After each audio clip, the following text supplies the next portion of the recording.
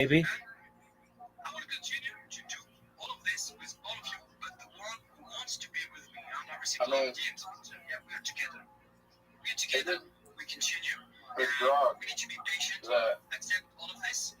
Take, the noise. Always noise. It's all about scaring people, manipulating. We're talking all about this. Okay, well, I mean, drugs relative. Sugar's a drug. It depends how you see things, but like I said, I have a long-term vision. Like sugar doesn't call you to eradicate ready. Neither does alcohol per se. 4 years coming right now are going to be very, very complicated for all of us. No, it doesn't. I'm telling you. So let's focus. Let's be strong together. Let's create this our own ecosystem where when we can take care of each other's, when we can help each other, when we can listen to each other's, because it's much needed. We need to have this in order to fight, and survive, if I may say, in this market and this world conditions.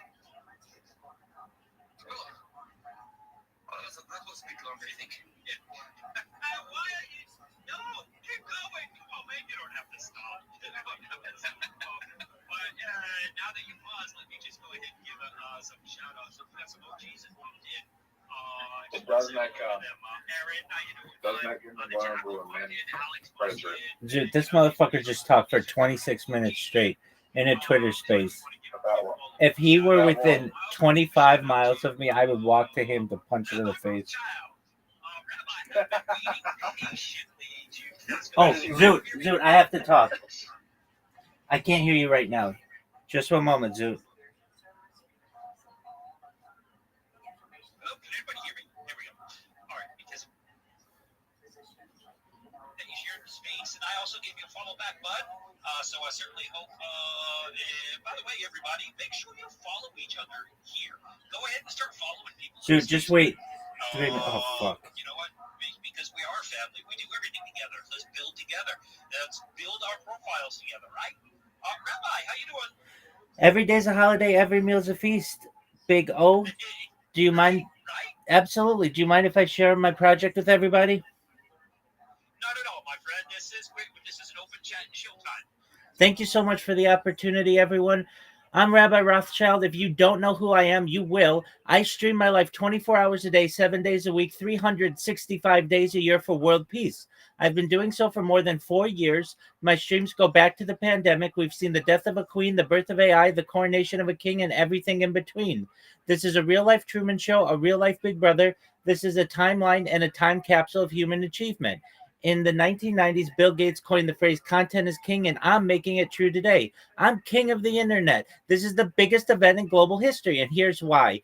In 2018, The Economist magazine stated that data had overtaken petroleum as Earth's #1 resource, and I have more data archived on the internet than any person ever, which is making me a very influential person. I'm going viral, and when I do, I want to make all of you, your friends, your family, independently wealthy. If you're not already, I want to ensure that you have generational wealth if you don't already, and I want you to be able to start charities and philanthropic organizations of your own. I'm unlike any influencer that you're ever going to find. I'm not live on one YouTube stream nor 2 YouTube streams. I'm live on over 20 simultaneous YouTube streams 24 hours a day. You can watch my life in 360 degrees. I even have a ceiling cam. If you want to view my live YouTube streams, the link is in my profile. Additionally, look at the pinned post that I have. You'll find a link to my YouTube streams there. Additionally, you'll find my link tree. I dare you to look at my link tree. No one dares you to look at their link tree, but I do, because I have more social media than any person ever. I have more content than any person ever. You will also find a link to my Discord. It's discord.me/rabbi. We have over 2,500 people in the community and are growing every day. In addition to making you all rich and helping to promote world peace, I want to help end world hunger through the use of technology such as agricultural drones, floating greenhouses, saltwater greenhouses, hydroponics, vertical farming, cloud seeding. I want to help end world thirst. I'm sponsored by a cryptocurrency that's worth about $100 million, and one of the things that we do is we build wells and water towers in developing nations such as Nigeria for the benefit of the less fortunate. Additionally, I'm an advocate for the Life Straw program and, most importantly, desalination technology, where we pump Earth's seawater onto land to make it drinkable. If you are a reply guy, if you're a Web3 marketer, if you're a shiller, you're a raider, and you want a free mentor, coach, teacher, and friend in the space, please send me a DM. I will respond. Send me a follow. I will follow you back. I want you all to know that I'm here to support you both personally and professionally. I'm here to be a positive person in your life. I'm here to have an optimistic view on the future. And most of all, I want to give people hope. And with that, I sincerely appreciate the opportunity to share. Wow, that is great rehearsed, my friend. You did a great job. May I ask a question or two? Absolutely. Please go ahead. Thank you for your kind words. Absolutely. So the first thing, everybody, if you do want to connect with Rabbi, listen, I don't tell you to do it. I don't tell you not to do it. But I did go ahead and put on the jumbotron his pin post. Okay, so you're welcome to connect if you want to there. You said that you've been doing this for quite a while. Can you just? My question is, how has your vision changed, or has it changed since the day you started doing this and today? No, my vision's been the same since day one. I've wanted to stream my life for world peace, and I continue to do it every single day. I educate people about technology that we can use to end world hunger and world thirst. I've been able to create a giant network, not just 2,500 people in my Discord, but over 50,000 people on Twitch and tens of thousands of people on Instagram and TikTok. And we have a force behind us. But since day one, I've wanted to stream my life for world peace, and I've been doing it. That's pretty cool. That's pretty cool, my friend. Crossover was speaking how he is very bullish on blockchain and the future of blockchain. How do you see blockchain in your project and what you do? Because it's you're not doing something traditional. That's absolutely correct. Blockchain is the future. Web3 is the future. I'm a macro investor, not a micro investor. I invest for the next decade, the next century, not necessarily the next week or the next year. If you have long, if you have any investment in cryptocurrency, hold. I even mean NFTs that have been rugged, hold on to them. In the future, they will essentially be antiques, just like how what we consider junk today, given enough time, becomes antiqued. Well, guess what? So will NFTs. So hold on to all of the things that you can, especially in the world of digital art. There will be inventions that are created that allow people to show their art throughout their homes. Their NFTs that were essentially worthless today are going to be worth quite a lot in the future, especially if they are old, considering like in the heyday of NFTs. So hold on to those NFTs and hold on to your cryptocurrencies, even your meme coins, even your shit coins. They're going to be worth a lot, I think, in the future. I think it will be perhaps a great humor that the world will play upon all of us, that all of these people would have sold and said, "Oh, if I had only held on to that back in the day, it would be worth millions or billions or trillions of dollars." Especially with what we know fiat does, a $100 bill today is worth less than what a $1 bill was worth in 1913 due to what fiat currency and inflation does. And you need to be able to protect yourself against that. And the way to do it is through crypto and the blockchain. Absolutely love your vision, brother. Love your vision. I just want to remind everybody this is a family-friendly crypto show, okay? And you got a lot of dad jokes here. I also want to remind you that if you have a question for me, Cross, Rabbi, Rothschild, anybody, at me in one of our X Project telegrams, okay? And I will go ahead and ask you a question because maybe you can speak at the by the way, this is the pen. Okay, welcome to this is a segment called the pen. This is over chat and shill. This is for anybody to come on up and say hello. Rabbi, thank you for your introduction. Thank you for coming in and hanging out with us. But you're welcome to hang around in case anybody has questions. Thank you so much for the opportunity to be here. I'd be happy to answer any questions that anybody has, or if you wish, send me a DM. I'd be happy to connect with you offline. Thank you again. You have a wonderful community. Thanks, bud. Thanks, bud. Actually, I think my wife has a question or wants to say something, so we're going to let her come up. this is Big Oinker Beauty. She's coming up here. Love, do you have some question or something to say?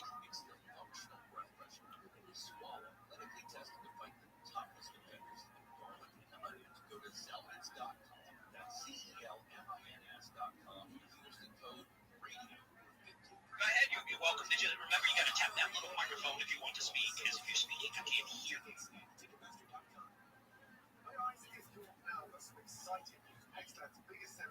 I'm giving her a follow of June, which was Mike.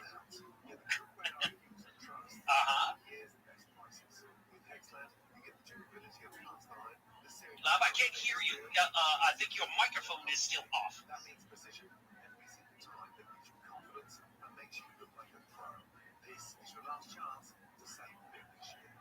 While she's getting that fixed, anybody else have a question they want, or anybody else want to come on up and say hello?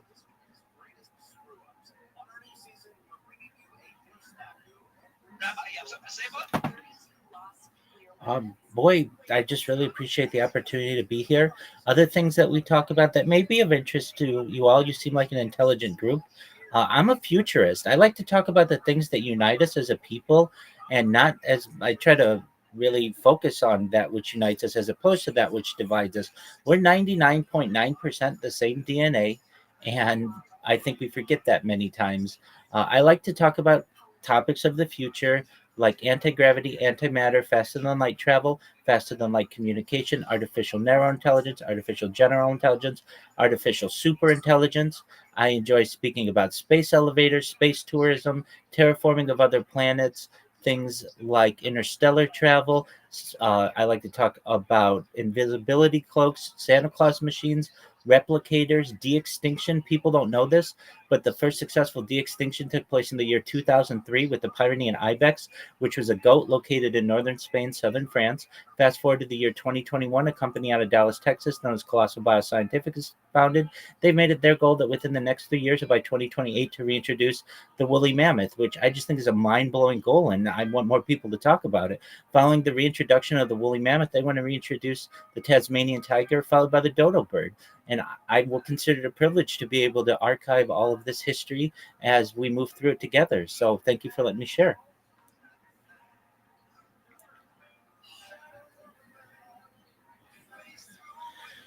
You know what, guys? I just want to say that you see what Rabbi does.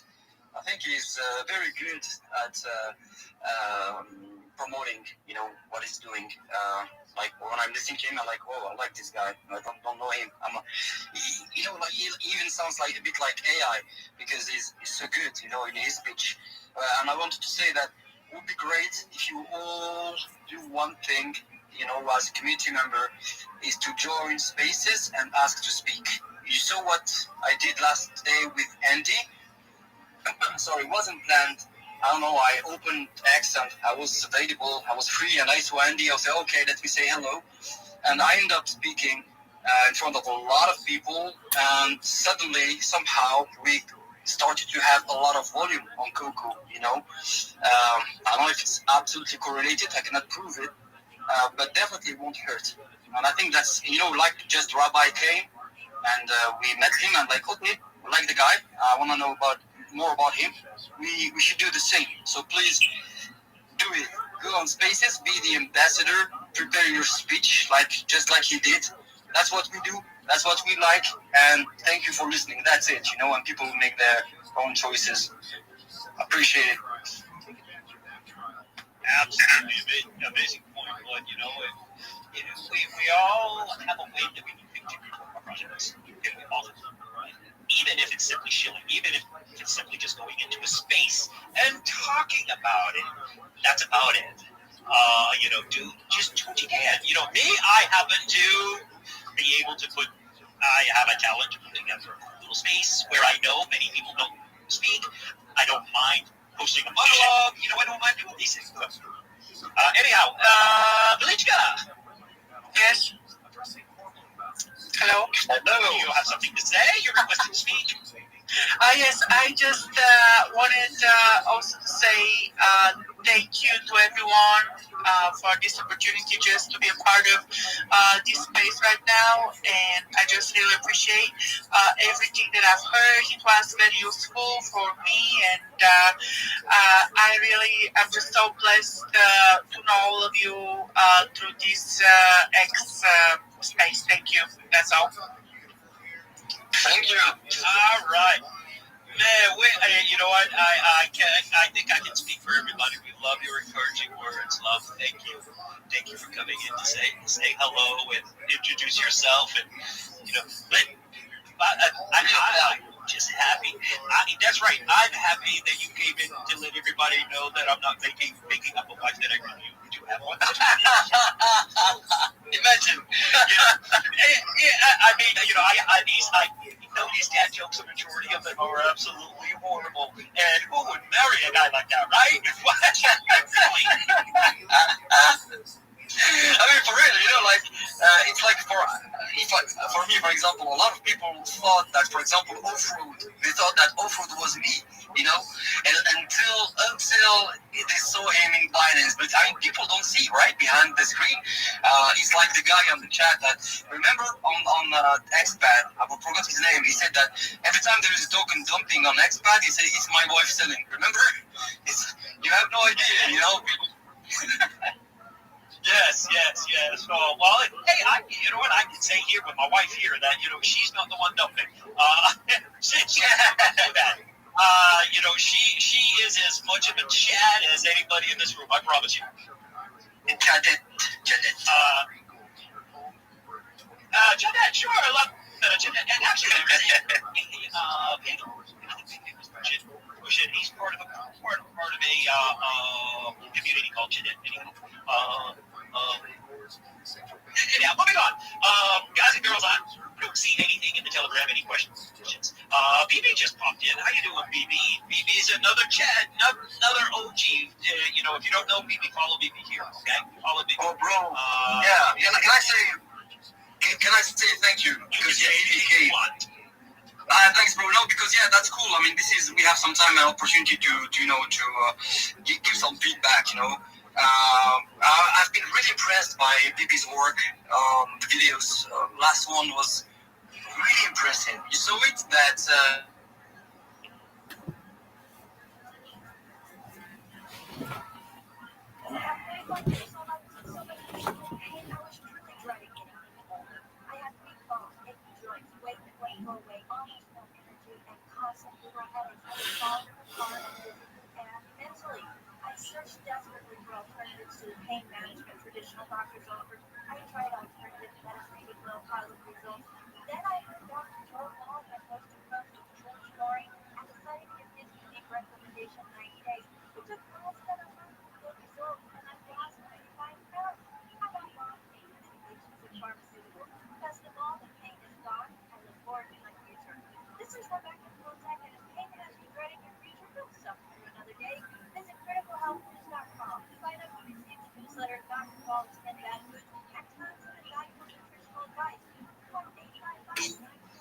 I'm not sure that's.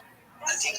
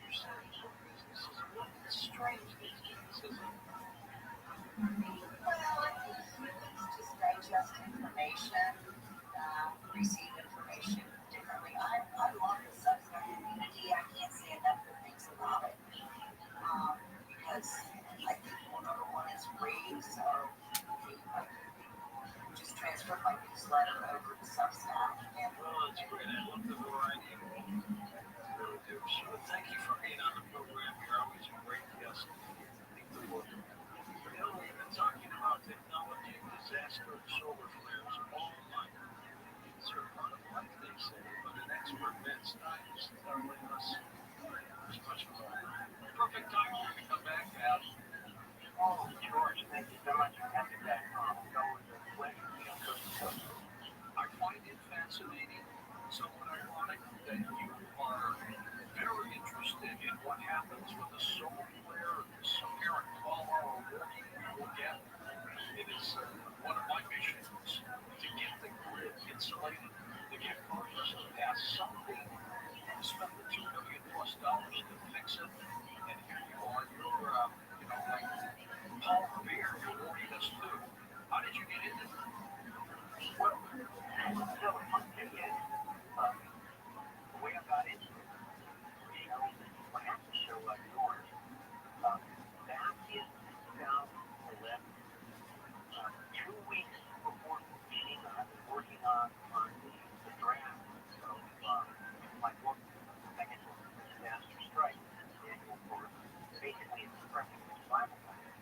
In 2 weeks before Fukushima, I finished the next to last chapter draft on solar storm and EMP and the effect, long-term effects of the grid down situation, fuel shortages, all kinds of problems all over, nothing working at all.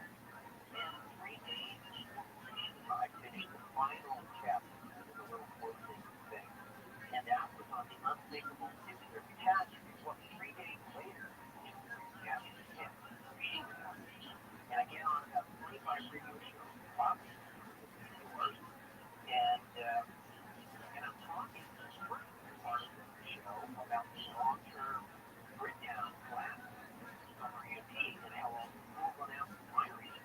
And in the second half of the show, I'm talking about Fukushima and how the nuclear reactor failed because not so much because the earthquake that because the earthquake took the grid down, and then the nuclear reactor had to disconnect, and they had to go on emergency shutdown mode, and then the tsunami wiped out the backup generators, and they started failing. So somebody on the phone said, "Well, Mr. Stein, I don't have an MIT degree like you do, but what you're describing on this long-term disaster with the grid down of the EMP or solar storm, and then describing how these reactors fail. What's going to happen to these nuclear reactors in the event of EMP or solar storm?" And all of a sudden, my jaw dropped. Like, oh my God, I wrote these two chapters 2 weeks apart, and I didn't connect the dots until like chapter 14 and chapter 15. And this guy listening to me in the radio connected the dots. And so I sketched out the outline of an article I did for Rabbi Rothschild like 9 months later. I finished the book and launched it. It's called 400 Chernobyl. And it's drawn dots. The interesting thing is that in the meantime, about August, 6 months later, after I'm on the radio, Dr. William Grant, who was Ronald Reagan's chief science advisor, he was the head of the bipartisan EMP commission, Congress commission to study this problem. In 2008, they came out with their report, and he illustrated the famous conclusion. He wrote letters to Obama and a number of members of Congress, including Steve Chu, Obama's energy secretary at the time, said, "Hey, look, if we have this solar event or EMP, we're going to most likely see multiple Fukushima-like events unless we install things ahead of time to protect our grid from catastrophic collapse in the event of solar storm or EMP." And since then, so that was 2011. He sounded the alarm. I sounded the alarm at the end of the year and beginning of the next, 2012. It's like 400 Chernobyl. Washington sounded the alarm about the consequences of the grid down situation from the EMP solar storm. But it really was Dr. William Baker and myself who first really sounded the alarm about, hey, this is not going to just be, you won't have any sewage flowing, you won't have any water flowing, you won't have any food, you won't have the internet. This all have Fukushima-like events happen as well. Like this is a game over thing. Let's do something.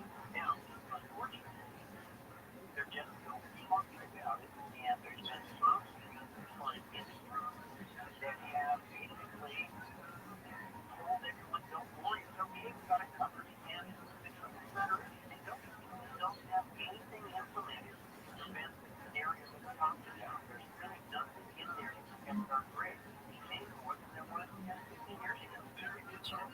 It's a relatively easy $100 million fix map, which taxpayers probably really pay because we waste money anyway, as I mentioned. Why aren't they fixing it? What do they have to gain without fixing it? Well, there's nothing to gain. But what happened was, my better understanding of why they're not fixing it is that they came and asked me about 2010. They launched another division of Homeland Security and started working on Collective Accountability Corporation, which now Collective Side sponsored this big conference to look at this problem. The PPMD division that hey, this is a very serious problem. And they came out with a report called the Gilbert Report for High Impact Global Breakthrough, meaning black swan events, things that don't happen very often, and they have to be really, really serious. And so, the then Congress has active shield act that they were trying to get through. It never really got out of the city. And the shield act says, well, private industry will pony up to $2 billion to fix the grid. And private industry looked at it and said, we're giving this. That's our bottom line. We don't have that kind of cash in the ground. It's not that junk change. Government is not junk change private industry. So what they did was they fired the guy that Johnny Hill report, and they put some new guys in there. They came up with another report. Sent it out to Congress. They started with like plasma, private corporations, industry inside the private side. They basically tell first the Federal Energy Regulatory Commission they write their standards, and they give it a rubber stamp that says, okay, you guys know better than us. So they basically tell first, well, we have a new report saying everything's okay. And first goes, oh, really? Great, that's one. And then they say, well, what did you do different? It's what new computer modeling techniques you use. Well, we didn't do it before. Well, what about the Meditech Corporation? Long show the grid was collapsed long term. 350 of these massive transformers that are of 1 cubic weight single parts that are fried. They only make 100 of these in the world. How can they replace 355 U.S. and another couple thousand around the world? And that's like 10 years to rebuild those transformers. What about that? So we can't really, we can't really figure that one out. It's proprietary code. It won't give us the code. Well, what this stuff is, what we really did is talk to each other. Each decided that everything was covered. And somehow, with the assurances from the industry insiders that everything was okay, people kind of went to sleep, and the chief of the government said, oh, never mind, my thing, he's telling me everything's okay, and it's been stalled, never really got that, never really got anything. Right. 90% of the Americans got within a year. They asked if 90%. That's correct. 90%, no one knows how bad this war is. But the estimate is it is by 1921. I mean, most people talk about comparing to 1859. But the computer model is actually done on storm 1921 during geomagnetic storm. It's 50% weaker than the 1859 one. Because that doesn't mean it's more like a 100-year storm. The 1859 one might be a 500-year. What the interesting thing is You're moving into a period. Does humanity know what it's doing? No. I think we're moving into a period when, for the first time ever, you may have things that are more intelligent than us. You believe they can understand? Yes. You believe they are intelligent? Yes. You believe these systems have experiences of their own and can make decisions based on those experiences? In the same sense as people do, yes. Are they conscious? I think they probably don't have much self-awareness at present. So in that sense, I don't think they're conscious. Will they have self-awareness? Communists? I think so. Oh yes, I think they will in time. And so human beings will be the second most intelligent beings on the planet. Yeah. We have a very good idea of sort of roughly what it's doing. But as soon as it gets really complicated, we don't actually know what's going on anymore than we know what's going on in your brain. Meaning we don't know exactly how it works. It was designed by people. No, it wasn't. What we did was we designed a learning algorithm. That's a bit like designing the sense. When this learning algorithm then interacts with data, it produces complicated neural networks that are good at doing things. We don't really understand exactly how they do those things. Does humanity know what it's doing?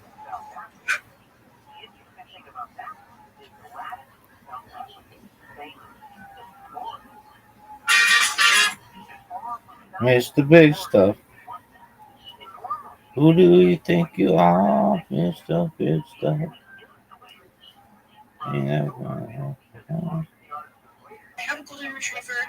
No one gives a fuck about your dog, girl. I'm just gonna be straight up with you. Actually, I do. I think it's cool that you got a dog. Dogs are sick. Now, if you're like, I have a cat, I'd be like, shut the fuck up. Don't give a shit. Really? No, cats are okay. Are they? Israel has too many fucking cats. They need to do something about that. That's one of the first things I'm going to do for Israel. Get your cat population together. Motherfucker. Listen to Bob Barker.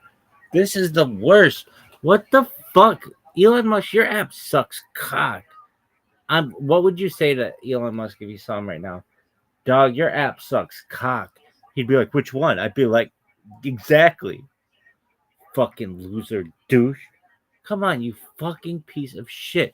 He's gonna say, well, dude, that was actually Apple's fault that it doesn't work. And I'm gonna say, hey, dog, why wouldn't you call up your asshole friend Tim Cook and be like, hey, dog, hey, hey, it's me, E. Yeah, baby. Hey, guess what? Yeah, your phone sucks. And Tim Cook would be like, huh? Too busy jerking himself off raw to pay attention how to run a company. This is the worst. Why doesn't Elon Musk just launch the X phone that works? He'd be like, oh, it's all encrypted. I'd be like, dog, what's the big fucking deal? What do you do? Who are you? Fucking Mossad? Oh, I don't want people to see my messages to all my mistresses. I'd be like, dog, what you hiding, little dick? Anyway, why? Because you could have this. Anyway, are you done? This is the worst. Dog, this is the worst fucking stream of all time. Oh, it's a Harry Potter Obama Sonic 10 Enu stream? Yeah. Yeah, it is. I love how that one guy was like, oh, I sold it all to my Chinese friends. Like, oh, okay. Your loss. Stupid ass shill space. I'm like, oh, can I share my project? Oh, hi, do you mind if I share my project? Yeah, so long as it's not a shill. Okay, why? Well, it's not really a shill space. You just let this motherfucker talk for 25 fucking minutes about wizards. This is the worst. Oh, it's a $6 billion market, and it's been around for 30 years. Hey, dog, have you ever heard of data? It's been around since, like, ever. Do you know how long ever is? You're going to be like, what do you mean? Be like, dog, cave paintings, that shit's data. Fucking tree rings, that's data.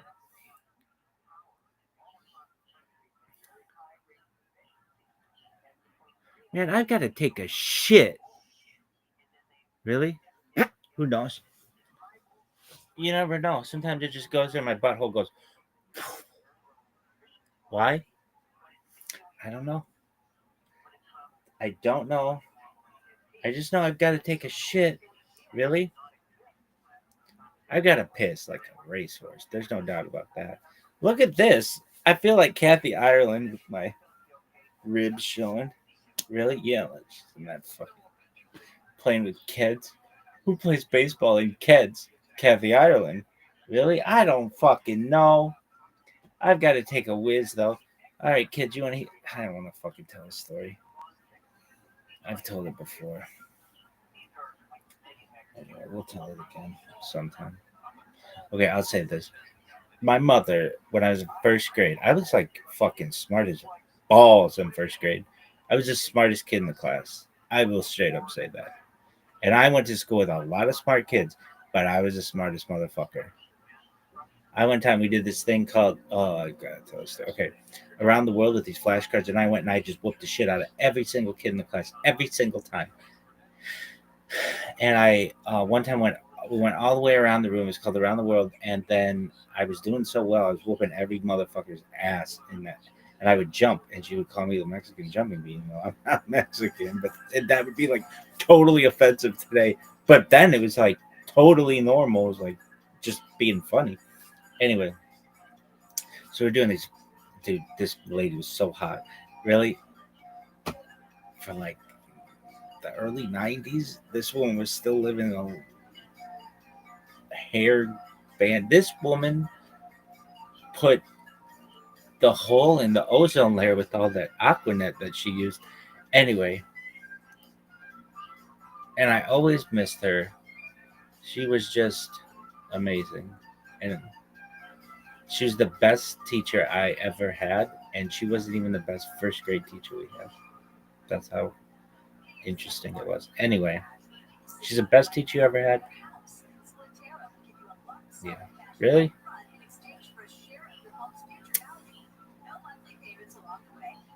We loved her. I mean, I think a lot of people love their first grade teachers, but we loved her. We would do anything to make her happy. And anyway, we're doing this around the world thing. And I beat everybody in the class. And then and I was doing so well. I went to the next door class and I beat every motherfucker in there. I beat every kid in the first grade. Then they take me up to second grade. And I could tell that the second grade teacher did not want to do this. She was doing something else. But my teacher was like, this kid is on a fucking roll. And I beat a lot of kids in second grade. And then this one person out of nowhere popped me. And it was like, I remember my teachers being like, well, I had to end sometime, but I've never seen a run like that. I was like, I know, I got a hot hand. Giggity, giggity, giggity, giggity. Anyway, got a hot hand in a dice game, girl. So, what? Okay, we had this thing. She had these pinto beans. I never knew what a pinto bean was, but it was like our currency. And I learned a lot about currency and like these random beans. We are all like really honest. I mean, it was first grade because you could have made a lot of money if you got your hands on a bag of pinto beans. But she had like this bank or like a toy chest or whatever. She had all kinds of shit. And if we were good in class, she would keep a thing like a jar with each of our names, and like we were always trying to be good, so we would get a pinto bean, and she would keep them in a jar, and she would put, and like the kids would be like, she would come up with new stuff every week or something like that. Like I don't know, like you could get erasers and pencils, nothing super expensive, but I'm sure she was making nothing, and she just really cared about us. It really wanted us to do well, and so my friends would get like an eraser or a pencil or I don't know, maybe like a little toy, whatever, just something. And I never wanted to spend my pinto beans, and she always thought this was interesting because I had more than anybody. I was the best kid in the class. I met the fucking governor's wife. Anyway, that's another story. But I was the smartest fucking kid in, I'll just say it, the world. Anyway, I was maybe the smartest first grader has ever been in the first grade. So we had this thing with these pinto beans, and it got to be the end of the year, and we were excited about graduating first grade or whatever, but none of us wanted to leave her. We loved her. I still remember how she taught us to write numbers, even though I already knew how to write numbers. And I was really better than all these kids. Still am, because I had grandparents, especially my grandfather, who really made sure I read a lot. And I could read, like, going into kindergarten, I knew words and stuff. And we had this glossary we'd go through, and we'd just learn all these words. Anyway, and, he was retired. He could help me. Anyway, but not all the kids had that advantage. And she taught us how to write numbers. And there's this way to write numbers with dots so that you know how much a number is. Okay, let's see if I can remember. One is just like a one dot. Two would be like a one, like a one there, and like a two dots. Three would be like 1, 2, 3, and then four is 1, 2, 3, 4, and it would be like this. 5, 1, 2, 3, 4, 5, and it'd be like this, something like that. 6, 1, 2, 3, 4, 5, 6, something like that. 7, 1, 2, 3, 4, 5, 6, 7. But we do the European version. 8, like 1, 2, 3, 4, 5. 1, 2, 3, 4, 5, 6, 7, 8. 9. 1, 2, 3, 4, 5, 6, 7, 8, 9. And for the kids who did not know numbers or how to count, that helped them. Anyway, what else did she teach you? I remember that she taught me about currency, pinto beans, and I I still think this is really interesting that I never wanted to spend mine, and it got to be the end of the year, and she was like, "You have more than anybody," and she got something that she knew I would really, really want, and I still didn't want to spend them, but I knew like I can't take them to second grade, can't take them with you kids, and so she got me something I really wanted, and she was just the best teacher. Oh yeah, so kids. So this one day, my mom just randomly was like, "Oh, was it first grade? It might have been second grade. No, I think it was first grade. Anyway, uh, I came in and I had, my mom was like, I got you some new shoes. I was like, oh, cool. And I opened up the box and it was kids. And I'm like, the blue thing on the back?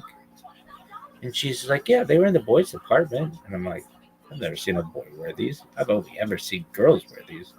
And she's like, oh, they're nice. They're nice and white. You'll be fine.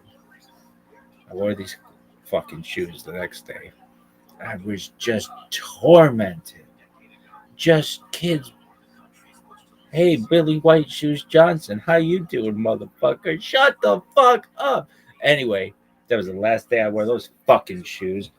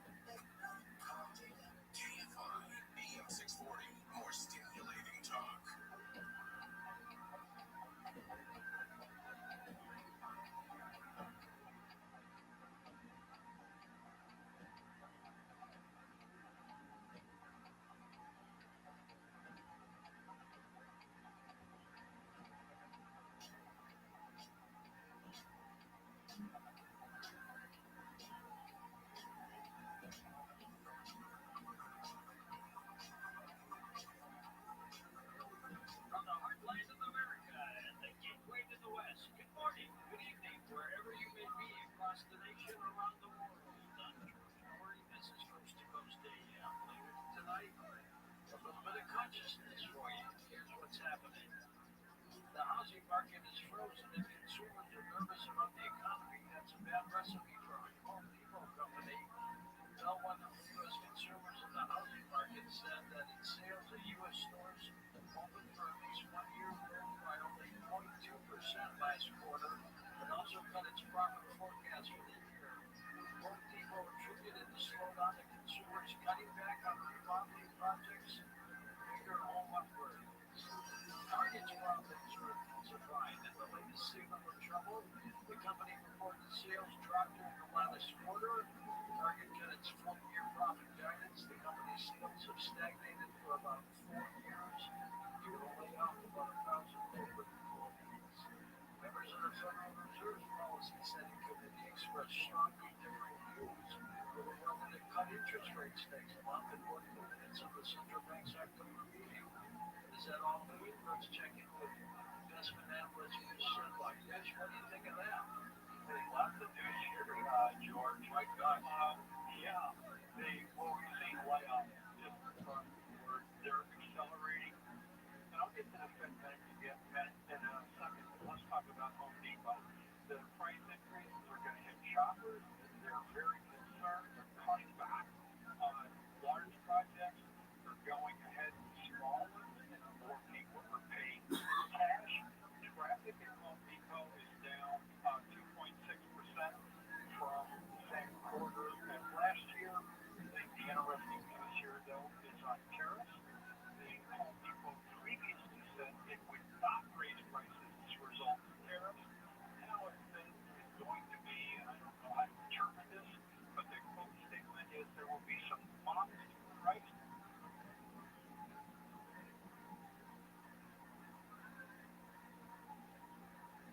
They've lost it. It's the spirit. Well, what he was going to talk about was the Federal Reserve going down and then come back and raise rates. We'll see what happens. One specific spice can function as a natural antidepressant, an expert says. Saffron, found in popular drinks like Ava and herbal teas, has shown promise for its ability to boost mood or symptoms of depression in order to other various health benefits. Thanksgiving is about a week away. We're thankful to show appreciation for good things and strengthen our relationships. Practicing thankfulness also improves mental and physical health by fostering contentment, reducing stress, and increasing happiness. Author of the book of Brain, Howard Brooksworth, is here. Howard, what do you think of that one?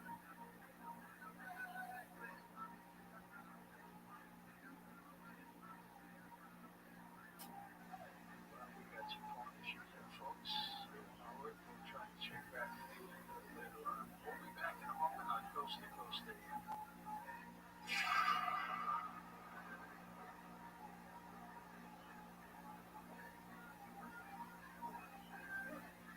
Tis the season for identity theft. This time of year, most of us are checking off our holiday gift lists. But guess what? Identity thieves have lists too. Your personal information might be on them. Protect your identity with Lifeline. Lifeline monitors hundreds of millions of data points every second and alerts you to threats you could miss by yourself. Even if you keep an eye on your bank and credit card statements, if your identity is stolen, your own U.S.-based restoration specialist will fix it, guaranteeing your money back. And all plans are backed by the $1 million protection package. The last thing you want to do this holiday season is face drained accounts, fraudulent loans, or other financial losses from identity theft all along. Make this season about joy, not identity theft, with Lifeline. Save up to 40% your first year at lifeline.com. Promo code George. That's promo code George at lifeline.com to save up to 40% off. Terms apply. I'm Chuck McDowell, timeshare cancellation guy. In 2011, I founded Wesley Financial Group with one goal in mind, to help honest folks out of their timeshares plummet. Today, I run Wesley with my two sons, a real family business, treating every client and every employee like we want our own family treatment. That philosophy has helped us grow to the largest, most trusted timeshare cancellation company in the United States. Fortune magazine even recognized us as one of the best places to work. Why? Because we genuinely care. In fact, some of our former clients were so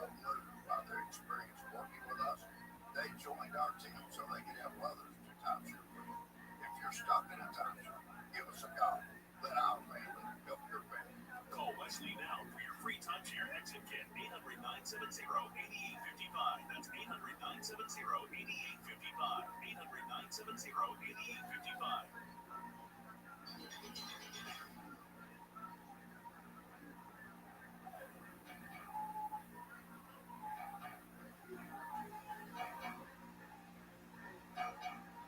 Welcome back to Coast, George Norwood with you. Let's give this a try with Jack Violet, a global thought leader and an innovator in the field of sustainable knowledge. He has more than a decade of dedicated research into the fascinating cycle of how humanity gains, loses, and risks forgetting its collective wisdom. Jack has served in the U.S. Air Force, managed multi-billion-dollar IT projects, and contributed to White House technology initiatives. Jack, welcome to the program. Tell us a little bit about Yeah, well, I spent a lot of time in technology, a lot of project management, but most of all, I've always worked with information technology, storage of information, that sort of thing. And I'm here to let everybody know what's going on. You've got a book called Lost in Time, or Forgotten and Vanishing Knowledge. Tell us about that. Yeah. Well, this book is all about the mystery that's hidden in plain sight that we all see day to day. And the interesting thing is the title of the book, Are Forgotten and Vanishing Knowledge. And how can we write about forgotten or lost knowledge? And what about vanishing knowledge? So the title kind of leads you to understand this a little bit in advance. 1.6% of history has been recorded. So there's a lot of opportunities for us to find knowledge that's been lost. When I think of lost knowledge, I think of the pyramids. Somewhere along the line, they incredibly built them, and nobody knows how. What happened? Yeah, so I took a look at that too because, being a project manager, I thought, well, if we put together a project today to build one of those pyramids, and just a little simple math, I said, well, let's see, we have 23 rolling stones that they're 3 tons or more each, and nothing was built over 20 years. So, at least that's what some experts say. And if you just do the simple math, you come up with gotta lay one stone every 2 minutes, 12 hours a day, 365 days a year for 20 years. That's unbelievable. Not only that, you gotta hope it's gonna come up just amazing without wheels and without any motors. So it's pretty tough. I mean, we would have a super difficult time not just building it, but also getting the stones from being even greater than your leg. So You write an interesting tidbit in the book about 2400 BC in Egypt. Not about pyramids, but about cataract surgery, for crying out loud. What happened then? yeah, well, that's not only Egyptians in 2400 BC, but also the Babylonians in 2200 BC did cataract surgery. The cataract surgery was also done in 800 BC by a physician there, a very famous physician who did multiple things, including diabetes, nose jobs, nose surgery. But we started doing cataract surgery in the 1700s, and in the 1700s, they had to take you to the chair and surgery for your eyes because the cornea was not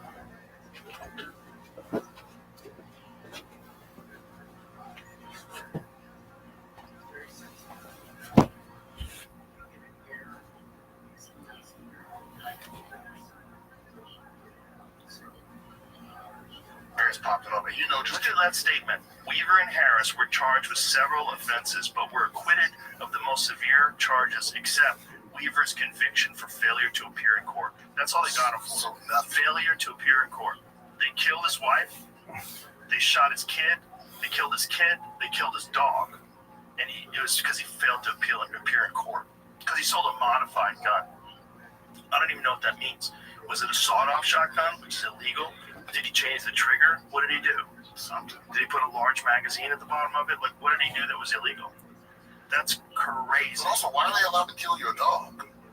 Exactly. Because that's what popped it all off, right? Oh, you want to hear one of the worst ones of that? There was a mayor. I forget what he was the mayor of. It might have been Washington, D.C., but he was a mayor. And he had a postman that was doing some sneaky shit. And the postman was getting weed delivered to his house. Because they figured if I get it, I'm delivering the mail to the mayor's house.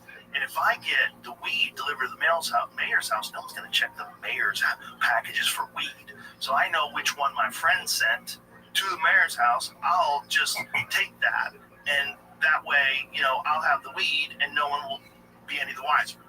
Well, unfortunately, someone was tracking that package and they knew that weed was going to this particular address. They didn't know it was the mayor's house. So they stormed the mayor's house, shoot his fucking golden retriever, chase it out in the yard while it's cowering and shoot it. Even around my golden retriever. Like, golden retrievers are not biting anybody, ever. Ever. They're the worst guard dogs in the history of the world. Anybody who comes into my house like, hey, you want to give me a treat? Like, he loves everybody. And they shot his dogs. They fucking zip-tied his family, checked the whole house for weed, couldn't find anything. And then eventually it unraveled and they realized what had happened. Like, the guy who was in delivering his mail was also involved in this weed dealer. And they didn't piece it together until after they shot this guy's fucking dogs. But who's they? The cops, the SWAT team. They burst down his door. They did the whole thing, man. They came in, guns, armor, fucking zip-tied everybody. They thought they were breaking into the house of like a drug. That's how bad their information is. It sounds like they See if you can find that story, because it's a crazy story. And it was so heartbreaking because the kids had to see their dog get shot by these cops for fucking no reason. No reason. They really got to start letting cops smoke weed. I think so. Should be a Mushrooms. Yeah, Weed's not strong enough, but something to get. Also, it's like therapy, and also it's like, hey, know for sure. Like, really do an investigation. How about find out who lives there? Oh my God, it's the mayor. But like, if you shoot a golden retriever, you should probably have to retire. So here it is, Maryland. So police say Maryland mayor appears to be innocent victims of a scheme by two men to smuggle millions of dollars worth of marijuana by having it delivered to about a half a dozen unsuspecting recipients. So he was one of the many people that this guy delivered mail to. So he got home from work, saw a package addressed to his wife on the front porch, brought it inside, putting it on a table. Suddenly, police with guns drawn kicked in the door, stormed in, shooting to death the couple's two dogs and seizing the unopened package. In it were 32 pounds of marijuana, but the drugs evidently didn't belong to the couple. Police say the couple appeared to be innocent victims of a scheme by two young men to smuggle millions of dollars of marijuana to unsuspecting recipients. Two men under the arrest include a FedEx delivery man. Investigators said the delivery man would drop off a package outside of a home, and the other man would come by a short time later and pick it up. Wow. Isn't that crazy? But only the dogs died though? Our dogs were our children. Yeah. Police apparently killed the dogs, he said, for sport, gunning down one of them as it was running away. Our dogs were our children, said the 37-year-old Calvo. Two labs. Oh, they were labs. They're black labs. I thought they were golden retrievers. I fucked it up. Our dogs were our children. Again, labs, same thing. Labs aren't biting anybody. They're the sweetest dogs in the world. Said the 37-year-old Calvo, they were our reason we brought this house because it had a big yard for them to run in. Unfucking believable.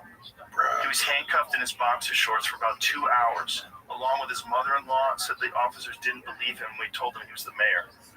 No charges were brought against Calvo or his wife, who came home in the middle of the raid. Fuck, man. They ain't even apologized for killing the dog. Killed labs. Bro, you'll find out wild shit.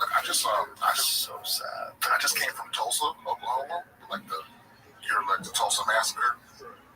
What's the Tulsa Massacre? It was like Black Wall Street. It was this was the 20s, I think, or maybe the 1910, like in the 1910s, where like after the trails of tears, well, the civilized tribes, that basically they were told that they could have Oklahoma because the land smelled funny, the air smelled funny, whatever, and then they found oil, and that set off a whole bunch of shit. Because now you got a bunch of natives and freed slaves that's about to be rich. So you see that movie, the Flower Moon movie? No, I didn't see it. Oh, but it's kind of like that. Like they would, because they couldn't sell their land. Some tribes couldn't sell their land, so you had to marry into the family. And then if you killed everybody, it was yours. Really? Yeah. And so, but Tulsa was Black Wall Street, but it was like the Greenwood area of Tulsa, and it was basically like a prosperous, wealthy Black community. And there was a riot one night, and they burned it all down. And so they did this because of oil? No, well, that was the backdrop for Oklahoma, but they did this just because of like racial jealousy, just like. Oh, they did it because they were doing well? Yeah, they were doing too well, and there was a lot of racial tension in the community.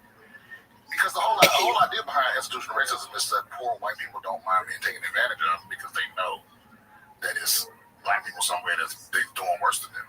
But that doesn't work. If you living next to dudes that's dressed better than you, they got cars, they got private business, and it got racial. The National Guard came in, and that was all stuff I learned before I went there. But then I went to the museum there, and I bring this up just because it would blow your mind how recently they just now acknowledged it, like 5 years ago, right? This all happened because I was at the comedy club I was at. I mentioned to the owner, I was like, I've stayed in Hiltons all over the place. Why does my Hilton why does it have these pure things everywhere to tell you that the air's clean and the water's clean? And he was like, oh yeah, they just started filtering the water that goes to the north side of town like a few years ago, the black side of town. I was like, what? Like how long? How recently? He was like, 20. And me and my friend was like, 20? It's like, yeah. So I was like, he was like, have you not been to the museum? I'm like, no. So we went over there, and it was a heavy day. Bro, this is crazy. Look at the statistics here. Look how many blocks? 35 square blocks of the neighborhood. Yeah. At the time, one of the wealthiest Black communities in the United States, colloquially known as Black Wall Street. More than 800 people were admitted to hospitals. As many 6,000 Black residents of Tulsa were interned, many of them for several days. The Oklahoma Bureau of Vital Statistics officially recorded 36 dead. Wow. Yeah. And so they just now started, like the guy told me. Look at this. Estimates from 36 to up to around 300 dead. 35 blocks. Yeah, they don't know how many are dead because there's a lot of mass graves and stuff that they just started looking for. Holy shit, man! But even still to this day, they're not allowed to teach about it in schools. Like, they just now started being allowed to teach about it, but they're not allowed to say who was who. Even the YouTube video is age restricted. I was going to show it to you, but it kind of on. Yeah, this shit was crazy. And so Joe, if you want to feel real uncomfortable. I go in the museum and they have these holograms. So you sit in the barber chair and you can see yourself in the mirror, but there's a hologram of a barber like cutting your hair. There's 3 of them in a row, and they're like having a conversation about what's going on around town. It's heavy, bro. Wow. Put that back up. So the cause of it, they're saying. So it says the massacre began during Memorial Weekend after a 19-year-old Dick Rowland, a black shoe shiner, was accused of assaulting Sarah Page, a white 21-year-old elevator operator in nearby Drexel building. He was arrested, and rumors that he was to be lynched spread. The most widely reported and corroborated inciting incident occurred as the group of black men left when an elderly white man approached OB man, a black man, and demanded that he hand over his pistol. Man refused, and the old man attempted to disarm him. A gunshot went off, and then, according to the sheriff's reports, all hell broke loose. The two groups shot at each other until midnight, when the group of black men were greatly outnumbered and forced to retreat to Greenwood. Fuck. At the end of the exchange of gunfire, 12 people were dead, 10 white and 2 black. Alternatively, another eyewitness account was that the shooting began down the street from the courthouse when black business owners came to the defense of a lone black man being attacked by a group of around 6 white men. It is possible the eyewitnesses did not recognize the fact that this incident was occurring as a part of a rolling gunfight that was already underway. Holy fuck, man. Shit went down. And the thing is, it's still not back. So then they put a highway right through the middle of that neighborhood. And it completely like destroyed all of the economy and everything. Wow. Yeah, man. And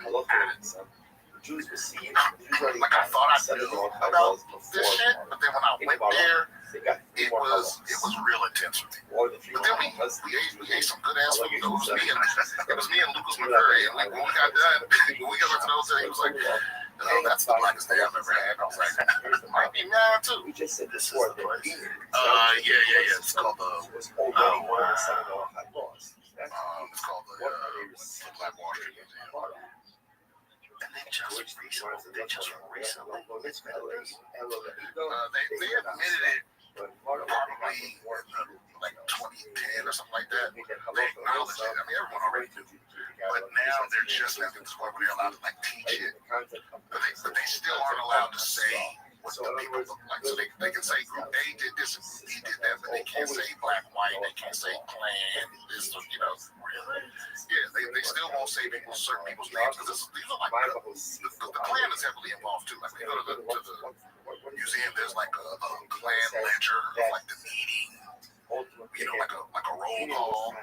Yeah, this was a wild ass. This wild out there in Oklahoma. And the thing is, they still haven't recovered. That neighborhood is still not recovered. I mean, it never will at this point. The history of Oklahoma is so crazy. Oklahoma is that's the thing. So we get done the tour. We walk out with the tour guide, and I walk past this guy. I didn't know he was one of the guides because we didn't take a guide. We just walked up to ourselves. And he goes, "You look familiar." And I was like, "You probably know me from comedy." Whatever. He was like, "Oh yeah." And he is like the guy. And we walked around with him for like an hour. Oh wow! And he told us, he was like, "Yeah, they don't even say everything." So this is also he took us to like all these historical spots. And we made this place called Sweet Lisa's, which you probably could taste. You could taste the shrimp, the seasoning, everything. Just perfection. You know what I mean? You could just tell this recipe came from the ancestors. It was incredible. And it's like in this little shop, they just got endorsing it. Wow. It was almost like, I guess because in my mind it's easy to learn about shit like that and think of it as something that happened a long time ago. But then to be there, I realized like they still haven't come all the way back. You see that photo of that lady, that Native American lady at the front door, that she's breastfeeding a child? You see it? Oh, in the mothership? Yeah, here, in this room. Oh, no. I went outside. You never saw it? You know that one, you've seen the painting of a Native American face that's on bullets? It's like all in that. That's Quanah Parker. That lady, Cynthia Ann Parker, she was kidnapped by Comanches in Oklahoma. So what they used to do in Oklahoma is, this is so dark, they would give people these plots of land, knowing they were going to get attacked by the Comanches. Like, hey, you can go live out here. And they basically like used them as bait. They started conflict to try to conquer these territories by just having people go out there and get shot at and get killed and get slaughtered. And then eventually they would have to send the army out. And then they won. After a long time, they eventually went through that and went through here, where in Texas, the Comanche ran this place too. But they killed her whole family. And they stole her when she was 9 years old. They kept her because they had a hard time having children, because they had so many horse riders. They were riding horses all the time, and a lot of women miscarried. So it was very difficult for them to keep their numbers up. So when they would go on raiding parties, they would kill everybody except the children, and then they incorporate the children into the tribe. Cynthia Ann Parker was the last of that tribe. She gave birth to Quanah Parker, who was the last chief of that tribe. She married the chief of the tribe. She had a baby with him. That baby, that half American baby, was Quanah Parker. He was the last chief of the Comanches. So there's no more Comanches. I mean, they still exist, but they don't have a reservation. Like, you know, they don't have territory. They were nomadic. They ran all. I mean, I'm sure is there a Comanche reservation? I should find that out. But they don't get represented because they didn't have art. It's a crazy civilization. Well, the dude was telling me that, like, so there were 4 tribes considered the civilized tribes, and those are people that agreed to like stop fighting the United States, to like learn English, to like be Christian, those kind of things, and they were promised Oklahoma, knowing that it was already commanded to them, so they got out there and got the. Yeah, the United States government did that with everybody, bro. The Comanche Nation is a federal recognized tribe headquartered in Lawton, Oklahoma, but do they have a reservation? There's no longer a Comanche reservation in Texas. The historical one established in 1854 near Clear Fork of the Brazos River in President's Day, Throckmorton County.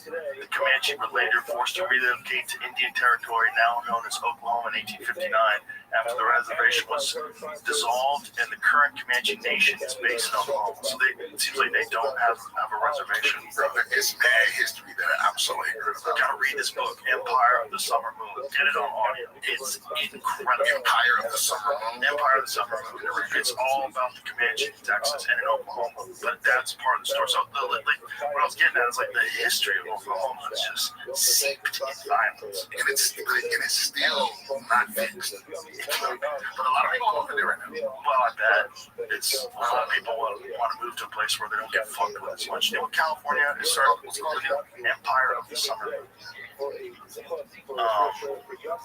You know what California is proposing? I don't know if they're going to do this, if they're going to be able to pull this off, but there's a new wealth tax that's basically they're going to tax your savings account with only for 200 billion years.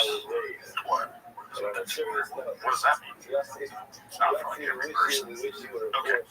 Even if it's for 200 billionaires, that's their fucking money. If you have a savings account, that means you pay taxes already. Like, that's the only way you get a savings account. They're taxing billionaires' savings accounts. This is what I was reading today when people were talking about this proposition of a wealth tax for savings accounts. That sounds, if I'm not reading into this incorrectly, it sounds crazy. Whatever. I understand, but why you get to have a one-time tax of money that's already taxed? California does not currently have a wealth tax, but multiple proposals have been introduced, including a recent one for a one-time 5% tax on individuals with a net worth of over $1 billion. Yeah, I want Jamie on this fuck.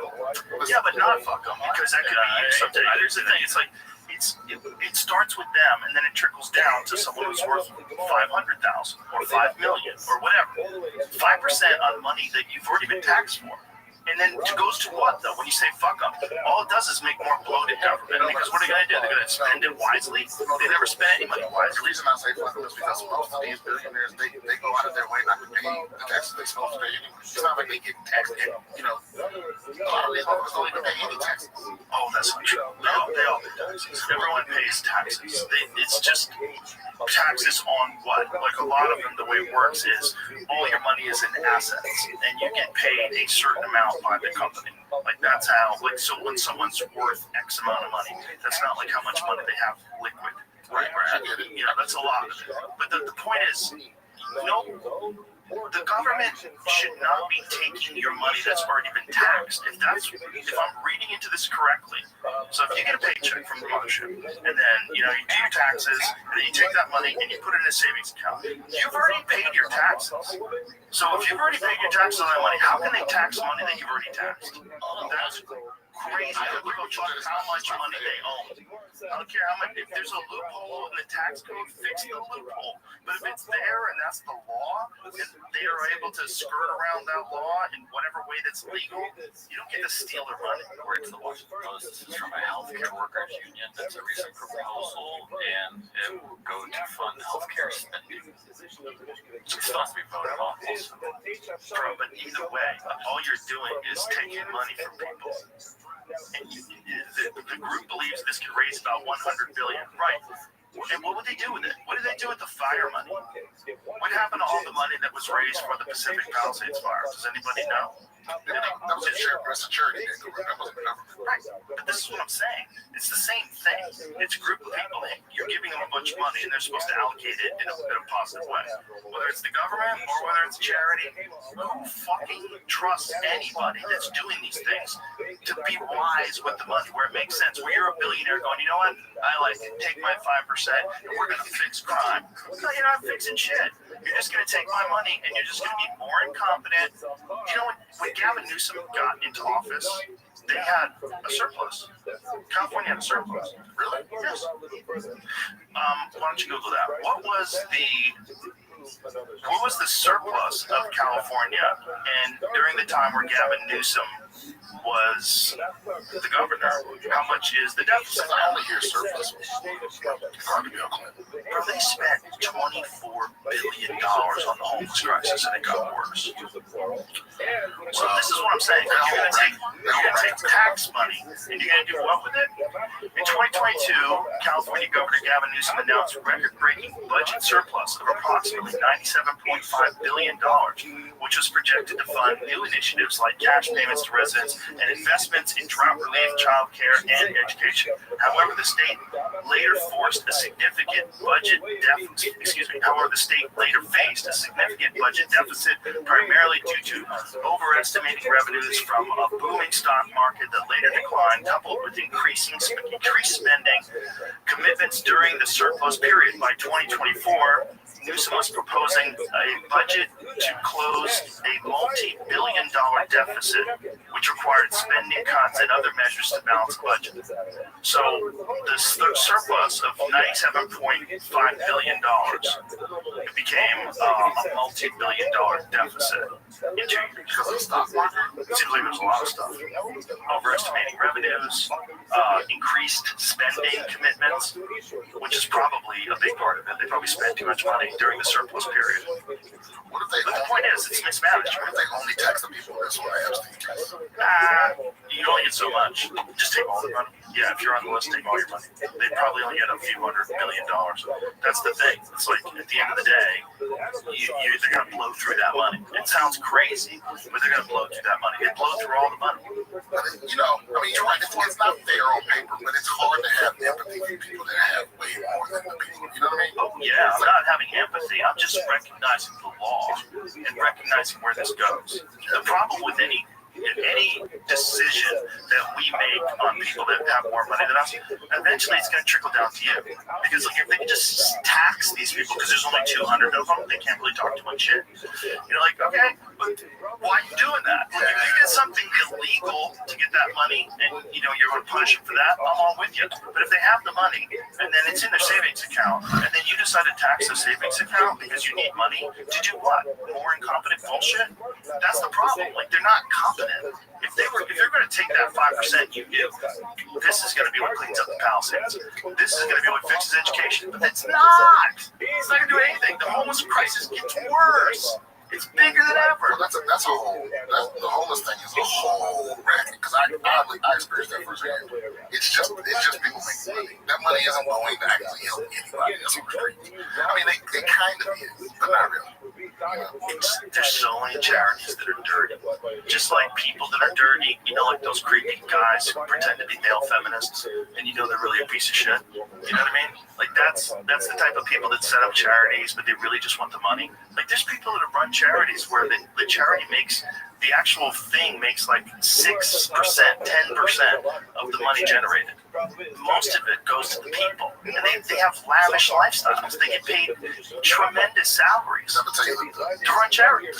The shelter I was living in, the guy that was running the place got high, and then the executive had to show up, and he pulled up in a fucking phantom with a fancy ass suit on, and the place said, "How the fuck is he?" Because that's the first time they hit everybody. Like, this is. It's a business. Yeah, it's a business. Yeah, it's a business. They're generating income, spending the least amount possible, providing you with the least amount of care that they have to, and they're pocketing the rest and sitting on a high overhead. Very high overhead. As long as nobody dies. Yeah. Because that's the thing. It's all a racket, and everyone knows. It's like, oh, wink, wink. Yeah. But the rules actually applied to the actual homeless residents. Yeah. But it was all nonsense. It's like they were real strict about you. Make sure you sign these papers saying you were doing these activities because they were getting grants. Exactly. But it's like, well, just put my signature on there. This is all bullshit. Right? But yeah, I think most charities are a scam. Most charities have an element of scam. Yeah. There's a lot of legitimate charities out there for sure. There's a lot of really good charitable people out there for sure. Well, Real people that are doing charities for the right reasons. Yeah, the workers, a lot of the workers are there for the right reason. Yes. But it's just like colleges, right? Where it's like it's just that the entity has become so bloated because I think if you look at Jimmy, how most of like the top universities, most of their money goes toward the administration.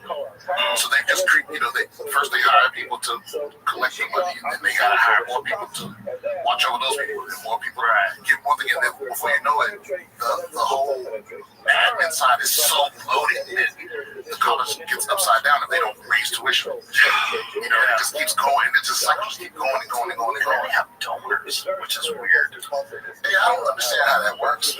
Crazy amounts of money people donate to colleges. Yeah, the people love their alma maters, but that must be a tax thing too. Where does the money from most universities go? The money from most universities primarily goes towards faculty and staff salaries, student services, and campus maintenance. A significant portion is also allocated to research, academic programs, and scholarships. Universities spend on maintaining buildings and facilities, supporting student housing and dining, healthcare, technology upgrades, and activities like sports and events. Government funding, tuition, investments, grants, donations, blah, blah, blah, blah, blah. Eventually, administrative costs and strategic initiatives also consume parts of the budget. Overall, salaries and wages usually make up the largest expenditure category for universities. So it's salaries. Yeah. They get a lot of money. It's salary for the admin people, the fucking coaches. Some of those coaches. Well, there's weird gigs that people have. Like a major university will pay someone like $500,000 a year to do stuff. Like, does Elizabeth Warren get paid from Harvard still? You need to teach. You know what had one of them gigs? Biden. He had one of them gigs where they gave him like $1 million a year and pretended he was a professor. And then he said, when I taught law at Penn State or wherever it was, he taught law like professor. Yeah, but he never taught class. Like, it's all horseshit. Oh, he was never. And he got one of them sweet gigs where you get money from the university. Bro, sign me up. Those are like mafia jobs. Yeah, I'll take a bullshit job. Elizabeth Warren, currently United States Senator, she's on leave from her teaching position at Harvard and no longer receives a salary from the university. Her current annual salary as a senator is $174,000. She and her husband, also a Harvard professor, report additional income from both royalties and investments. Her salary for this 2010 to 2011 was reported at $429,000. This figure came into scrutiny during her first Senate campaign, with critics mischaracterizing it as payment for teaching only one class. PolitiFact rated this claim half true because the amount covered a 2-year period in which she taught 2 classes and was on leave to advise the Obama administration and also reflect her status as a high-ranking, accomplished professor and researcher. Stop mischaracterizing. What is her net worth? Google, put that in there. Net worth. Let's find out. Really shit always wrong. Okay. Yeah, because I'm looking at that worth shit. The internet beat, right? They said I'm worth $4 million. I said, what the fuck that money at? They didn't say you should be. I think they were just making up shit. Well, they definitely do that. Yeah, they definitely make up stuff, especially those websites like some Indian website. Some scammer dude is just faking it, just trying to get clicks. Well, maybe they said. It says an estimated. This is in Open Secrets. Oh, in the Senate. In the Senate, so an estimated net worth of $7,977,000 in 2018. That was in 2018. She was worth that much. Isn't there an app where you can match the stock trades of senators? Yes, the Pelosi tracker. Oh, it's just her. She's the best. She's the go. So if you just make all the same moves she makes, yeah, you'll make some money. Yeah, 100%. Especially if you act quick. I'm sure there's a lot of people doing exactly what she does the moment she does I it. gotta get one of those guys and just like that, put it all on. If she makes, okay, now she's worth $30 million. What's that? Lucy Tracker. Oh, 14,557 copiers. I was gonna say she's worth way more than $30 million, right? Isn't she worth like a couple $100 million? Yeah, she's worth a lot. She's about to retire. Of course, she's got $400 million. She's a million years old. Why is she still working? It's crazy. Imagine working at that age, 82. I think they're addicted to the power. You can't have. Oh, she's been making some stock trades. Bro, they all do. They all do. I think that should be illegal. It should be I don't think anyone in the federal government should be able to treat stuff. Well, especially with stuff where you have some inside knowledge about a bill that's going to be passed that would be very, very good for some corporation, right? Or they all have to invest. Like there's a nonpartisan government agency where they can put all their money on the invest everyone's money in the same thing. No. Because you start doing that, then you got more corruption, more room for bureaucracy, more room for bullshit. You got too much money flowing around. They're not going to be. So what do you say to the argument that they should be able to? No, you're insider trading. If they just tell people to do it for them, I just thought that. Well, that's what they're supposed to be doing now, but. Yeah, I mean, like, what's that? That could be a problem. But at least then they can catch you, and you can get in trouble. That's how insider trading works. Like, so say if they do that, and they do it, through WhatsApp or something like that, and then the government gets access to your WhatsApp, and then they find out you've been trading. That was the email thing with the lady getting emails Stacey Platt during it. Yeah. No, yeah, it reminds me of the Judge Dredd shit. Where like women, you get 4 terms, and then they take you out. They just put you out in the desert with nothing. They take all your shit, donate it back to the people, and they just send you out. You were in charge for how long? Now get the fuck out of here. There's no way you make $170,000 a year, and you're worth. Let's say she's worth $180 million. I've heard it's a lot more than that. I've heard the estimates as high as $400 million. But there's no way a regular person who makes $170,000 a year ever gets there and keeps that $170,000 a year job. Get the fuck out of here. There's not a chance in hell you keep that $170,000 a year job where you're working 8 hours a day, every fucking day. And on the side, you've racked up $400 million. Well, bitch, that's what you're good at. Imagine if you were doing that all day long while you've been working in the Senate. You would have even more money. Are you crazy? You're wasting all your valuable time and resources doing a job that pays you $170,000 a year. But it has nothing to do with your investments. Why would you even suspect that it has anything to do with the profit that I make from my the richest person in Congress? She's got to be up there. Well, there's probably some billionaires who signed up and won and got into office somewhere. There's probably a lot of them. But the thing is, they're all richer when they leave. Well, Bloomberg, wasn't he like a multi-billionaire when he became the mayor of New York City? I don't know. I think he was. Michael Bloomberg is crazy rich. I think he was a billionaire while he became mayor because he wanted to fix New York City because he loved it. Did it work? I was just there. It was nice. I mean, 109 billion estimated. yeah, he's worth a lot of money. Imagine. Those sandwiches you could have. Giovanni's Italian Deli, bro. You can barely get your mouth on. They're like that big. I want him to come out here. I want him to open up a deli out here. You talking to him about it? He said he'd be interested in doing it. I mean, look, he's a fucking hilarious character. He's a very funny guy. And his food is fucking sensational. And all of it gets imported from Italy. So he can import it from Italy. All the ingredients. Yes, everything is imported from Italy. For the mortadella, mozzarella, all that stuff. So he's getting it all from Italy.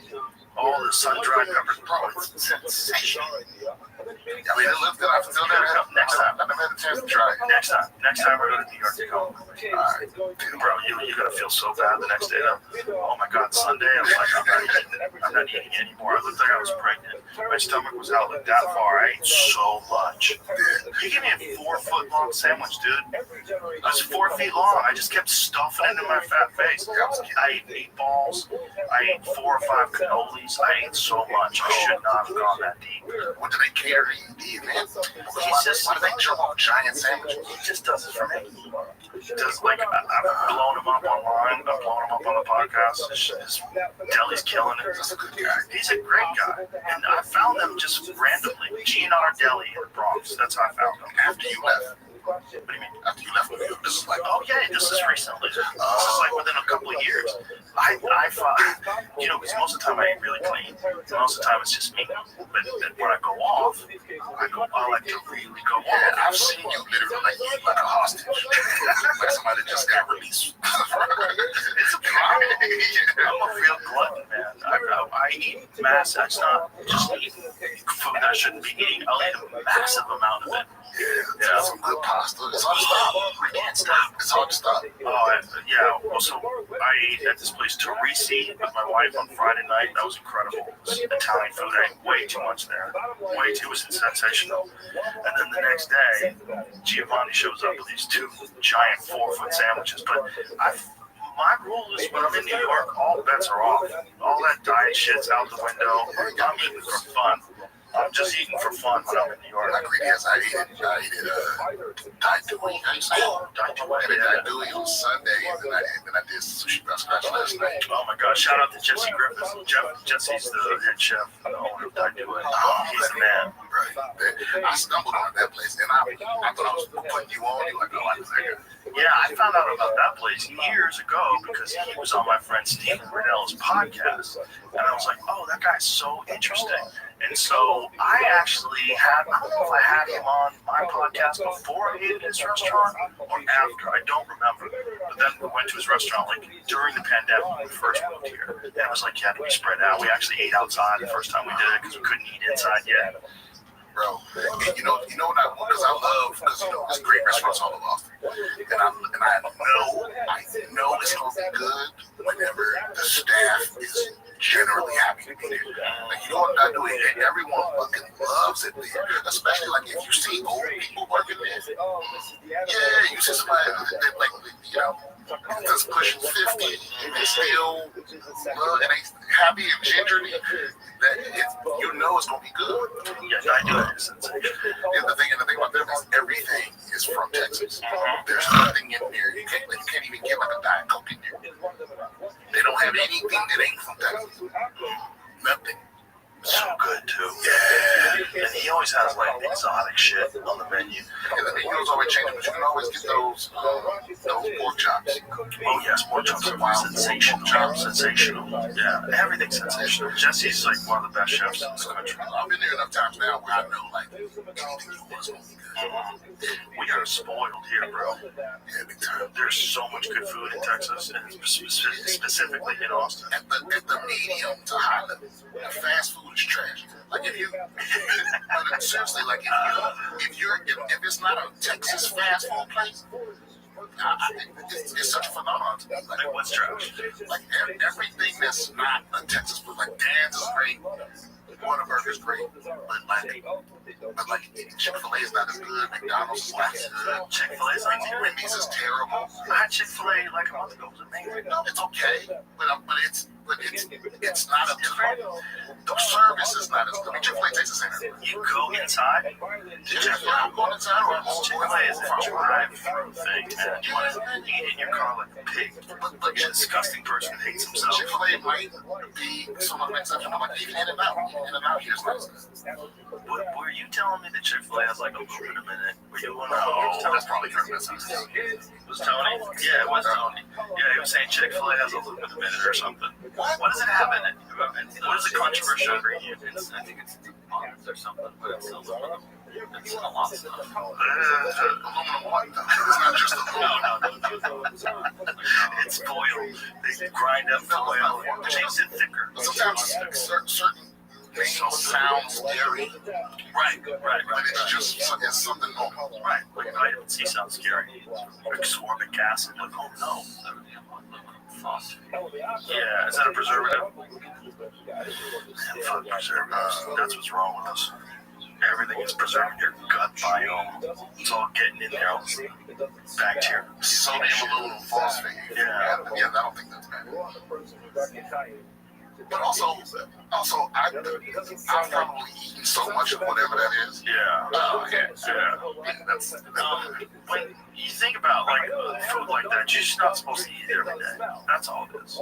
It's really good if you just want to eat it and enjoy. Like you ever have Cane's, those chicken fingers? yeah, Those are good. Cane's It's pretty good. But if you just don't do it every day. Just every now and again. But again, even Cane's is better in other places. What? Are you a Cane's connoisseur? No, but I've eaten a lot of fast food. I've heard that In-N-Out here is not as good. In-N-Out here is not as good. Wendy's is not as good. Does the In-N-Out here have the same? KFC is bad. Does the In-N-Out here have the same sort of menu where you can get off-menu stuff? It's the same. It's the same everything, except the service sucks and the food is not as. It's just not as consistent. You know what I mean? Okay. Like, I've never before here. I've never been to it because like Chick-fil-A and In-N-Out, that's a certain standard.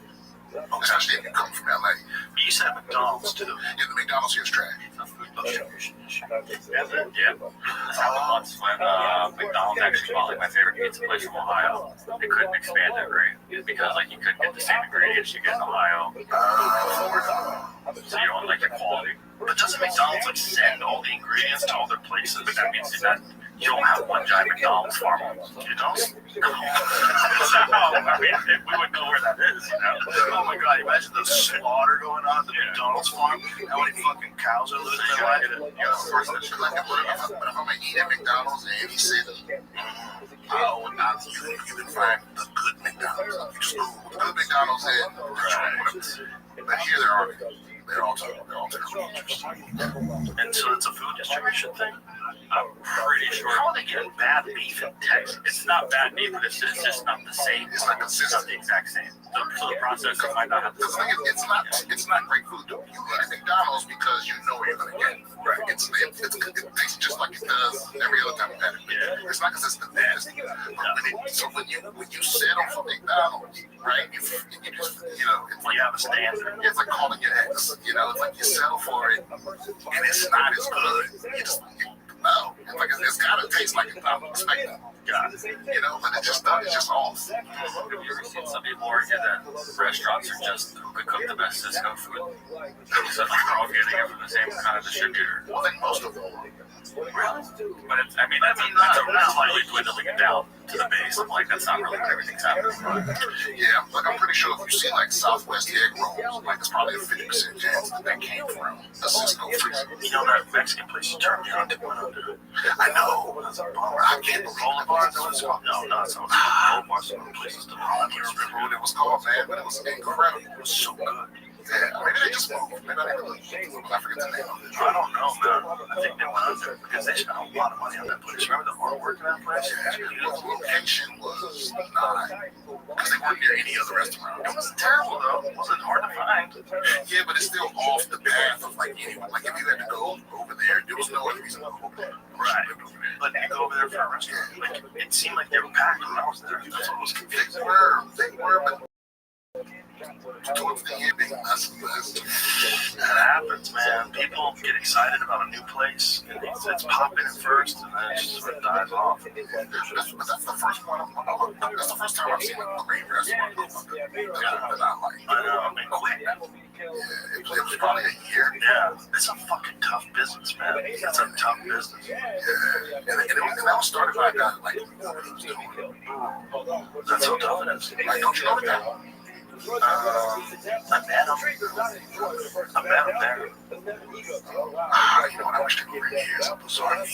Oh, yeah. I mean, it's probably comes to like a bigger city than Austin, maybe. Well, he's got one in Chicago. He just opened up one in New York. Oh, really? Yeah, we had one in Chicago. It was great. And a new one in Vegas. He's got a new one in Vegas. Spots. Oh, it's so different because, Yeah, same deal. Sensational. It's gotta be sensational. Off each other. Oh, bro, and they always look out. Yeah, they're great. Yeah, and Jose Andres came on the podcast. That's the head chef. He was great. Such a nice guy, man. That guy, genuine, like, you want to talk about real charity? That guy genuinely goes to like war-torn regions, anywhere there's some sort of natural disaster, and he brings trucks and they start cooking and they feed people for free. They think of that level of food. Yes, his food. He loves helping people, like genuinely loves helping people and loves cooking for people. And he went to Poland and was catching the Ukrainian refugees when they were leaving Ukraine. These people were starving, and he set up shop and started feeding them. That's how good a guy he is. He's a master. Master chef. This restaurant's incredible. He came in here, he was making food for us while we're doing the podcast. He had a piece of ham. He was cutting off ham and shit. Yeah, like that fancy ham. Yeah, thin sliced. Remember that? It comes with a stand. Yeah, man. He gave me a whole leg. I took it home with me. Yeah, it'll last forever. Yeah, it lasts forever. It's cured. Bro, it's so good. It's so good. Good food will be the downfall. Yeah, but you can have both. You gotta have, like, you ever see The Rock's cheat meals? Yeah. On Sundays, The Rock will have these legendary cheat meals. I don't know if he still does it, but he would post them on Instagram. It's like a stack of pancakes, giant chocolate chip cookies. No, the Rock shrunk down now, like I said. Yeah. I think he got too big because he did that movie, the movie about Mark Kerr, The Smashing Machine. But by the way, it didn't get the love it deserves. It's a really good movie.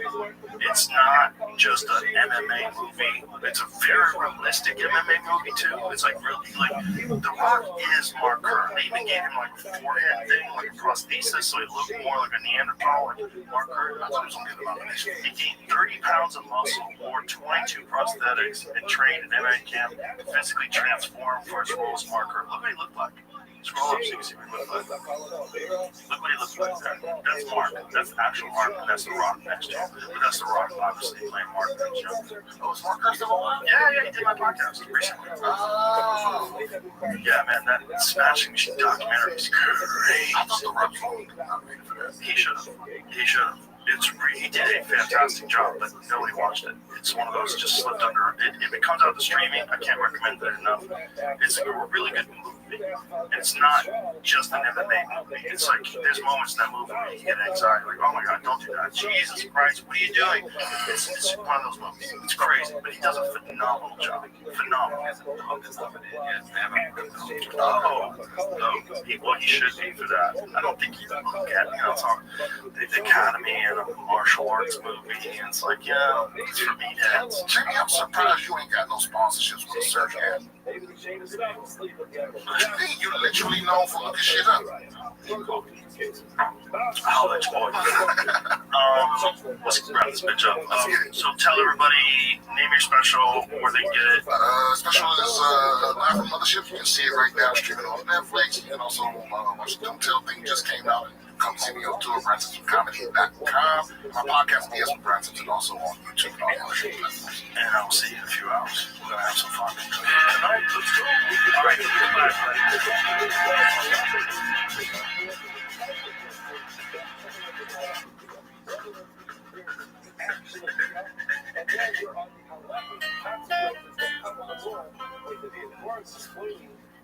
Another example of the unlikely consequences of Via holding up 2 children. About Solo Yomata, a girl who is 3 years and 1 day. Miss Yonesh's Via. If her father marries her and they get married with Joe Experience. Train my day, Joe Rogan podcast my night, all day.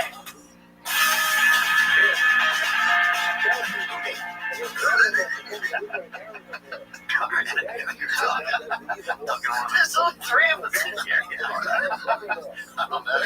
The glasses, man. What's the new sophisticated look? Yeah, I got them. What's going on? I see. You got them. Yeah, they're great, man. My buddy Joseph gave it to me.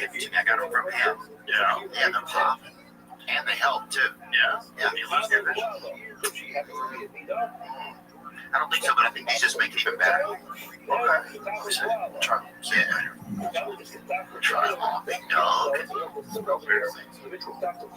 can get them weighted, too, so you can do a neck workout. We have them on. This is, God, I can't tell the difference. Are you sure these are real? I think they are. I don't think these are real. Let me see. True. I don't think they changed with these on. First of all, they're smeared with blood. Yeah, somehow they keep getting grease on them, dude. I don't like those greasy fucking fingers. You're not supposed to do One day you're rubbing your head, you're rubbing your greasy face. I don't even go in the kitchen. You don't need grease. You don't need to go in the kitchen for grease. It's really so different, right? It's food stuff. It's fair. It's like if you're not 2020 or 2025. These are psychological, dog. You don't think they're good? No, not so. No, I'm saying. I mean, they're fine, but they're psych. Yes, sir. You look smart. I'm watching. I think you're reading too much. I think it's a psychological thing. Yeah, it could be. I can believe That they make you see better. My vision's okay. It's not as good as it was when I was young. I'm gonna read the packaging again. But it's a lot better than it used to be. I started using red light pen. Makes a giant difference, man. Really huge difference. Yeah, I don't need reading glasses anymore. I needed reading glasses for a while. I look at my phone, like it was fine text. Yeah, I don't need it at all anymore. And that's because of the red light. Oh, yeah, 100%. Yeah, red light therapy and certain vitamins. There's a few different.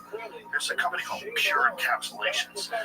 They make a formulation called macular support, and I take that stuff. But those two things, for sure, have had a big impact. I think it's the red light, though. That's the big factor. I've been doing sauna and I've been getting in there. It feels good. I feel like a little dumpling when I get out there. Yeah, it's good. Yeah, right? Yeah, it feels good. Yeah. That body all heated up and everything just kind of flows out of you. I saw a protocol of what you're supposed to do before you get in there, and I've never done any of these things. But it's like how much water you're supposed to drink before you go in. Like 45 minutes, you're supposed to go. You're supposed to drink like a liter of water with electrolytes and some magnesium. I don't know, some guy made this. That's the problem. Like, everybody's an online guru. Yeah, well, everything they watch is like they think you're trying to get in the Olympics. It's like, bitch, I'm trying to fucking get to work. I just want to feel a little bit better. Yeah, I'm just trying to make it out of my garage. Give me an edge. Give me an edge on this cold, hard world. Yeah, that's the only thing, man. That's all I'm looking for. But good to see you, dude. See you always, my friend. Glad you're still alive. You too. Glad you're still alive, too. We've both been interviewing dangerous people. Have we? Yeah. Yeah, definitely. You really have. Well, if I interview that you haven't, it's more dangerous. I don't know, that's a good question. I mean, I did. Yeah, I haven't met people that's that dangerous. Maybe Thomas Massey. Oh, you have him on? Yeah. Yeah, they all hate him right now. This is a sad thing about both political parties, not just the right, but the left too, is they decide that they're going to gang up on someone for not towing the line. You know, like whatever happened to having different opinions, whatever happened to having different perspectives and being able to argue your perspective. But then they have these goofy ass bills, which, by the way, they slipped something into this last bill that Mitch McConnell guy did, I believe. Check, make sure that he did it, the hemp thing. They slipped this thing in where you can no longer buy CBD with it has to be like the lowest trace amount of THC in it, which is for like my wife's mom.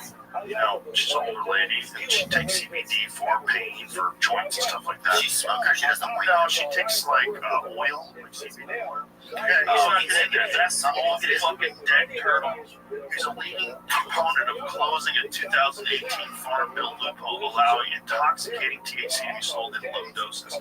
See, but he's got a couple of fucking milligrams in his neck. Look at that. He's got something going on. They definitely got him medicated. There ain't no way that guy's sleeping without help. Everybody hates him. It looks like he hit a joint. It won't leave him alone. I took an edible. He like Joey Diaz dosed him. He looks like he's on the church. He's on the church of what's happening now. And Joey Diaz sucked it. Joey Diaz and Lee are just staring at him. They gotta change that. That's really bad. Why is it bad? Because of what they do? Because for people that are getting benefits from CBD, the THC along with the CBD, and by the way, we're talking super, super low amounts, but there's something about how CBD and THC work in a synergistic way for people that are in a lot of pain. I know a lot of people, like I said, my wife's mom, she says the stuff with the THC in it works better, and it's not getting her high. Like, this is the misunderstanding. This stuff's not going to get you high. But what it will do is it helps with anxiety for a lot of people. It definitely reduces inflammation. And for people that have, like, joint pain, like my friend Dave Foley from News Radio, you guys know all Dave Foley? Awesome guy. Dave had, like, pretty severe arthritis in his hands, like, where, he was really having a hard time opening his hands. Started taking CBD oil. Darn pain, man. It was pretty bad. But now it's gone. And it's gone because of CBD. It's really effective, man. It's really effective. And so what they're saying that they don't want you to, why are they doing that? Because they want to control it? It's the alcohol lobby. It's the same people that are trying to keep marijuana illegal in Texas. It's the alcohol lobby. This is the fact. The fact is, when people start smoking weed, they drink less.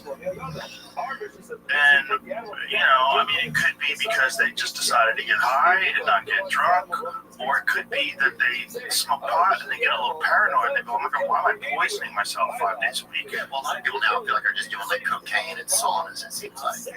Doing those together. I mean, your neighborhood. I don't know, it's your town. All my neighbors do that. Your neighbors are coming over their underwear with a fucking bag. Let's go, Theo. Let's go. Let's get that bitch up to 185. Let's go. This is a place. Throw that water on them rocks already. I want my nasal cavity to be open wide. Get that eucalyptus in the air. The best is, if you have a good brother or somebody, they say eucalyptus. Yeah, that's eucalyptus. Eucalyptus in there. But yeah, I don't know if a lot of people are even drinking that much anymore. Do you think? A lot less people are drinking, including me. But I did have a drink the other night before I went on stage. I felt great. I haven't done that in a while. I had a little whiskey before I went on stage. But I gave up on drinking entirely for many months. I forget how many months. It was quite a while where I didn't have a sip of alcohol, and I felt way better. Yeah, but I don't think there's anything wrong with moderation. Like when I was in New York, I went to this place, Teresi. Oh my God. For MSG, you mean? For the Yeah. just now? Oh my God. This is an Italian restaurant in New York City called Teresi. Oh, it's so good. Remember that So Good morning. Oh yeah, Gaetano's in Vegas. Oh, so good. Today's Yeah, not. all handmade pasta at Gaetano's, man. What's that little thing? It's like a little square. It looks like Ravioli. Oh my God, right? like a shingle Pick up. it fell off the roof of heaven and landed. Yeah, but that sauce is just perfect. Tomorrow, And Gaetano's is like a lot of it. It's like the best ones get their flour from Italy because it doesn't fill their stomach. Our flour's all messed up, man. Our wheat's messed up. Well, yeah, a lot of our wheat's from Memphis here. A lot of our wheat has All kinds of pesticides on it. It's glyphosate. A lot of it is trap wheat. Yeah, a lot of it's guns and like fucking bullet holes in our wheat. You can test positive for coke just for that. Just for eating wheat. Just for having bread. $dollar bills test positive for coke. It's some crazy number. Yeah, I can imagine that that's probably true. This guy tests positive. That's what I'm saying. He's stepdad. No, that's our bill.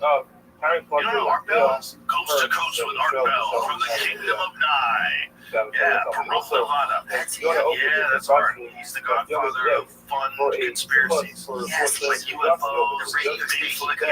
Yeah.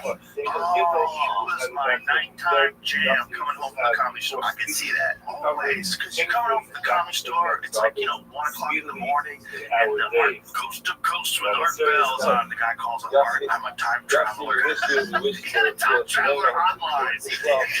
Call him. Time travelers a couple of probably can't find their way home too. At least one time traveler. That's you. I can totally picture it now. You, like, you get a car with speakers in it. Driving around listening to Art Bell. I know it's a lot of people listening. It was really popular. I don't know how popular it was, but I'm sure at a level where you would bug up space. Oh yeah, right. Yeah, I loved it. It's like the perfect stuff to occupy your mind coming home from the comedy store. Because occasionally it was like real shit. Like occasionally you have some people talking about some really fascinating things, you know, like asteroid impacts. And he had Terrence McKenna on a few times. He had a lot of interesting people. But then every now and then he would mix it up with a dude who says he's a werewolf. And Art would never go, man, you ain't a werewolf. He would go, interesting, tell me more. He let dudes talk. He let dudes say the most ridiculous shit. It was fucking great. I got to do a show once. I did it. Yeah, I did it when I was on the radio, or on the internet rather. It wasn't on the radio anymore. I had an internet radio show for a while. He knew who you were at that point. Yeah, luckily. But to me, it was like, fuck yeah. It's like a few things in my life where when I did them, I was like, yes. You know, that was a big one. I hung up the phone, I'd try and fucking smile on my face. I just did the Art Bell show, so It's so only from the age I can't talk about this better with or without these. I think it's psychological. I'm telling you, those glasses don't do a damn thing. They don't even change the shape of your face. You know, sometimes you put them on, and I always go, how blind is this motherfucker? And I'll look to the side, and I can see like their face peaks in like a half a foot because they got giant magnifying glasses over their eyeballs.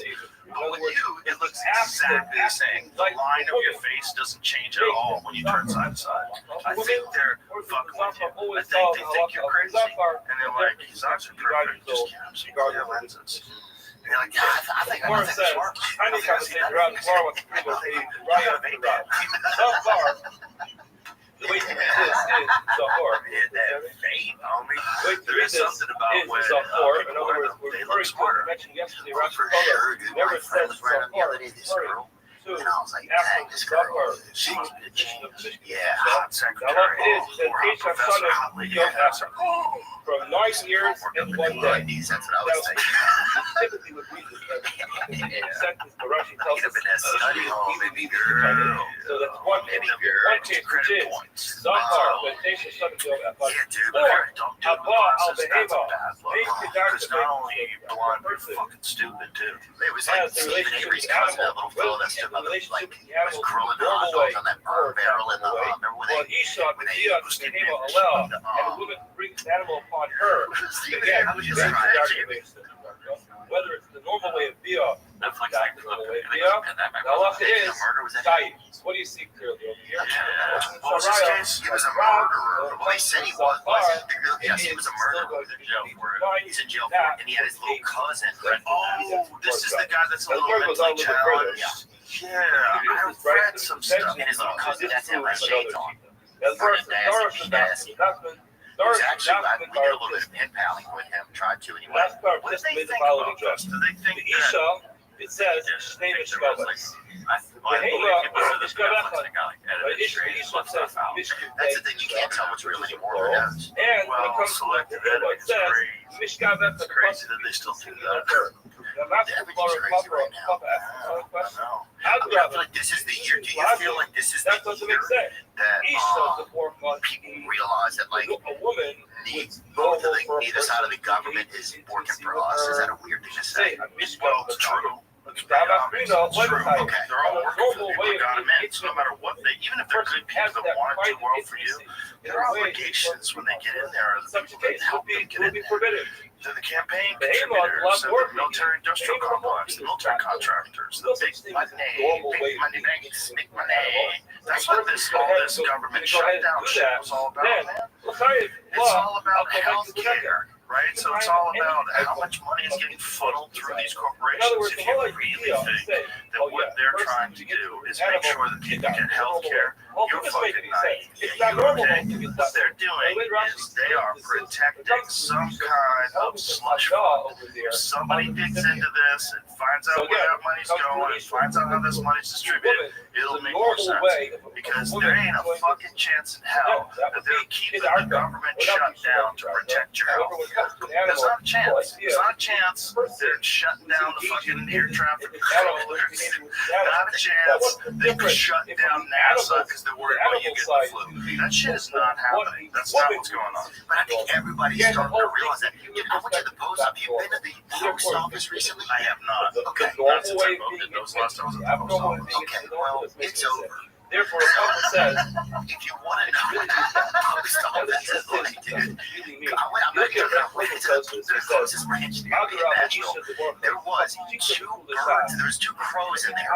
One of them was a crow, definitely. One of them was a pretty big bird. I thought it was a crow, but he has a discoloration, so maybe like a mulatto crow, a mixed crow, or something. I don't know. Pulling a fucking box, like fighting over a fucking box in there, and there's a lady, kind of like a darker woman in there, and she's spraying fucking Lysol trying to get them out of the fucking post office. I was like, Lysol? Yeah, or like a Fabuloso, like this stuff. Yeah, like she's standing on a little step ladder trying to run. We were fighting over a fucking package. I was like, whoa, we're fucked, man.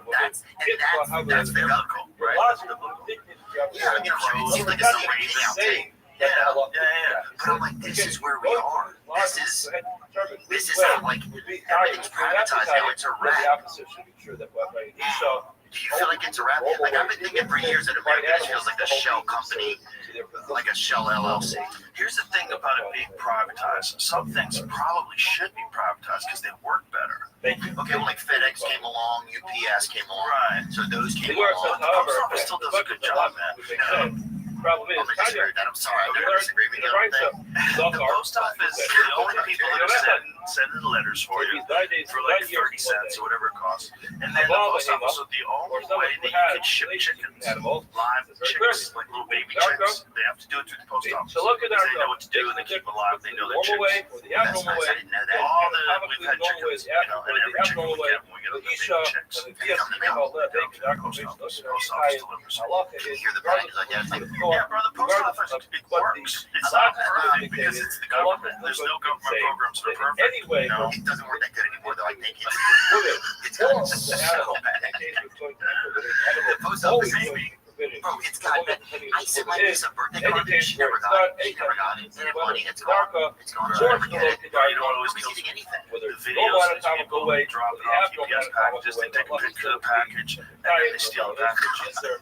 I've seen that. I've seen videos of that. I think people are kind of hip to what Ring cameras can do. But, bro, there was quite a while where people were doing some really fucking horrible shit right in front of those cameras because they didn't know. They didn't know you can't just steal on people's packages and drop them off like the fucking UPS driver. You know? Like a lot of videos of that, man. They put them down, take a picture, they pick them up, take them back to their truck, take it back, and then the camera's like, hey, fuckface. Where it's just a touch of the human body. This episode's brought to you by Visible. When your phone plan's as good as Visible, you've got to tell your people. It's the ultimate wireless hack to save money and still get great coverage and a reliable connection. Get one-line wireless with unlimited data and hotspot for $25 a month. Taxes and fees included, all on Verizon's 5G network. Plus, now, for a limited time, new members can get the Visible plan for just $19 a month for the first 26 months. Use promo code SWITCH26 and save beyond the season. It's a deal so good, you're going to want to tell your people. Switch now at visible.com/Rogan. Terms apply. Limited time offers subject to change. See visible.com for plan features and network management details. Listen, man, they had a different like a voice like, this is Mr. T, you need to bring that package back. That's one of the dirtiest things, porch pirates. People that just steal shit off your porch. I get that close to somebody's house right there. That's one thing I like about living in a state where there is the ability to express something. You're talking about guns. Voluntarily, that's all I can say. There's the ability to express something voluntarily to somebody if you disagree, if their behavior seems illegal. You gotta be careful about what that, though. The laws are different in different places. If you just start stealing something, you're not allowed to kill them. A guy just got in trouble because dudes, I think there was 3 dudes broke into his garage, and he went into his garage, they went after him, and he shot him. And he killed one of them, and now they're bringing him up for manslaughter. Because I guess they're saying he didn't have to shoot them, he could have just scared them, or he didn't have to kill them, he could have just retreated back into his home. Like California, they're really telling you like a was just scared what they got, I guess. I guess, but like, you don't know what they have. You don't know what's going on. These are split-second decisions. You're making with your life in danger. And then if you have a wife and children, bro, you're going to shoot first and ask questions later. You're not going to make a mistake that's going to have your kids killed. You can be scared of what? You can't say that kind of shit. No, bro, it's scary. Someone's breaking into your home. You have no idea what they have. You have no idea if they're there to kill you. You have no idea if they're there to rob you. If they're going to duct tape you and torture you for a week. You don't know what the fuck is going on. And if you have a gun, you're most likely going to use it. You're going to shoot them. And the fact that these people broke into his house, they were committing a crime in defending his property and maybe his life. He's getting charged with manslaughter. That's ridiculous. This is the problem with the liberal politics. And this is where we get really confused. Because like, I don't know what they're trying to do. If I was going to try to destroy civilization, that's how I would do it. Yeah. I would keep letting violent people out, keep saying it's racist, keep them in jail, keep saying, they're a victim of systematic racism. Just like, let the violent people stay being violent, and then when people defend themselves, lock them up, and everybody's scared. Like, if you wanted to destroy society, you would do it exactly this way, and I don't understand that. I don't understand. Like, it's I understand being a kind, compassionate person who doesn't believe in gun violence, absolutely. But if that's the case, like, there's no better deterrent to gun violence than someone who has a gun and you can't get into their house because they'll fucking shoot you. Okay? Like, that's a really good deterrent. Unless you have police everywhere, and you don't. So, like, who's going to protect people from bad people? If you're going to admit that bad people exist, if you want to stop bad people from happening, that's a conversation I want to have. That's a real conversation. Like, let's figure out how to clean up a lot of these neighborhoods. Figure out what's causing all these problems. Like, once you do that, everybody's been done by now at this point. People just want to kind of keep these higher powers. They know what they're doing. It just starts to feel like the experiment. Like, we're just really seeing the experiment, It's almost like say you were playing the game Mario or something. Right. One day Mario, instead of just going this way on the street, he fucking turns and looks at you. And he's like, I see what you're doing. That's what it feels like we are right now. Like, we're looking at the people controlling everything. Like, that's all because of the internet. But it feels like, if it wasn't for the internet, no one would be looking, because we wouldn't be getting these conversations. Right, we'd still be disillusioned. You'd be getting CNN, you'd be getting some horseshit version of what's actually going on. But because the internet and real independent journalists and people that are breaking things down, you start to go, wait a minute, what the fuck is going on? Yeah, what is doing this? Why is it doing it? In other words, when it comes to Torah, it's going to be a problem. It's always a problem. We're the first generation that has had children. Well, and have you know that, learn that actually next word is She'era and Hara, which is extra unnecessary to write by hand. A little clearer than I don't think you are. I think they got you. I think they're giving you placebos. Yeah, I think they give you. They take some whatever they give you. Let's see what happens. 15s, I think Therefore, you don't have to write this extra word there. What does that mean? When it comes to I don't know. You fucked up. You fucked up with the coffee gotcha. You fucking gave me molten coffee, dude. Black rifle. Is it? Oh, it's all we drink. Dude, I'm just the journalism now. I can't. I know this is it's not that hard. I'm wearing these glasses for my tongue after I drink this, dude. No, it's an illusion. It's warm. It's really hot. What is nice? Refreshing. Yeah, like refreshing. Not like ouchie.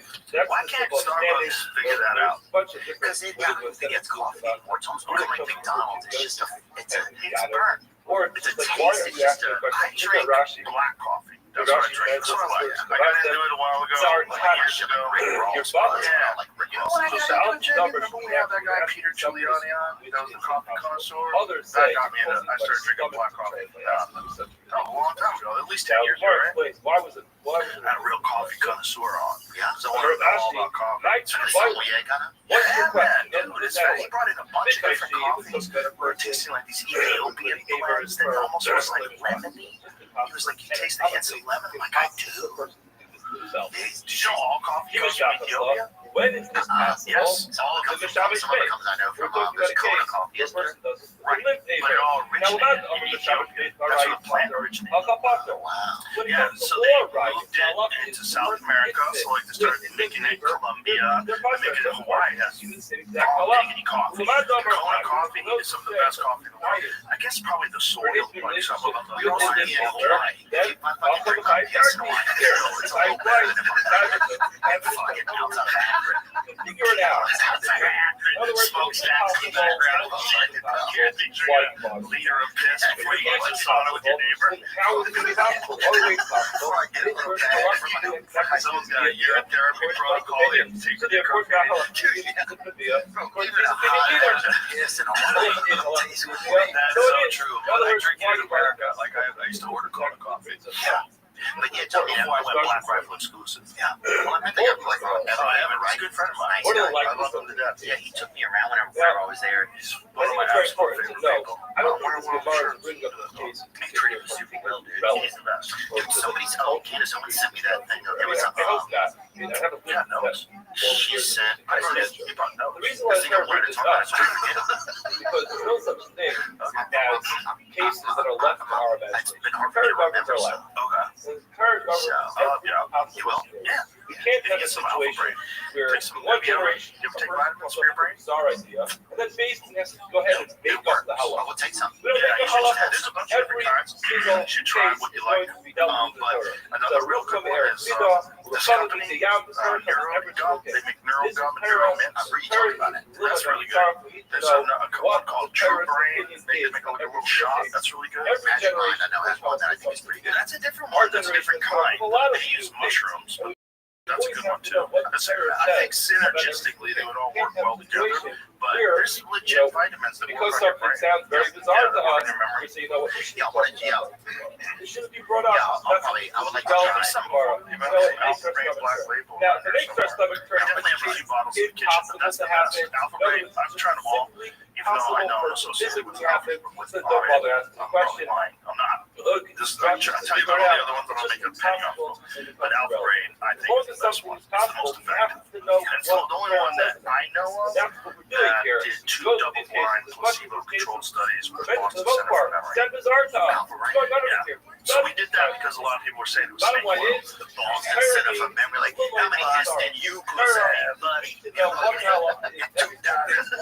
as disturbing as it might sound. What year did the Sox make it into the series? Dude, one time I was going into a show. Therefore, the far We were outside of Boston. We had a show outside of Boston. It was like a theater. It's like 15, 20 minutes away. And I'm walking in like everybody's already in there. The show started. So I'm coming in, and a guy and his wife are walking around with pizza. They're heading in. And the guy's like, Dorothy, get in your Maybe this is Sarah. The guy's stop. He's like, I'm like, I'm fine. And the person who use give me your pizza. That's like He's like, Dorothy, this kind of big bag. Like, she said, either it's impossible a piece of or pizza, dude. He was trying to get you to give her pizza. His wife gave me her pizza, but not his pizza. That's a bad relationship. Can't you see the guy's he's running late for work. He's trying to tell his wife he's fat. He's doing it the subtle way. Well, he was using me, so I'm like, He was using Dorothy, I'm you put the fine. animal to you know? down. Now, the more is But it was just like this why not? Boston thing. Or he was just trying to have some conversation. Remember that. They were looking into it too much. Color Dude, I had a black dream you off, were in EMT, good with the dude. color You ever had alpha. that? Really? You had a dream? I was in EMT. Remember I've had it 2 our times. Really? Like, what was why like 10 car accidents and stuff? Yeah. Really? And I think it was in Boston. I think it's what he made me think of. I could have gone down that route in life. One of them was the height of the hospital color I did. Maybe I could have saw that. One is because That could have a happened. person I was went ahead in the and Army sinned by way of this when I animal. was In other words, 18 this for their animal taekwondo vehicle team. from sin. There's Therefore, a dude, we put it to death. oh, The other God, way of his putting name's it Clay was Barber. that it's just a desire. He was one of the national competitors that I people can hooked say, up oh, to this is the animal. when I was on my way up, and he was Now, in the Army. Takala, And he had, like, the it's a Army shade, paid him to which train. is the second And one. I was like, oh, shit. Question You just could is, join the you Army, need and they'll both, pay you to or do you compete. need just one? You know, because they had an Army Traditionally called boxing team. but Like, there I are believe three- Ray Mercer was was the on the mission called Army boxing team when he fought the Olympics and won the gold medal. Do you have to be, but do you also have, like, do you have to do service as well? Is that him? No, he was a There's black going to be a guy. case of Oh, Takala. there's a, see the taekwondo? So it says Why is right it no there color? Why to is the it no right. shame? Now, what Yeah, Rashi the says one on is the right where it that says it could snake, be right there. that in Click on that. certain era, a certain period of time. The one that your cursor's over, dog. Did this. Claymore, Right there have been bizarre yeah. bizarre. So he was really good. So it wasn't considered to be a shame for them. And more than that, it could be that even though there was something somewhere around shame that came along with that, I was 18, so I'd be 85 or 86, baby girl. But worry about the that's right shame. there. He was That we're going to be worried about. national Animal in my weight class. Kick a fucking whisper out of your mouth. That dude's a gangster, huh? That's Yeah, he was really good. But he was competing for the Army team, so I was like, you guys join the Army. And then I thought about it, I was like, oh, you're sure? What do I do? Like, I don't trust anybody. You didn't try on the closet arm or anything. I didn't try the clothes. Are you upset with the miracle? No, we're good. Again, get rid of that. Yeah, I guess I don't know if you believe in the Army. But yeah, it was just a dream. It was just, I think it was like a concept like you and Dawkins. I think we're maybe like PMTs or whatever. That sounds like something Goggins would do. But y'all did not fucking, you guys did not do anybody's bullshit like you guys should have been like, get the fuck up. You're like, what the fuck? Just like this. You say, even a step, yeah, like a whistle, you're like, bullshit. You know what Goggins does that a lot of people don't know about? He smoke jumps.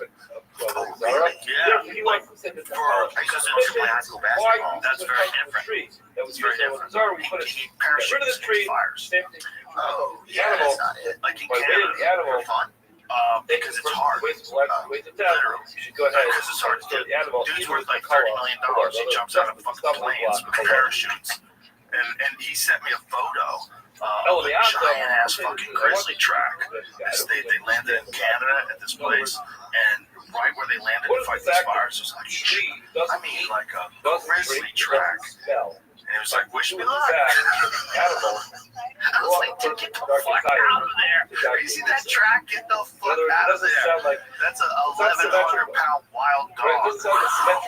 And he just does it because he wants it, because it's hard to do. You're playing this in smooth. You know, when you get in there, do they have a plan of where you're going? Is it firemen? Is firemen and firewomen in there? Well, there's a lot of different tasks that they do, but one of them is you're digging a fire break. So you're digging, like, a lot of what happens is embers land on the ground. That starts a fire, right? So what they do is they'll clear the ground for a wide area where the fire is coming. So the fire's on its way. They'll get ahead of the fire, and then they'll clear a giant path on the ground. Girl, that's scary. It's scary. Guys die. I mean, 100% they get trapped and they die. Yeah, I'm sure it shifts. I don't know. You know, sometimes things are unpredictable. But he does it just because it's hard. He's so crazy. Does he have to sign a contract? I don't know what he does. I bet he doesn't even tell him he's David Goggins.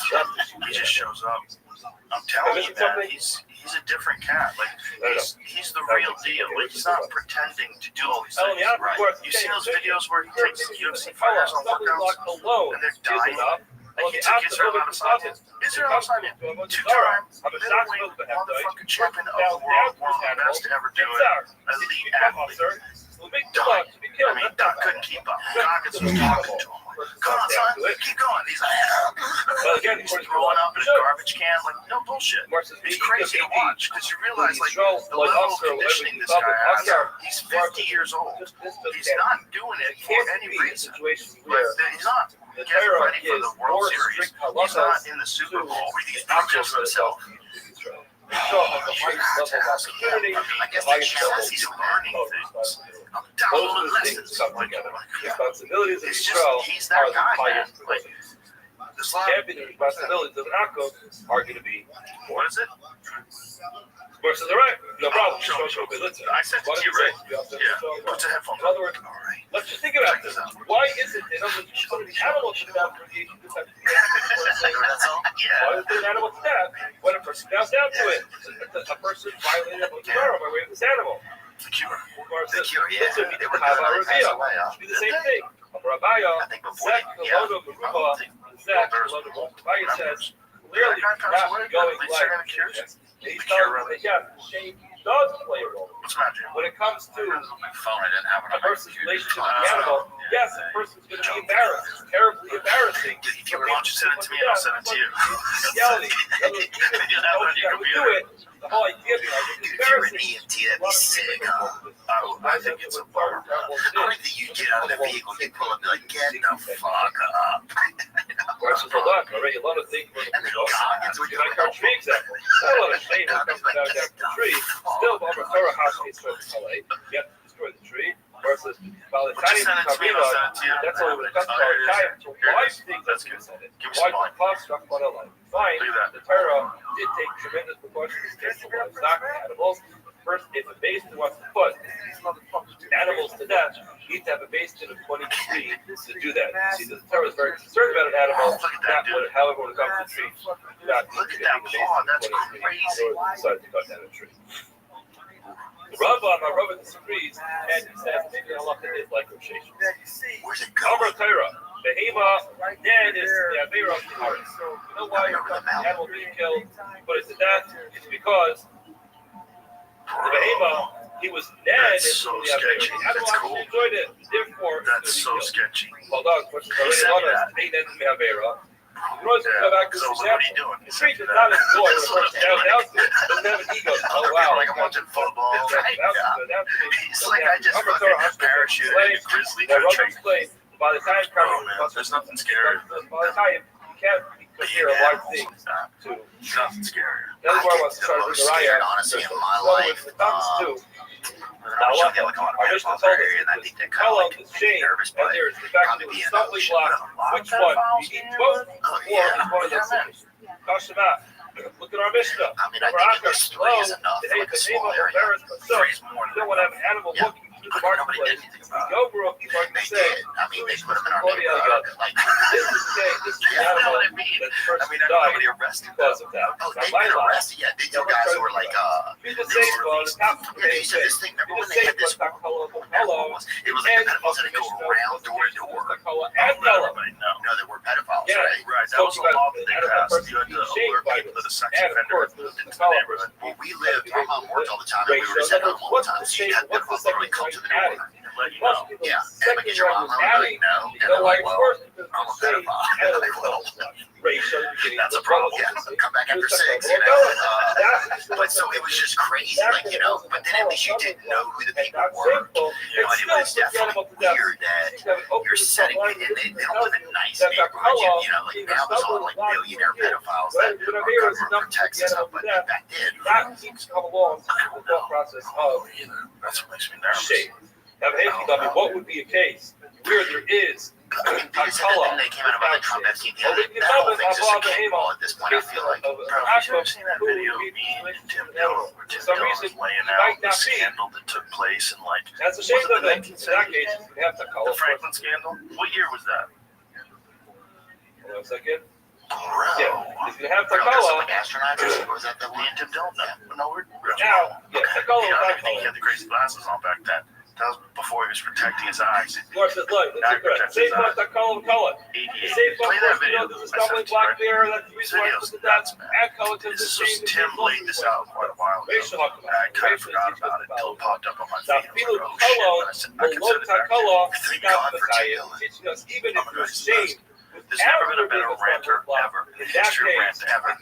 Since I bet there was somebody a long time ago that was good, but we don't have enough of his work to really compete against him. He's the funniest by far. He's the most sarcastic, the most tongue-in-cheek, and the most well-read. Yes. The thing about Tim Dillon is like he doesn't just go with narratives because he thinks that you want him to say certain things. You know what I mean? Like he's very, very well-read. And he forms his opinions based on facts, and then turns it into humor. Yeah, he's a fucking it was a scandal out of Omaha, Nebraska, Franklin Credit Union, where there was a guy who was embezzling money, and then he was being investigated for that. But they said he has all this money because he's running the interstate pedophile network, and he's pandering kids to people in Washington D.C. and New York. And there was a headline in the Washington Post, the Washington Times, that were like, "Cool boy's going to tour the Reagan White House." Developing investigated for using the services there is maybe how long prostitutes were given a like I take that way out. Even the shade is enough. And, this was a scandal with real victims wanted to testify that people started dying. They a private investigator they hired, his plane broke up.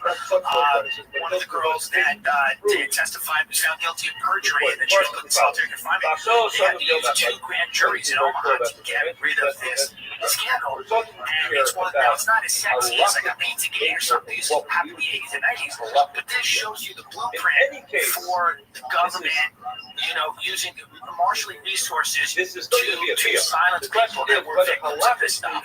This is not new. Congressmen, senators, blackmail being used by intelligence agencies. None of it's new. It was pioneered by the mafia. Having sex with somebody who's underage, then they own you forever. They have photo, audio, video of you doing that. A number of examples of the halakhic consequences of the bill. So if that existed at all in the 1990s, a girl who is that Mitch McConnell guy was around back then. A lot of these Nancy Pelosi type people, they've been around since. This is just photos of Nancy Pelosi with JFK. Think of that. That was before we didn't go to the moon. Yeah, it was 1963. That was before Israel didn't kill him. You think so? I didn't say anything. I heard you say Israel killed him. You did. That's what I heard. You put something in this. The class that even well before Israel didn't do it. I think I didn't say anything. I think we also went to my middle school, you know that? No, we did have a thing. But everybody recognized LHO, yeah. And they LHO.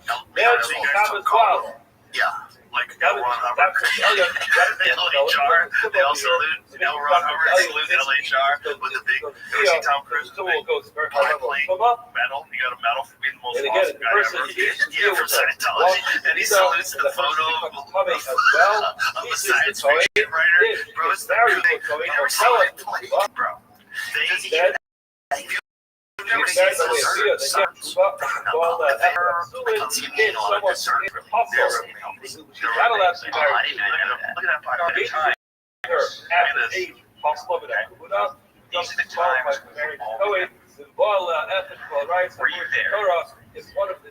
did you do? Relatives engaged with her. I think you know other riots. Then that type of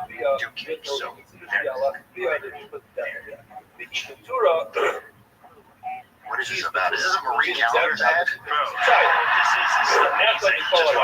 sorry. Here's what counting on. They want to go back to this and say, who would be after the polarized? And the orange. What's the paper?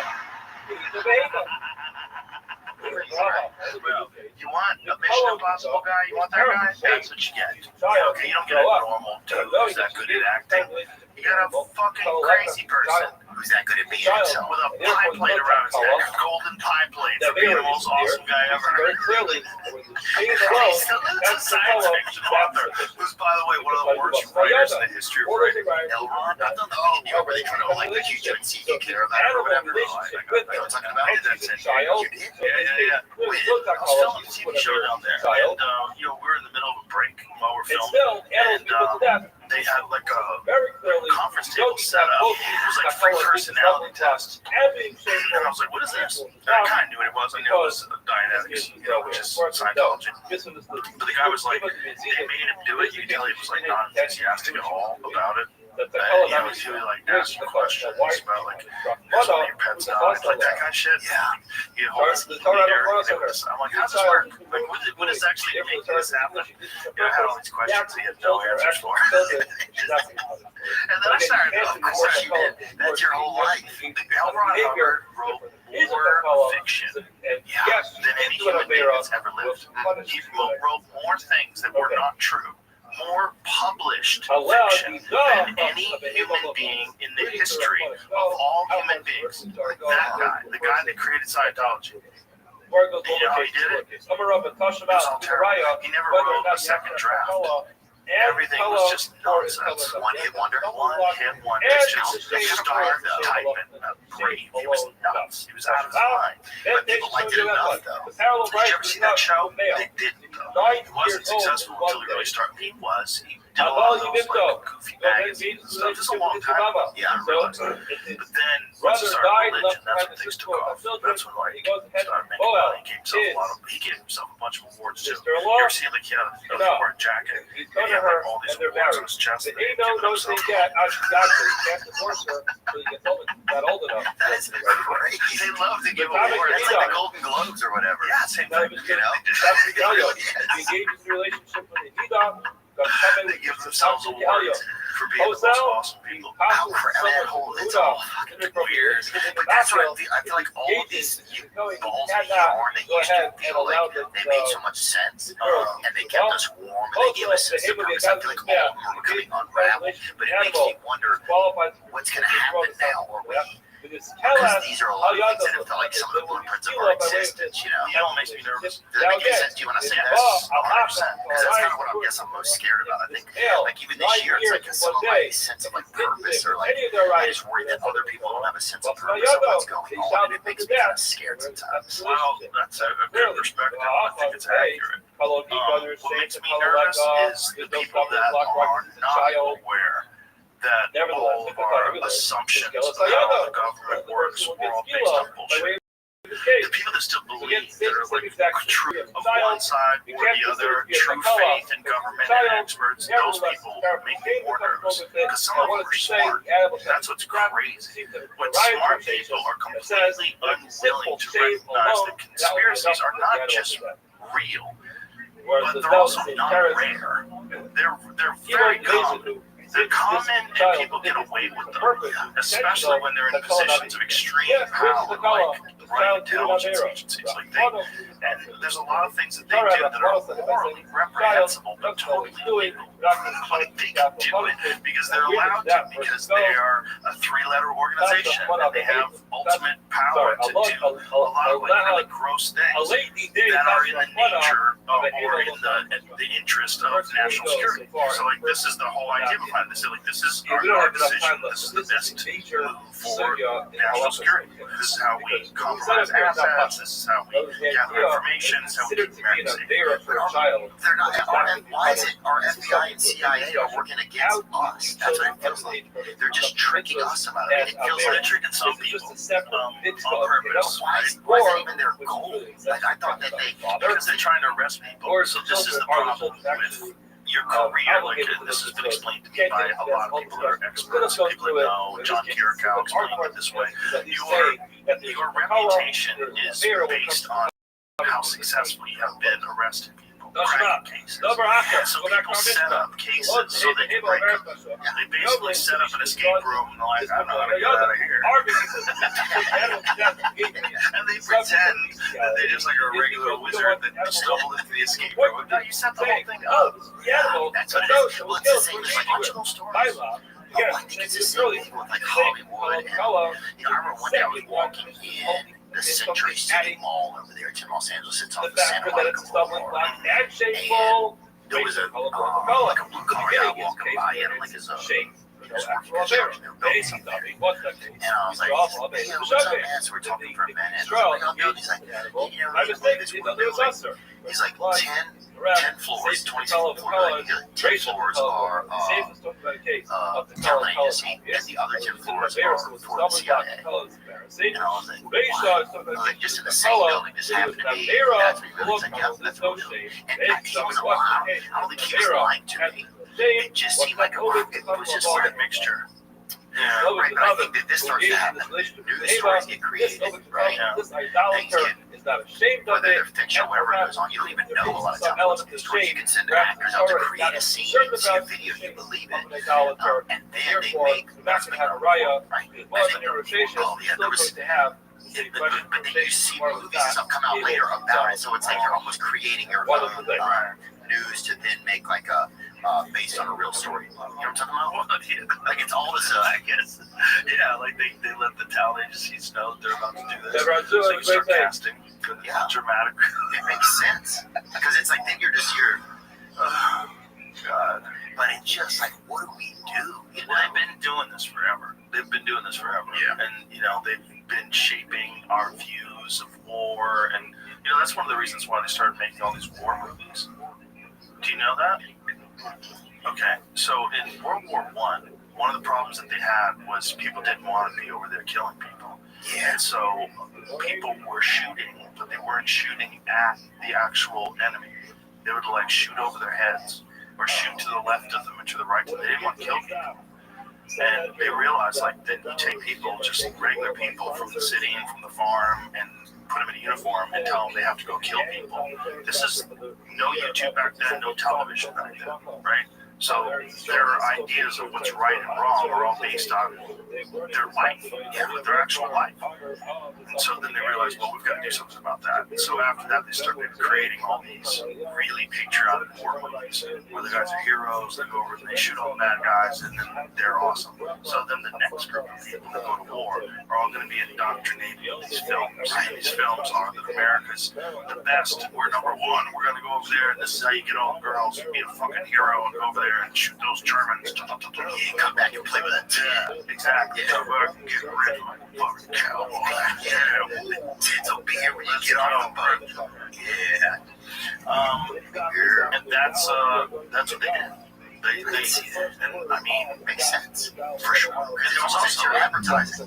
The CIA and various federal organizations have a say in how America's portrayed in movies, right? It's like if you're going to get access to, if you're going to do some film on, the Pentagon or something like that, you better, bitch, this better make us look good. They're not going to let you make them look like a bunch of bumbling fucking retards that are just doing it for their career. No, you better make us look good. You can't fake what the Pentagon is, bitch.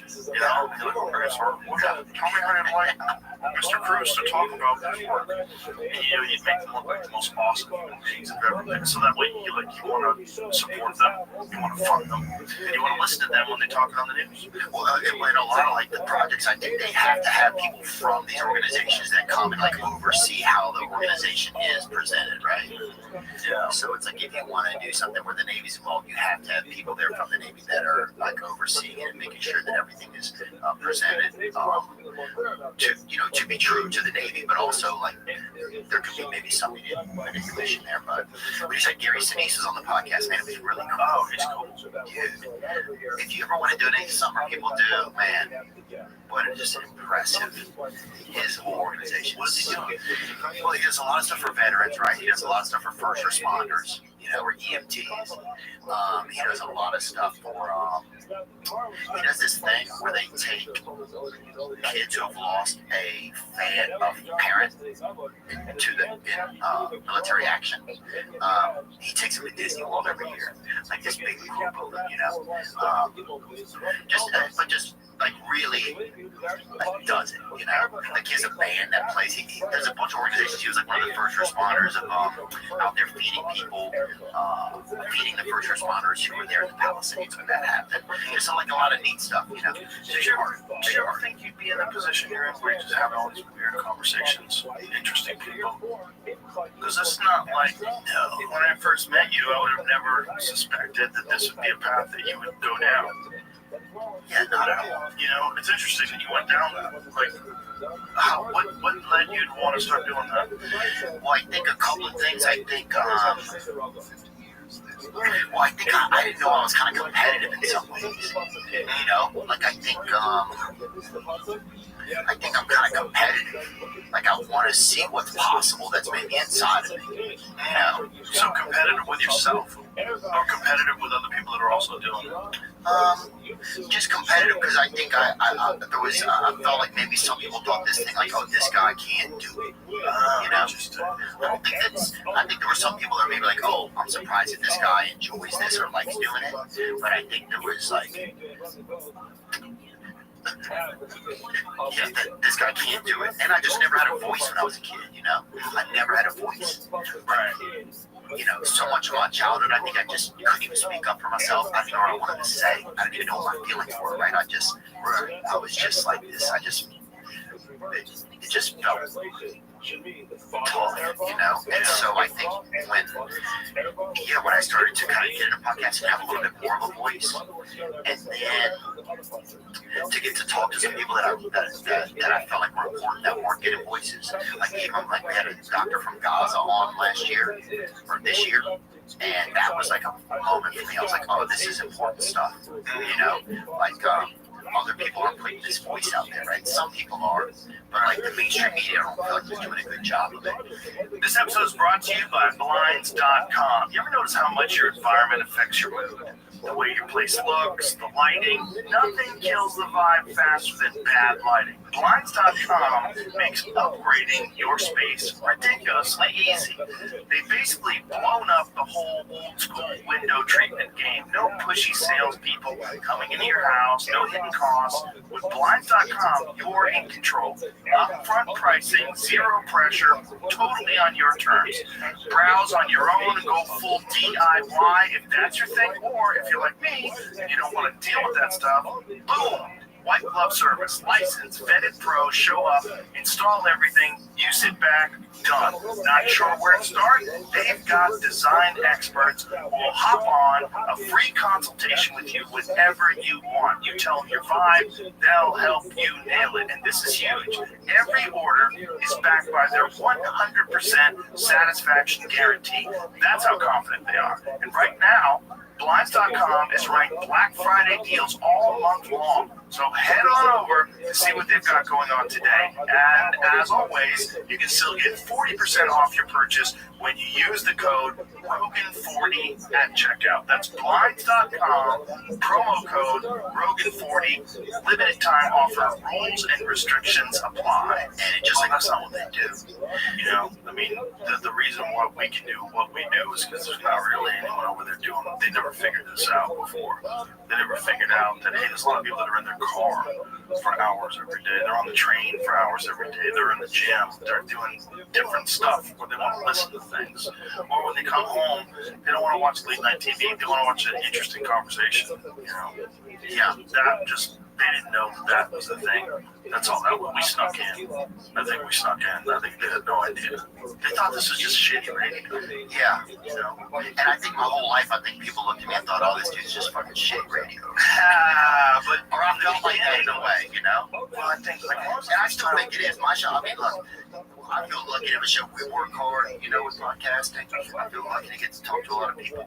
I don't think we do a lot of information type of stuff, you know, and I wish we could do better with that sometimes. I think maybe that's a goal of mine next year is to try to learn more stuff just in the day-to-day so I can have conversations that are maybe more important. But then also, maybe that's not what I'm supposed to do, and I'm just supposed to be just having conversations that are fun. And so, well, I think it's what you're supposed to do if that's what you want to do. What I think is the only important thing. The only important thing is what you want to do. Yeah.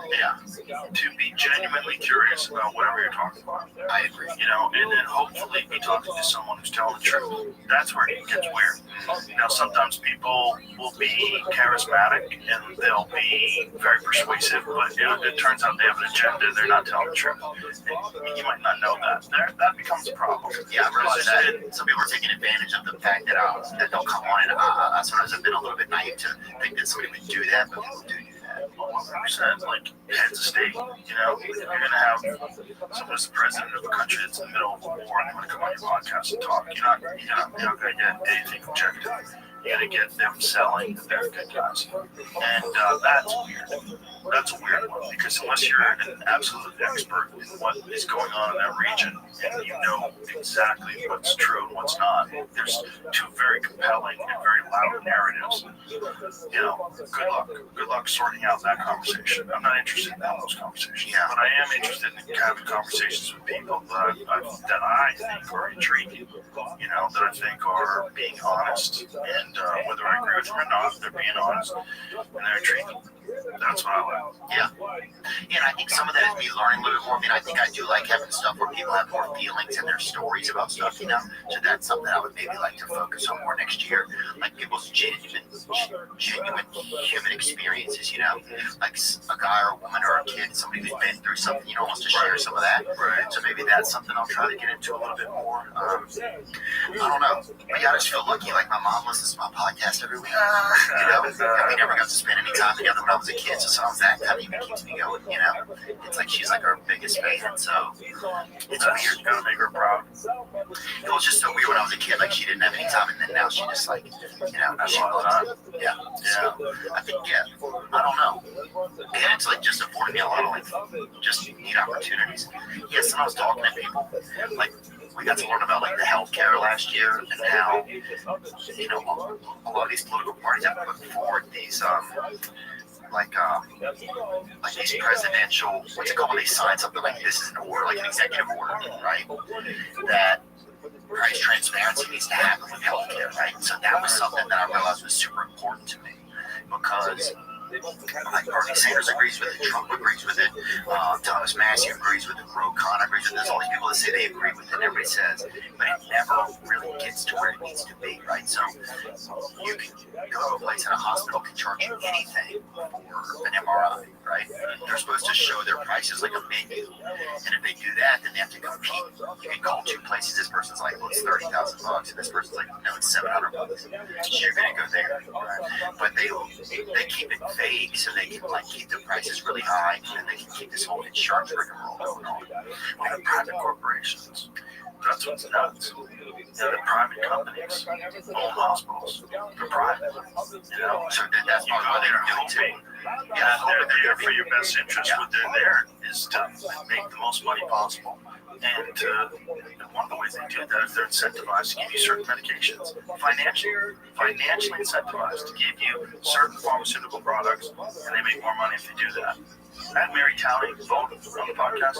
She's a respiratory physician, and she, doctor, whatever it is, she was saying that if she vaccinated all of her patients, she has a very small practice, she vaccinated all of her patients for COVID, she would have made $1.5 million. Like that's motivation. Like that's not for sure. So it's not gonna. They're not going to give you objective advice unless they're a really good person like she is. They're not going to give you objective advice. What they're going to say is, hey, they say you should take it. I say you should take it too because I want to go golfing. Yeah. I want a BMW and I want to go golfing. So take it. I don't care if you're in a fucking wheelchair in 3 weeks and a myocarditis. I want an M5. I've got it picked out already. I want the carbon interior. Carbon fiber accents. It's just it's a trap. It's a trap. But learning about like that kind of stuff, like things like that used to be like, oh, this is a low cost. It like means something to me, you know? Because then you think there are people probably right now that are afraid to go get health care because it messes up your credit, right? Like the number one cause of bankruptcy in America is medical debt. And I think that's crazy. It's crazy. So now you're in debt, and now there's the stress of that. It's like also the problem is the system is so deeply intertwined in our society that to unwind it now and to somehow or another start some sort of competent social medicine. But that's the other problem. Is socialized medicine has not been effective anywhere. Like everywhere else, like the difference between money. Like if you have money in America and you break your leg, you can go to a really good doctor and you get your leg fixed. Right? If you have money, and if you have socialized medicine and you're in England, for instance, I have a lot of friends in England that they use the socialized medicine there. They have it in Canada. Like my friend in Canada, it took her a year to get a knee reconstruction, and they did a terrible job. They repaired her ACL, and she's fucked. She can't fully straighten her leg out. Yeah, every time she fucking look, she just walks everywhere. She's got a limp, a noticeable limp, and they just fucked it up. They did a shitty job, and you know, look, that could happen in America too, but you can get an operation quicker here, but it's really just money. And the real problem with America is that you could have something really wrong with you, and you have insurance, and then your insurance denies you coverage for what's wrong with you. Like Ben Askren. You know the story of Ben Askren? I know he's been getting better, right? He's getting better. He had a double lung transplant. He had and the insurance didn't cover it. How could you not cover that? The guy gets sick. It turns out he's a very rare, I think it was like a staph infection or some kind of bacterial infection that was eating his lungs. So they had to put him on a respirator. He was on a respirator for a long time. Then they had to give him a double lung transplant. And insurance companies didn't cover it. Yeah. It's like, what are you even there for? And then the stress, imagine his wife probably, or him, he is in and out of consciousness. He has to call them, bro. And just the stress of like, we can't do it, can't fill out these forms. It's almost like they just want to kill you with the stress. It's just, they just want to spend the least amount of money possible and make the most amount of money possible. And United Healthcare, there's something about United Healthcare that's attached to this government shutdown bill too. The reason why they were shutting down the government, there's something about the flow of money to United Healthcare, which is, that company where that guy got assassinated and everybody cheered. Because Luigi's kind of hot. Good looking guy. I didn't see it. You didn't see Luigi? No, yeah, I thought he's looking pretty good. I mean, he's fine. Yeah, I like women. Handsome hero. Yeah, but still, I'm not saying you don't like women, but I'm not saying you fuck alligators, but you know what one looks like. You're right about that. Hey, I ain't gay, but I'll hold it in my mouth. If I told you, if I told you it's an alligator, you wouldn't be like, bro, I'm not gay. Yeah, you would say, yes, it is an alligator. You're like, oh yeah. You know what I'm saying? Like, I'm saying Luigi's handsome. You're like, I'm not gay. And I'm like, that's not what I asked. Right. I asked you if you can see things. Take those fucking shitty fake glasses off. Maybe you can tell Luigi's a handsome man. No, figure not. A lot of people think Luigi was like some dumb MK Ultra thing. They tricked him and hypnotized him and got him to go in and shoot that guy. Well, I think there's a lot of that going on. And yes, I did a dinner at Candace Owens' house recently. There's definitely, a lot of conspiratorial foods on the menu over there. I don't know if I'd say that. I mean, they had like an unvaccinated quail with like an mRNA demi-glaze. So maybe, kind of. Bro, they're trying to vaccinate cows. You know about that? They're trying to give cows mRNA vaccines. Are they really? Yeah. They're just trying to use the technology to make money. If you really think they're doing it to protect the cows, you're out of your fucking mind. Any of this stuff is just about money. Cows are fine. There's nothing wrong with the cows. The cows are fucking fine. Let the cows eat grass. They'll be even better. That's what they're supposed to be eating. Let them all eat grass and they'll be fine. But occasionally some cows will get sick. Brucellosis is real. It's when bisons and cows intermingle. But bisons give cows brucellosis and it kills a bunch of them. But other than that, fucking relax. Yeah, relax. Well, it just never ends. It feels like there's everything. There's just always a problem with everything. I don't know. Maybe I'm sure. The worry that people have is that somehow this is going to get into your food. Yeah, they're right. Because they've already talked about somehow or another getting mRNA vaccines in the vegetables so that you wouldn't even have to get vaccinated. You can get it from your diet. They try to give me a tetanus shot. It doesn't even work. What, tetanus shot? No, the fucking mRNA vaccines, you're putting it in food and it doesn't even work. I'm not taking it. It doesn't work when you take it. People aren't even taking it anymore, and now you're trying to put it in food. What are they putting it in? You said radish, or what was it? Radishes, I don't know. They were trying to put it in vegetables. It's like, I think it's theoretical, but I know Bill Gates was talking about it. I just feel it's like, when does it end? Like, when is it like? That's when they stop making money. As long as they can figure out a way to trick you into thinking that you need something, or you're not going to make any money. Did you know that tetanus? When you were talking about tetanus, tetanus is a bacteria. It's extremely rare in America. Like very, very, very, very few people ever get tetanus. You think tetanus comes from a dirty nail, you step on a nail? No, tetanus is a bacteria. Yeah, and it can be cleaned out. And also, tetanus is one of the rare vaccines that works as a prophylactic, like after the fact.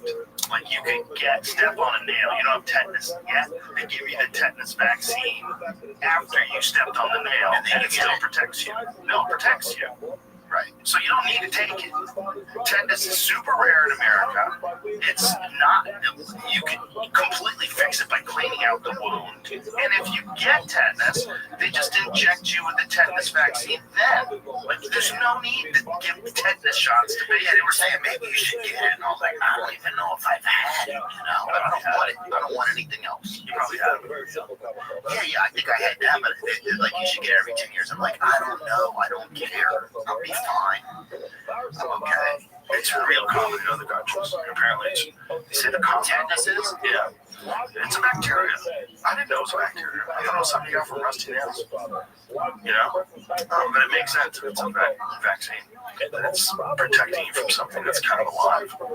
A virus is kind of alive, right? Like they don't consider it a life form, but I mean, it seems like it spreads. It gets in a bunch of different people. It needs the person as a host. It seems like it's a kind of life. I mean, trying to destroy your body, and you're fighting it off. Yeah, and it hops to your kids, to your neighbor, to it's kind of alive, and it kind of needs a person. If it's propagating, right? If it's spreading, like what is it? A virus? Yeah, I mean, I don't think they consider viruses a life form. It sounds a lot like a different kind of life form, like a parasitic life form. Yeah, that's what it sounds like, doesn't it? I mean, I don't think they're saying that it's not. They're saying that it's bad, right? A virus. No, I don't think they consider it a life form. Like, do they consider a virus a life form? Put that in your perplexity. And we were taking down lockers, It's brilliant. and we were allowed to destroy the lockers. Put that shit in there. We were sitting there, and I was like, let me record this. I think it's considered something different. Please, let me record it. Because we did such a good job. We're just screaming. Is a virus considered a life form? Viruses generally not considered life forms by most biologists, primarily because they cannot carry out the basic processes of life independently, such as metabolism, growth, or self-sustained reproduction without a host cell. However, this status is debated in scientific circles due to viruses' ability to carry genetic material, reproduce inside host cells, and evolve through natural selection. Yeah, I'm with those books. It's a life form. It's a weird life form, and here's the crazy thing. If you think about it that way, then you got to think about gain-of-function research. Gain-of-function research is like taking a grizzly bear and go, that grizzly bear should be on roids.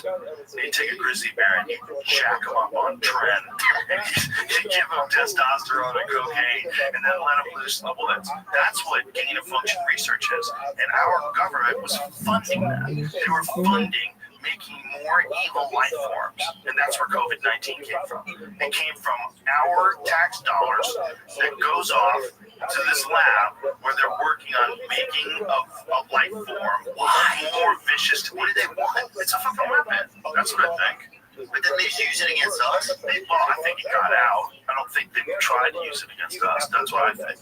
But I think that they 100% are developing these things to dump them on other countries. That's a fact. They've always done that. But why? They've done tons of research that show that the United States has been involved in stuff like that forever. There was actually bioweapons labs that were in Ukraine when the war broke out. The United States was somehow involved with it. Put that in there. Put that in there. What bioweapons labs was the United States involved with in Ukraine? Or how about this? Instead of being leading, were bioweapons labs discovered in Ukraine? Let's put that in first and see what it says. And then I'm going to ask it, were they funded by the United States? That's it. No bioweapons labs have been discovered in Ukraine, according to the United Nations, the U.S., Ukraine, and multiple independent experts. The allegations made by Russia and echoed by some Chinese officials involve claims that U.S.-funded laboratories involved in military biological activity were operating in Ukraine, but these claims have consistently been denied and refuted by international authorities. That doesn't mean anything. Independent investigations and statements by the UN disarmament chief confirmed there is no evidence of a biological weapons program in Ukraine. Yeah. Okay.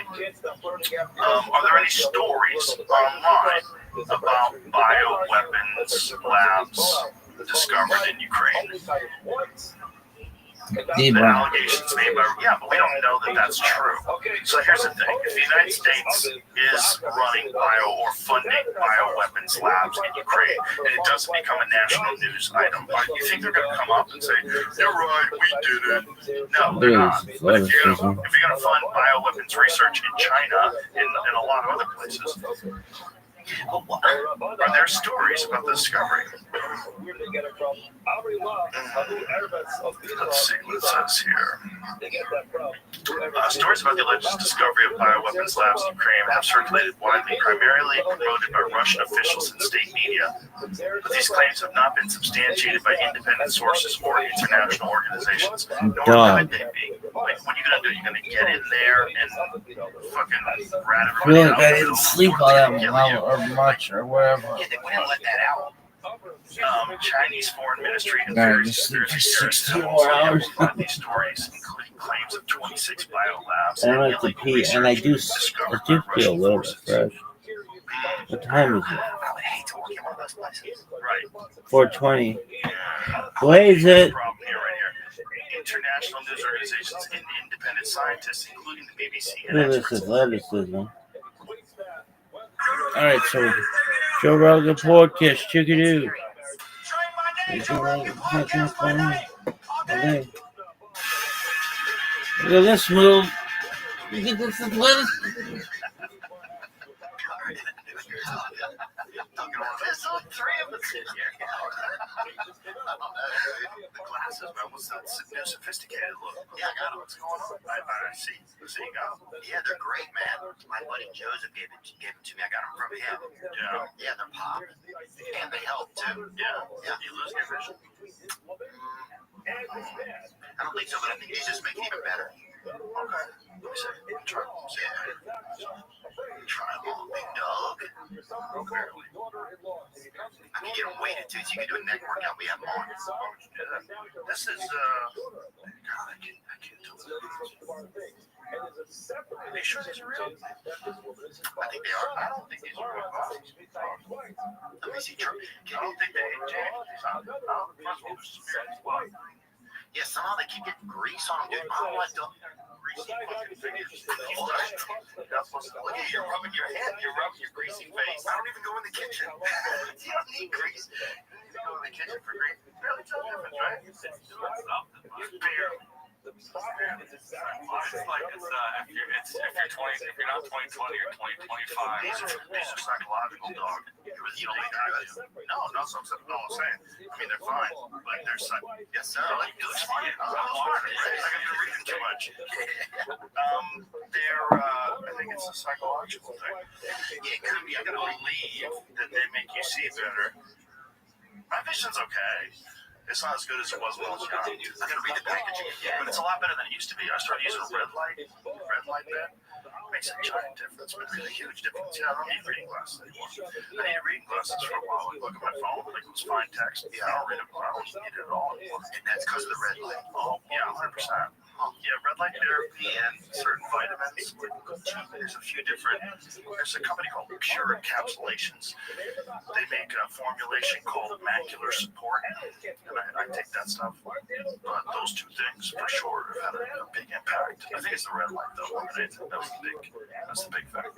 I've been doing sauna and I've been getting in there. It feels good. I feel like a little dumpling when I get out of there. Yeah, it's good. Yeah, right. Yeah, it feels good. Yeah, that body all heated up and just kind of flows out here. I saw a protocol of what you're supposed to do before you get in there, and I've never done any of these things. But it's like how much water you're supposed to drink before you go in. Like 45 minutes, you're supposed to go. You're supposed to drink like a liter of water with electrolytes and some magnesium.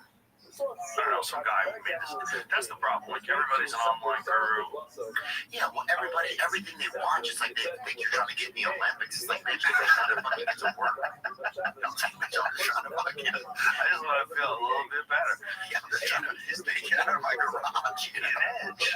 Give me an edge on this cold, hard world. Yeah, that's the only thing, man. That's all I'm looking for. But good to see you, dude. See you always, my friend. Glad you're still alive. You too. Glad you're still alive, too. We've both been interviewing dangerous people.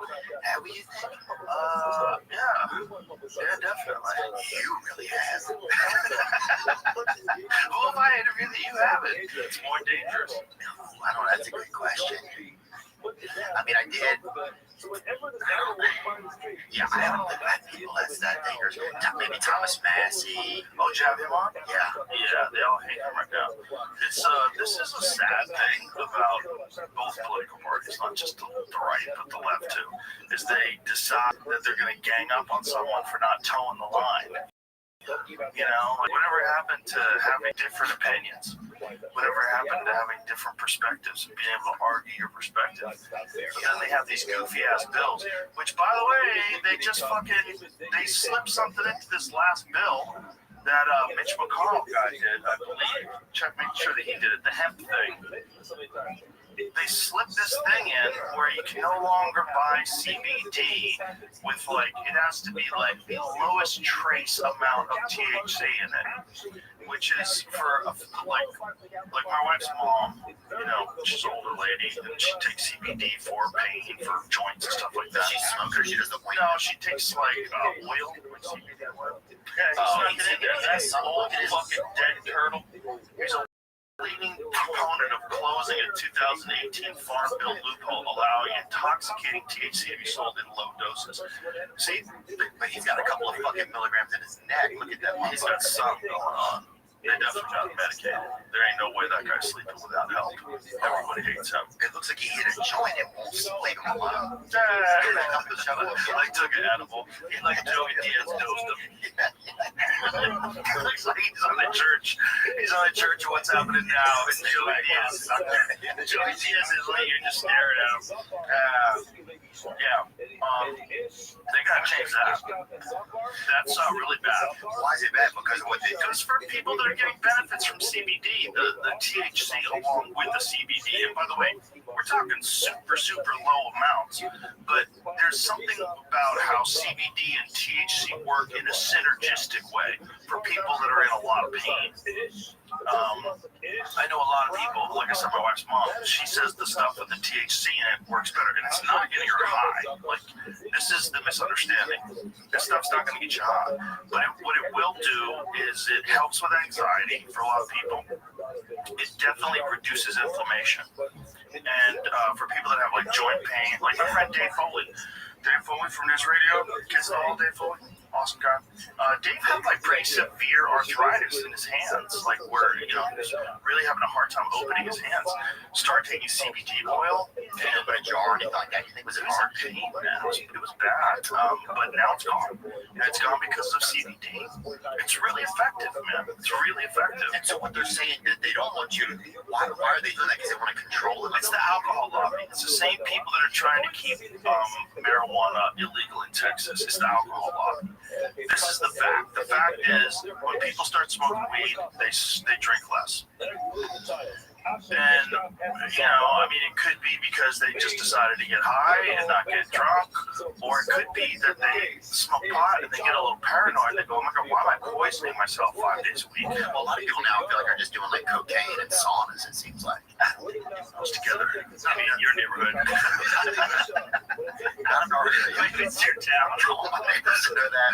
Your neighbors are coming over in their underwear with a fucking baggie. Let's go, Theo. Let's go. Let's get that bitch up to 185. Let's go. This is the place. Throw that water on them rocks. I'm ready. I want my nasal cavity to be open wide. Get that eucalyptus. Bro, dude. The best is if you have a good brother or somebody to say eucalyptus. Yeah, that's eucalyptus. There's eucalyptus there. But yeah, I don't know if a lot of people are even drinking that much anymore. Do you think? A lot of less people are drinking, including me. But I did have a drink the other night before I went on stage. I felt great. I haven't done that in a while. I had a little whiskey before I went on stage. But I gave up on drinking entirely for many months. I forget how many months, but it was quite a while where I didn't have a sip of alcohol, and I felt way better. Yeah, but I don't think there's anything wrong with moderation. Like when I was in New York, I went to this place, Teresi. Oh my God. From MSG, you mean from Oh my God, there's this Italian restaurant in New York City called Teresi. Oh, it's so good. Oh yeah, Gaetano's in Vegas. Oh, so good. All handmade pasta at Gaetano's, man. What's that little thing? It's like a little square ravioli. Oh my God, right? Like a shingle fell off the roof of heaven and landed in the mouth. With that sauce, just perfect sauce. And Gaetano's is like a lot of it. It's like the best ones get their flour from Italy because it doesn't fuck with your stomach. Our flour's all messed up, man. Our wheat's messed up. Well, yeah, a lot of our wheat's from Memphis here. A lot of our wheat has all kinds of pesticides on it. It's glyphosate. A lot of it trap wheat. Yeah, a lot of it has guns. It's like fucking bullet holes in our wheat. You can test positive for coke just for that. Just for eating wheat. Just for having bread. $8 bills test positive for coke. It's some crazy number. Yeah, I can imagine that that's probably true. This guy tests positive. That's our your stepdad. No, that's Art Bell. You don't know Art Bell is? Coast to Coast with Art Bell from the Kingdom of Nye. Yeah, Perot, Nevada. Yeah, that's Art. He's the godfather of fun conspiracies. Yes, like UFOs, the radio Bigfoot. station. Yeah.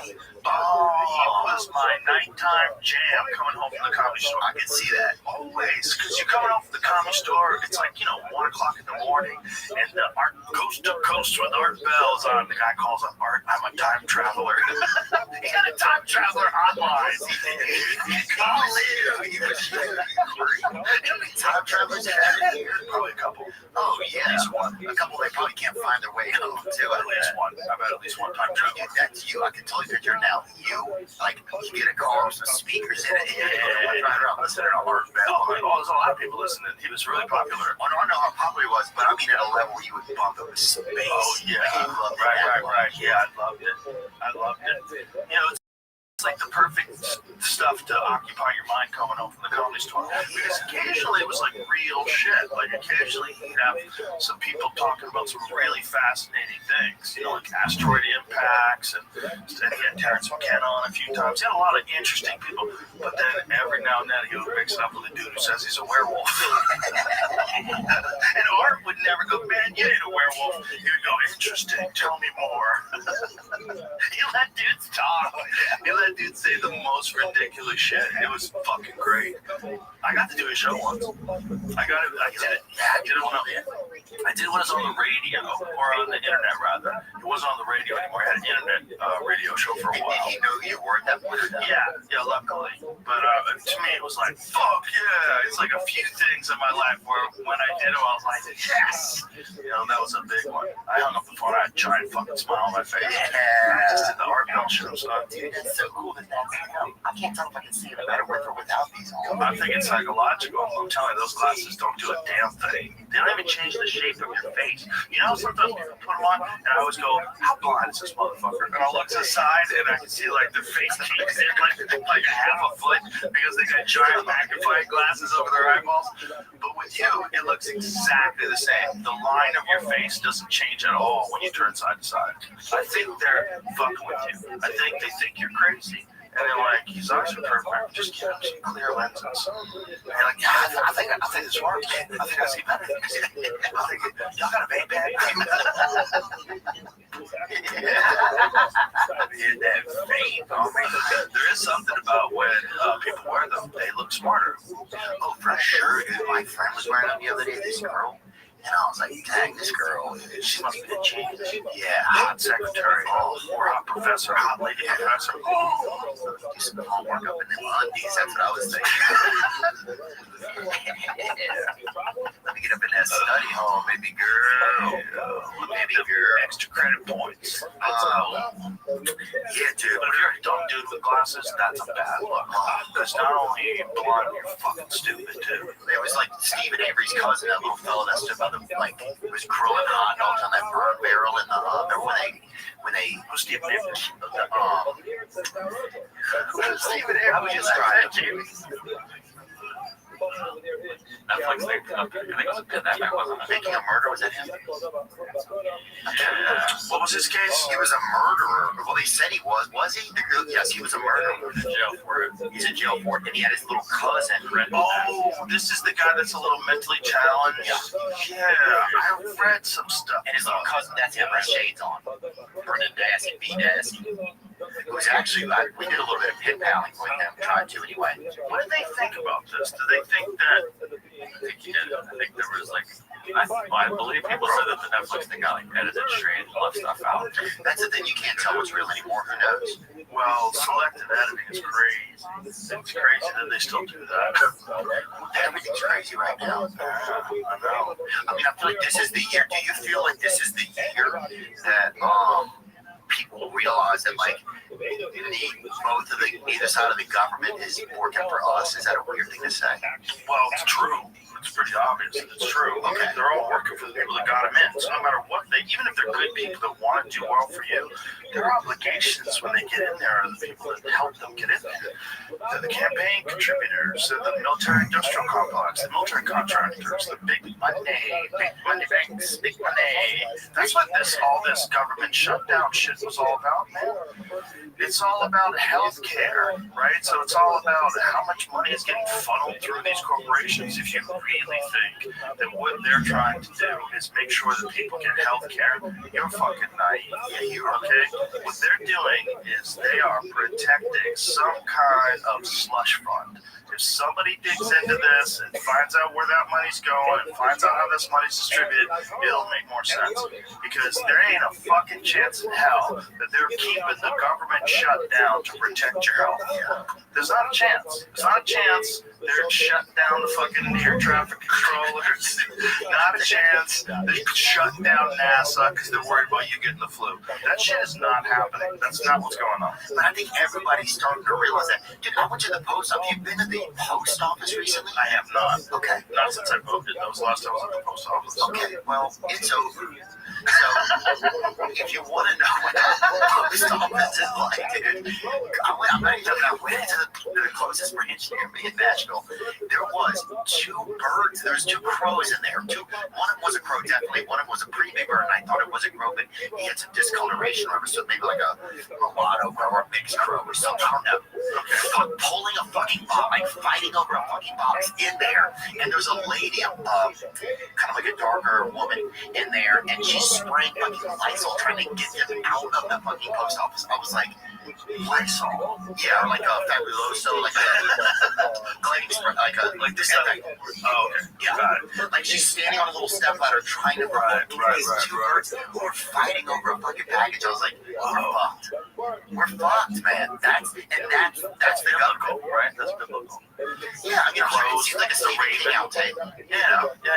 But I'm like, this is where we are. This is how, like, everything's privatized now. It's a wrap.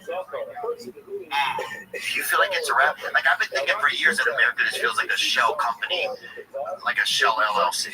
Here's the thing about it being privatized. Some things probably should be privatized because they work better. Okay, well, like FedEx came along, UPS came along, right? So those came along. But the post office still does a good job, man. No, I'm gonna disagree with that. I'm sorry, I never disagree with you. I don't think the post office is the only people that are sending letters for you for like 30 cents or whatever it costs. And then the post office is the only way that you can ship chickens, live chicks, like little baby chicks. They have to do it through the post office because they know what to do and they keep them alive. They know they're chicks. Well, that's nice. I didn't know that.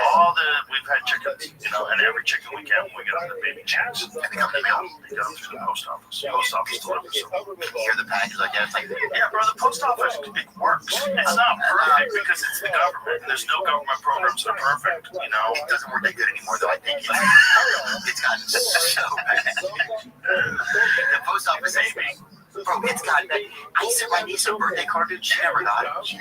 They have money. It's gone. She'll never get it. Bro, you know what always Nobody's kills getting me? anything. The videos of these people dropping off UPS packages, they take a picture of the package, and then they steal the package. I've seen that. I've seen videos of that. I think people are kind of hip to what ring cameras can do. But, bro, there was quite a while where people were doing some really fucking horrible shit right in front of those cameras because they didn't know. You can't be just stealing people's packages after you drop them off like the fucking UPS driver. It's a fucking wild Like time. a lot of videos of that, man. They put them down, take a picture, and then pick them up, take them back to their truck, take it back. And then the camera's like, hey, fuckface. Hey, motherfucker. Yeah. This episode's brought to you by Visible. When your phone plan's as good as Visible, you've got to tell your people. It's the ultimate wireless hack to save money and still get great coverage and a reliable connection. Get one-line wireless with unlimited data and hotspot for $25 a month. Taxes and fees included, all on Verizon's 5G network. Plus, now for a limited time, new members can get the Visible plan for just $19 a month for the first 26 months. Use promo code SWITCH26 and save beyond the season. It's a deal so good, you're going to want to tell your people. Switch now at visible.com/Rogan. Terms apply. Limited time offers subject to change. See visible.com for plan features and network management details. Listen, man, they should have different, like, recap, like, a voice, like, this is Mr. T, you need to bring that pancake back, sucker. That is one of the dirtiest things. Porch pirates. People that just stealing shit off your porch. To get that close to somebody's house to be right there. That's one thing I like about living in a state where there is the ability to express something. You're talking about guns. Voluntarily, that's all I can say. There's the ability to express something voluntarily to somebody if you disagree, if their behavior is illegal. Yeah. You gotta be careful about that, though. The laws are different in different places. Like, even if someone's stealing something, you're not allowed to kill them. A guy just got in trouble because dudes, I think there was 3 dudes broke into his garage, and he went into his garage, and they went after him, and he shot them, and he killed one of them, and now they're bringing him up for manslaughter. Because I guess they're saying he didn't have to shoot them. He could have just scared them, or he didn't have to kill them. He could have just retreated back into his home. Like, California, they're literally telling you, I was just scared with the gun, I guess. I guess, but, like, you don't know what they have. You don't know what's going on. These are split-second decisions you're making with your life in danger. And then if you have a wife and children, bro, you're going to shoot first and ask questions later. You're not going to make a mistake that's going to have your kids killed. You can't be scared or what? You can't say that kind of shit. No, bro, it's scary. Someone's breaking into your home. You have no idea what they have. You have no idea if they're there to kill you. You have no idea if they're there to rob you, if they're going to duct tape you and torture you for a week. You don't know what the fuck is going on. And if you have a gun, you're most likely going to use it. You're going to shoot them. And the fact that these people broke into his house, they were committing a crime and defending his property and maybe his life. He's getting charged with manslaughter. That's ridiculous. This is the problem with liberal politics. And this is where I get really confused, because I'm like, I don't know what they're trying to do, but if I was going to try to destroy civilization, that's how I would do it. Yeah. I would keep letting violent people out, keep saying it's racist to keep them in jail, keep saying, they're a victim of systematic racism, and just, like, let the violent people stay being violent, and then when people defend themselves, lock them up, have everybody scared. Like, if you wanted to destroy society, you would do it exactly this way, and I don't understand that. I don't understand. Like, I understand being a kind, compassionate person doesn't believe in gun violence, absolutely. But if that's the case, like, there's no better deterrent to gun violence than someone who has a gun, and you can't get to their house because they'll fucking shoot you, okay? Like, that's a really good deterrent, unless you're gonna have police everywhere and you don't. So, like, who's gonna protect people from bad people?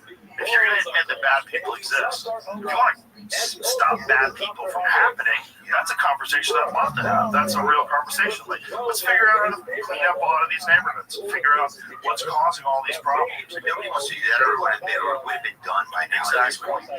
People just want to kind of keep these higher powers. They know what they're doing. It just starts to feel like the experiment. Like, we're just really seeing the experiment. It's almost like, say you were playing the game Mario or something. Right. One day Mario, instead of just going this way on the screen, he fucking turns and looks at you, and he's like, I see what you're doing. That's what it feels like we are right now. Like, we're looking at the people controlling everything, and we're like, that's all because of the internet, though.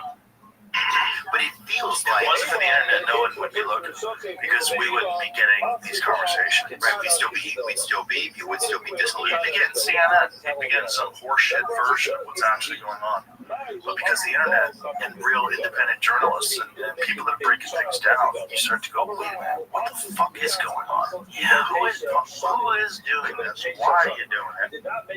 Also, coffee, don't you have some? Thanks, buddy. Yeah, man. I mean, we're the first generation that has had cheers. Good to see you, dude. Really am excited to see you. I'm excited to see you too. I'm excited to see you a little clearer than I don't think you are. I think they got you. I think they're fucking with you, man. I think they're giving you placebo still. Yeah, I think they give you. How many? Take some whatever else they give you. Let's see what happens. Yeah, 15s. I think these are good. 15. What does that mean? I don't know. You fogged up. You fogged up for the coffee, gotcha. You fucking came in. Black Rifle in the house. Is it? Always. That's all we drink. Dude, I went, I'm just at the journalism now. I know this is too hot for me. It's not that hot. I'm ready to glasses for my tongue after I drink this, dude. No, it's not hot. No, it's an illusion. It's warm. It's decently hot. You know, nice. Refreshing. Yeah, like refreshing. Not like, ouchie. Why can't Starbucks figure that out? Because I don't even think it's coffee anymore. It's almost become like McDonald's. It's burnt. It's a taste. It's just a. I drink black coffee. That's what I drink. That's what I like. I got into it a while ago, like years ago. Rick Ross, bro. Yeah. Like Rick You know what I got into it, JB? Remember we had that guy Peter Giuliani on? That was the coffee connoisseur. That got me into. I started drinking black coffee from then on. A long time ago, at least 10 years ago, right?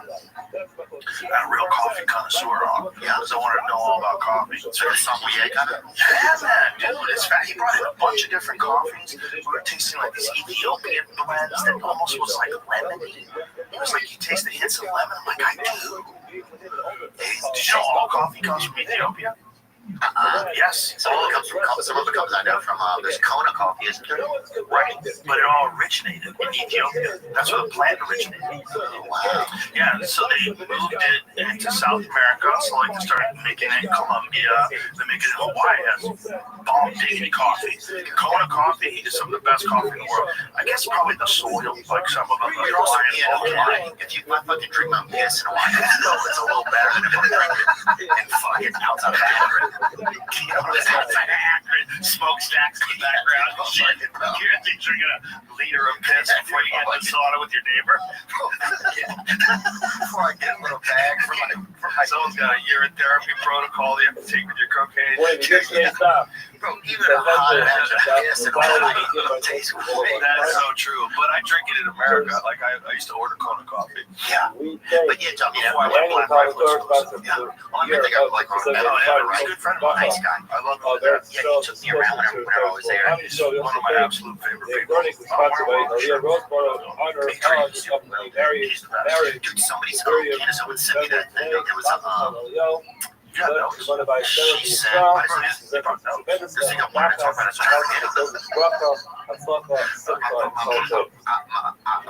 You also take a week of learning spots to take Beryl for perspective. Yeah, get some honor of Beryl's grandfather. Take vitamins for your brain. Beryl's grandfather was Beryl. Then Italian I'm gonna take some. Yeah, you should try what you like. But another real good one is this company, they make Neuro Gum, Neuro Mints. That's really good. There's a one called True Brain. They make it like a little shot. That's really good. Magic Mind, I know, has one that I think is pretty good. That's a different one. That's a different kind. They use mushrooms, but that's a good one too. I think synergistically they would all work well together. But there's legit vitamins that work on your brain. Yeah, that work on your brain. Yeah, mother or wife. Yeah, I would like to try some of his father's wife. Black label right here somewhere. Definitely have a few bottles in the kitchen, but that's the best. Alpha Brain, I've tried them all. If you don't like it, I'm associated with Alpha on it. I'm not. I tell you about all the other ones, and I'll make a penny.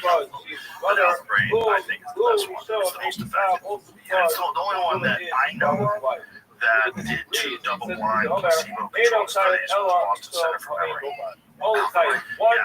So we did that because a lot of people were saying it was snake oil. Boston Center for Memory, like, how many hits did you close at? It took that. Well, yeah, did the songs make it into the series? Dude, one time I was going into a show.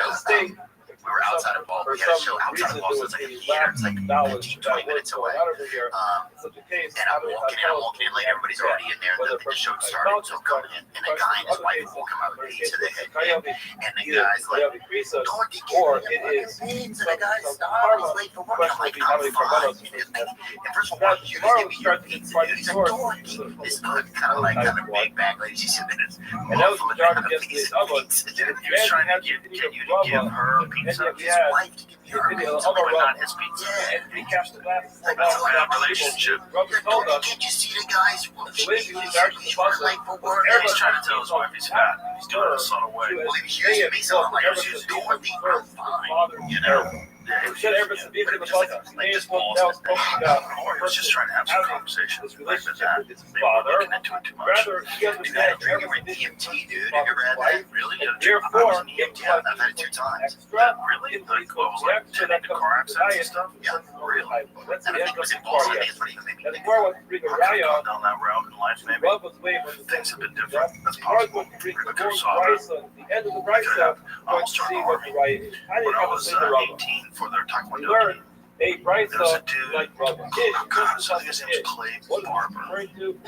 He was one of the national competitors that I looked up to when I was on my way up, and he was in the army, and he had like the army paid him to train. And I was like, oh shit, you could join the army and they'll pay you to compete. Because they had an army boxing team, like I believe Ray Mercer was on the army boxing team when he fought the Olympics and won gold medal. Do you have to be, but do you also have, like, what, do you have to do service as well? Is that him? No, he was a black guy. Oh, there's see the taekwondo? There's right there to the right. Yeah, the one on the right where it says his name, right there. Click on that. The one that your Christians over, dog. Clay Barber, right there. Yeah.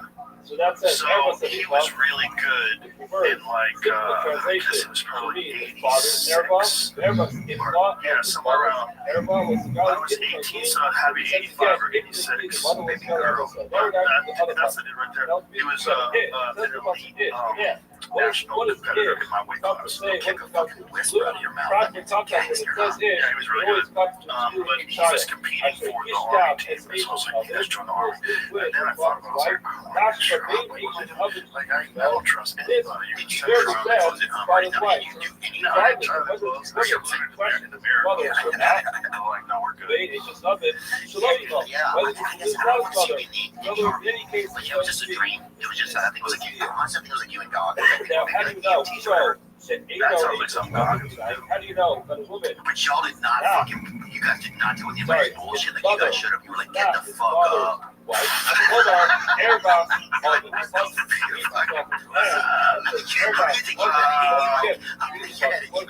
like a whistle, like, bullshit. You know what Goggins says a lot of people don't know about? He smoke jumps. Really? Yeah, like for Because I used to play high school basketball. that's very different. I'm a little bit everybody's public. He parachutes into fires. Oh, yeah, that's not it. Like in Canada, For fun? because it's hard. What is Because it's hard to do.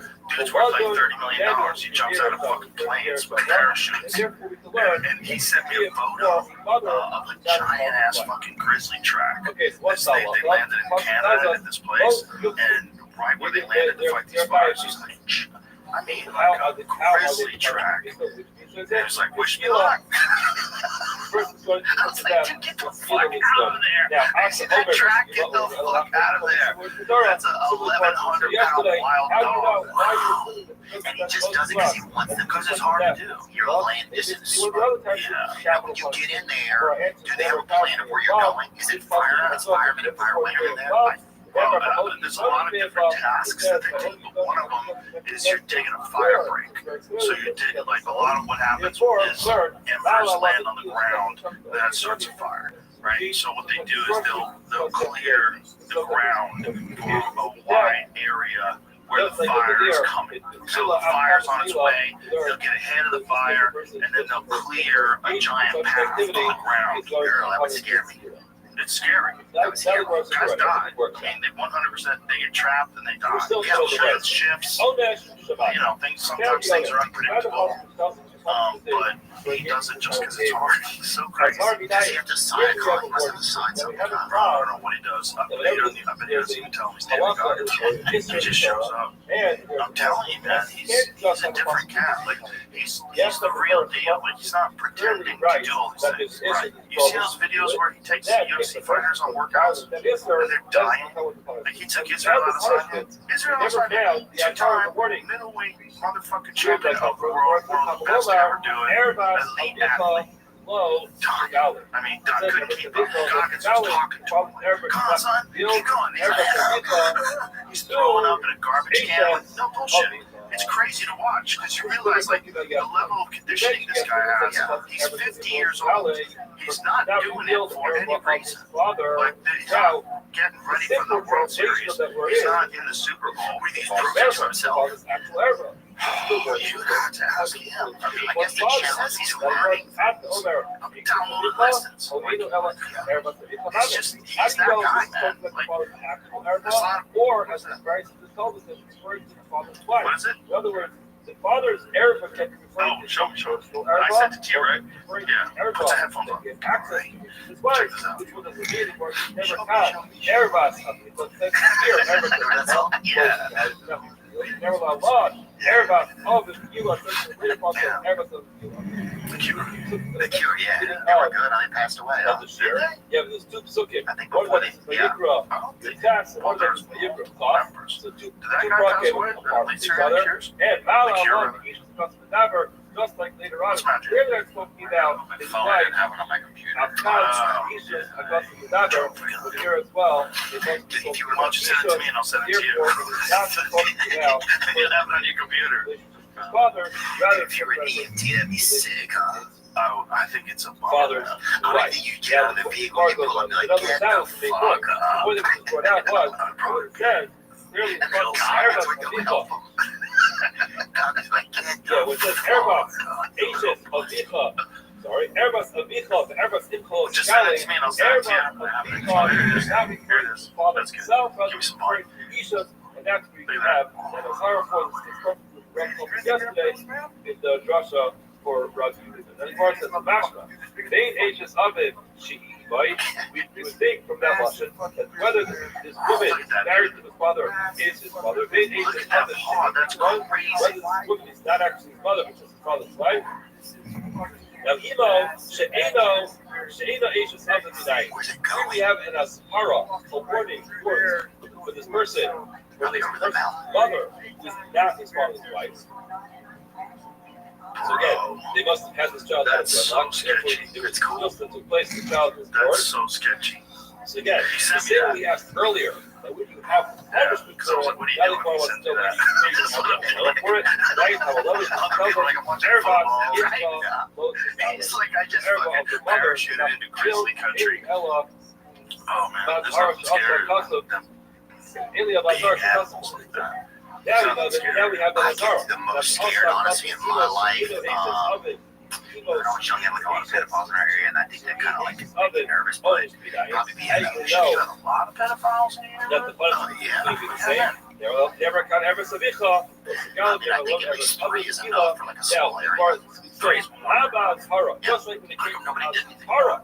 They did. I mean, they put them in our neighborhood. Like, you know what I mean? I mean, I know nobody arrested them. They didn't arrest yet. They two guys were like, they used to have this thing. Remember when they had this rule? When that rule was, it was like the pedophiles had to go around door to door. To the father, everybody know that we're pedophiles, right? That was a law they passed. You had to alert people to the sex offender movement to the neighborhood. We lived, our mom worked all the time, and we already sat home all the time. So you'd have pedophiles literally come to the door and let you know. Yeah.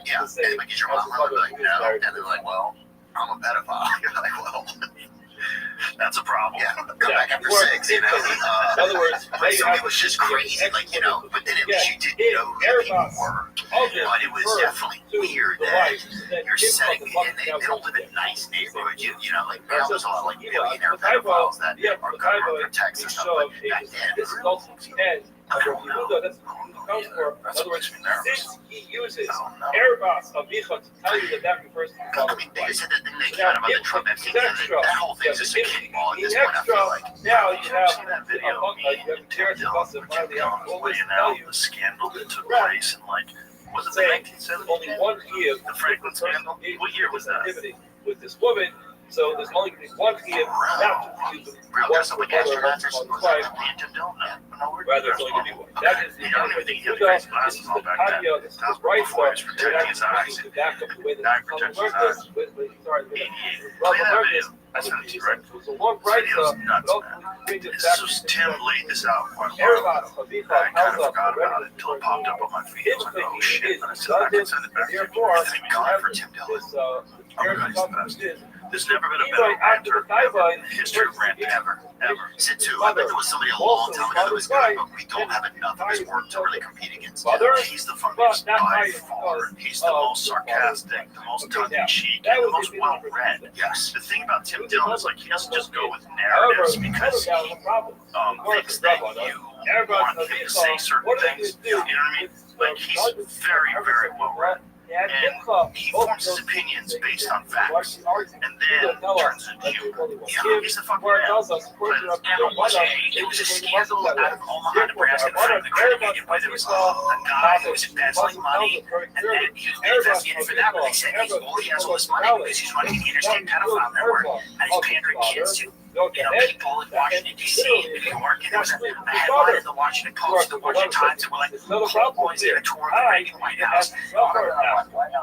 We know that there is prohibition against a relationship between two men.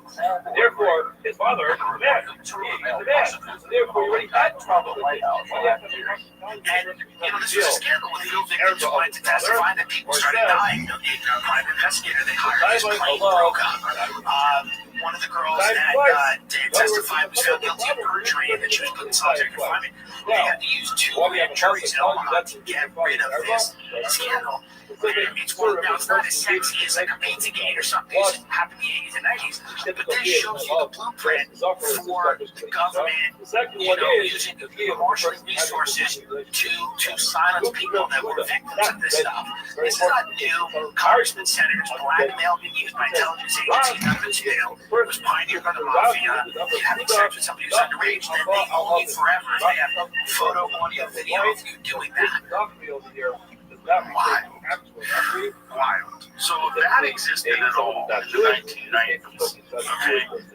That Mitch McConnell guy was around back then.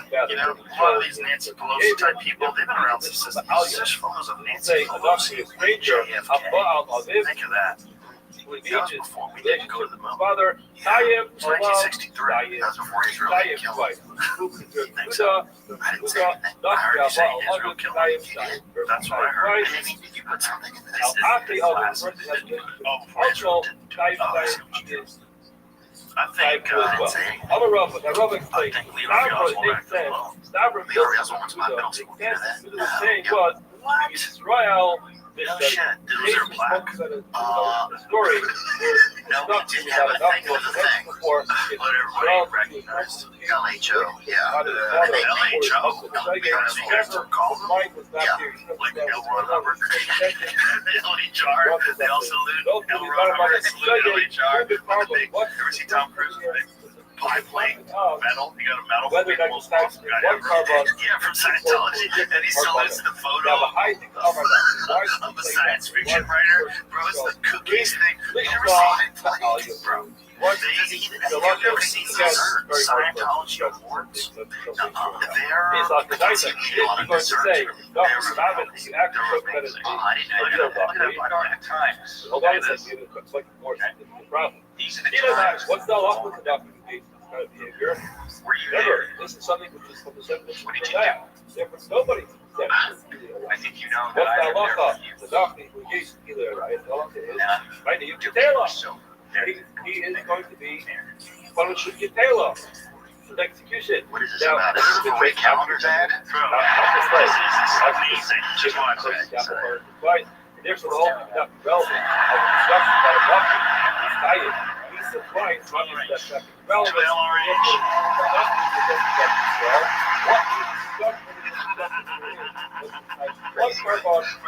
You want a Mission Impossible guy? You want that guy? That's what you get. You don't get a normal dude who's that good at acting. You got a fucking crazy person who's that good at being himself with a pie plate around his neck, a golden pie plate for being the most awesome guy ever. He salutes a science fiction author who's, by the way, one of the worst writers in the history of writing. I've done the thing in New York where they try to like accuse you and see if you care about it or whatever. I don't talk about it. Yeah. I was filming a TV show down there, and we're in the middle of a break while we're filming, and they had like a conference table set up. It was like free personality test. And I was like, what is this? And I kind of knew what it was. I knew it was dynamics, you know, which is psychology. But the guy was like, they made him do it. You could tell he was like not enthusiastic at all about it. You know, he would like ask you questions about like his wife, like that kind of shit. Yeah, you hold this meter, and it was, I'm like, how's this work? Like, what is actually making this happen? You know, how these questions he had no answers for. And then I started, of course, that's your whole life. L. Ron Hubbard wrote more fiction than any human being that's ever lived. He wrote more things that were not true, more published fiction than any human being in the history of all human beings. That guy, the guy that created Scientology. It is because you know, he did it. In other words, the whole it was all terrible. He never wrote a second draft. Everything was just nonsense. One hit wonder. Let's just start typing. It was out of the way. But people liked it enough, though. Did you ever see that show? It wasn't successful until he really started. It was. Did a lot of those like goofy magazines and stuff. This is a long time ago. Yeah, I realized. But then once he started religion, that's when things took off. That's when like started making money. He gave himself a bunch of awards too. You ever see like he had a wore a jacket? He had like all these awards on his chest that he had given himself. That is crazy. They love to give awards. That's like the Golden Globes or whatever. Yeah, same thing. You know, it really is. They give themselves awards for being the most awesome people. How crazy! It's all fucking weird. But that's what I feel. I feel like all of these balls of yarn used to feel like they made so much sense, and they kept us warm and they gave us a sense of purpose. I feel like all of them are coming unraveled, but it makes me wonder what's going to happen now. Are we? Because these are a lot of things that I feel like some of the blueprints of our existence. You know, it all makes me nervous. Does it make any sense to you when I say this? 100%. Because that's kind of what I guess I'm most scared about. I think, like even this year, it's like some of my sense of like purpose, or like I just worry that other people don't have a sense of purpose on what's going on, and it makes me kind of scared sometimes. Well, that's a good perspective, but I think it's accurate. What makes me nervous is the people that are not aware that all our assumptions of how the government works are based on bullshit. The people that still believe they're like true believers of one side or the other, true faith in government and experts, those people make me more nervous, because some of them are smart. That's what's crazy. When smart people are completely unwilling to recognize that conspiracies are not just real, but they're also not rare. They're very common. They're common, and people get away with them, especially when they're in positions of extreme power, like running intelligence agencies like they do. And there's a lot of things that they do that are more reprehensible but totally legal. But they do it because they're allowed to, because they are a three-letter organization and they have ultimate power to do a lot of like really gross things that are in the nature or in the interest of national security. So like, this is the whole idea behind this. Like, this is our decision. This is the best move for national security. This is how we compromise assets. This is how we gather information. This is how we keep America safe. Why is it our FBI and CIA are working against us? That's what it feels like. They're just tricking us about it. It feels like tricking some people on purpose. Why is that even their goal? Like, I thought that because they're trying to arrest people. So this is the problem with your career. Like this has been explained to me by a lot of people that are experts, people that know. John Carricow explained it this way. Your reputation is based on how successful you have been arresting cracking cases. So people set up cases so they can break them. And they basically set up an escape room and they're like, I know how to get out of here. And they pretend that they're just like a regular wizard that stumbled into the escape room. No, you set the whole thing up. Yeah, that's what it is. Well, it's the same, just like on true stories. Oh, I think it's the same thing like Hollywood. And, you know, I remember when I was walking in the Century City Mall over there in Los Angeles, it's on Santa Monica Boulevard. And there was a like a blue collar guy walking by, and like there's a building something there. And I was like, hey, what's up, man? So we're talking for a minute. And I'm like, he's like, hey, are you gonna believe this? We're building. He's like, 10 floors, 24 building, 10 floors are talent agency, and the other 10 floors are for the CIA. And guess what? Like just in the same building, this happened to be. That's what he was like, yeah, that's what we do. And he was alive. I don't think he was lying to me. It just seemed like it was just like a mixture. Right, but I think that this starts to happen. News stories get created. Right? Things get, whether they're fiction or whatever goes on, you don't even know a lot of times what's news stories. You can send actors out to create a scene, you can see a video, you believe it, and then they make that's been done before. Oh yeah, there was. But then you see more pieces come out later about it, so it's like you're almost creating your own news to then make like a based on a real story. You know what I'm talking about? Like it's all this. I guess. Yeah, like they let the talent agencies know they're about to do this. So they sarcastic, dramatic. Okay, because it's like you're just but it's just like what they do. I've been doing this forever. They've been doing this forever. Yeah, and they've been shaping our views of war, and that's one of the reasons why I started making all these war movies. Do you know that? Okay, so in World War I, one of the problems that they had was people didn't want people with killing people. Yeah, so people were shooting, but they weren't shooting at the actual enemy. They would like shoot over their heads, or shoot to the left of them, or to the right. They didn't want to kill people. And they realized like that you take people, just regular people from the city, from the farm, and put them in a uniform and tell them they have to go kill people. This is no YouTube back then, no television back then, right? So their ideas of what's right and wrong are all based on their life, their actual life. And so then they realized, well, we've got to do something about that. And so after that, they started creating all these really patriotic war movies where the guys are heroes, they go over and they shoot all the bad guys, and then they're awesome. So then the next group of people that go to war are all going to be indoctrinated with these films. And these films are America's the best. We're number one. We're going to go over there, and this is how you get all the girls to be a fucking hero and go there and shoot those Germans. Come back and play with it. Yeah, exactly. Come back and get rid of it. Fucking cowboy. It's a beer when you get on the boat. Yeah. And that's what they did.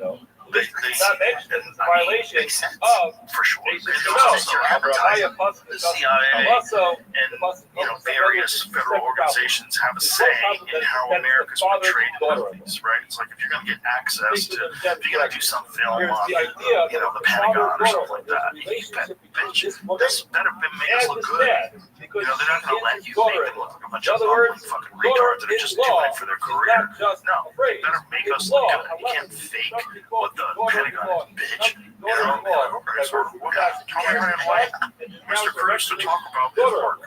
And you'd make them look like the most awesome beings have ever been. So that way you want to support them, you want to fund them, you want to listen to them when they talk on the news. Well, in a lot of the projects, I think they have to have people from these organizations that come and oversee how the organization is presented, right? Yeah. So it's like if you want to do something where the Navy's involved, you have to have people there from the Navy that are overseeing it, making sure that everything is presented to be true to the Navy, but also there could be maybe something in manipulation there. But which Gary Sinise is on the podcast, man. It's really cool. Oh, he's cool. Daughter-in-law, which is if you ever want to donate to somewhere people do, man. You would have thought that his daughter-in-law and his whole organization. What's he doing?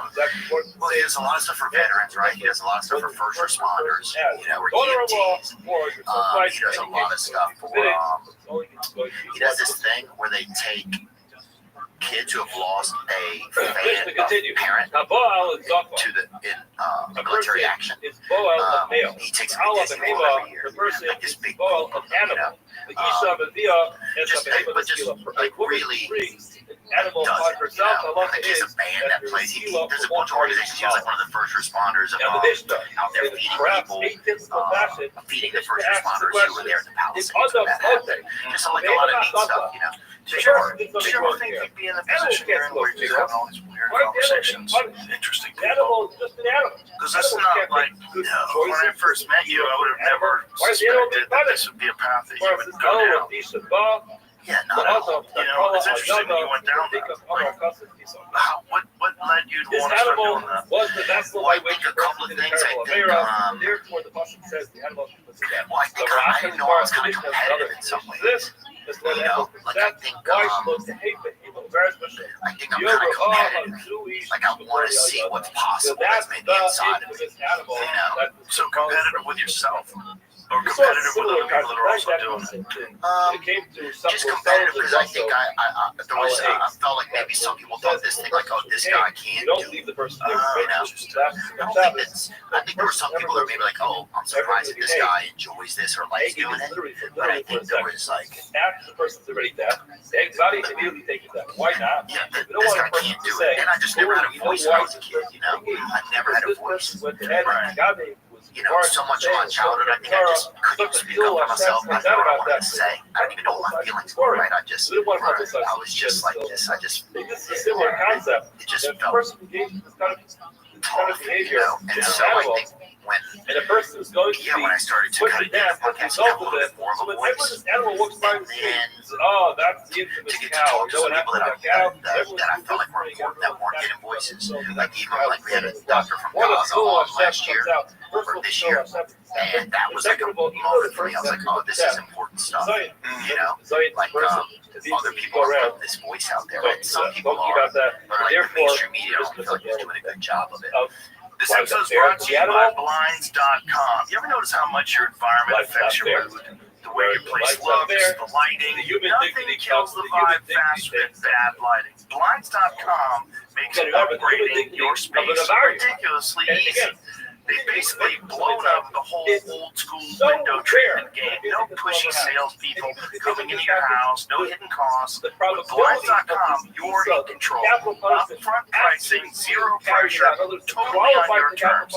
Browse on your own and go full DIY if that's your thing. Or if you're like me, you don't want to deal with that stuff.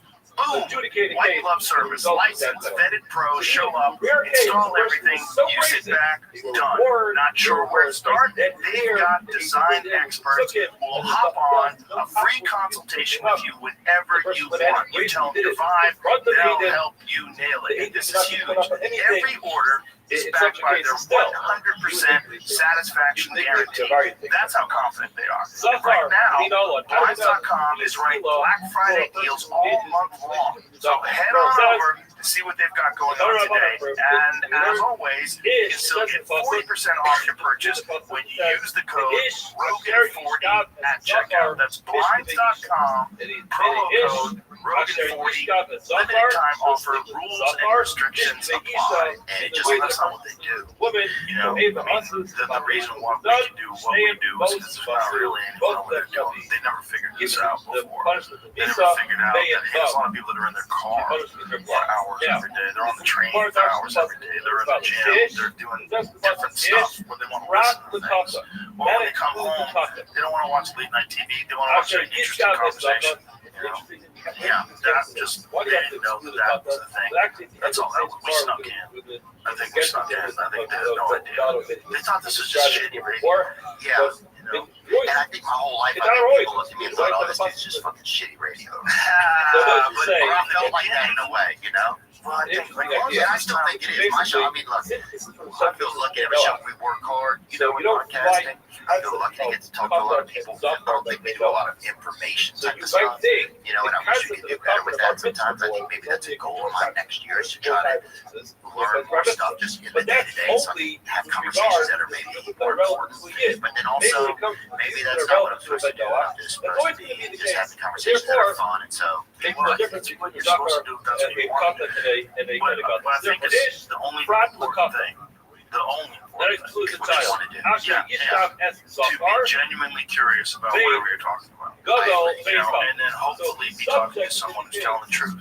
That's where it gets weird. You know, sometimes people will be charismatic and they'll be very persuasive, but it turns out they have an agenda. They're not telling the truth. And you might not know that. That becomes a problem. Yeah, some people are taking advantage of the fact that they'll come on and sometimes I've been a little bit naive to think that somebody would do that, but types of Gustavos. 100%. In other words, Like, heads of state, you know, if you're going to have someone as the president of a country that's in the middle of a war, like on a podcast and talk, you're not going to get anything objective. You're going to get them selling what they're good guys. And that's weird. That's a weird one, because unless you're an absolute expert in what is going on in that region, and you know exactly what's true and what's not, there's two very compelling and very loud narratives.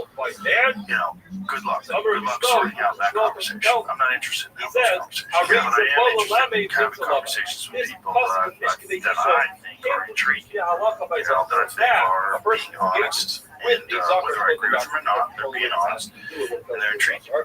That's what I like. Yeah. And I think some of that is me learning a little bit more. I mean, I think I do like having stuff where people have more feelings and their stories about stuff, you know. So that's something I would maybe like to focus on more next year. Like people's genuine human experiences, you know. Like a guy or a woman or a kid, somebody who's been through something and wants to share some of that. So maybe that's something I'll try to get into a little bit more. I don't know. But yeah, I just feel lucky. Like, my mom listens to my podcast every week. You know, we never got to spend any time together when I was a kid, so some of that kind of keeps me going. You know, it's like she's like our biggest fan, so this is very it's weird. All the proud. It was just so weird when I was a kid, like she didn't have any time, and then now she's like, you know, where she I don't know. And it's like just affording you a lot of like just the opportunities. Yes, and I was talking to people like we got to learn about like the healthcare last year and how you know all these political parties have put forward these all right, so like these presidential, what's it called, they sign something like this is like an executive order, right? That price transparency needs to happen with healthcare, right? So that was something that I realized was super important to me because like Bernie Sanders agrees with it, Trump agrees with it, Thomas Massey agrees with it, Ro Khanna agrees with it. There's all these people that say they agree with it, nobody says, but it never really gets to where it needs to be, right? So you can go to a place and a hospital can charge you anything for an MRI, right? They're supposed to show their prices like a big, and if they do that, then they have to compete. You can call two places. This person's like, well, it's $30,000. This person's like, no, it's $700. You're gonna go there. But they keep it vague so they can like keep the prices really high, and then they can keep this insurance really low. Well, they're private corporations. That's what's nuts. They're the private companies. Own hospitals. Private. So that's part of why they're dual-taking. Yeah, they're there for your best interest, but they're there is to make the most money possible. And one of the ways they do that is they're incentivized to use certain medications financially incentivized to give you certain pharmaceutical products, and they make more money if you do that. I had Mary Talley Bowden on the podcast. She's a respiratory physician, and she was saying that if she vaccinated all of her patients, she has a very small practice. She vaccinated all of her patients for COVID. She would have made $1.5 billion. Like that's motivation. Like that's not. So it's not gonna. They're not gonna give you objective advice unless they're a really good person like she is. They're not gonna give you objective advice. What they're gonna say is, hey, they say you should take it. I say you should take it too because I want to go golfing. I want a BMW. I want to go golfing. So take it. I don't care if you're like a wheelchair for a week. I want an M5. I've got it picked out already. I want the carbon interior, carbon fiber accents. It's a trap. It's a trap. I was learning about like that kind of stuff, like things like that used to be like, oh, this is a little cause that like means something to me, you know? Because there are people right now that are afraid to go get healthcare. Because it messes up your credit, right? Like the number one cause of bankruptcy in America is medical debt. You know? Like, that's crazy. It's crazy. So now you're in debt, and now the stress of that is like. Also, the problem is the system is so deeply intertwined in our society that to unwind it now and somehow or another start some sort of competent social medicine. But that's the other problem. Is socialized medicine is not effective anywhere. Like everywhere else the difference between, it's really a difference between like if you have money in America and you break your leg, you can go to a really good doctor and you get your leg fixed. If you have money and if you have socialized medicine and you're in England, for instance, I have a lot of friends in England, they use the socialized medicine there, they have it in Canada. Like my friend in Canada, it took her a year to get a knee reconstruction and they did a terrible job. They repaired her ACL, but she's fucked. She can't fully straighten her leg out. Yeah, every time she fucking looked, she just moonwalks everywhere. She's got a limp, a noticeable limp. And they just fucked it up. They did a shitty job. And, but that could happen in America too. But you can get an operation quicker here, but it's really just money. And the real problem with America is that you could have something really wrong with you, and you have insurance, and then your insurance denies you coverage for what's wrong with you. Like Ben Askren. You know the story of Ben Askren? I know he's been getting better, right? He's been getting better. He had a double lung transplant. He had a lung, and insurance didn't cover it. How could you not cover that? Guy gets sick. It turns out he's a very rare, like I think it was like a staph infection or some kind of bacterial infection that was in his lungs. So they had to put him on a respirator. He was on a respirator for a long time. Then they had to give him a double lung transplant. And insurance companies didn't cover it. So it's like, what are you even there for? And then the stress, imagine his wife probably, or him, is in and out of consciousness. He has to call them up. And just the stress of like, we can't do it, keep filling these.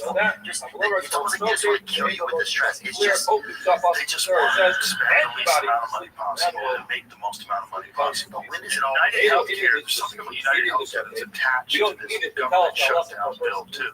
The reason why they were shutting down the government, there's something about the flow of money to United Healthcare, which is the company where that guy got assassinated and Ray Cheated. Because also I didn't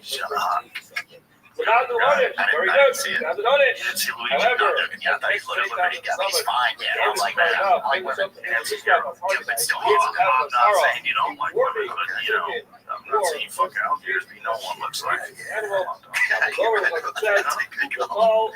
ain't gay without holding in my mouth. You know, like, if I told you it's an alligator, you wouldn't be like, bro, I'm not gay. You would say, yes, it is an alligator. You're like, oh, yeah. You know what I'm saying? Like, I'm saying Luigi's handsome, and you're like, I'm not gay. And I'm like, that's not what I asked. Right? I asked you if you can see that. Take those fucking shitty fake glasses off. Maybe you can tell Luigi's handsome and help figure it out. You know, a lot of people think relationships like some MK Ultra thing. They tricked him, they hypnotized him, and got him to go ahead and shoot that guy. Well, I think there's a lot of that going on. And yes, I did a dinner at Candace Someone's house recently. I think there's definitely, a lot of conspiratorial foods on the menu over there. I don't know if I'd say that. I mean, they had like an unvaccinated quail with like an mRNA demi-glaze. So maybe, That is their disclaimer. They're trying to vaccinate cows. You know about that? They're trying to give cows mRNA vaccines. Are they really? They're just trying to use the technology to make money. If you really think they're doing it to protect the cows, you're out of your fucking mind. Any of this stuff is just about money. Cows are fine. There's nothing wrong with the cows. The cows are even doing that. Let the cows eat grass, they'll be eating better. That's what they're supposed to be eating. Let them all eat grass, they'll be fine. But occasionally some cows will get sick.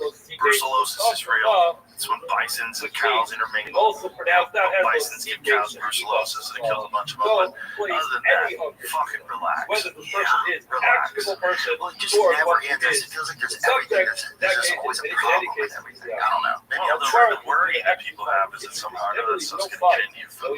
Well, they're right, probably. Yeah, they're right. Because they've already talked about somehow or another getting mRNA vaccines into vegetables so that you wouldn't even have to get vaccinated. You can get it from your diet. They try to give me a tetanus shot. It doesn't even work.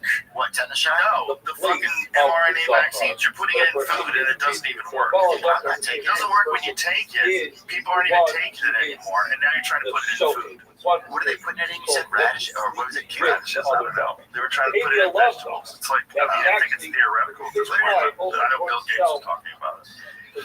just feel it's like, when does it end? Like, when is it like, and that's when they stop making money. As long as they can figure out a way to trick you into thinking that you need something, or you know, you're not going to make any money. Did you know that tetanus, when you were talking about tetanus, you know tetanus is a bacteria? It's extremely rare in America. Like very, very, very, very few people ever get tetanus. You think tetanus comes from a dirty nail, you step on a nail. No, tetanus is a bacteria. Yeah, and it can be cleaned out. But also, tetanus is one of the rare vaccines that works as a prophylactic, like after the fact. Like you can step on a nail. You don't have tetanus yet. They give you the tetanus vaccine after you stepped on the nail, and it still protects you. No, it protects you. Right. So you don't need to take it. Tetanus is super rare in America. It's not, you can completely fix it by cleaning out the wound. And if you get tetanus, they just inject you with the tetanus vaccine then. Like, there's no need to give tetanus shots. They were saying maybe you should get it. And I was like, I don't even know if I have it, you know, but I don't want it. I don't want anything else. You probably have it. Yeah, I think I had that, but it's like you should get it every 10 years. I'm like, I don't know, I don't care. I'll be fine. I'm okay. It's real common in other countries. Apparently, they say the tetanus is? Yeah. It's a bacteria. I didn't know it was bacteria. I thought it was something you got from rusty nails. You know? But it makes sense. It's a vaccine that's protecting you from something that's kind of alive. Like a virus is kind of alive, right? Like, they don't consider it a life form. But I mean, it seems like it spreads. It gets in a bunch of different people. It needs the person as a host. It seems like it's a kind of life. I mean, it's trying to consume you. It's trying to destroy your body. And you're fighting it off. Yeah. And it hops from you to your kids, to your neighbor.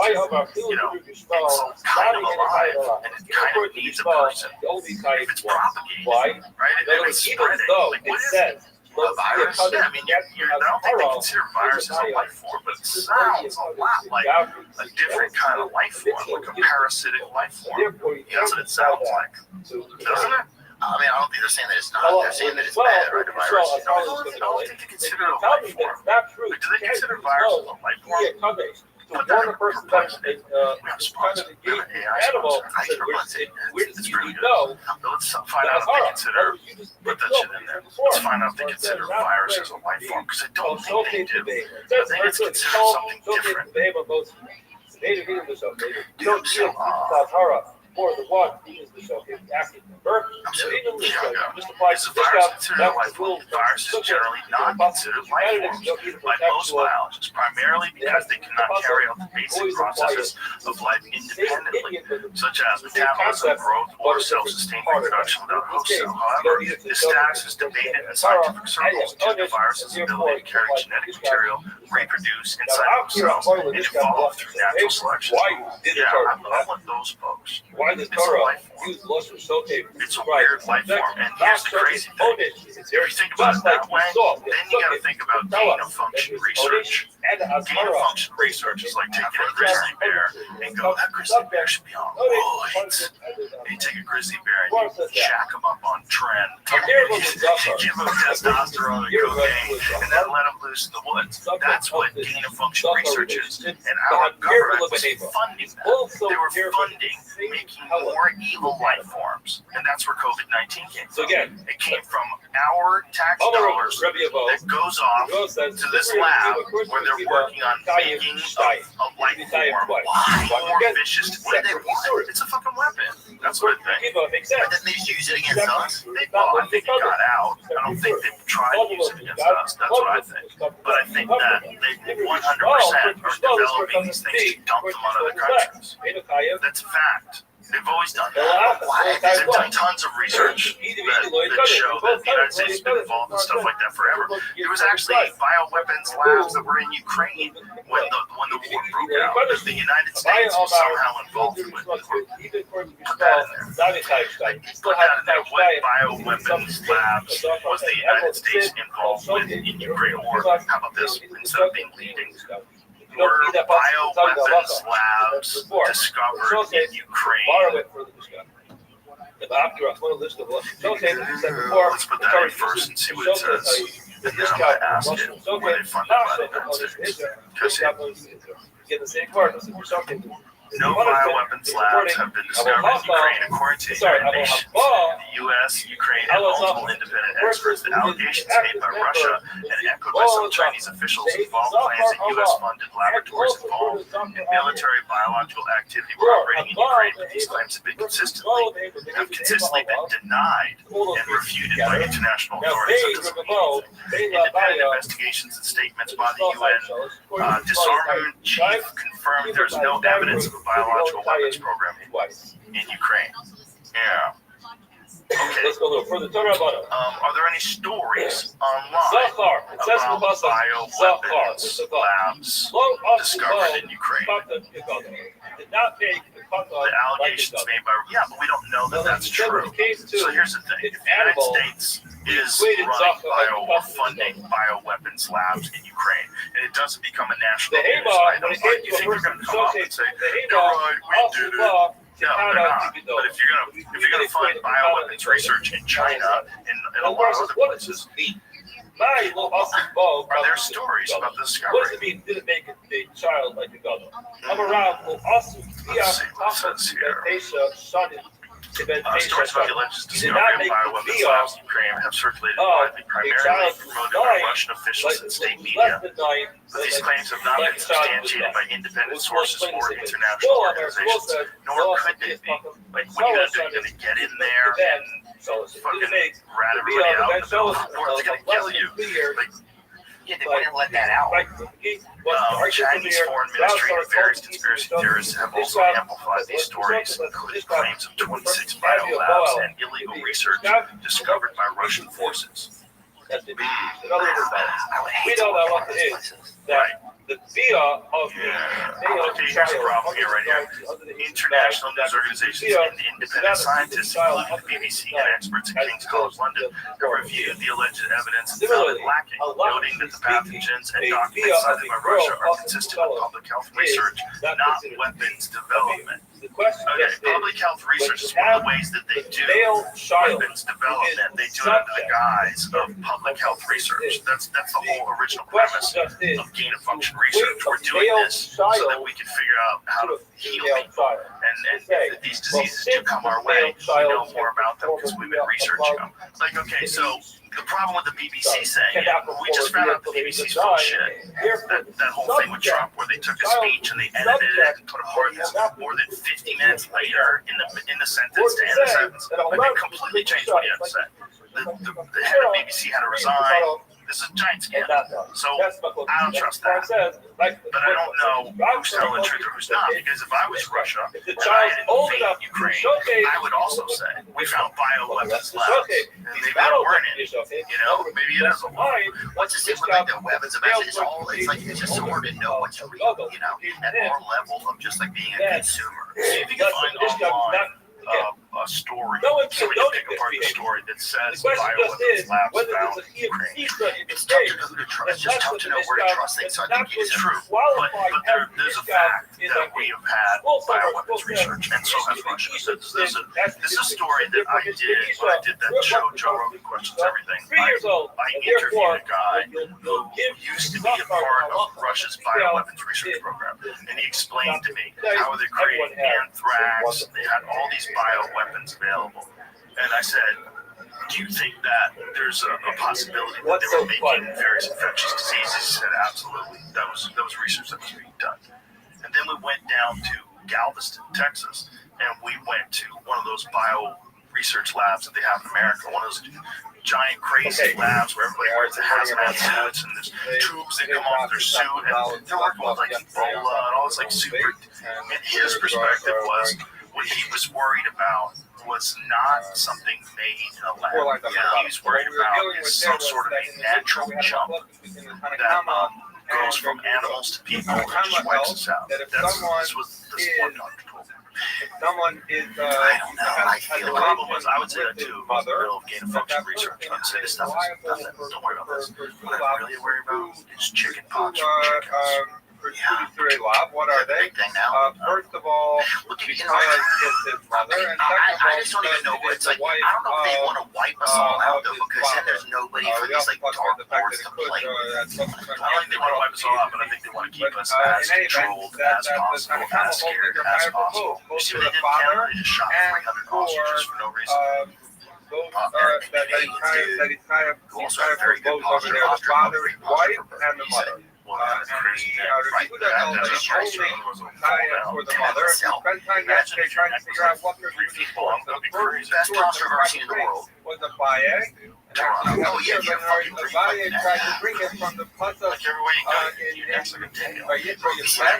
If you see the giraffe in the little net, it is your mother. Pull them bitches To up. say that you're only I have liable seen that. It's like a cousin of a giraffe. It looks like an antelope. We It's like a rejected that head. for two reasons. Yeah, what are those called? Like Mexican giraffes or whatever. No, live in Africa. That Or if that's true, Whoa, that that's Ispa crazy. tells you Showed him one of that that. just your Look at mother that, bro. and That's not weird. your Wait, father's is that- wife.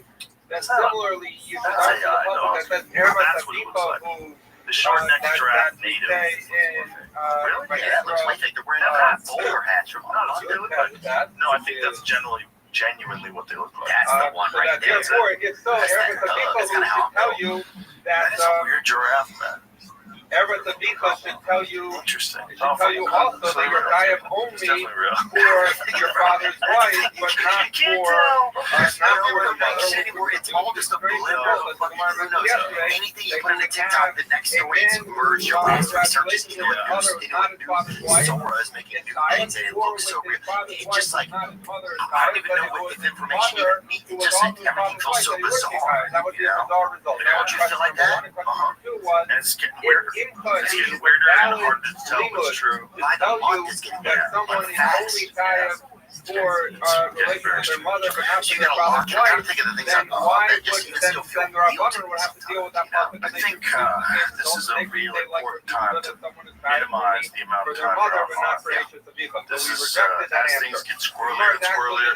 Check in every now and then, but don't allow yourself to be looking at that goddamn thing all day. Because that's part of what's wrong with us. Those two questions. So Hearing also these Rama goddamn things says all day and then the just father of hypnotize us Yehuda's with bullshit. opinion that he's Gayev only At the for end of the day, relations you're with his mother comes confused, from the pasuk aimless, as you go to follows. sleep, you Eretz feel depressed, Avicha, you so wake up that's in the this morning, pasuk.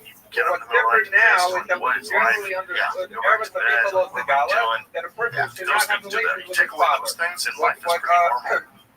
Rather than saying that Rabbi Yehuda There are holds that that's amplifiers those of words, anxiety. Eretz Avicha Oh, we're going to that's see in today's for sure. how we learn this, but Eretz Avicha is a They reference that to like the a lot of wife, these shooters, like the they wife live like of the father, these young guys who become whether what's it's it called? his You see mother stuff or online not. and So think this you're is radicalized, Avis Avicha. And How then are some of these companies not legally liable? Like if you go to a restaurant, right? How does he know that Eretz and somebody Avicha poisons is a you, reference to the father's wife? take something up with that restaurant. Right. They poison a bunch of regulars to the restaurant have some recourse against that restaurant, the food establishment. Regardless of But whether or not it's his mother, entities this like these is social the media wife places, of like his father, if they radicalize right? So someone and they go that's how you shoot know wife somebody of or the something, father. there's And then, no like accountability for the company. You Emo, know what I'm saying? The Dano company's not 59. radicalizing What people. I happened think for his mother who was not the husband of his father, i.e. what you're saying is you're his opening the door child to was censorship. born, You're opening the the door to child government saying who we're had here to relations protect with you, his mother was so you born can't out talk of about wedlock. certain things. Because these things can However, radicalize you. Because anybody's definition of what radicalizes people is of the pasuk, do we it's very say, variable, right? Like during COVID, I that's could how have we been know his considered someone mother, who who was radicalizes not people married to his against father. taking a That the COVID pasuk vaccine. continues in I could have been Kentucky. seen as a And the science way denier and a we're understanding now dangerous is we person took that Emo has out to be of the silenced and to remove them from public discourse. So what you're saying by like people getting not radicalized, for the wife of his that's the father. problem. So what do we have? We have the first pasuk, the way that we're And what understanding is that the real Eretz reason Avicha why you're getting is a radicalized? Okay, reference so to father's you wife, know the whether fuck his you mother are. or So you're not. getting radicalized for the better or for the worse. For sure, Gala he's is really a getting reference to his educated. mother, There's people that get whether radicalized married or not. you know, radical And ideas of he fitness then and comes will, back and modifies that's Eretz like, Avicha. you know, We paying were attention saying to Eretz Jocko every Avicha morning. includes whether it's his mother or not, and now we're saying, What's radicalized? You can be a radical, even if you it's can his be into mother, radical that we're kindness. knocking out. You know, Because you if get he radicalized knocks just out be the part kind that to says it's people. his mother, It's and all tells you that dependent if upon we're what dealing in you're a talking case about and where who's it is doing both it. the So why wife the of the social father media and his platform mother is be only in Gaia trouble for for doing Kentucky. nothing other than giving people a voice. Like the algorithm, is there an algorithm that is That's where it gets weird. So the algorithm That's what I mean then. Is the algorithm, isn't there some liability to an No, algorithm? but here's the problem. The algorithm amplifies what you like.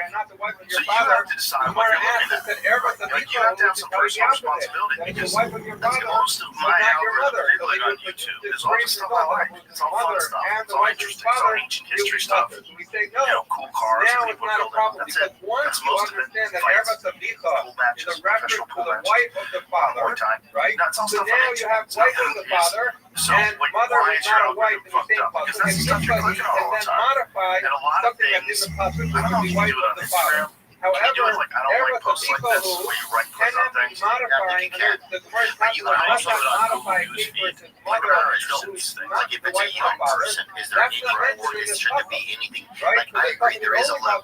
It's always personal responsibility. And I think we're probably in a space where more than ever, personal responsibility. It's going to be starting to thin the herd, because it's like, who can, have, like, control over their own wherewithal, and what they have. So, we have to learn from other people's mistakes, right? We kind of are better at that than, like, okay, we're better at that as a society than, say, when societies with alcohol, for instance, than a society where alcohol gets introduced into that society. We don't have a history of alcohol. Generally speaking, we're going to destroy civilization.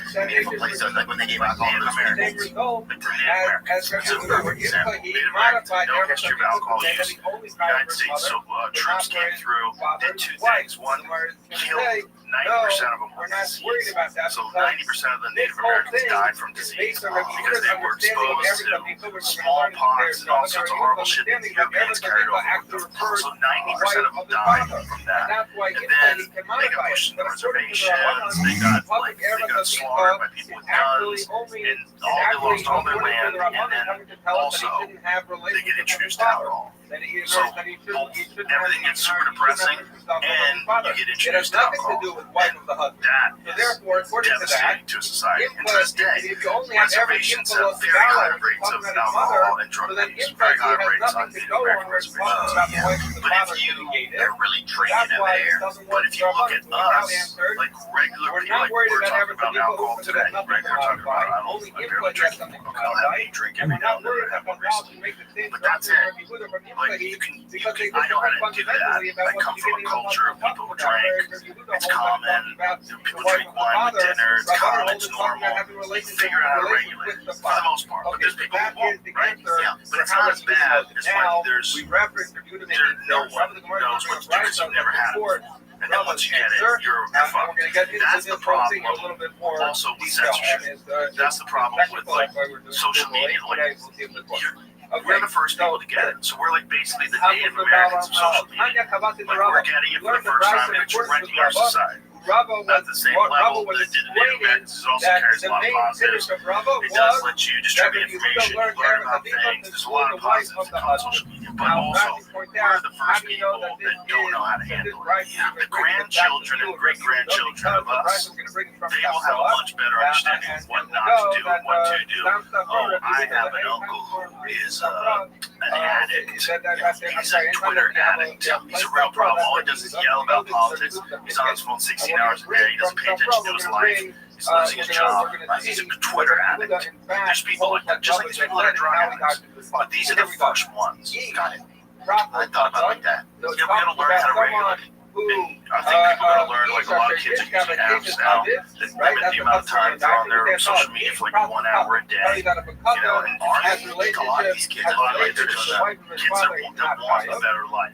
Yes. And kids that recognize that you can waste time, and when you waste time over long, you know, like junior high school, into high school, you really start realizing it. You see the difference between people who don't waste time and really get after it and get things done, and then you see the people that are falling by the wayside. And that's a pattern that establishes when you're a teenager, pretty much for the whole rest of your life. Now we're talking about, you know, I knew people that were probably very wells in high school that really never got into anything. They never tried hard at anything. And they stayed like that. We need the owners and the outlaws. We need both the punishment and the warning. The punishment, we're going to deal with each of the excavations of it, tells you life of father, whether it's mother or not, is an open, and you can get killed. Now the puzzle continues. Do you Emo, what about his mother who's not married to his father, i.e. he was born out of wedlock? That's covered.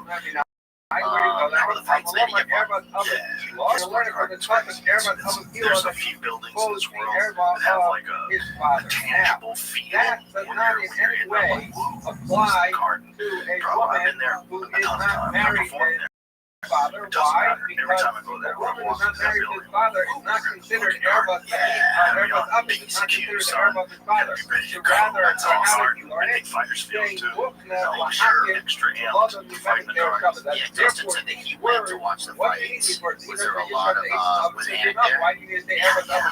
I didn't get to watch. Yeah, Anna, DC, and Megan tells you that not only is Gaia for wife of his father, but also Gaia for his mother, who is not married to his father. I will say this, they have one of the best staffs of any sporting group I've ever been around in my life, for sure. Yeah, the UFC staff is very much like Amber, Nicole, we all know each other so well. We've hung out together so well. Like everybody's all hugging everybody backstage. It's a beautiful place to work. And Bruce is doing his strength. There's so many little things going on. Yeah, you just get to see them all happen. It's always the same people, you know. And we travel around the world together. Well, I don't anymore, but I used to travel with those guys around the world. And then, you know, they'll go from here, now they're going to Qatar. This one's gonna go. Were you really? Yeah, that's a long ass line. I know. Just like I over there. I'm coming out there already once in July. Yeah, I'm thinking maybe I should live here if I get in trouble. Okay, so that's your Yeah, but you just never know in the news what's going on. Yeah, what does that outfit mean? It's going through. Where do we know the Alhara? Yeah, So the oldest, they use it wife to of father, whether it's attack or you not, and stuff. father, whether wife Like of sitting here in father. your pocket. Okay. Those Time nice will shit. go Look at that So shit. now, how do we know the Alhara? Time will I like how Erebus yours has a of collar. Most the Gala, that the Erebus of the father you do not uncover. Erebus of Mika, two agents of Mika. Limit your So he says this is talking about the wife of the father. Right here, by the way, is That's where true, we're going to but know you're slowing down that the this game. right here is represented. Because what is he taking now on a base brother? It's like you're wearing a bathrobe. You're not wearing a key. You're wearing an ankle-length bathrobe. Yeah, I was thinking that's what I was going to go. I was kind of, wife of the Did you father, like going up there? What was your experience? having relations yeah, man, I liked it. I mean, obviously, they treat you a little bit Therefore, different this because, is the proof, by the you way, know, that you're not with the whole purpose yeah, of bringing the right thank you for saying that. show, like Bravo, the somebody got that out there, and I wouldn't love, I did meet somebody that was right? kind It of says, cool. Ever the Nickel of the Gala, Ever the How did Nickel, Jewish two people agents of Nickel. This is a reference to the wife of the father. I am This is where sure it says, they're well, how do I know? I I'm feel like over here to the they're people, all and kind of Ever the big Nickel. you don't really know what's going on. Well, how do I know that? Maybe It's always a Muslim maybe country, it is right? the case. But that's what I'm saying. That is Like if I was a Jew and I was traveling around the world right now, Or it says, no, because never Twice I'm in here. Ever the Nickel of the Gala, the Nickel of Holland, flying the sweet Ever the instead. So he said that he's going to I make as guess. follows. I Remember, looked we at said these Qatar. words were Did they- extra. We're going to make it Did their any of those countries their to help with He balance says that as out? follows. Well, It it was says, hard to Erebus know what was is going on. Well, I think it was Erebus of Nickel of the Gala. Did you It say says, Qatar Erebus of or Nickel of the Qatar? Gala, You're right, something like that. Yeah, So he says, it says that there. there We was want talk to figure out is that talking about a wife of the husband. He says, I'm going to make a Their Shabbat, the Erebus of it, he loves this pasuk up here. Once I have that clear Shabbat, this pasuk is very clearly talking about someone who has a relationship with the wife of his father. So we say, just as here, the pasuk is talking about wife of the father, so too here, we're going to be talking, and here we're going to be talking about Erebus of the Gala, talking about wife of the father. So that's how It's like when the he was talking about Greenland. the doctrine that Erebus of the Gala is not talking about Mishkah over the father, but rather it's talking about wife of the What's father. that's perplexing? Why is the perplexing? Why is the United States interested in acquiring Greenland? Therefore, here also You think there's talking something about wife there? of the You know what father. I'm thinking? Lashman, the fact that it Let's says Erebus imagine of a the Gala world where the climate does rapidly shift. between whether it's his mother or not. And by the way, I think human beings play a part of it. I've had a lot of these conversations with people. Whether or not it's his mother, And I if saw a it's the wife video of his that was father, criticizing something then today. that is How, that talking is about how much Now, money there continue the is pasuk. in the Emo, climate or change continue and the pushing the Emo, climate you know, change it's narrative. 79. How do I And know didn't if his compare mother to the amount poured of him out money of that's the wedlock because he fossil was not married to fuel, the father? promoting Longer fossil Erebus fuels. info low. That it says 100% true. Erebus of the Gala. But it discount the fact that there's a shit ton of money made for green energy. That's why they're promoting it. You really can't stop fossil fuel. That's the inside wink. Everything is made with oil. Everything. Your pharmaceuticals, all your electronics, plastics, tires, everything is made. You ain't stopping oil. However, this idea of reducing carbon footprint, 100% is money. And there's money in the whole green energy narrative. There's money. This is why Bill Gates recently abandoned saying totally backtracked on what I'm saying. Climate change. Yeah, he totally backtracked on it because people were starting to investigate and looking at why he's saying this. Are you making money off of this? Do you have like certain stocks that would rise and where you'd make an extraordinary amount of money if you promoted these certain narratives publicly? Yeah, that's part of what's going on.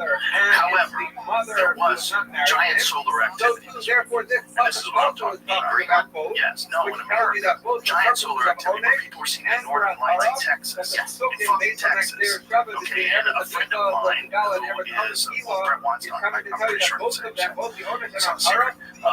was telling me like this is like a significant like amount of solar activity, kind of unprecedented and very dangerous. And I think it's bigger than a certain wave, which they can't really predict. Like these solar flares, they don't have a clock on the sun. Like November 17th, no, it does whatever the fuck it wants. And sometimes it just mass injections, man. And these huge bursts just bring it out. And these huge bursts can wipe out satellites, wipe out telecommunication, wipe it out, and change the fucking temperature of the Earth. We're going to say that everybody hard to negate what we were learning from United States is interested in acquiring Greenland for a combination of strategic, economic, and security reasons. Greenland's geographic location makes it a critical asset for U.S. defense, especially for monitoring activities in the Arctic and North Atlantic, as well as for tracking potential Russian military movements and securing early warning capabilities for missile threats. That makes sense. You know what also makes sense? If it gets green, because the Earth changes because you're investing ahead of time. Greenland, maybe you should be green. Even when it's the Yeah, mother, and I bet it's therefore, something like it. this I think they discovered that Greenland aspect of everything. like officially. What are we left with? Yeah, We're in left like, with that when a person I want to say the 1800s, also they the wife listed of the father, Greenland that person as only a by continent, but there's because maps Yitzhak of Greenland, like detailed of everything maps of equal Greenland the from like the liability 1500s. for Do you relations think that with they the mother can? who Do you marries his think father? that it's controlled or they can start to blow it out of their own and all this uncontrollable? Okay, so now, No, so that's what I think. This is the scariest thing about the temperature of Earth that we need to come to grips with. It is not static. It changes, and it changes all the time. And sometimes it changes in horrific ways. We're trying to a fucking ice age. And if that happens, we all have to move to the equator.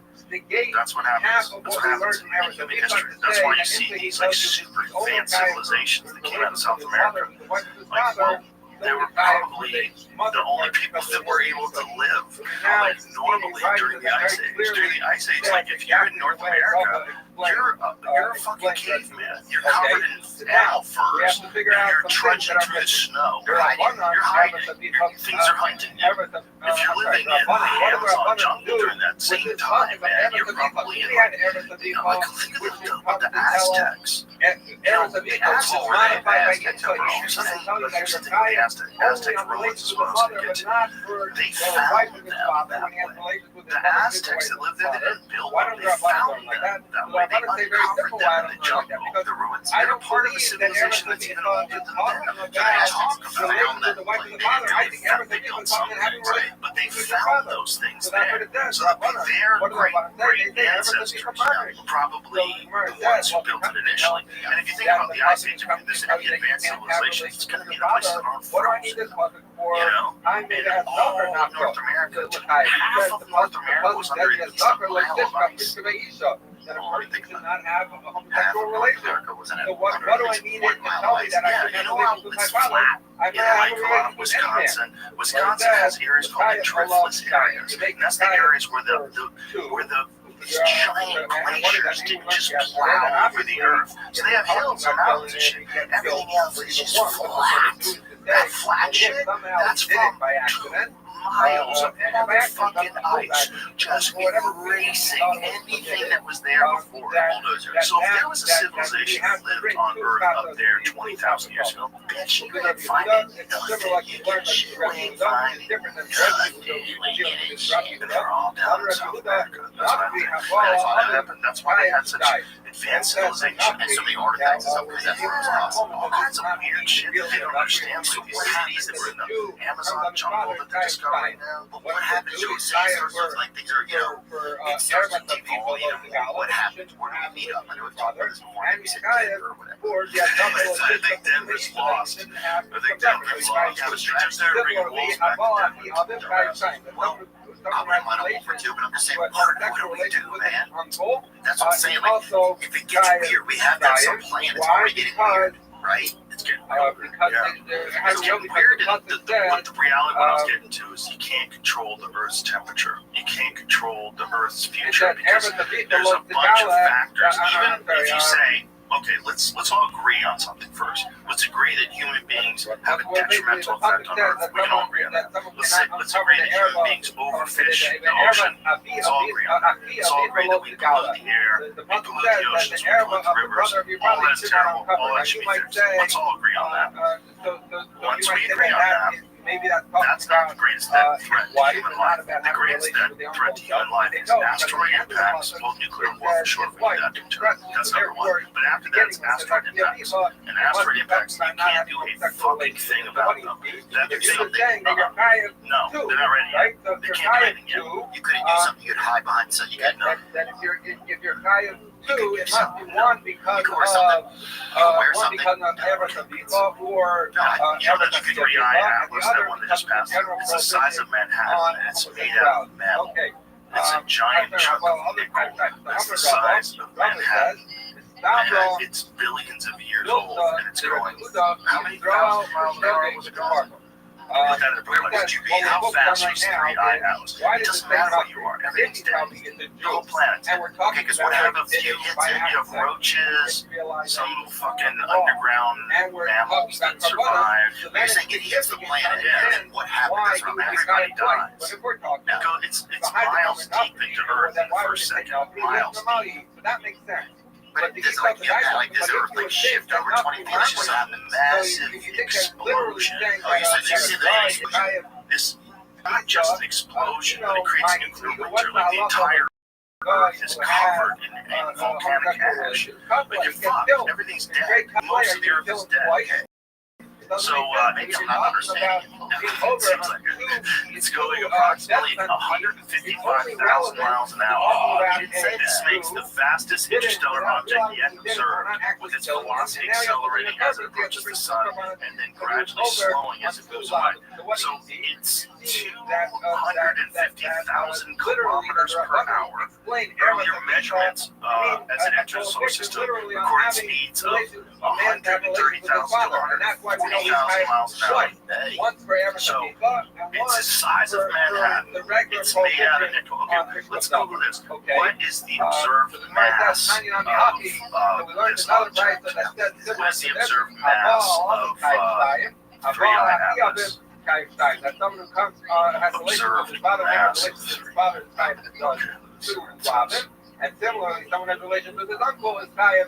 What? Observed, look how quick you did that. Just Google all those articles. The observed mass is estimated to be over 33 billion tons. Okay, hold on. Let me think about how much that is. Talked about him being Kaya twice. 33 billion tons. That would just one ton, 2,000 pounds. Okay. It's not talking about homosexual relations with his father. What else is So 33 therefore, billion tons? the only thing that Rahuda has, if someone has relations with his father, is the general prohibition on the doctor. It does not have this pasuk. Estimated mass of 3i Atlas, 33 billion tons, roughly equivalent to the mass of Manhattan Island, which is about 3.1 miles across.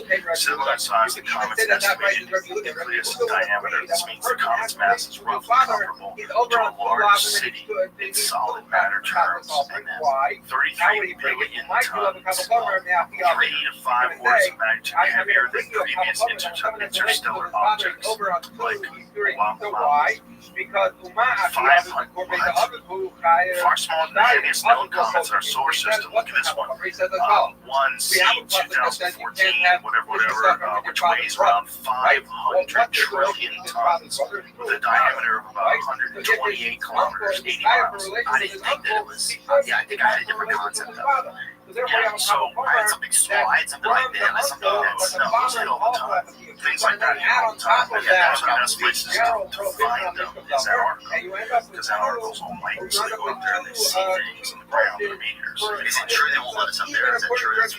No, there's places where you're not supposed to fly, but there's a bunch of reasons for that. One of them, I'm sure they're probably doing military research up there. But also, some have restricted airspace, but also it's really dangerous. And if you crash, they won't have to rescue you. But there's nothing up there. Like, you will die.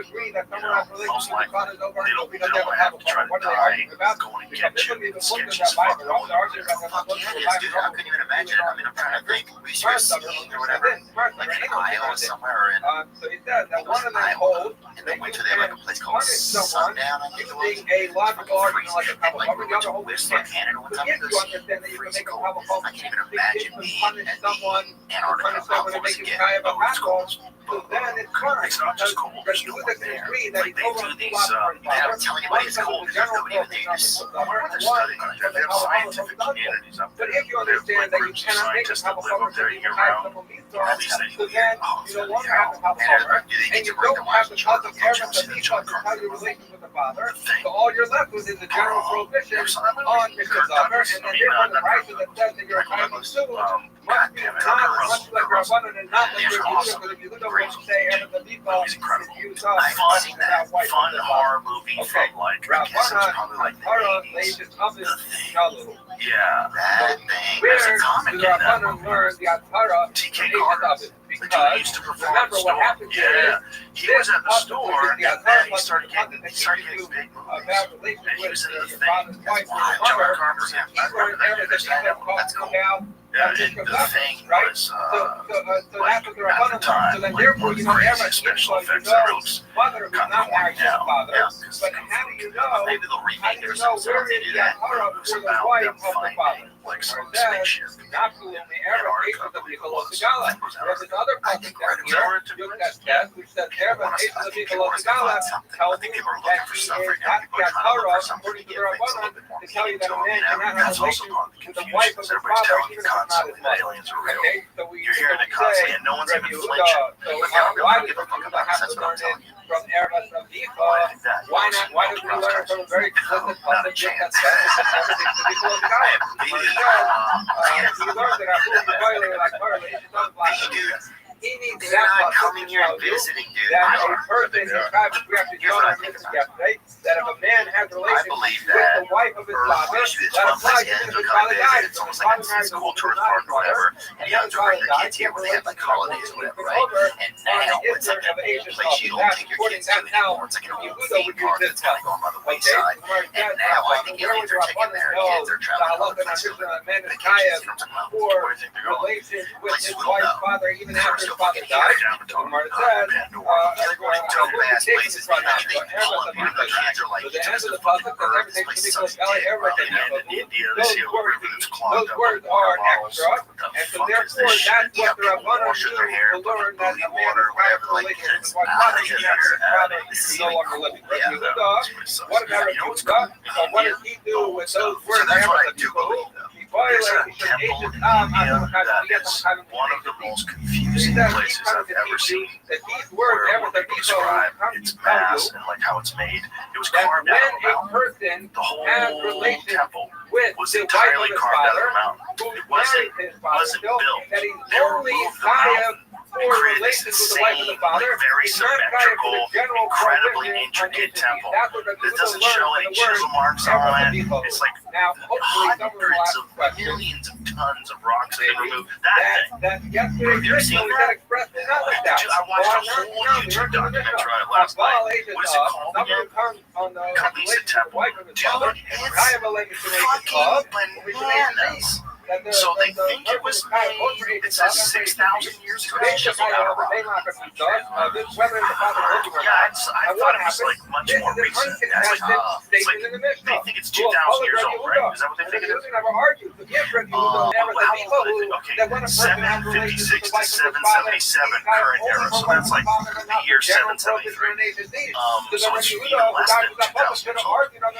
So they think, I don't know how they know this, but whatever they know, whoever fucking made it, how? Whoever 2,000 years ago made this fucking how? See if you can find a video on it, where they can describe it, or they go through it. Dude, it's nuts. The video I was watching last night on YouTube, my jaw was open. I was like, this is crazy. Wow. It's so detailed. When you think about just the sheer effort of making this, and if one person fucks this up, this whole project's ruined because you're not building it. You're carving it out of the mountain. You can't recarve. And they did it perfectly. It's really truly nuts. You got to plan ahead with that. How did they do it so well?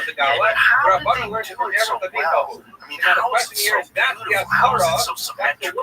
How did they fucking ask for this to be built? How long did it take? This is nuts, man. This whole thing, it's so impressive. It's so impressive. Almost more impressive than some of the stuff from ancient Egypt, because it's all one piece of stone. The whole thing. Whoever these people were, man, I wish they wrote books on how they did this, and they have the books that let out. Look at these pillars, man. This whole thing, it's all carved out of the mountain. The Rabbanan, who A, didn't make that clear Shabbat, and B, learning of the word ever the people. That's how they know Torah. How do they know Omer? I mean, I'm barely grasping it. I'm trying to put myself in a position of someone who's there physically living in this world. I'm sure with no along the way, I'm sure you don't have enough time in a month to really go over this place and really get a feel for it. Because it's so insane. Someone was able to do that long ago. Well, the beauty said that, like, I think the amount of time and attention you would bring, you have a lot of other things taking your attention. Also, that was I the think key. things have A number of happened, things. It was the key. and we forgot about those things. And I think things like asteroid impacts, things like super volcanoes, these kind of ice ages, things have happened and destroyed civilization, and we've forgotten a lot of it, and we're relearning it, we're refiguring it out. That's what I think. That's how you find stuff like that. That one doesn't even make sense. These words are extra. And the Rabbanan did not use the also, if you made that, who just left it there? Why'd you guys go? Where'd you go? Where'd you go? We just left this there. That's nuts. Wow, that's the Aztecs too. There's a bunch of these structures that people just left, or they got diseases or wiped out. Yeah, I'm sure they probably got wiped out because even if everybody leaves, and if there's a nice place, right? Everybody leaves. Some people would say, like, no, listen, this guy got wiped out. That's not enough there. That's something would happen in probably, like you're saying about weather or something big, you know. Maybe weather. I think a lot of it is travel. And we have enough Torah ever in giant history. That's what they think happened to the Mayans. That's what also they think happened to the people that lived in the Amazon. It's like the city of Z, the lost city of Z. There's that movie, with George Richards. Mother and wife of father. Percy Fawcett. So Percy Fawcett was this explorer that went down there. And so what happened was a group of people had said they went down to the Amazon and they found these golden cities, these spectacular civilizations like that. And they went back to Europe and told everybody. And then 100 years later they returned to try and find these things. At least some of them might have been already. All the shit was gone. Everything's gone. Why? Those first guys brought over the cookies. They brought over disease. They brought over diseases and they killed everybody. And they didn't even, how were they spreading the diseases? Europeans, nobody noticed that they had something wrong with them. case of the mother not married to the father, that's how they're used to those diseases. Okay. They had developed immunity, but over generations. If you show up in my house with a disease, right, and it's like I'm gonna maybe see that something could be wrong with you, or you maybe just hear in your past, they probably had no fear of it. They probably had no fear of it because they never encountered it before. But you know, they do believe it's possible that the Native Americans gave the European syphilis. The cousin says, Erevat Kalos Kalos Nagala, the Erevat your daughter-in-law should not uncover. Asha Simcha, the wife of your son, you should not uncover her Erevat. What do you do? Your daughter's doing good right now. They're awesome. Repeating itself. One of Erevat Kalos Kalos Nagala, and then the other one says, Asha Simcha, he loves Nagala. Implies that Laban, that someone is over when they have relations with his daughter. Because I just see them incrementally over time. You get to see them grow up. Why did you come to him? That was just when did we do our first one podcast? for his daughter-in-law and one for having relations with a married woman. It was like 10 It should be one for married woman, one for his daughter-in-law, and another for his daughter-in-law because there's two things in the puzzle that apply to two wives and daughter-in-law. Yeah, man, I can't believe that. Back then, going on these, I would never imagine that you go down this road and be really good at it, man. Like, you real sincere people. You ask real good questions. You know, you're very present. You know, like you're funny, but you also try to really understand what they're saying. That's a delicate balance, you know. But be silly. Funny, but also like trying to figure out where they're coming from. You know, I try to be. I think that's when it comes out for it's like, I try to be. I don't really know what I'm, you know, like I don't know what I'm doing. I mean, I work hard, right? Like I'll be figuring it out as I go along. Yeah, and I'm still kind of figuring it out. You know, I don't know sometimes like what maybe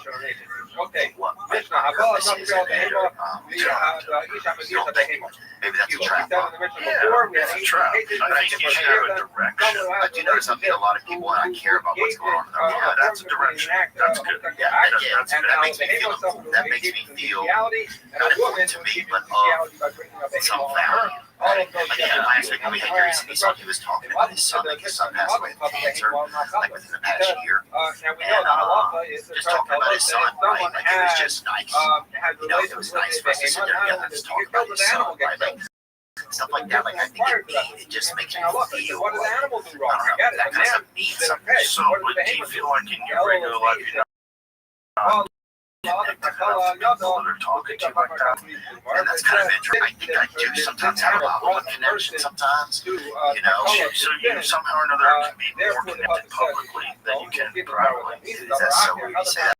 I've thought about that before. Because of my friendship with you, because like sometimes you tell me things on air and you don't tell me things in private, and sometimes in private, you know, look, I love you very much. And again, we'll see in the Gemara reach out, because the last thing you want is a friend that maybe is going through some shit, not doing well, that maybe you could have reached out and for sure, that feeling is terrible. Yeah, you know, that you could have helped your friend and you didn't help your friend. You know, but you have a hard time expressing yourself in person sometimes, you know, like sometimes I'll be asked, like thumbs up. Tell me, like, how do you feel what you do?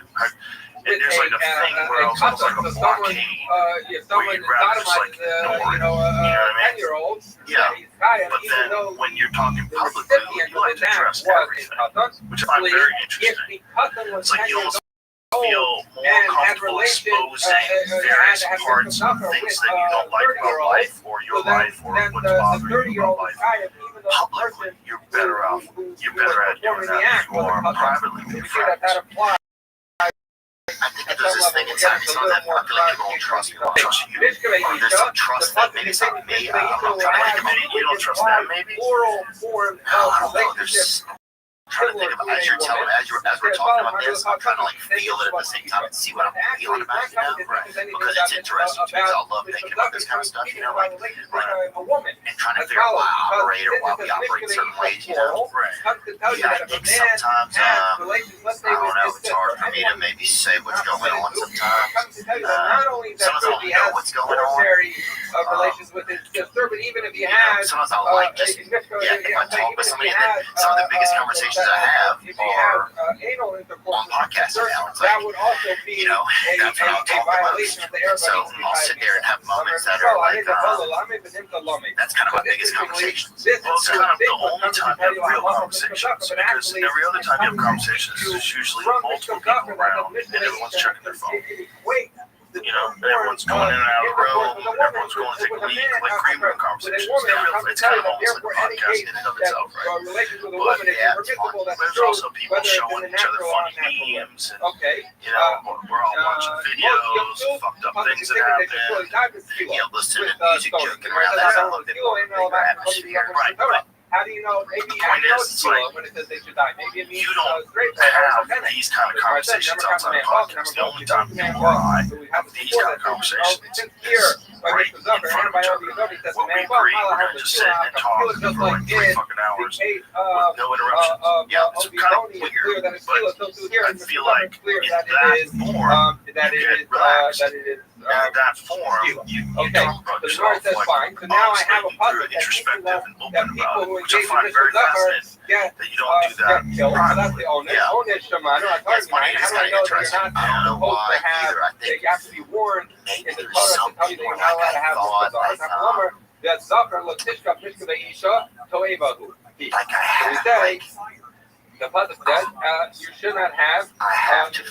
There's something inside that has to be of value or something. I don't know. You don't want to be a burden, maybe. You don't want to annoy people talking about your problems. So here's the thing: like when you start talking about like having issues in life, I was shocked because I thought about all the times I'm with you. Like, it's a deal to life of the party. We're always having fun. I don't get it. How could you possibly be not? Well, that don't even make sense to me. Yeah, everybody loves it. It's so funny. That don't make sense. You know, so I had to listen to you talk like a podcast. I was like, oh, okay.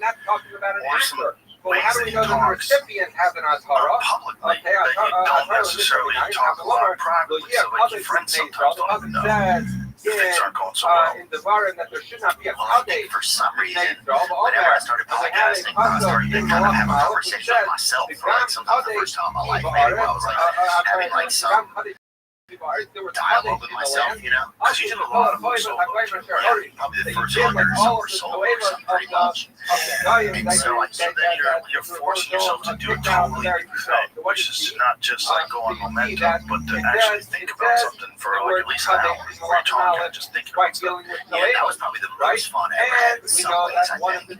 And also it was like a learning. And then now the people we call in our show, the League Voices, so some people listen to this and talk about that kind of stuff. And that's something I want to get more into. Is that something that I like really care about? Yeah, I don't know. I don't know why some ways are easier for me than others. I haven't thought about that before, though. You know, I haven't thought about that. It's the same reason, like in a relationship, I remember, like when I was like would get in a relationship with a it was so hard to like look at them, but like to be super close, like that was super hard, but it was easy for me to have a microphone and talk to people that were, you know, like there's some things that are just like I just feel like a lot of like pressure. I feel like when I was in like that kind of situation, like I think there was something about it, like if somebody, I don't know, I think there was always a part of me, like when I was young, like if I looked somebody in the eyes or something, like they weren't gonna believe me. Really? Does that make any sense at all? I know it's a weird thing to say, but no, it does make sense. There was a part of me like, yeah, and I'm not trying to like self-pity or like look at like, you know, do I seem like I'm being self-pity? No, okay, good. Because I like to examine stuff, but I'm not like, be like, woe is me. I'm just trying to like look at it, right? What do you think as a kid growing up, you had a lot of negative interactions with people? nobody ever looked at me. Nobody ever looked at me. What's going on with this kid? Or looked me in the eye. Like, people were busy and working and like just trying to keep us surviving. So I think later when I got in relationships, right there, we weren't even looking at you and really nervous. Because I can't these bitches are pulling up. You know, and that shit was like baby girl, that shit where it used to intimate relationships, right? So intimacy, baby's super uncomfortable, right? I mean, we're used to trusting people. Yeah, probably not used to really trusting myself. I don't think I knew who I was. And probably not used to people being nice to you. You gotta get used to, accustomed to people being nice to you. We were like a scary place, so I felt like I wasn't sure if people were going to be around. And so I think that was very tough for me. But yeah, I don't know. So it's been an interesting experience. And that's life. It's just like life is an interesting experience. Yeah, it really truly is. You know, but it can be awesome. It can suck. The reason why it's awesome is because it can suck. But that's, you need them all. Yeah, while we're human. And I think only saw her go out. Where the humans are on the way out. I know a lot of people hate it when Peter Thiel says that. Like, Peter Thiel is a terrible person, he's evil. He just is. No. I think he's just telling you the truth. I think he's, you know, when they said, do you think human beings should survive? And he had like this long pause. So, yeah, remember. And then Hitler was like, the answer is yes. The answer is yes. Which is not how you're supposed to do it.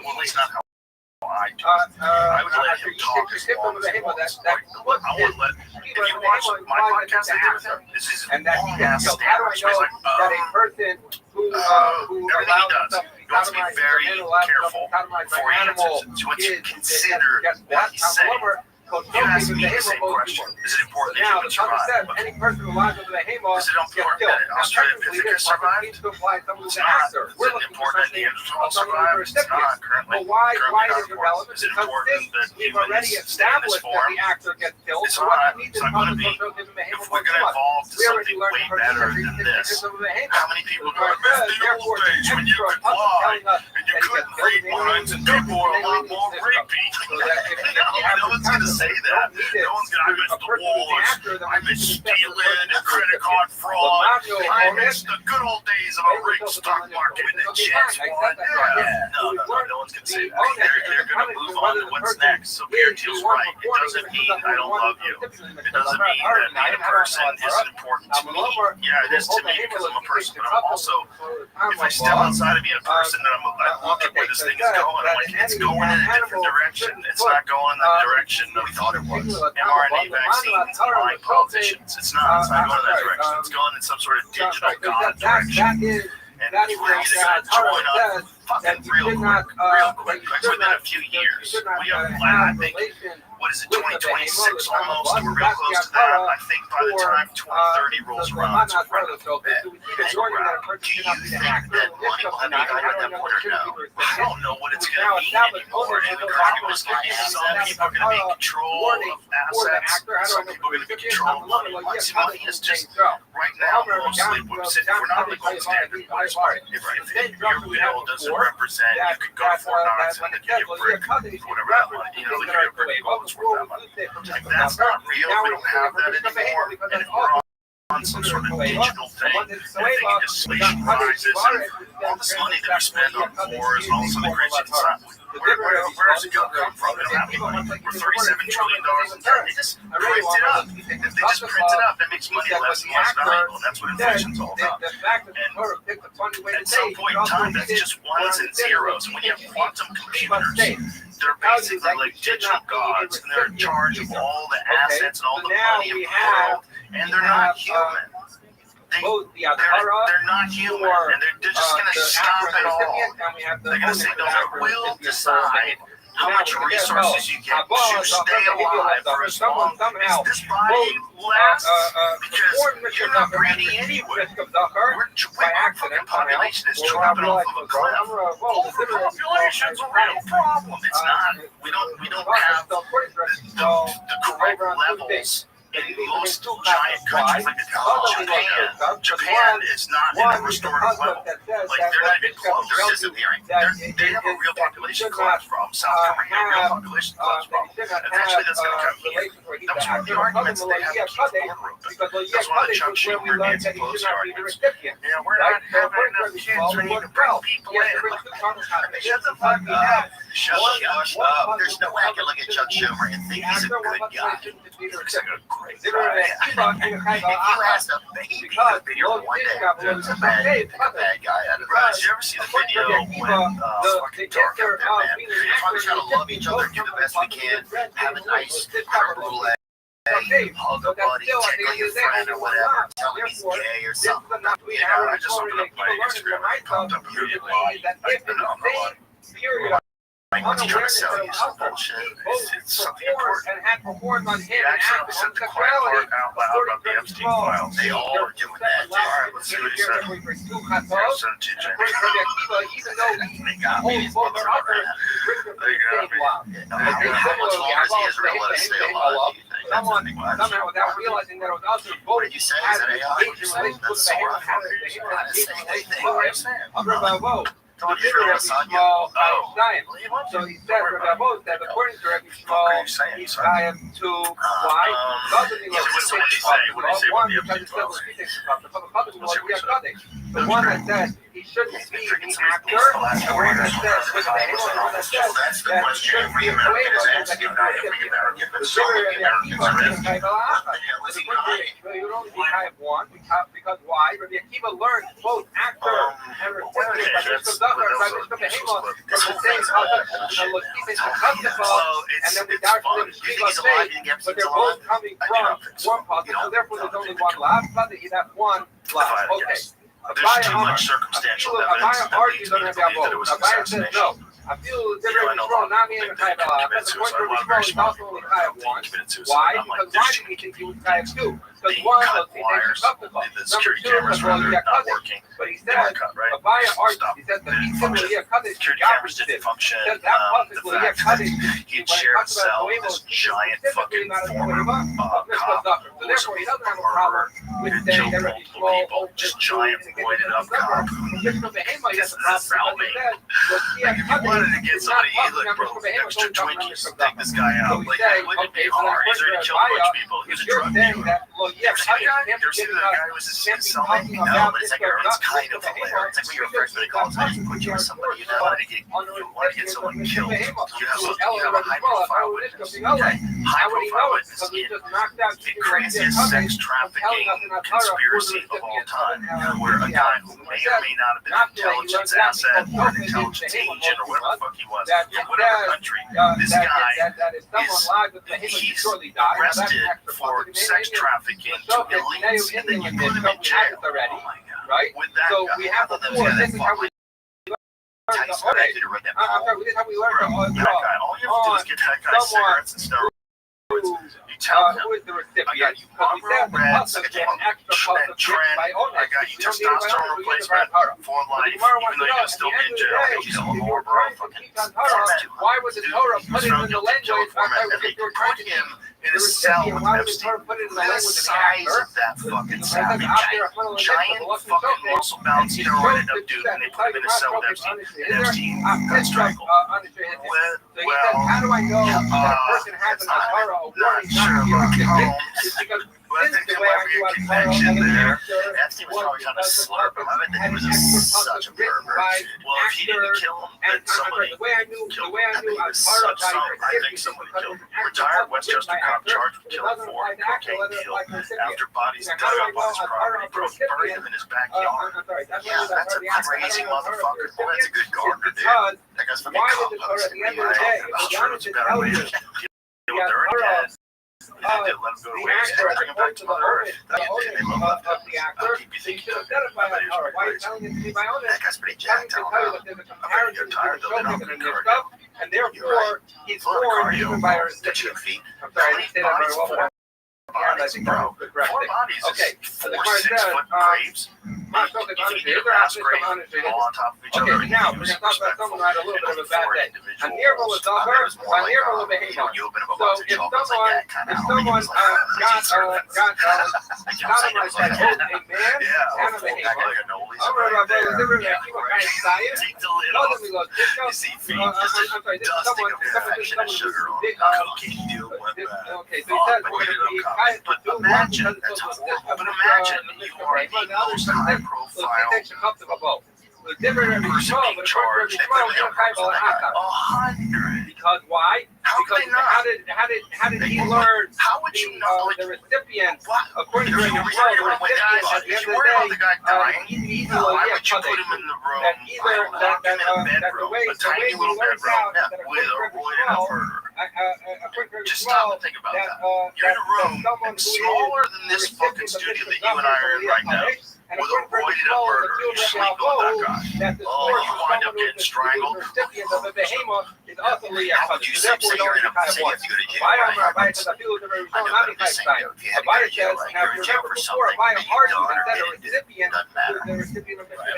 How do you sleep at night? There's a big dude there. There's somebody mouth open so he doesn't have to force a call. So he therefore worked it out from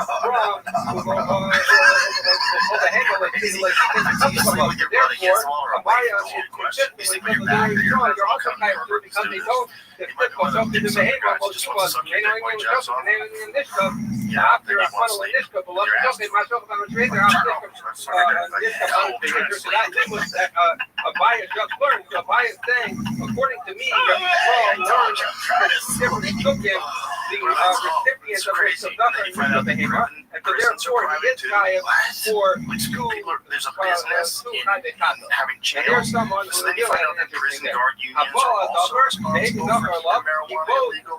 He was an actor, he was a suffer, and the recipient was a suffer, and like it just feels like at some point now, it's always been this way through history where people have felt like you just feel like such a whether you say like Rabbi or you say like a Bible or a small type, so always been that way. Why? Do you think this is like kind of like a highlight for America? This is the worst that it's ever been for sure. And the United States is worse than every other country when it comes to incarceration. So But the thing is, they always keep it busy. In the UK, they probably could use a few incarcerations. So they're letting people loose. They're doing horrible shit. They're not enforcing crimes over there. That place is getting real spoiled. Then, you know, the United States, half the people are in there for nonviolent drug offenses. Half of them, right? I think that's the number. Put that into proportion. What percentage of people in American prisons are there for nonviolent drug offenses? But therefore, you don't get a force because so it's basically, according to Rabbi you know, it's a byproduct of prohibition. It's led to millions of incarcerations where people are locked down for the rest of their fucking life. I hate that shit because somebody wants something and you don't think they should be able to have it, so you will arrest people, sell it to them, and you will lock them all up for possessing it. 43% of federal prisoners in the United States are serving time for drug offenses, which are predominantly nonviolent. Additionally, about 72% of federal prisoners are serving sentences for nonviolent crimes, including drug offenses with a significant portion related to drug possession and trafficking. 72%. 72.8 federal prisons, 72.1% of inmates are incarcerated for nonviolent offenses. More than half, 55% in federal prisons serving time for drug offenses.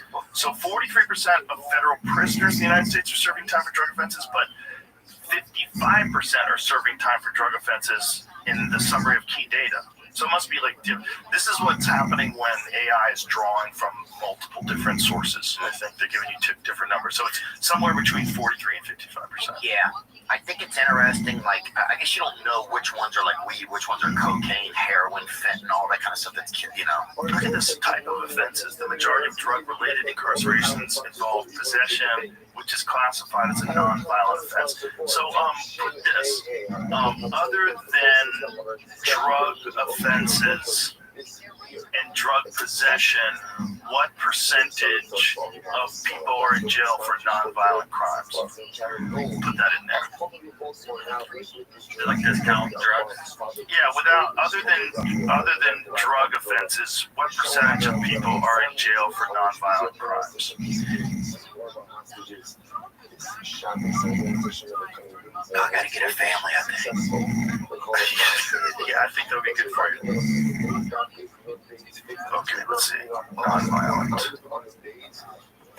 What does it say? Okay. Other than drug offenses, about 25% of the daily jail population nationally is incarcerated for low-level nonviolent offenses, including misdemeanors and public order offenses. 13% are there for property offenses, such as burglary, and around 11% for public order offenses, nonviolent just probate. The problem with that is property offenses like burglary can lead to violence. Like that's next door to violence. It's not violent, but like those guys that got shot breaking into that guy's house. As soon as you're breaking into people's property, you're getting super close to violence. Yeah, I think it's violent. I mean, it's like if you're inflicting like fear on somebody that they're around, fuck yeah, that's pretty violent to me. Yeah, it's not violent in that you're hurting a physical person, but you're breaking into their house and anything goes once you break into someone's house. You know, everybody knows that. You break into someone's house, anything goes. They don't know why you're there. They don't know that you're just a petty thief. They have no idea they're gonna fucking shoot you. We all know that. The numbers are getting small left over. I Googled the other thing, the opposite. Or not Googled, like the opposite thing. How many are in for violent crime? Right. 62% in state prison, but only like 7 to 10% federal. Interesting. Most federal inmates are serving sentences related to drug and public order offenses. Oh my god, that's nuts. Yeah, I mean, it's just that is so nuts, man. It's like that think it's weed. I mean, what do you think it is? No, it's probably cocaine. Cocaine's the big one, right? Cocaine laced with fentanyl. Yeah, and then there's pills, and then there's meth. Meth is a big one too. Those are the ones that everybody's really terrified of. No one's really. The marijuana thing is a disingenuous argument because the marijuana thing is really there's a bunch of special interests that want marijuana to stay illegal. The actual people that think that marijuana is dangerous are pretty small. And they're not totally wrong. This is a very important point. Marijuana is not completely safe, just like alcohol is not completely safe. I think there are certain people that, for whatever reason, the way they're wired, marijuana can fuck with them and badly. And there's some evidence that it can trigger psychosis or just some sort of a psychotic break. There's real evidence. Oh, definitely, dude. That shit, some of that shit's bad off, dude. I'm taking some shit. Powder or crack cocaine offenses. Go ahead. Account for more than 54% of drug offenders. So that's most of it. And then there's meth, 24%, and marijuana represents 12%. But I guarantee you that marijuana thing, that's dudes who are growing. You know, if you're growing and dealing, if they're hitting you up in federal prison, heroin offenders account for 6%. That's weird. I would have thought it would be higher. Just 6% for heroin because they're so chill, they never get in trouble. They never get caught. But the family that did that, the opioid epidemic is still out and about. Family's out and about. Sackler family's still out and about. They're responsible for 1 million people losing their lives. And the ripple effect of that in their families. Yeah, that's what I mean. I mean, suicides, drug addictions, families falling apart, lives destroyed. Where do you think people find a sense of purpose these days, Joe? Because it certainly feels like the fabric of like some of America. It used to feel like that gave us a lot of purpose, right? And some of that feels like it's not there anymore. Do you feel like that's a true statement? Well, I think this is also part of the problem with social media is that we feel that way. Okay, and while we feel that way, that everything's falling apart, we still have our neighbors, we still have our friends, we still have the places we go, we still have all the community that we always had.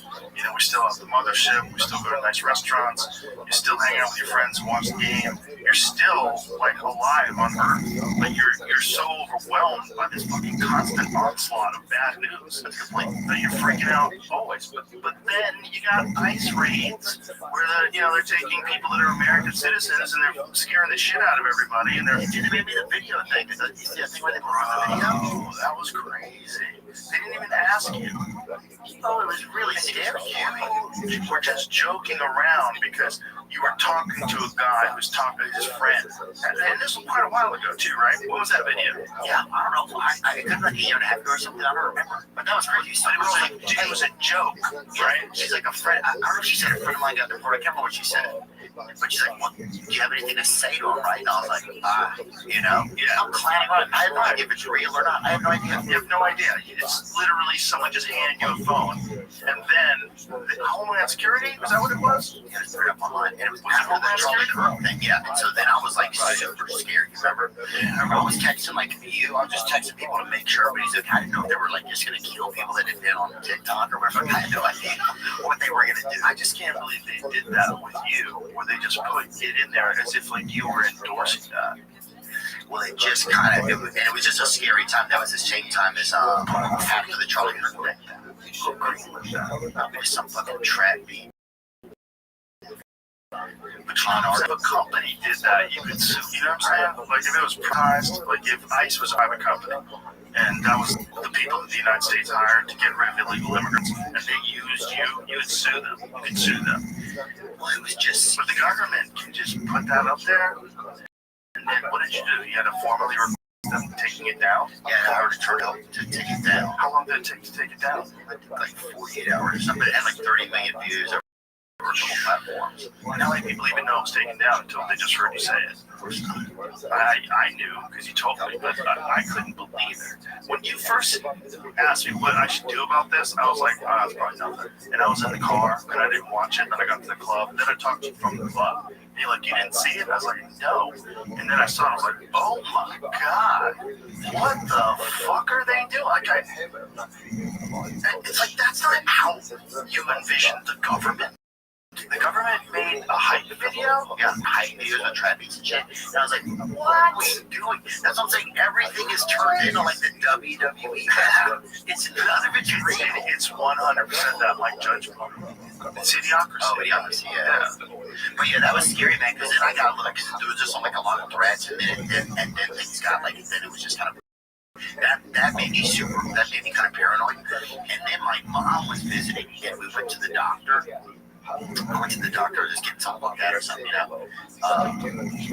And I was in the doctor's office, and there was a nurse asking me questions or whatever, blah, blah, blah. And then she's like, I have something for you. And I was like, huh? And she's like, I brought you something. Can I give it to you? And I was like, I'm at a doctor's. I'm like, she made something out of for you. Yes. I was like, a fan. Something. And normally I think it might have been like, okay, let me, like, but I was just like, it was such a weird time. And my mom was visiting, and it was like, after the Charlie Kirk thing, it was just super scary. You just didn't know what was going on. Like, watching that guy get killed was crazy. Like, it was. You know what's crazy to me is when people react. That scared me just as much as watching him get shot. Well, yeah. Let me think about that in just a second. I'm just thinking through the end of this, if you don't mind, real quick. I know you're not interrupting. No.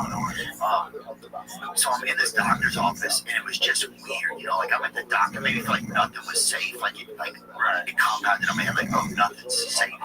Right? No place is safe where, like, because I just given this girl like medical information. I'm like, is this okay? You know? And so I talked to the doctor, and it was all cool and stuff. And like, but then I go outside, and I was sitting in my car. My mom was up there with me, and like, it just like been a lot of stress. And I'm sitting there, I kind of tearing up, talking to my mom, and just like, you know, I told her what happened in the doctor's office, you know, and it was after the DHS thing, just a lot of stuff that felt like, you don't have any, there's no, you're solid. I can't think what I'm saying. Like, you're not safe. Like, there's no. Well, I think you think that way in particular because you're famous. So when you felt like you were having a normal professional experience at a doctor, and then all of a sudden it became a fan experience, right? You're kind of trapped. Right, you're trapped. Like, and it's a doctor where you're supposed to trust, like, you can be it. You know? Yeah. I'm sitting there with my mom, and she kind of like put her hand on me, you know. She's like, you know, everything will be okay. And then I look up out of the window, and there was some young man literally this far from my window with his phone, like filming me. And it was just like this. It was just like that was like a tough time where I think everything I just got kind of paranoid. That's a weird thing that people think is totally normal to do. Just point a camera at people and film them because they're famous at a doctor's office. Yeah. But it's like, I just want to put it up on Instagram and I'll get 300 likes. Here it is. Theo motherfucker. Yeah. I'm outside. He's getting his pancreas looked at. They can break your medical information. It felt like it was a movie, though, and they were trying to break it. Like, it felt like this, like, couple weird That's a personal thing, though. That's a personal thing with you because you're famous. That's one of the reasons why you think that everything's falling apart. Because you think everything's falling apart for you because you're dealing with the fact that you're crazy famous. Yeah, that's why you have this elevated sense of everything falling apart. Like, look at the example that you cited. A lady who loves you, who's a doctor, but she wants to give you something, and you thought, man, I thought it was just at a doctor. Now I'm trapped with some person because you feel like you're trapped a lot talking to crazy people or people that want something from you, people that are grabbing at you. That's what it is. Yeah, that's why you personally feel like everything's falling apart because you're having a hard time navigating your new situation. You know, and then also your new situation is very different than just you as a comedian because this new situation is you voicing your opinions about things, and some things controversial and some things not so much. But then people enjoy it, and so it gets a lot of attention. And when it gets a lot of attention, you also get a lot of haters. You're going to get a lot of jealous people. You're going to get a lot of people that just disagree with your choices of guests. You got a lot of people that think that what you're doing is dangerous. There's a lot of like really idiotic opinions that people attach to you that don't make any sense, but they're still out there. And so you're dealing with that too, and that's a new thing that you're dealing with that you never dealt with before. And it's part of why you have this accelerated thought that everything is falling apart. I don't think it's falling apart as bad as everybody thinks, but I think it's something that deserves consideration. Like, this all could fall apart, and it could fall apart in a lot of like very bad ways. And there's a lot of natural ways it can happen, like we talked about before, but it could also be self-inflicted.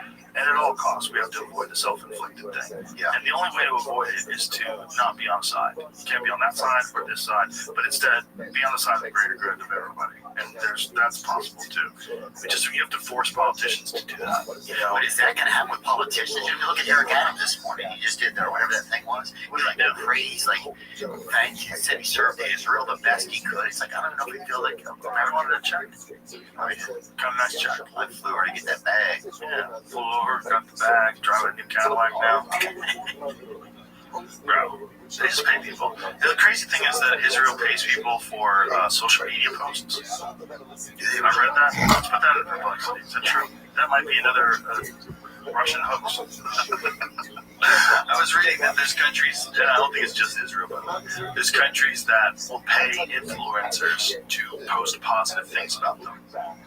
Yeah, really? Yeah.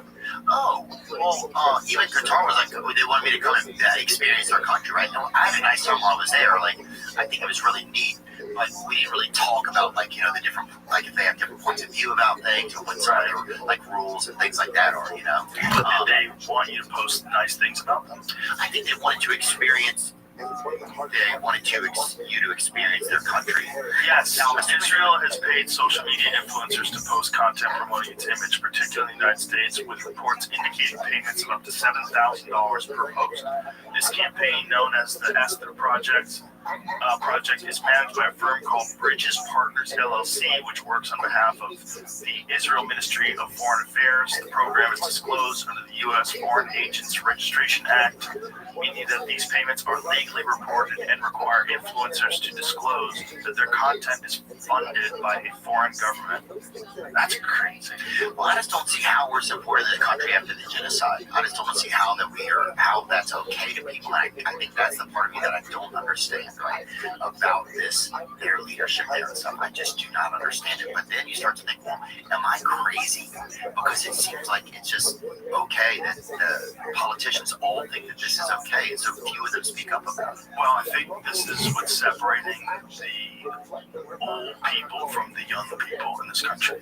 Like, if you look at the numbers of how many people that are like 18 to 34 that support the war in Gaza, it's very low. It's very, very, very low. Because this is the first time you've ever been able to see what happens when a superpower is attacking a country that essentially doesn't have an army, and they're doing it in 4 years, and they're just blowing buildings up. Like, we've never really seen that before. This is the first time in a time where everyone has cell phones, right? Obviously, this has happened. You know, countries have bombed each other, there's been Hiroshima, of course, Nagasaki. They blew up entire cities, right? We didn't get to watch it happen bit by bit. You didn't get to see drone footage that's at 4K. You know, you didn't get to see cell phone footage of missiles being fired into camps and people waiting in line for food. You didn't get to see any of that shit. And, you know, you're seeing wild shit. But then you're also seeing horrible things that Hamas is doing too. You see people getting publicly executed in front of everyone, in front of cheering crowds. You're seeing people get dragged out, kicked to the ground, gunned in the head. You're seeing the horrors of war is what you're seeing on both sides. And we just have a hard time accepting that that's the only way to do things. And I think the young people of this country, they don't want any part of anything like that anymore. They have been told by their parents, they've been told by the people they grew up with that the war is hell, there shouldn't be any war, and most of this shit happens because people are making money.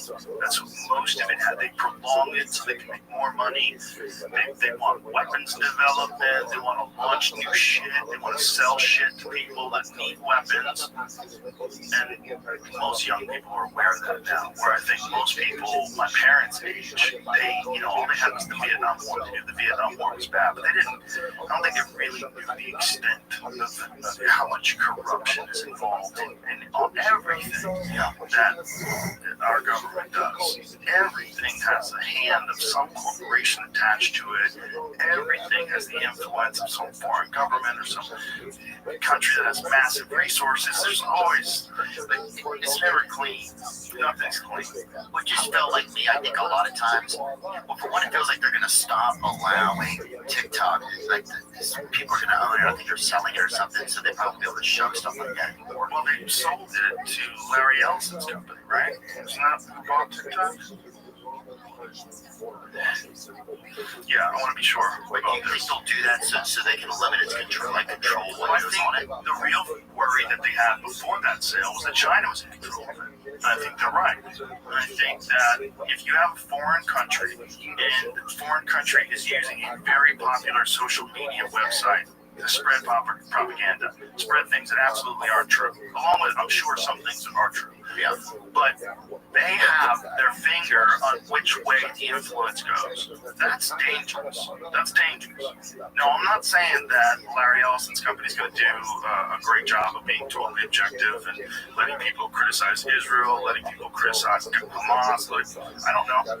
We'll see. We'll have to see. I'd be crazy to say. I never met that guy. I don't know anything about it. It'd be crazy for me to say any differently. But it's not safe to have a foreign country that is actively trying to fuck with the way people have discourse in America, which is certainly what China's doing. So according to it hasn't yet changed place. The shutdown has something to do with this, and this article is from today, I think, where people in Congress don't even know what's going on. Right, so this says Congress is still waiting to get briefed on how TikTok's sale would actually stop Chinese algorithms from causing harm to U.S. citizens, U.S. military, and U.S. interests, she said. The lack of transparency has caused concern for both Democrats and Republicans who are still waiting for for secure briefings on how to stop malign actions. Yeah. So this is the thing, is like, that's a good point, because they do it on X. So Chinese bots, they swarm X, and there was a former FBI analyst, we read this article 100 times, his estimation, this was right around the time Elon was buying Twitter, that it could be as much as 80% bots. Oh, so much is bots. It seems like so much is bots. But this is what this is. This is like China. This is Russia. This is foreign countries that they'll say things about USA. They'll say things about gay rights. They'll say things about LGBTQ, whatever issues, whatever it is, the border, whatever it is, USA, whatever it is, and they just flood the discourse. They flood it, and so they have their finger either way on how much negative shit you see about any kind of subject. And whoever's the best at it, whoever's the best at this kind of propaganda, this is like an incredible tool to use to demoralize another country, to have another country hating itself, hating its actions. And if you leave that in the hands of China and they own a company like TikTok, at least if someone in America owns it, and again, I don't know what they're going to do, but at least if they own it, you would say, okay, but at least they're not actively trying to fuck with us and make us battle back and forth. They're just allowing the algorithm to do its natural course. Right, I guess if they're going to do that, we don't know. Here's the thing, if you can't stop bots, then all of them are fucked, because they're just going to keep making new accounts. It's too easy. They sign up, fake emails, fake person, they're in. If you don't make people, and then, what are you going to do? You're going to require a digital ID? Fuck that. You should be able to be a whistleblower. If you're working for some company and you find out they're dumping nuclear waste into the ocean that's killing all the fish, someone should be able to anonymously report that. And you should be able to do that through social media without having a digital ID that shows exactly who you are. And they can shut you down. It's just like, I don't know. It's sketchy times. With sketchy times, I mean, the same company, that company Palantir that was doing all that crazy stuff in Gaza, in Gaza, and they were like, what were they doing? All the drones, stuff like this, allegedly.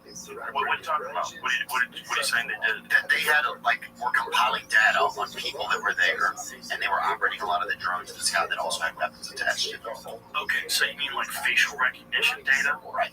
Do they have that capability with drones? Where they can just zoom around? Is this horseshit? It's real. Jimmy's not even willing to talk on camera. He's just I'm sure they do. No. They got a contract in America now, which is scary to me. That's what's scary to me. That a drone could go by. That maybe that's what happened to John Kirk. Who knows? Maybe a drone. You just have no. You can even point the finger at a bullet comes out of the middle of nowhere. True. That's a kind of. I'm not saying I'm paranoid all the time. I'm just saying I have. You're listening. Okay. So you're right. However, China's making drones, and they're making really good ones, way more sophisticated than our drones. If you don't have drone development and some kind of drone defense system in America, if you say, oh, no one should have that kind of power, you're right, no one should have that kind of power. However, China already does. So if you just have no innovation, and you have no way to implement any kind of defense system with drones in America, but it's already in China, it's already in Russia, you're kind of in trouble. Okay, so you have to have something in that space. You got to be moving forward into you got to have the weapons. It's like the nuclear bomb. If they're already doing it, you better fucking get it. Right. You better get it. I think, to me, it's just scary that the company that was allegedly doing that there is the company that we hired to, I believe, create a database and have some of the same opportunities here. Or they could potentially be able to do the same thing here. To me, it just kind of tracks where it's like, any one private company that has a database and all the information on every person and where you are and what you're doing, that's sketchy. What do you So I'm looking at the story, the reporting of this. It's that absolute power corrupts absolutely thing. This is like absolute power. One AI system is called the gospel, another one's called Where's Daddy? Oh, Jesus Christ. Jesus identified people. One of them's called Lavender. That sounds lovely. AI-enabled data processing system developed and used by the Israeli occupation forces in their, this says, genocidal campaign against Gaza have caught widespread attention, prompting journalists to call Gaza the site of the first AI-powered genocide. AI technology was reportedly first used in Gaza during Israel's 11-day assault in 2021. During the ongoing genocide, for the first time, it's being used to kill Palestinians at an unprecedented level and at much faster rates. These three known systems identify targets for airstrikes based on Israeli mass surveillance records of the Palestinians in Gaza that have been collected for years by the IOF under the racist framework of monitoring what they deem as threats to the Israeli regime. This is from Palestine-studies.org. So there's also how. Yeah, it's obviously going to be favored towards that. Yeah. Listen, I absolutely believe they have that kind of technology. The scariest part to me, Jim, will you bring it back up for one more second? The scariest part to me was just the quickness they could do it, and then like the review, right? Like a few Israeli intelligence agents shared with Plus 972 magazine that they personally only take 20 seconds to review and approve the airstrike recommendation. Using time only to confirm if the target is a male. Whoa. It's unclear if this is actual policy. What is that? So this is... But yet they started making... They shared this in a magazine. So they said this in an interview in a magazine, that it only takes 20 seconds to review, and the time is only to confirm if the target's a male. It's unclear if this is actual policy. In August, however, the UN High Commissioner for Human Rights released a statement revealing that the majority of those killed in Gaza are women and children. So here's the other thing. Obviously, horrible things have happened there, right? But if you're getting your information from the people where they're making, it's hard to know if they're being accurate. You know, I don't know if it is truly that they're mostly killing women and children, or if a good percentage of them have actually been Hamas agents. I don't know.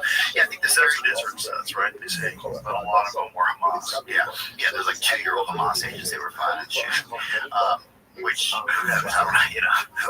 bet they probably think about his future, especially now when you've blown up their fucking city. How many, if there were terrorists there, how many are created by watching something like that happen? Well, the thing for me, I just thought like that America would come over and help at some point. That was this year. I think that's when I just thought like, I just have a different concept of what's going on. But also, these are just my thoughts. I don't know what's going on. And I don't need anybody to believe my thoughts or think the same way I do. I think the thing that made me nervous was that same company, Palantir, got a deal in America to create a database and help with like surveillance and stuff. So that just makes me scared, That made me a little bit nervous. Not scared, but just like a little bit like, what's going on here? Are we going to enter a surveillance state, Well, that's one of the arguments for letting chaos take place. One of the arguments for letting criminals back out is that you make it so dangerous that in order to make it safe, you have to put restrictions on people. And that's the only way. And you show that it's effective. And then people comply, and then everybody's a digital ID. The government tracks you. Like that Life 360 app where you can track all your friends, track all your family. Yeah, your wife's running around and you whatever. And the government is going to parties a lot. The government can do that as well. Well, I think one thing that made that, how crazy that is? To allow the government to constantly know where you are, what you're doing, and constantly you'll be looking over your shoulder. So you're going to self-censor. You're going to be scared. You're going to be scared to talk because your phone's going to be listening. Yeah, crazy where you mentioned Chuck Schumer and then you opened your phone. That's nuts. That was... Yeah, what's the possibility? And that was momentarily later. Yeah, momentarily later, the algorithm recognized that I was talking about Chuck Schumer. Let's see if that works. Big fat tits. Big fat tits. Big fat tits on your 45-year-old stepmom. Let's see what it is. Imagine if it just goes to, nope, I got head kicked. Would you buy check my Explore page real quick. Would you buy a cat off a Facebook Marketplace? Sure, why not? Okay. If it's a cute cat, fuck that. That was fun. Look, I'm not buying a cat. Right in my For You page. You see one of them. Hey, right in my For You page. Wonder text something random to someone, and then give it 5 minutes and check your For You pages. Right away, it's the ladies with large boobs. I say, hey, let me see one of them and guess what the other one looks like. That's my old trick. That's a good trick. And you're like, like, I don't know. I bet that other one's weird looking. Yeah, that one's too perfect. Yeah, so they both look the same. Did I see this? I'll show you, Theo. I used to do this fun thing. I would have, if I sat next to someone in an airplane, I would have them draw a picture of their kids. Like if they had kids, like draw a picture of your kids, and dude, it would be the most fucking ridiculous fucking picture. But it would always be pretty fun, you know. Yeah, I think I was just concerned about like if that's the company that does it here, so that's like where my brain tracks. Like, that, and then that should be scary. That's why I think ICE had. That's why I think all the ICE stuff happened, because I think they have to get everybody on the books. This isn't about they have to do an inventory now of everyone, because they're going to need, otherwise when it's a surveillance state, it's all going to know if you're not like documented or on the bill of sale or whatever. It's going to be, or you're not on the inventory list. If you're not inventoried in the country, it will, the machine will know immediately. Oh, this isn't, you're not even supposed to be here, right? So that's why I think that the ICE stuff is happening, because I think one of the reasons is they have to get everything inventoried. I see what you're saying. I think the ICE stuff is happening. A lot of it is because of political power. It's congressional seats. Because the census just counts people. They don't count legal citizens. And when you let people come over here illegally, and then you give them food, and you give them Medicare, what happens is those people are going to vote for you if they can. And they're also going to count. They're going to stay. They're going to, so they count your district as congressional seats. That's what's crazy. They only count the people. They don't count the citizens. So if you get as many people in as possible, you can take over congressional seats. And if you make it really easy for those people to get by, like they say, hey, California's the place to go. They don't give a fuck. You can be illegal there. Nobody cares. Which is what the way it was basically until I started arresting people. It's always been like that. I mean, what percentage of people do you run into in LA that are illegals? A lot, and no one cares. It's always been like that. I don't care. Yeah. Now all of a sudden they're getting arrested. But there is the argument that by having people that came over illegally, you change the congressional map. You do. You get more seats. You know, and that's kind of crazy. It's kind of crazy. It's all fun. It just feels like, I don't know. It feels like very lit. Like, I don't know. It feels like a lot of different things. But you're right. I think you just have to focus in on things that are important. You know, it's an easy way to increase your population now. Make it so people can definitely come over. Make it so, cut holes in the fence for them. You ever seen when they did that? They cut holes in the fence. Like some people that put up like these fucking heavy duty fences and put a titty bar right there. You put a titty bar right there, you should have a bottle of water sales. Water and tits, what about that? Together? Yeah, like generally put like alcohol with their tits. I don't know if you've been in the desert for a couple of days. That's true. It's a good point. Very good point. What's my nose here? I'll say this is true. Because this is kind of crazy when you watch it. Like, what can you possibly be doing here other than purposely letting people into the country? I think there was a lot of that. And I think there was a lot of that because they want cheap labor too. That was something that someone told me once, that they were stunned that a CEO said they were against these the border enforcement because they wanted cheap labor. So they said right out to him, because Biden Harris sent forklifts to open the border when Texas built a razor wall. Why would you do that? Wait a minute. You did what? You set up forklift to open up the razor wire? What? Do you think that they all know that the other parties just do, like, do you think that they all go behind closed doors and be like, okay, what are you guys going to do this month? And then we're going to do this. And it's all just this theatrics? No, I don't think they coordinate like that. If they don't hate each other, no. But this is nuts, man. This is like genuine nuts. And by the way, I feel for these people. I would do the same thing. I would 100% be in line. I see these people with their babies hoping for a chance at a better life in America. They're not the problem. The problem is cartel people and the whole congressional seats thing. That's the problem.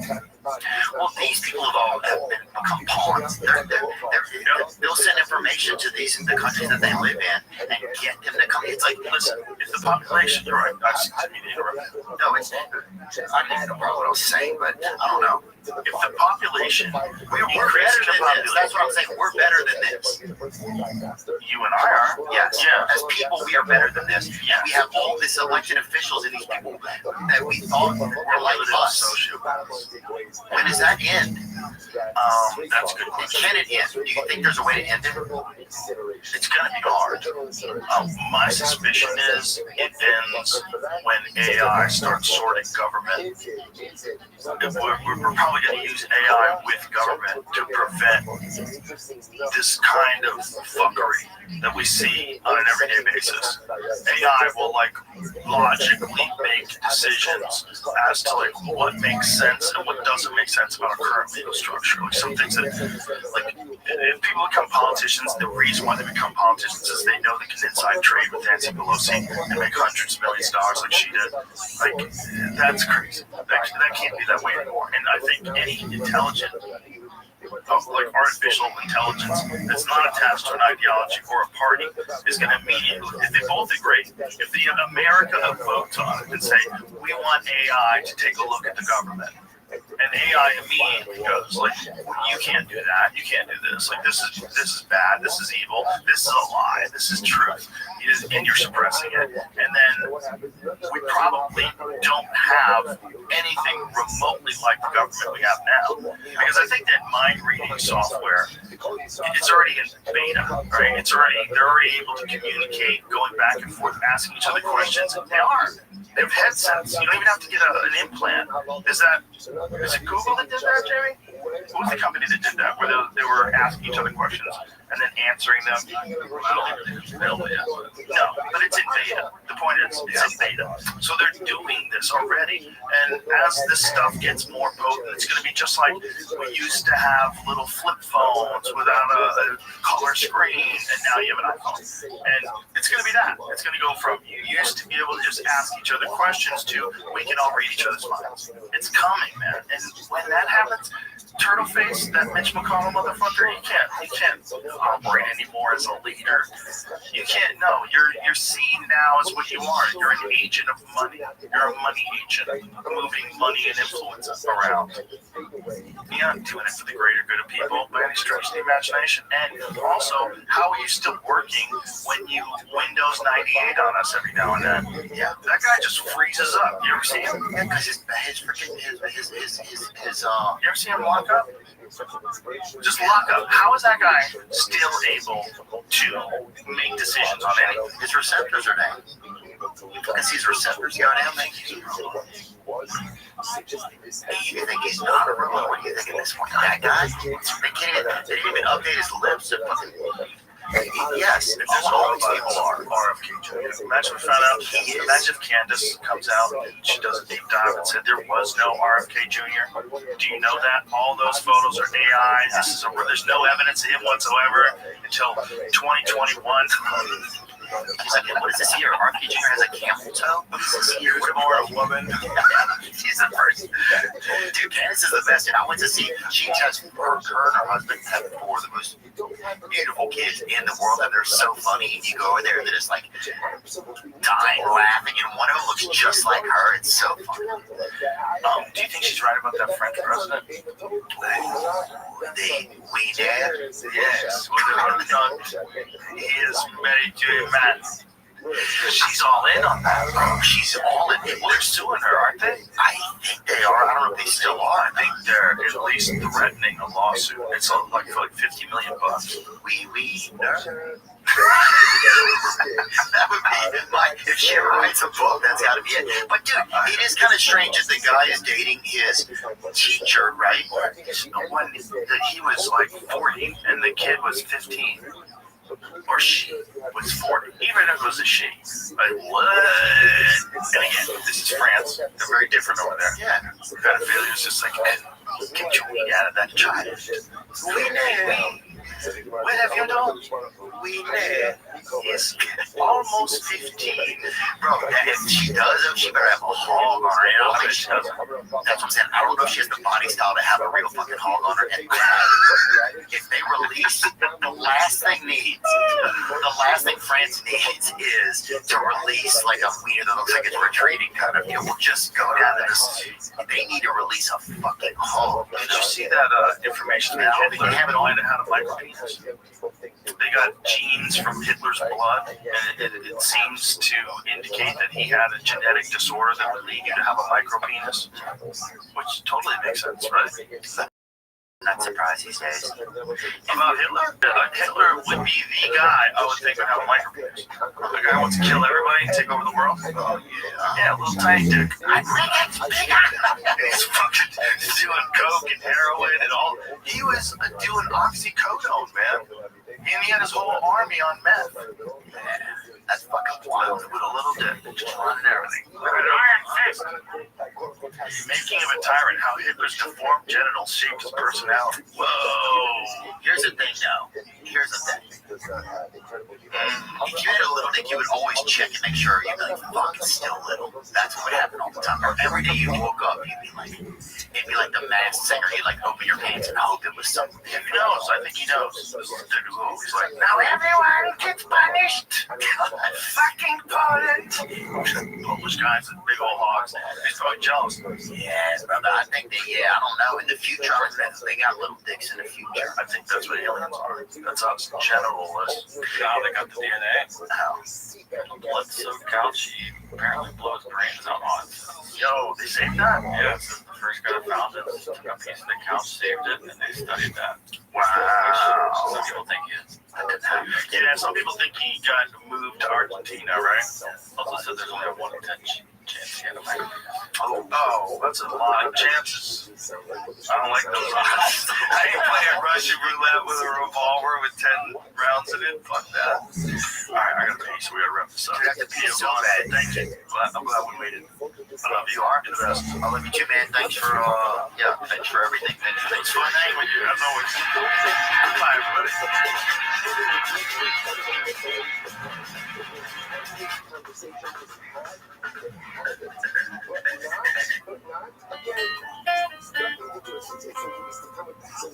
This is incredible. The Amaret's season comes shooting degrees. What does that do? It diminishes the severity of the Kamkapam. The Kamkapam doesn't shoot the breeze. It doesn't get together and accomplish rules, right? If there's something to talk about, let's talk about it. But if there's nothing to talk about, there's not a Just experience. Drink by day, Joe Rogan podcast by night, all day. Good to see you, brother. What's happening? Oh, man, everything. It's been a few years, man. Yeah. So last time I saw you. I think I saw you outside of the ice house. Oh, yeah. Coming into the set. LS swamp engine. Yeah, that's right. Yeah. To me. And I think, I was thinking about it. I went to your house to do the podcast. Early in the day. Early. Yeah. Up Deep Valley. Hill. And then I think you got your place sort of down, strip mall kind of place down in the flatlands of the valley. Yep. Went there. Yeah. It's been a million years. Yeah, it's been a while. Time flies, buddy. I know, it's so sad. You know what's sad? It goes so slow when you're young and miserable. You know what I mean? Now I'm old and happy and rich, and it just flies by. You know what I mean? Like all the stuff you want to do, it just goes right by you. And then when I was like 13, I just sat in a class and stared at the clock. It just went, God damn. You know why that is? It's relative. It's a percentage of your life. So when you're 10, a year is 10% of your life. Right. You know, when you're 55, a year is really quick. I know, it just sucks that, like, I remember going back to school in September and going, when's Christmas vacation? And then go 2 months, and I'd go, oh, man, no way, that's too long. And now it's just goes flying by, but now it's good, and you want it to slow down. Yeah, I always think of life as sort of like driving to San Francisco from LA. Like the first time you do it, it takes a long time, and the 50th time you do it, it's like nothing. And that's the relative part. Yeah, it's, I don't know, just gotta live in the moment, enjoy it while it's here. Hope it works out. Hope something's next. Or not. I guess, yeah, that moment, you know, that thing. You know, it's like that thing where people have a near-death experience and then they swear they're going to change their ways and they're going to appreciate everything and they're going to do all that. I don't think it works. It works on some people. Yeah, I've met people that have had near-death experiences that completely change them. Yeah. I wonder if it's worth trying to have a near-death experience. The problem is it's too close to death. Well, it's really what kind of a person are you? A reflective person? An introspective person? Do you think about the way you think and the way you live and analyze it and decide whether or not this is a good way to proceed or whether or not you need to make adjustments? Some people don't. They don't look. They don't self-analyze. They don't course correct. They just don't. And so something comes along, I'm changing everything. You never changed anything in your whole fucking life. You've never done that. You've never exhibited that kind of will. You've never had that kind of discipline. So, like, how are you going to change now? You're not. You're going to say you're going to change, then you're going to go right back. Yeah, I think I went to high school with all those guys. Me too. It's crazy, right? Because most people don't know how to live. Yeah, They don't understand that you are in control of the way you think about things. It's one of the only things you're in control of. well, change is like one of the greatest gifts we have. Like, it really, if you think about perks of being a human being versus being a hyena or any other creature, it's you get to change. And then so many people just squander that gift, which is the greatest gift. And they just go, I'm not, and then you're sort of no different than any other animal if you just sort of stay the course, you know? And the ability to grow and change and transform is such a gift that people completely squander. Well, it's hard because you have to change the way you think. You have to decide when you're doing things wrong. People don't like to do that. They don't like to admit fault. They don't like to look at themselves in a negative way and analyze what they've done wrong. Be critical of themselves. They don't like that. I know everyone else is crazy externalizer now, and young people have it more than our generation. Well, it's encouraged. You can't tell them stuff. They just push back on everything. It's encouraged to think that everyone else is the reason why you are not happy. Yeah, I get it. But I think growing up, and maybe it's just being coached a lot, you know, like you got coached a lot, I got coached a lot. It's just dudes telling you you're doing something wrong all day, every day. And I believe they did it because they cared, because they wanted you to get better, because they wanted you to succeed, they wanted to win, you know, and I just got used to being coached. I just got used to people just yelling at you, hey, dummy, you're fucking up, fix it, do it right. And it never felt like criticism to me. Well, even if it is criticism, it doesn't matter. It's like if coaching is good. Like if you can be coachable, that's like one of the best indicators that you're going to do well in life. If you can take direction and instruction from someone who knows what they're talking about. Yeah. If you want to learn something, like say if you want to learn jiu-jitsu, you have to listen. You have to really listen. And the people that don't listen, they don't get better. Yeah, and I shouldn't have said criticism. And it was criticism, but that's fine. It's just how you digest it. You know what I mean? It's criticism. They go constructive criticism or criticism. It's just criticism. You're doing something wrong. Right. That's fine. Now, how do you perceive it? How do you ingest that? Well, also, how do you look at yourself? Do you look at yourself as like, do you think of yourself as only being valuable if you're good at a thing, right? And if you're not good at that thing, do you take it as a slight against you? Or do you just understand that you are a person, this is you, and this thing you're doing is something you don't know how to do as well as this person is teaching you? And if you can do that, then you can get better, and then getting better at anything that you are trying to do that's difficult, any discipline. That discipline becomes a vehicle for developing your human potential. If you can figure out how to get good at that by listening to this person and then proceeding and seeing the steps of improvement, you can apply that to everyone's life. But if you never learn how to do that, you get stuck. You know what I've been thinking about? I've been thinking about how insecure a lot of people are and how they really react if we tell them something, criticism, coach them. But I think it's their insecurity that's reacting. And then I sort of realize, like, you have a skill set. You have multiple skill sets, right? And you take just martial arts, you know, okay, you know it, you're comfortable with it, you're real secure about it. You know your abilities, and you know your abilities as a comedian, and you know your abilities as an archer and stuff like that. So you have a bunch of stuff that you know you own. And for me, like, I'm a builder, so I have a skill, so I have a trade, you know, and so I don't feel insecure. I feel like there's stuff I know, and then there's other things I do know, but I don't walk around with that insecurity that I realize, like, a lot of people, they don't have a trade, they don't have a skill, they don't have really anything they could call expertise. Like, you go, you know, what are you an expert at? Well, you would go, I can teach UFC, mixed martial arts, jiu-jitsu, I can do that, I can do this, podcasting, stand-up comedy, like, there's fields of expertise, speaking another language, instrument, you know, things like that. And I realize so many people just are, there's just nothing. They never found a thing. They don't find a thing, and they're so insecure, and they walk around in this heightened state of insecurity, and then somebody runs into them somewhere at an airport or a Starbucks or something, and they start ripping off, you know, throwing furniture, and it's like, why are you in this state all the time? And I realized it's an insecurity. And how would it feel? Like, how would Joe Rogan feel walking around, not having a black belt, not being successful at stand-up, like, not having any expertise? Like, it'd be a really vulnerable feeling. Yeah. And I think that's a lot of it. It's most people. Yes. Yeah, most people just get jobs.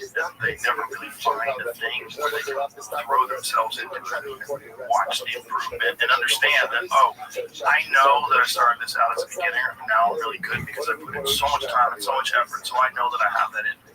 I know I have that willpower. It's also like some people just don't have good brains. That's just a fact. You know, like, some people are born with big ears, some people have small ears, some people have shitty brains. And that's just true.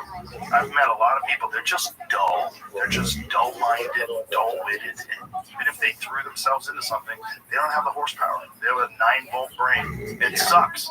No, I know. But that's just reality. I know, and it's hard not to look at them through your lens. Because you go, come on, man, the sun's shining. Let's make some hay. Let's go. And there's so much to do. And they're like, huh? And you're like, come on. The saddest thing for me is when I talk to anybody, but especially a young person, I go, what do you like? What do you do? What's your thing? And they go, I don't know. I like video games. I go, no, but what's your passion? You know, what do you want to get into? And they go, I'm watching a lot of Netflix. I go, what is your thing? What do you want to get your hands on? And they just go, I don't know. Well, they probably never been introduced to something like that. The problem with video games is it'll steal your thing. In video games, if there was a thing, maybe you were into golf, maybe you're into something, video games will steal your time. They'll steal your desires. They're so fun. Yes, I think there's a problem with, like, satiation. Like, you feel satiated when you'll say, I did something. Right? It's like, you didn't do anything. You simulated doing something. Unless you're a professional video game player, you make a lot of money. So it is weird. Because he used to tell you, you're playing video games to waste your time. But then you find out that some people playing professional video games are making a lot of money. Like, StarCraft guys, what is a good StarCraft? Like, the best StarCraft player make. Like, they have sponsorships and stuff like that, but they're making millions of dollars, right? It is weird that you could no longer tell your kids that's a crazy idea that'll never work. How about those Twitch guys? That's what I'm saying. There's Guys that something. play video games all day on Twitch, they make a ton of money. I know. You couldn't. I mean, there was a time when we started. Someone young said, I want to do a podcast. You'll go, come on, you got to get a real job. That's not going to work. Yeah. So this guy, his name is Juna Sotala. He's from Finland. He made 1.8 million total earnings. So yeah, South Korea 1.3 million. Park Young-woo made 1.19 million. Yeah, so they're making money. But this is like only the top 5. So top 5, you get to the bottom of the top 5. I bought a video game once. and it was a World War II one, and I thought I was going to go to the deck of the ship and shoot at some Zeros who were dive bombing our ship. But the video game started below in the barracks. We're in our bunks, and a torpedo hit, and I could never get to the deck. I couldn't get out of the bunk. I kept burning up in a fire in the bunk, and after 20 times of trying to get to the deck, I just abandoned it. And I also just realized it's just a bunch of shit I'm not good at, and I don't care to even try. I think there's another part of life where you have to kind of go, what are you good at, what are you not good at, and when you're not good at something, you should just pay somebody to do that. That's where I'm at. Pay somebody to play video games for you? Well, I mean like type, but yeah, of course, yeah. I hear you. Yeah, you don't want to do things that some people enjoy, like whatever it's golfing or video games or whatever it is. Like, you gotta find out what you like. Yeah, and that's a bunch of stuff. It's one thing that's missing in school is introducing people to the possibilities of more life. Instead, what do? They just teach you stuff. You know? Yeah, it didn't work. No, it didn't work for me either. Yeah. Okay, but it's, I know, but that's a weird thing. It's like there's no consideration of alternatives. There's no like, hey, you're kind of a wise ass. You're talking about being a comedian. You can make a lot of money doing comedy. Nobody ever says that to me. No, I never had that. It was a weird thing because it was always a sort of shut up. So it was the opposite of encouragement, which is be quiet, you're disruptive. So by nature, comedic nature is to sit in the back of the class and hop off, try to entertain an audience, which is sort of built in, which is the classroom. But it is interesting that they then offer an award called Class Clown. Did they offer an award for Class Clown? In my high school, I was Class Clown. So I got the Class Clown designation, but all through high school I was told to shut up by every teacher, which is a weird, it's a backhanded compliment, but it's a weird message to send to the clown, which is shut up, here's your award. And for talking. Yeah, that is weird. I would get rid of the award or stop telling everyone to shut up all the time. Well, we get panic is not because panic well, who attracts, you know, I'm thinking about like, who's attracted to that profession? It's sort of people that have, I know we have to call them heroes, but they've kind of opted out of the private sector. They're just like, I want consistency. I don't care if I'm underpaid, as long as I never stop getting paid. I can retire early. I have a place to go. And it's a kind of a version of life where you're not telling people to chase their dreams, explore the possibilities, because you're in this place right now where you didn't chase your dreams. You're just here. You know what I mean? Say that 10% of kids are just want to work with kids, but most of my teachers are miserable. Miserable, very uninspiring. So there's no physical impact or after I left high school that I failed the medical back. They are there, so they are for two. When it says it's funny, I wanted to go back because I wanted to play football. I didn't want to go to class, but I had dreams about going back to play like one more year of football. Because that's all I wanted to do, and it's the only thing I was good at, you know, back then. And then once I got out of high school, that's on the inside and no recognizable impact on the outside. So maybe you should say that should be the punishment anytime it goes up at the time, but I didn't know what. Why? Because we don't did anyone tell you, like, I never had anyone go, hey, you should do comedy. Like, that seems to be your thing, or it seems to be what you're interested in, or where your proclivities are. I never had that. I never had anyone in my family say it. I never had any of my friends say it. I never had a teacher say it. I never heard the guidance counselor say it. It never came up in my life. Did it? It did, yeah, for you. With me, it was guys that I would go to tournaments with. So we would all be scared because everyone would be on a bus or something traveling out of state for some tournament. And everybody would be like, real nervous. There's a real good chance you might get kicked in the head and knocked unconscious. And I would be the guy that broke the ice. I would be making fun of everybody, making everybody laugh. And my friend Steve, who's Steve Graham, who's a good friend of mine still to this day, he was older than me at the time. I think I was like 16. And he was probably 30, 31. Some of these ophthalmologists. And he's like, you should be a comedian. And I was like, you think I'm funny because you're like other people are going to think I'm just an asshole. Like, therefore, I think you can do it. You should just go to an open mic night and check it out. And I went to an open mic night, and that's when I understood that, oh, everybody starts out as a comedian, and you're terrible. When I thought of comedians, I thought Jerry Seinfeld was Jerry Seinfeld from the jump. He was really good and really funny and great jokes. Richard Pryor, same thing. I didn't realize I could get better at it. And then when I watched people do it, I was like, oh, these people are terrible. I can do this. One of the things Richard Jennings said is terrible comedians are great because they inspire people to try it. I agree with you in that sense. Like, I remember, like, I always go, oh, this guy's excellence inspires, Michael Jordan inspires. I'm like, no, he's too good. You know what I mean? There was, like, I remember being young and watching, like, Dennis Miller do a special, and I go, I could never do that. Right? That's too much. Where are all these words coming from? I don't remember them all. I don't even know what they mean. Like, no way am I pulling that off. But later on, when I was driving a truck, to the construction site every day, I would listen to morning radio in LA.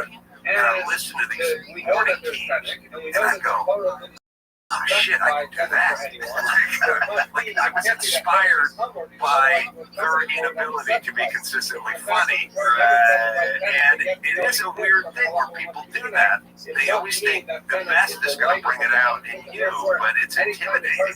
Sometimes you have to see people that are mediocre at their job for you to think, oh hell, I can do that. Certainly, like, if you walk right into a gym, as you like Terrence Crawford's working out. It's the first time I ever worked out.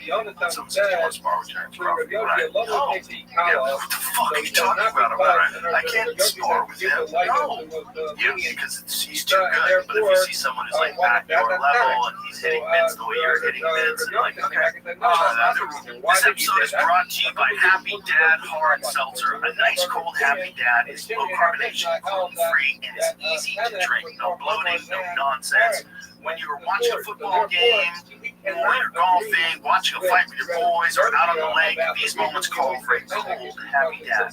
People are drinking all these seltzers and skinny cans that are loaded with sugar, but Happy Dad only has 1 gram of sugar in a normal size can. You can buy Happy Dad on the GoPuff app and your local liquor and grocery store, including Walmart, Kroger, Total Wine, and Circle K. You can't decide on a flavor? Grab a variety pack: lemon lime, watermelon, pineapple, and wild cherry.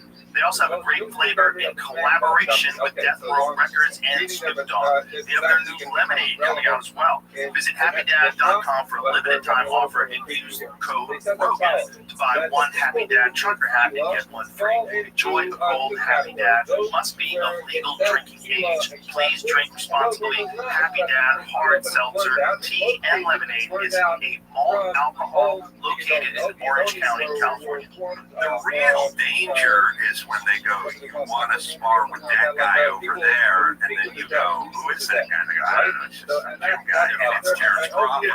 And then you really get demoralized because you don't even know who he is. And sometimes you'll run into those guys early on before they are who they are. And you realize, oh, I got my ass kicked by this guy, turned out to be a champion. But at the time, I just thought something was wrong with me. Yeah. Well, you just realize that something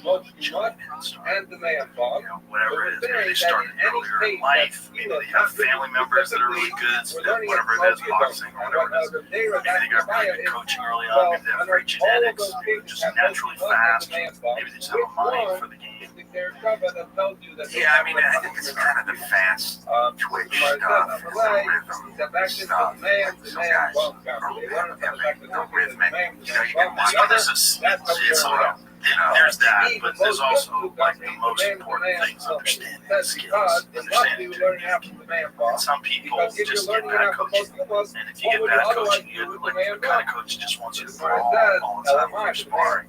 And you have to really learn the finer points. Yeah, I don't stop you and say, look, you gotta stop that jab here and that counter. You know, well, I found, at least when I taught boxing, that most of the coaches were boxers. Like my kid was Mike Weaver. I remember Mike Weaver. He was some brick shit out. Boy, that guy was a tank. Oh my God, he looked like a bodybuilder. Yeah, it's crazy. Even when I worked with him at 48, he still looked like that. So Weaver and then his half triplet brothers, the fighting triplets, Floyd and Lloyd, by the way, they're all fighters, right? And I realized they were good fighters, but they didn't know how to teach fighting because they couldn't verbalize it, they couldn't intellectualize it, they just did it, you know? And it's not always the guy. So a lot of times they got ex-fighters who says an ex-champ, he's an ex-this, an ex-that. That doesn't mean you're good at teaching it. That just means you did it and were good at it. But you can't always articulate it and describe it. And like my thing was, I wasn't an ex-champ, but I knew how to articulate it better than these guys. And I could use these metaphors and examples and stuff like that. I would end up being a good boxing coach, not because I had all this ring experience, it's because I understood it sort of intellectually. Some of the greatest boxing coaches of all time were good fighters or were okay fighters. Like Freddie Roach, perfect example. A journeyman fighter, but one of the best boxing coaches ever. Emmanuel Stewart, same deal. You know, world champions. I always liked Emmanuel Stewart because he coached Vladimir Klitschko, but he couldn't say the word Vladimir.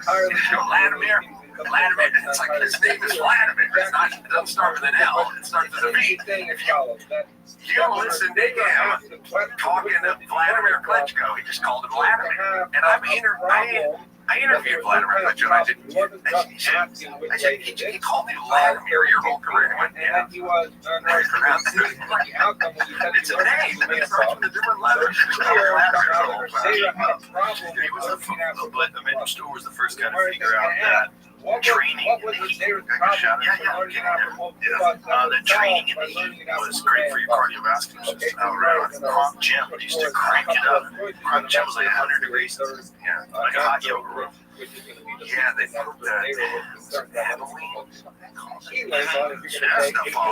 put you in a garbage bag and then all that. Yeah, they would always put Abilene on you before you worked out. Get your sweat going. It was a part of the boxing world. Like when you get Ringside Magazine and sell Abilene.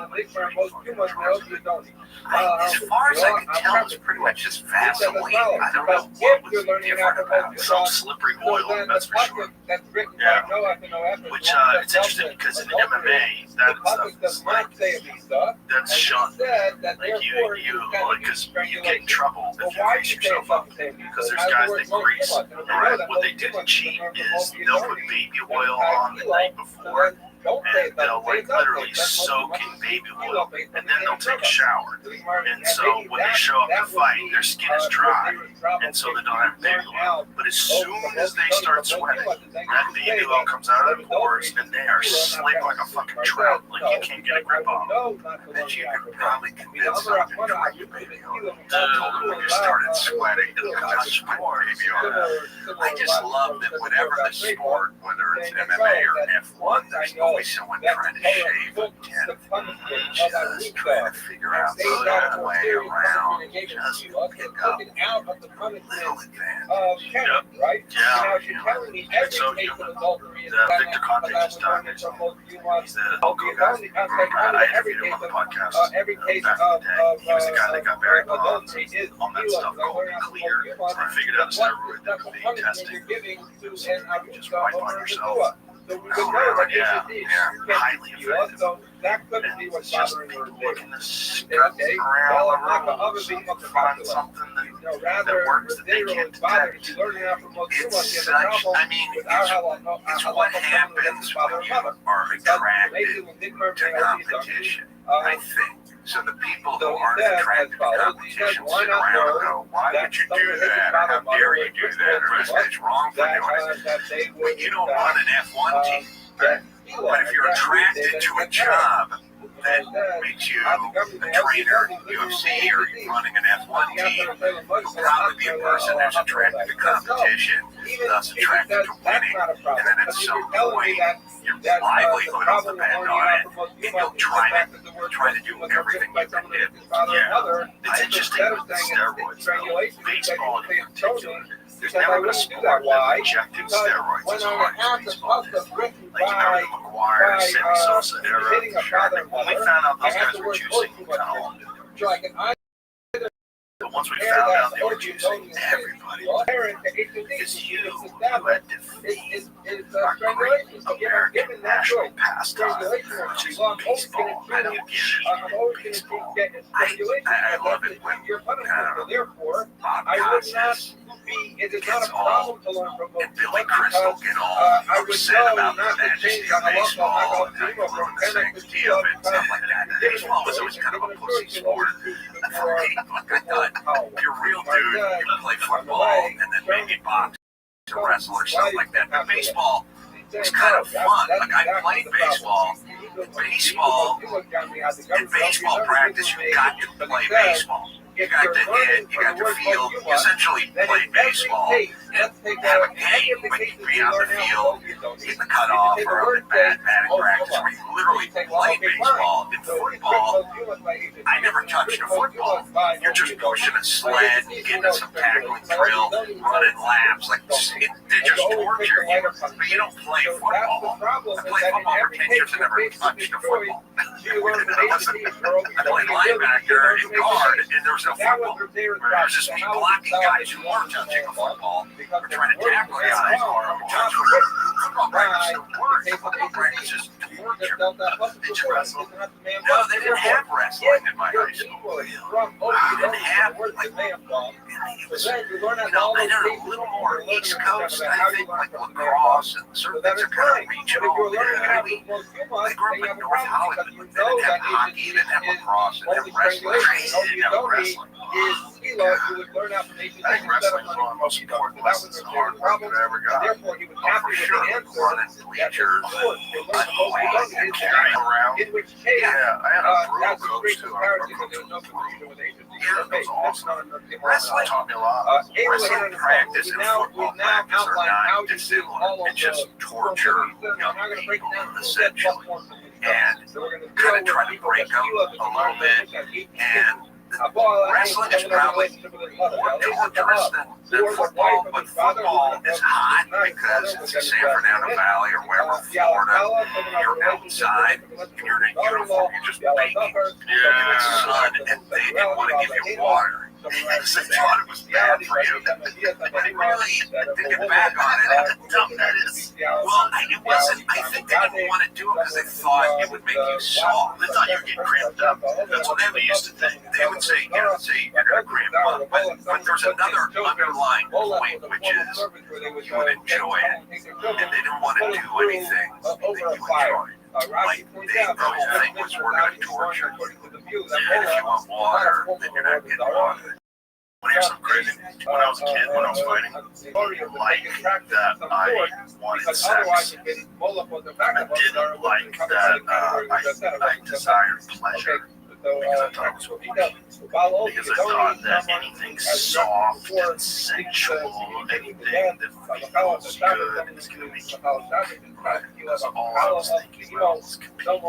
And I was just thinking about keeping an edge on everybody. And then the sex was like, damn it. I didn't like that. I liked it. I thought it was business. Did you have crazy? Did you have like a pillow on your back? No, I had a girlfriend. Her girlfriend was really horny. I didn't need a pillow and a hump. I just comfortable with that pillow. You were the eye of the tiger. No, it didn't. I mean, it didn't stop me from having sex with my girlfriend, but it did make me feel like that was. But don't you feel? I feel like I fall back on my misery in those 2-a-day practices in San Fernando Valley. Being on a construction site, or getting yelled at by foremen, and just doing sort of miserable funky work all day.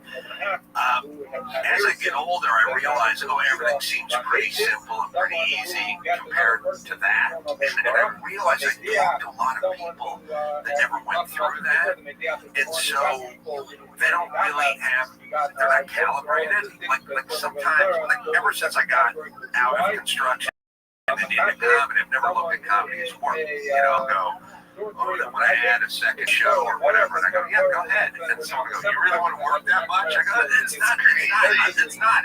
It's air conditioned. No one's yelling at you. It's fun. Free beer. It's fun. People like, what do you mean? And they go, you want to work that hard on the weekend? And I go, what work? It's not work compared to the work I knew from back in the day. But then I realized I do deal with a lot of people that never had that baseline. And so they never had that misery. And they never had that experience.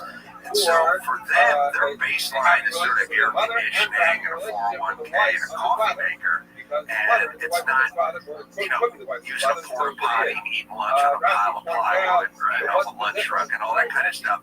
So drinking off a hose, no air conditioning, like that world.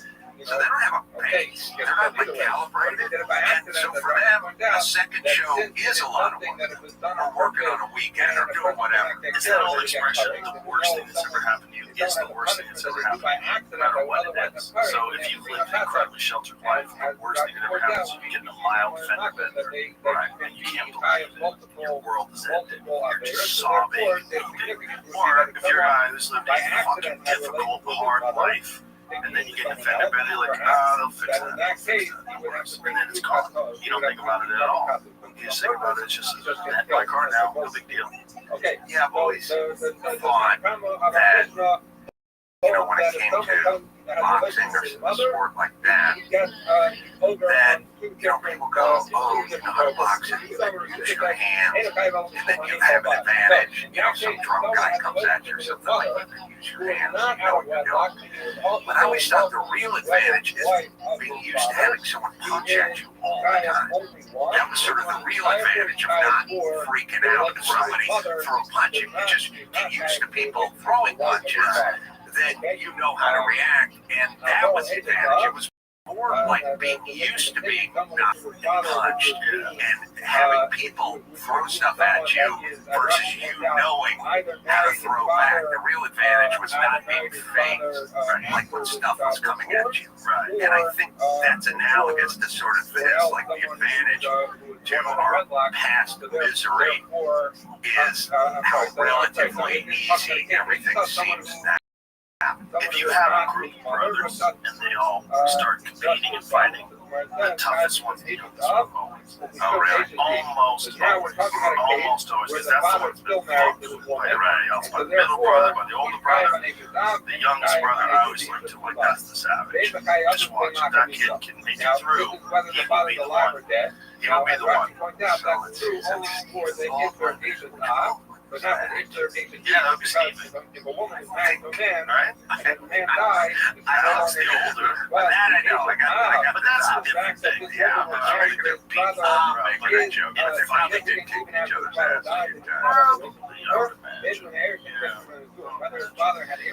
This episode is brought to you by Roka, my favorite sunglasses are made right here in Austin, Texas, and they're the best sunglasses I've ever found for outdoor stuff. You can run around in them, you can do stuff. They never fall off your head. They fit tight, but they're very comfortable. And before I tell you more, I want to start off with a little secret. They have some great deals right now for Black Friday. Roka works with scientists and high-performance athletes to build the best, most comfortable, most capable eyewear out there. You feel the second you put them on. They don't slip, even when you're sweaty. Gym, kettlebells, chasing the dog, whatever. They stay locked in, but comfortable. And now, temps are dropping and snow's falling, so if your head is the mountains, check out Roka's brand new snow goggles, engineered to adapt to weather and light at altitude. They are sick. Also, Roka has brought back their home tryout program. You can literally test their glasses in real life for 5 days, moving, sweating, living in them. When you're done, you get a $30 gift card towards your favorite pair. And if you need prescription glasses or you're just looking for killer sunglasses, check them out. Go to Roka.com and take advantage of their limited time offer. It's ROK. You know, the things I like about you, I interviewed you, I said, your biological dad, you ever had her to get back in touch with them, reconnect with them, whatever that was? He violates both You went, prohibition on relationship with his mother and the prohibition on relationship I never with knew his father. so I don't need to redo something that never was done. And I like that. I mean, I respect it. I feel like there's people do too much, like, oh, it's your blood. I'm like, hey, if you don't know him, you don't know him. Like, I always, I know it's stuck with me. Well, I think families are nice if they're nice. Yeah, If they're great people, and you want to get in touch with them. I don't think you should spend any time with people that you don't like. If they're family or not, I don't think it matters. I think my life was sort of saved by friends. Just having really good friends all the time. And I sort of realized my family wasn't going to provide what my friends would provide, and I just hung out with my friends. So that's also one thing that's okay. What is that with that? That you would not Because everybody has a desire to be a part of the tribe. Everybody has a desire to you're saying that it was People that care about you. he was That's a married to a woman big that he's totally not allowed to motivating marry. factor for you. For example, let's say Thank his God sister, North Hollywood right? didn't have a So strong well, blood connection back in the day. Because I'm probably would have joined up. Sure, no, that's what he was saying. It's probably sad, especially If to get away someone's with married to his sister and has this I child, get it. I mean, it's tried and true. Like, it works. It's been around for a long time. It's the reason why gangs in New York goes all the way back then. Yeah, it goes, I'm sure. So then there are 100 who argue with you and say that it's kind of proposed. Yeah, and I mean, we formed our own gang, which is a bunch of dudes who did stupid stuff, you know, but it wasn't drive-bys and that shit. It was just a group. It was a tribe, not necessarily gangs. His father's Yeah, we wife. did That doesn't make things. sense because how likely We would do stuff to each other, but not to society. the Like, that person was kind of accountable our for having a code. relationship with his father's wife, Torture woman each was not other, his wife. do unthinkable things to each other, but you couldn't go mess with civilians. Yeah, that was crossed the line. That was fun too. So the Gemara says, we can't be talking I've about been paying attention to a lot of your stuff. rather, Ella Fire. It must be All that talking stuff. about I think, if I'm his really father glad that was there's some of married you to a out there woman that in gets a to way shine that light was on these over on the things and law. show For people how example, fucked up this said whole thing was. that his father You know, married when we a talked about on the hunter, podcast that you or his father immediately, was once the fire happened, you were like, no one's rebuilding. married. Those are Like, you kind don't of understand the Rabbi cost Yehuda, of creation. some of You don't understand the permitting process. This is going to be so kind of love. Yeah, and you're right. Look at, here we are. It's almost a year later, right? How many months later? 10, 11? 10 and change. Yeah, Okay. No one's rebuilt the house. No, there's a little bit of building going on in the Palisades, but there's zero in Mountain. Yeah, there's no coastal anything, and I've been monitoring it. How much is brought on the Palisades? How many houses Father, have but been not for his I would say wife and his father is less than 5%. It's scattered, like I toured one that was being framed for the latest vlog, fire vlogs. You can't say that the woman is his father's wife. If the woman is not the father's Just wife, imagine then you you're on a can't be held hill liable for having a and it's relationship the with his father's wife, husks of and therefore burnt down it's only houses. Are you only viewing held that? on the prohibition of being married to Yeah, his mother or basically, having a relationship you're with his mother, living in an but not ashtray. with his father's Put wife. a Okay, double so wide in that an is ashtray. Who knows what right. the fuck The is in that understanding ground? of You know, yeah, no, it's all bad. Burning and melting and all the chemicals and electric cars, all that shit has gotten into the water table. It's all in the ground. Yeah, well, some of it's in the bay because it rained and it's flooded into the sea. It's a mire of love. relationship with his mother, but And not yeah, the father. it's hard. He was a Braisa said No, it's okay. that when is he only over on his mother is if his mother and her father Yeah, I mean, it's livable. I don't know, I don't know if your doctor would recommend it, but it's livable. But the thing that I've always known is I've always known how burdensome regulation is in Los Angeles, and it's invisible, and that's why we don't have housing, and that's why houses are too expensive, and that's why there's no homeless shelters and housing and all that stuff, is because it's so burdensome to build, and makes it so difficult to build that people don't build. And I knew this is what was coming, but other people didn't really know it because they've not dealt with the city, plan check, regulations, plan approval, engineering. Like, this is stuff I've been doing my whole life. So I knew early on that this wasn't going to happen. And I think people who live in Los Angeles are sort of naive. Like, they just think that Coastal Commission and the City Council and plan check and building and safety, like, they're there just to facilitate this stuff. They're not there to facilitate any of it. They're there to deter it. They want you to go away. Is basically what it is. So I knew none of this was going to happen. But also there's a thing that I don't think anyone really is aware of, which is they are so over-regulated that they make it so difficult to build that people can't afford it. And they're then stymied by it, and they tend to just get discouraged. And they go away. They don't do it. So what they do is, like, I was friends with Suzanne Summers in Allenham, and they lived in Malibu, and they loved Malibu, and then their home burned down years ago. This was another fire, and then they wanted to rebuild the home, but the Coastal Commission made it so difficult that after 5 years of trying, they just went fuck it, and they moved to Palm Springs. So they wanted to live in Malibu, but they couldn't, and it is so regulated and so difficult, and the hoops they make you go through in the engineering is insane. There is one place that they're building on Pacific Coast Highway, and I've been down to the construction site, I've looked at it. They're sinking 6 foot, 6-story caissons, so 60 foot caisson case. They have to drill. So caisson, you just drill into the earth and use a huge auger bit, and the hole's like 30 inches around, and you go down 6 stories, and then you drop a rebar cake into it, and then you put concrete into it, and that's your caisson. There's a house, and it's a small lot. They're going to have 60 of these things into the ground. Bill, is this because of the ground, like landslides and stuff? They get a lot of that now.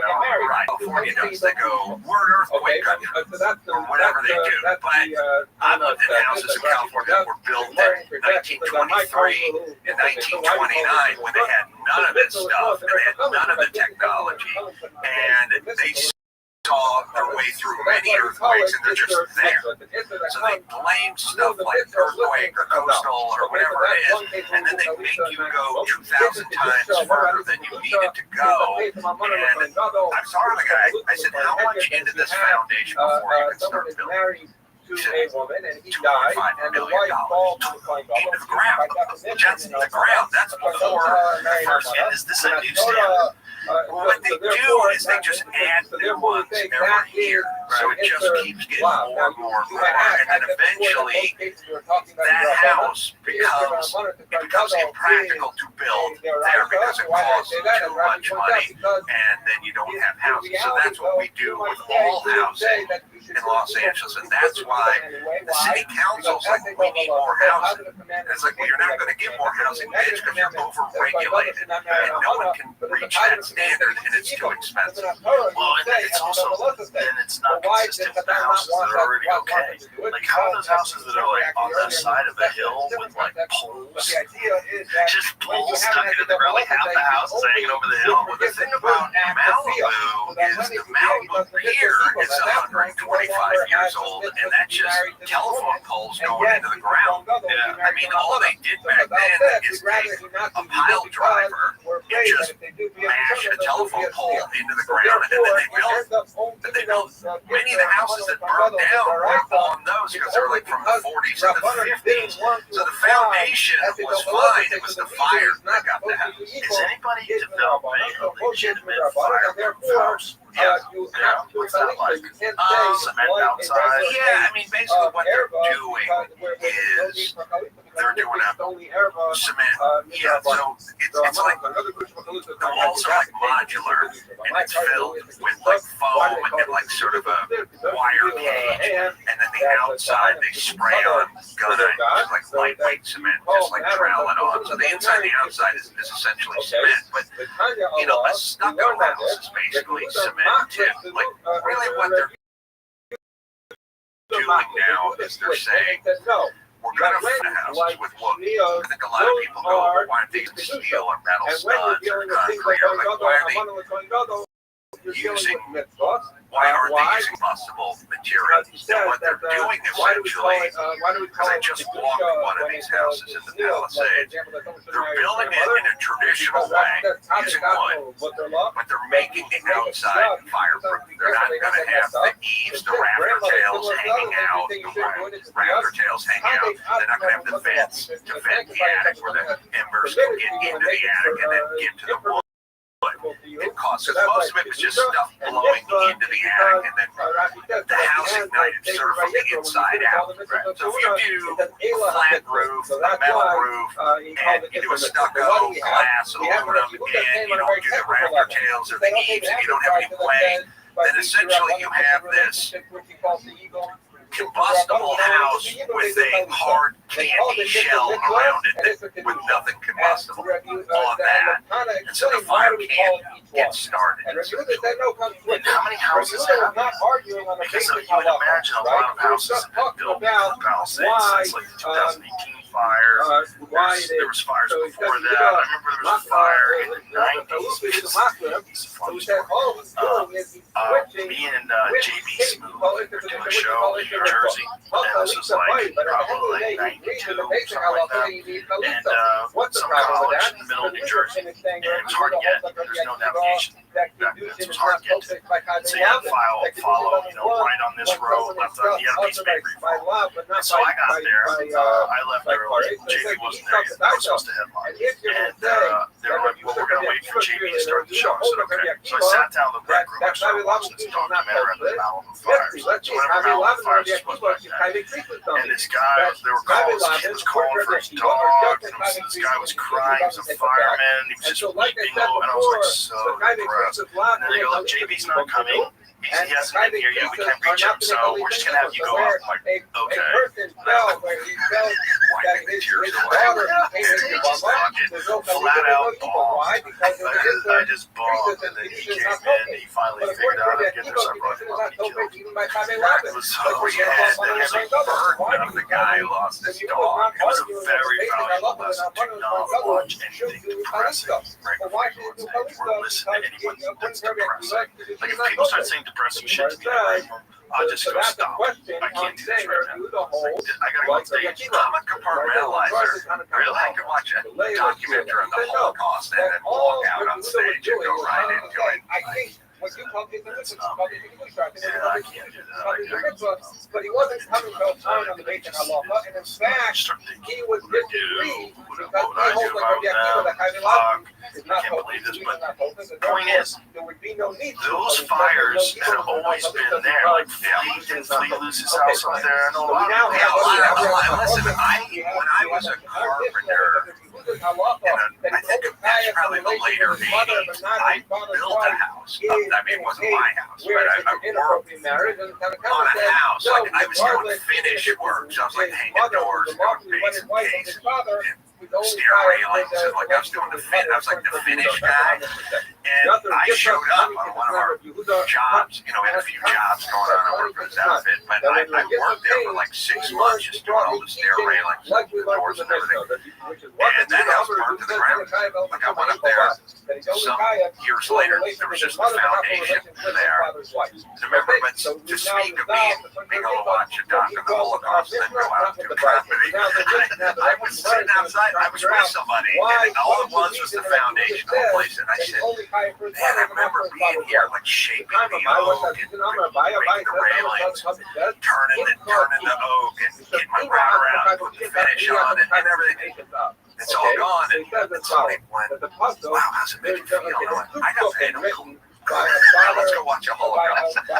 It's not your house. Yeah, you lost your house. No, I lost everything in front of my house and most everything behind my house and like almost everything to the right and the left. Literally, yeah, just luck. Yeah. I wish it was, I wish I did something. I wish I could claim something. I didn't do anything. There was burnt stuff on the roof of my house. I could see where it got started. But everything in front of me is gone. And a lot of stuff behind me, and probably 50-60%. Like I was an outlier. For sure. Like houses you do. Most of them. Oh yeah. Most of them. Well, so PCH, everything is gone. And I would say I'm in the 10 percentile or something. Like it was really. The odds were not good. I used to live in that house. After many months of being out. Yeah, but I'm not allowed to go back to your house. Yeah, it was. I had to flee that night. Had to go stay at a hotel in Burbank or something, and then basically just watch the news. And I could see once in a while in the news they cut to a spot where you go, oh, that's the restaurant in front of it. It was a place. Like everything, every time they cut to something around my house, it was all on fire. So I was like in Burbank, and I was sitting in a hotel room. And I was like, gone for sure. And that's when the following day I did my podcast from the Burbank hotel room because the winds were so strong that the power was out to my studio, but the power was on at this hotel I was in. So I just sort of sat up in the living room of the hotel, and that's when I delivered my none of this shit's gonna work speech. Just like, how the difference, and it's like the opposite of whatever Winston Churchill would have done. I mean, that's the opposite, like don't even try to build, the city's gonna fuck you up, it's never gonna work. And that was like 8 hours after the fire. I was like, you're not getting a permit, and you're not rebuilding. You were right. Yeah, in the 2008 fire, 2018 fire, brother. And it's not the wife of his father, Micaiah. Like I would say, like maybe 20% wife of his father, who's not his mother, also Micaiah. Quite as bad as Malvo, but it was, you know, 3 houses right in front of our house. Just married his father, Micaiah Cloud. And some things didn't catch fire, our fence caught fire. We had that shitty equestrian fencing. The shitty kind that's made out of plastic. Yeah, that's stuff just fucking caught fire. Just, but we didn't have anything close enough to the house that it carried over. And the house down, we were lucky. Yeah, I was totally lucky too, and I had no idea that the place was intact. I just assumed it wasn't, because there was around it planned. Did you take the lunch when you left? No, just pretty much, you know, pillow, blanket, just like underpants, like just kind of got out. It was kind of the middle of the night. I didn't even take underwear.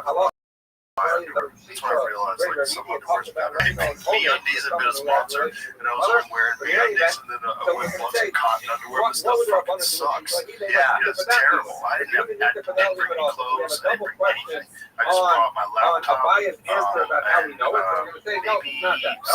working photos or something like that. I didn't bring much, and I just went to the hotel in Beverly Hills, and just, the sky was filled with fucking smoke everywhere you You know, that was, and again, folks, this is the 2018 fire. LA burns all the fucking time. Yeah, all the fucking time. Yeah. And the fact that it burns all the fucking time, and they had a giant reservoir that was just sitting there empty.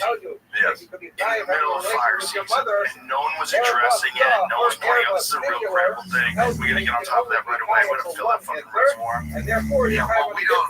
See, LA sort of has process people that don't have get shit done people. They sit around and talk about stuff. And have a committee. We gotta talk about the homeless. And everyone needs a seat at the table. No one's illegal. And all this kind of stuff. And then they go, all right, let's eat. And they just leave. They don't really do the nuts and the bolts. So, like, I realized, you know, like Trump is a builder.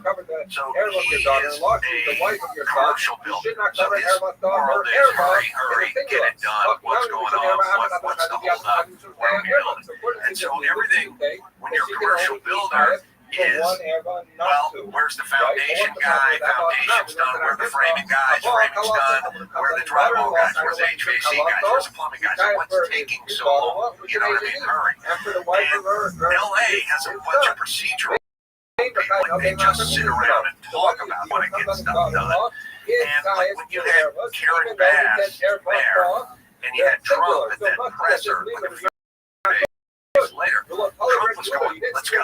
Lots. We don't need Karen Bass was like, slow your roll, man. It was like, you know, she was like, slow down, safely, we'll do it safely, because everything is under the sort of tyranny of safety. They don't really realize how much safety fucks people up. And that's what happened with COVID, like safety. You know, we're just going to shut the schools. Like, yeah, you're just going to ruin civilization because you said it was safe. And no one argues with you when you go safety, safety, safety. But safety can be debilitating. I mean, you can stop progress. You can ruin young lives. Like, stops a society. And they're all safety oriented, and they're process people. So they're like, slow it down. And Trump's like, speed it up. And that's what you have in LA. You have just sort of safety process. Mostly women just kind of running the thing going, COVID, that's one shot. No, bitch. We got to open shit up and we got to get moving, you know? That's basically what happened with COVID. The thing about the fires is like, you know, Gavin Newsom's like, oh, climate change, just blame it. Climate change, which is insane. Netherlands is low C. They're down, and so they have seawall. So man intervenes and gets involved with nature and says, we'll make it safe. You know, like plenty of people live in Nevada now, they have air conditioning. Somebody figured out air conditioning, and now there's casinos in Nevada where it used to be unlivable because of the heat. Earthquake, you know, take LA. And I used to do earthquake rehab in Los Angeles. You take a 7.3 earthquake in Los Angeles and almost nothing happens. There's no death. There's a couple apartment buildings and Reseda fall off or whatever. It's almost nothing in LA, like a 7.3. 7.3 in Guatemala, places left.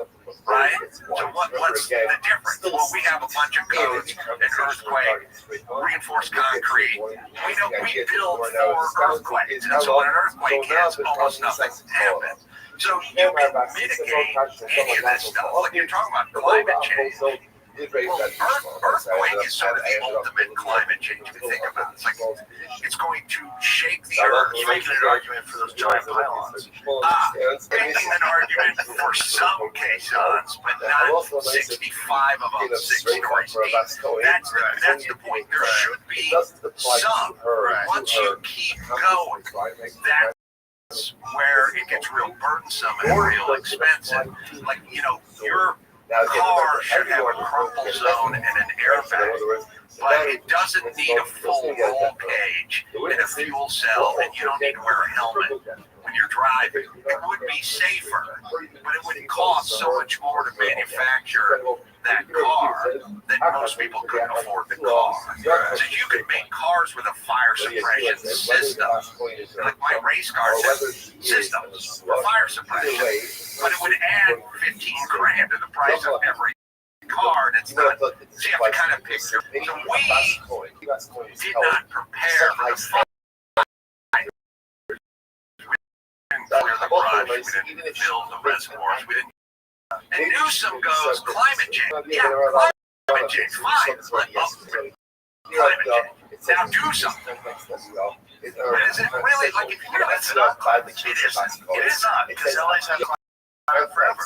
There's been fire through LA where LA burns half to the ground. I mean, while I was doing Fear Factor, there was a crazy fire that, as I was driving home, that was the time where a guy died on the highway. I didn't see him get hit. This guy got hit trying to make it across the highway and everyone was panicking. But it took an hour of driving home where the entire right side of the highway was on flames like the Lord of the Rings.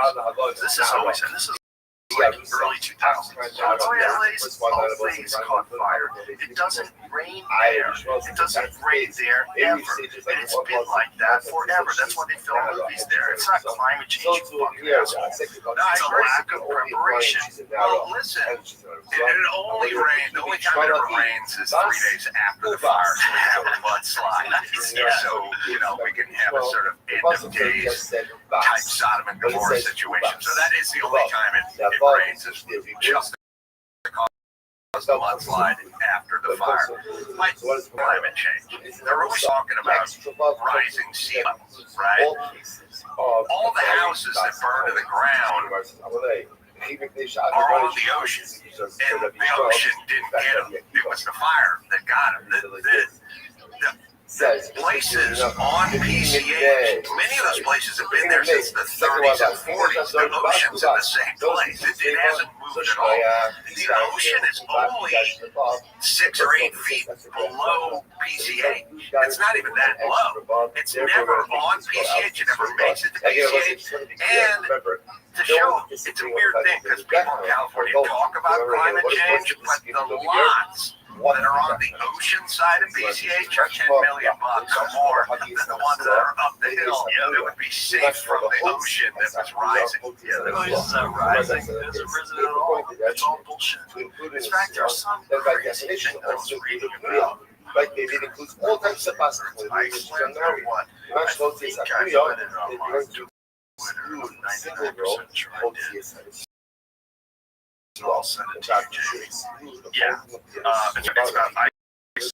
Iceland has declared a threat to the Atlantic Ocean could risk potential collapse of which could trigger a modern-day ice age, with winter temperatures across northern Europe plummeting to new cold extremes. This is Reuters, and this is a new thing. And I have brought in climate change, one of them, for scientists and skeptics. Yeah, you found it. No, this is it. So this is fucking bananas. So this is the exact opposite of what they've been telling you about the ice. The ice is going to melt. The ocean's going to rise. And they're saying, no, actually, we might get plunged into a new fucking ice age in Europe. Well, I mean, if you really think about it, these people were the ones who were talking about the food pyramid 20 minutes ago. You know what I mean? They're wrong about everything, almost everything. And wrong that they had to switch it like it used to be global warming. Before that was the ice age. Now it's just they just go climate change because that basically covers them being wrong about everything. They're depressing the shit out of young people. Scaring the fuck out of them. Climate change fear is one of the biggest anxieties that young people have. They don't believe the world will be there for the future if we don't act. That's the Greta Thunberg. But then why, you know, and the whole point is like, why do anything at that point? Why procreate? Why study? Why get a degree? Why learn a trade, a skill? Why learn how to play the clarinet? If everything's going to be underwater or on fire or whatever that is. Like, it's really debilitating to young people. And it's weird. It's weird that these people try to depress the shit out of young people. It's kind of weird. It's kind of interesting. All the white people, all the young white people they sell climate change to, and then the young black people they sell systemic racism to because they're not really into the climate change. But they're like, hey, everyone, you got to be miserable. That's our whole point. So Greta Thunberg talks all the white house climate change, and then Obama talks all the young black kids and goes systemic racism. But either way, let's not enjoy ourselves. There's also a thing you come to realize is that if there's ever a public narrative where they're protecting you and protecting the future and trying to help and save people, that's a lie. Right? Almost always. It's about money. It's almost always about somebody profiting from some green energy initiative or some other bullshit they're trying to push through, some vegan meat, whatever the fuck it is. Stop eating beef. The cows are ruining the climate. It's all lies. There's no fucking real statistics that can point to that in any way, shape, or form. Yet they spit it out on TV all the time, pretending that they care about you. They never, ever, ever care about public health and safety. Ever. It is always about how am I making money by scaring you about public health and safety. Right? Climate change, or whether it's COVID, whether it's take the vaccine, or whether it's stop using gas-powered vehicles. It's someone making money. I agree. The scary part is our sort of infinite ability to absorb the next one that comes down the pipe and run with it. Right? And I don't mean you or me, but I just mean as a society, they'll just go, what's next? And they'll start pitching the next thing. Right. Whatever their pitch, they'll imbibe it and they'll digest it. And by the way, then they become sort of carriers. They just go out and report on it and then tell you, they somehow become ambassadors of bullshit. And like bullshit ambassadors, like deputize all your dumb, scared people to be released on a society. Ambassadors of bullshit who are going to scare everybody. Because COVID wouldn't have worked if we didn't have a bunch of dumb, scared people running around. Like Gavin Newsom can shut the beaches all he wants, but if everyone just declared a beach day, then we'd be fine. And we'd just show up. They can't police it. You know what I mean? They are sort of limited in terms of what they can do in terms of policing it, but they deputize all these dumb ambassadors to go out and enforce it for them. And then that's the scary part, right? It's the people doing the man's work for the man. Yeah, like nobody in a uniform ever told me to put a mask on. It was all middle-aged women. There was nobody of any who had any authority, or it was all the idiots have been weaponized in the society. Yeah, and it was also a thing where they had the opportunity to yell at you, and you just had to take it. Yeah, so they were on the right side. Put a fucking mask on. Like, whoa, who are you talking to, bitch? Like that. Everybody had to just eat it. I think I have a son who has asthma. Yeah. Do you think it's okay? Everything was I, me, and I have an elderly parent. I'm a caregiver. That's all it was. It was also, but no anger towards the people that created the disease. I think literally once the information came out, literally Newsweek was, I think, the first place that broke on the front cover that the lab leak hypothesis. They're saying it seems like that is actually the case. Nobody. If you were angry at people that didn't want to get vaccinated, you didn't get angry at the person who used science to create a horrible disease that was completely avoidable and then killed people. That didn't make you mad? Well, I think what was going on, because, and I've talked to a lot of people about this, like, where's the anger over finding out that it was made in China in a lab and so on and so forth, and then where's the anger over being forced to be vaxxed, or all this misinformation being used and blah, blah, blah. And I realize they don't want to say anything because they're ashamed. Because they were the ones who bought it and enforced it and got really militant about it and started screaming at anyone who suggested it came from a lab or suggested the shot wasn't good or going to work. or spread or natural immunity. They went after everyone so hard that now it's a lesson in embarrassment and humiliation for them to go, oh, mea culpa, like, okay, I get it, I was wrong. I think the people that were a little more neutral about it can definitely process it. Everyone else is sort of reporting that they're idiots if they do this, and they're gullible, and it also leaves them vulnerable for the next one. Meaning, hey man, I was 100% wrong about all things COVID. I thought it came from a pangolin and a wet market. I thought getting triple vax would save the day. I thought ivermectin was the horse paste or whatever. Like, I went all in. I was 100% wrong. If you do that, well, eventually there's going to be another thing that comes along. And it doesn't have to be a pandemic. It could just be whatever. Climate change. And then you go, well, you know how wrong you were about everything COVID? Perhaps you're wrong about climate change or this next thing or who you voted for. And they don't want to open that window, that possibility. Well, that's unfortunate because what you're saying is actually a formula for figuring out how to better navigate the world. Because if you do say, hey, I was wrong, I really believed all that stuff they were saying, and now I get it, and I'm sorry. And I'm sorry that I called you a plague rat because you didn't get the vaccine. I'm sorry. I thought it was a good idea to mask children, right? Vaccinate children. I'm sorry. Maybe then the next time something comes along, you'll say, okay, wait a minute, what is the public narrative being forced down my throat that I'm a bad person if I don't believe it? And let me analyze this, and let me see, are there any dissenting opinions that are from Stanford and MIT, which certainly was their throat? In other words, is there anybody else out there that makes a very good point that maybe this is bullshit? And is there a financial incentive as to why they're pushing this narrative? So if you go through something where you're totally wrong and you're adamant about enforcing this wrong opinion, and then you have to realize it. And if you can come to grips with the idea that your ideas are not you, you are just a person, and your ideas are just some things that you have that you carry with you, but they are not you.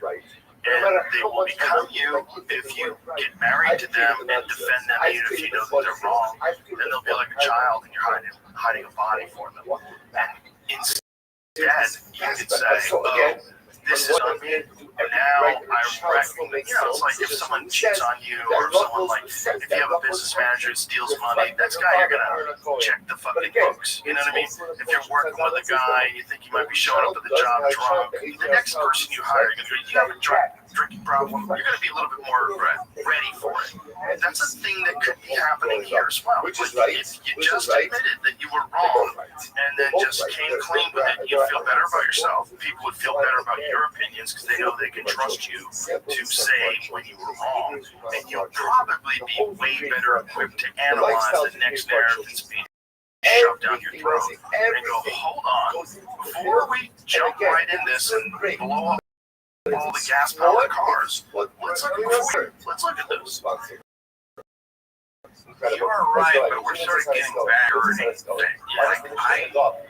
You are good at enough stuff and successful enough that you can handle somebody going, because you're wrong about this thing. For them, so much of their worth is tied up in this. I don't know. I don't think you know any guys who really are good at stuff, really mastered something. Could be an instrument, could be mixed martial arts, could be master carpenter.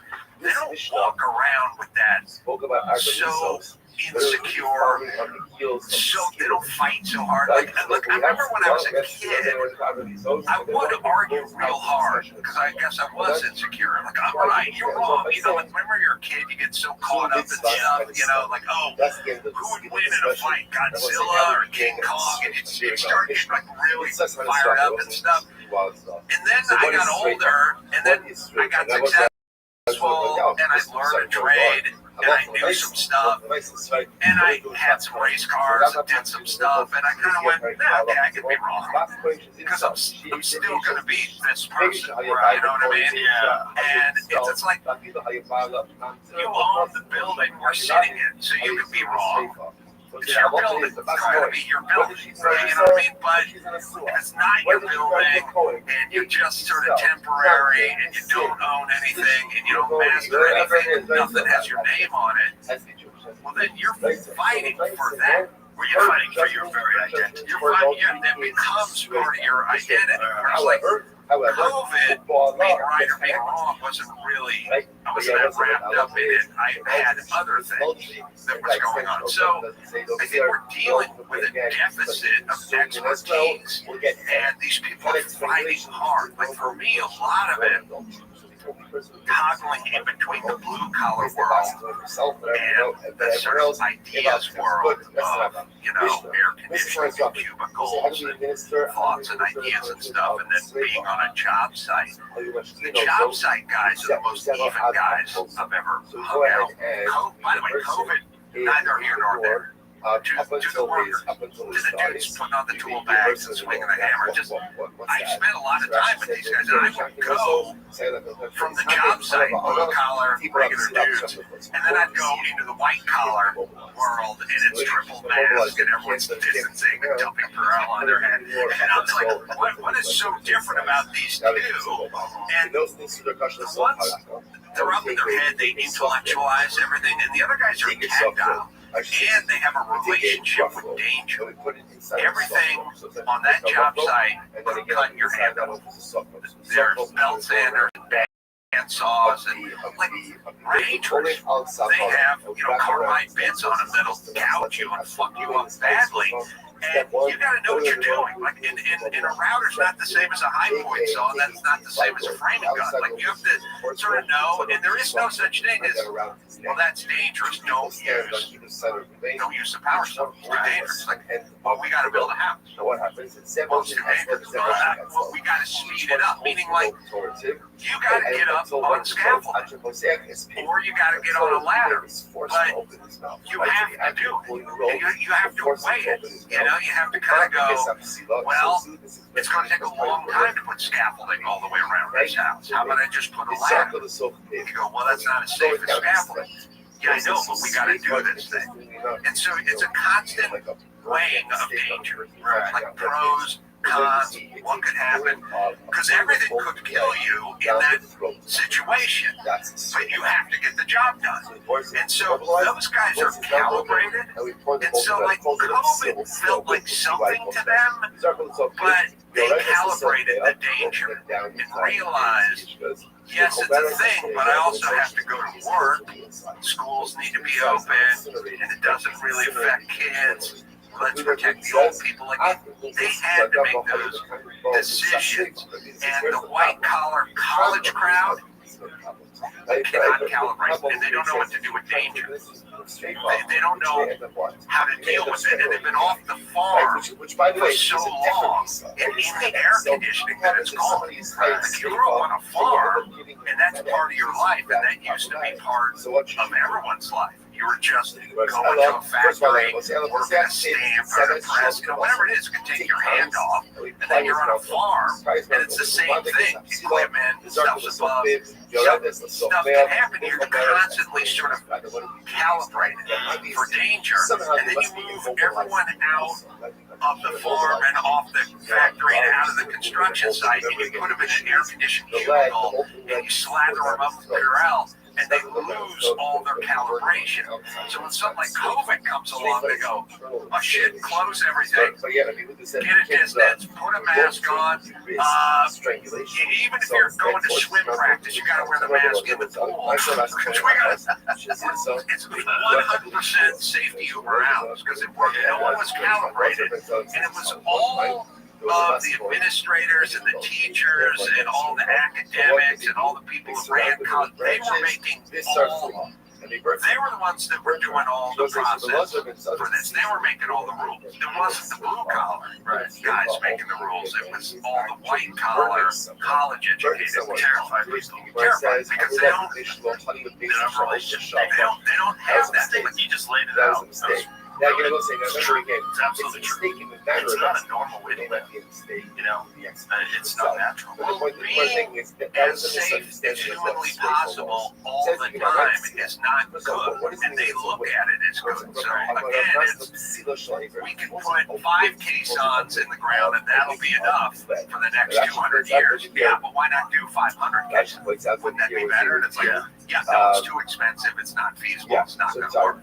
So, like saying, protecting old people would be a good idea. Shutting down schools would be a bad idea. Their whole thing is, we're shutting everything because we're going full safety all the time. And it is a big problem. There's also no diversity of thought, right? Because it's a giant liberal bubble, right? Big echo chamber. And so all the crazy ideas get supported by other people that think these crazy ideas are rational. And there's not enough balance. There's not enough people. The fact that they did it, I mean, all those people with children, right? They must have known this is bad for the child's development. They must have known the kid didn't need a vaccine. They must have known that COVID, if you look at the statistics, it's very insignificant for kids. It's not even like the flu. That's how it was for my kids. That's how it was for most of my friends' kids. It was nothing.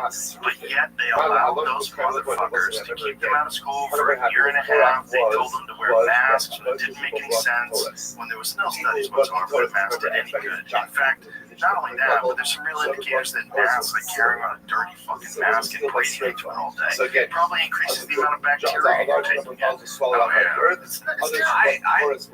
First off, I want you to know, I told my son, who was in high school at the time, if you come back from school and tell me that no one told you to put a mask up at least 15 times, I will disown you. The fucking mask is up your nuts anyway. I want it to be a constant correction where you put the mask, I did it, we're done telling you to put the mask up, they walk away, put it back down again. I will be so proud of you if you get suspended for this. I was in Catalina, and I was outdoors in Catalina during COVID, which is an island, and I was trying to exchange a ticket for a ferry ride in a outdoor kiosk in Catalina, and I was standing on one side outside, and the woman was inside the kiosk behind the glass. And I go, look, I just got to trade this 2 o'clock ticket in for like a 5 o'clock ticket. She goes, you got to put a mask on, we can't do anything. I said, I'm out here, you're in there, I'm outdoors, there's glass between us. She's like, you gotta put a mask on or we cannot do this transaction. And I was like, I don't have a mask. She's like, you gotta put it. And I looked around, did you do this? Through the shirt? Is it the same thing? I don't know, I've tried it for 40 years and it's not proven to be effective. You can do it with the bandana. With the bandana, you need a mask. And I said, okay. And I looked around and there was someone else's mask was blowing down the sidewalk. I went and got the stupid mask. Somebody else's dirty mask from the ground on my face. I went, okay, that's why we got a mask. And here's your ticket. And I just took it off and threw it away. I did that way more than once. I did that walking into LAX, right? I never had a mask. It was so insane to me that I wouldn't even think about it. But then I would find myself walking into an airport going, oh shit, I don't even, and I'd see one on the ground, and I just pull it up and cut it off. You see those landfills with filled masks? Oh god, how many masks turned into just landfill?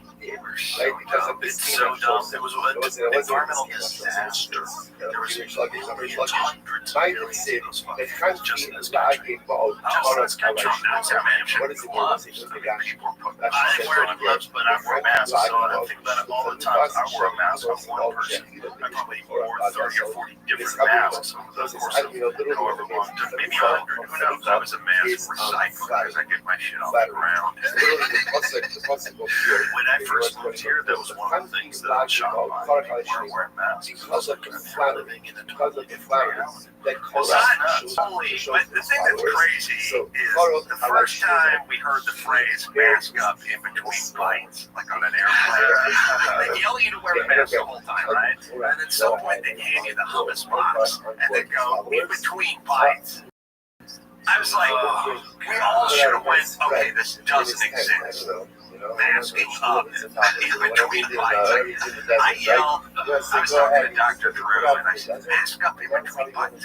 That's zero. That means zero mask. Right? I mean, it wouldn't work at all, right? He goes, no, nothing. And I said, if I ran a highway safety campaign that said belt up in between bites, it would make more sense than mask up in between. That honestly would make sense. At least 50% of the time you'd have your seatbelt on. If you can get it on in time, totally makes sense. Unless somebody rear-ends one. Well, I would recommend just keeping the seatbelt on all the time, but masking up in between bites makes zero. And the weird thing is like, people, the scary part is people weren't skeptical at all. Like, they should have heard mask up in between bites and went,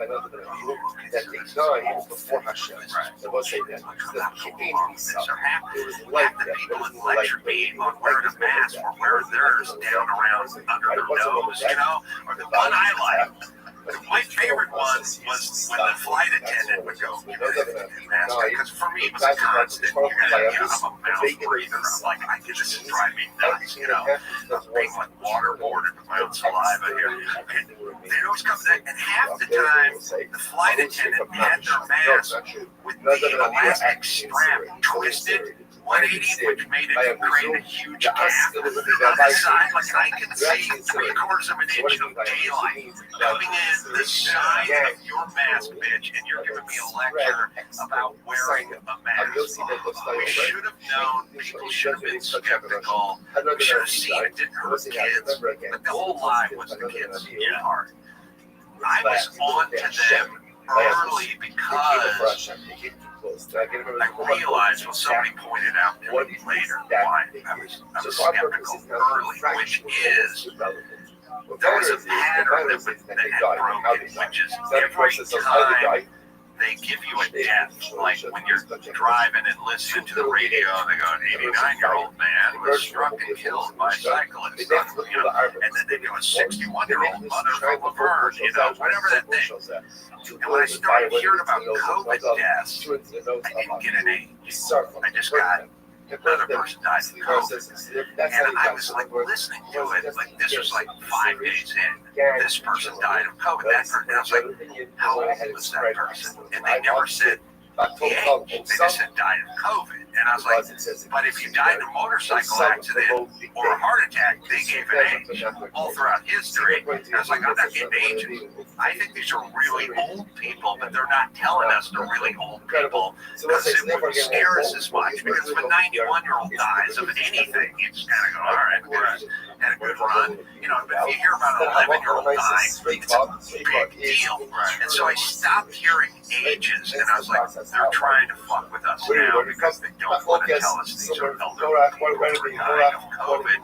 And so I kind of caught on that kids were being affected. I should say, early with COVID. And then they focused all on the kids, but the kids were there to scare us. Because when elderly people die, it's just not a tragedy compared to young people dying. And so they left the old people off, they focused real hard on the kids. They shut the schools, and then when we started to catch on and go, well, I don't think these kids are dying, they go, yeah, but they get COVID, they bring it home because they live with Nana and Pappy. And I'm like, who lives with their grandparents in Los Angeles 2021? You know what I mean? Like Italy, 1930, you know what I mean? Like, I don't live with nobody I know lives with their grandparents, but they were working the kid angle. Yeah, that was the scary. And then the moms control the house, and that's how it works. The moms are the ones kind of setting the pace for the house. Right, and if they're being told that something's going to keep everybody safe, and hurting the kids, then they go super safety route. That's what they did. That's the thing is, like, I wonder how many people, if something very similar happens tomorrow with a new COVID that's just as bad as the last COVID, meaning that it's not really that bad. It's not the bubonic plague. It's something that's going to really mostly be a major problem for old people and for people that are already immune compromised or have many comorbidities, like most of the people that are that came along today. I wonder how quickly people would be willing to accept the rejection of alternative medicines. Like if people found out, like one of the big ones that was really, I thought, insidious was monoclonal antibodies. Monoclonal antibodies were really effective, and because of that, they made them really hard to get. Like, there's a conspiracy there. I don't want to connect any dots. I don't know who was involved in it, but I do know that they were making monoclonal antibodies very difficult to get. And when I asked my doctor, I said, why do you think they're doing that? He said, to encourage vaccination. 100%. Yeah. It has nothing to do with the effectiveness of it. It's very Listen, I was always really suspicious how everyone became overnight experts at everything. You know what I mean? This is like, oh, they knew hydroxychloroquine, they could pronounce ivermectin 10 minutes ago, and now they're experts in it. And also, I'll tell you when you should be suspicious.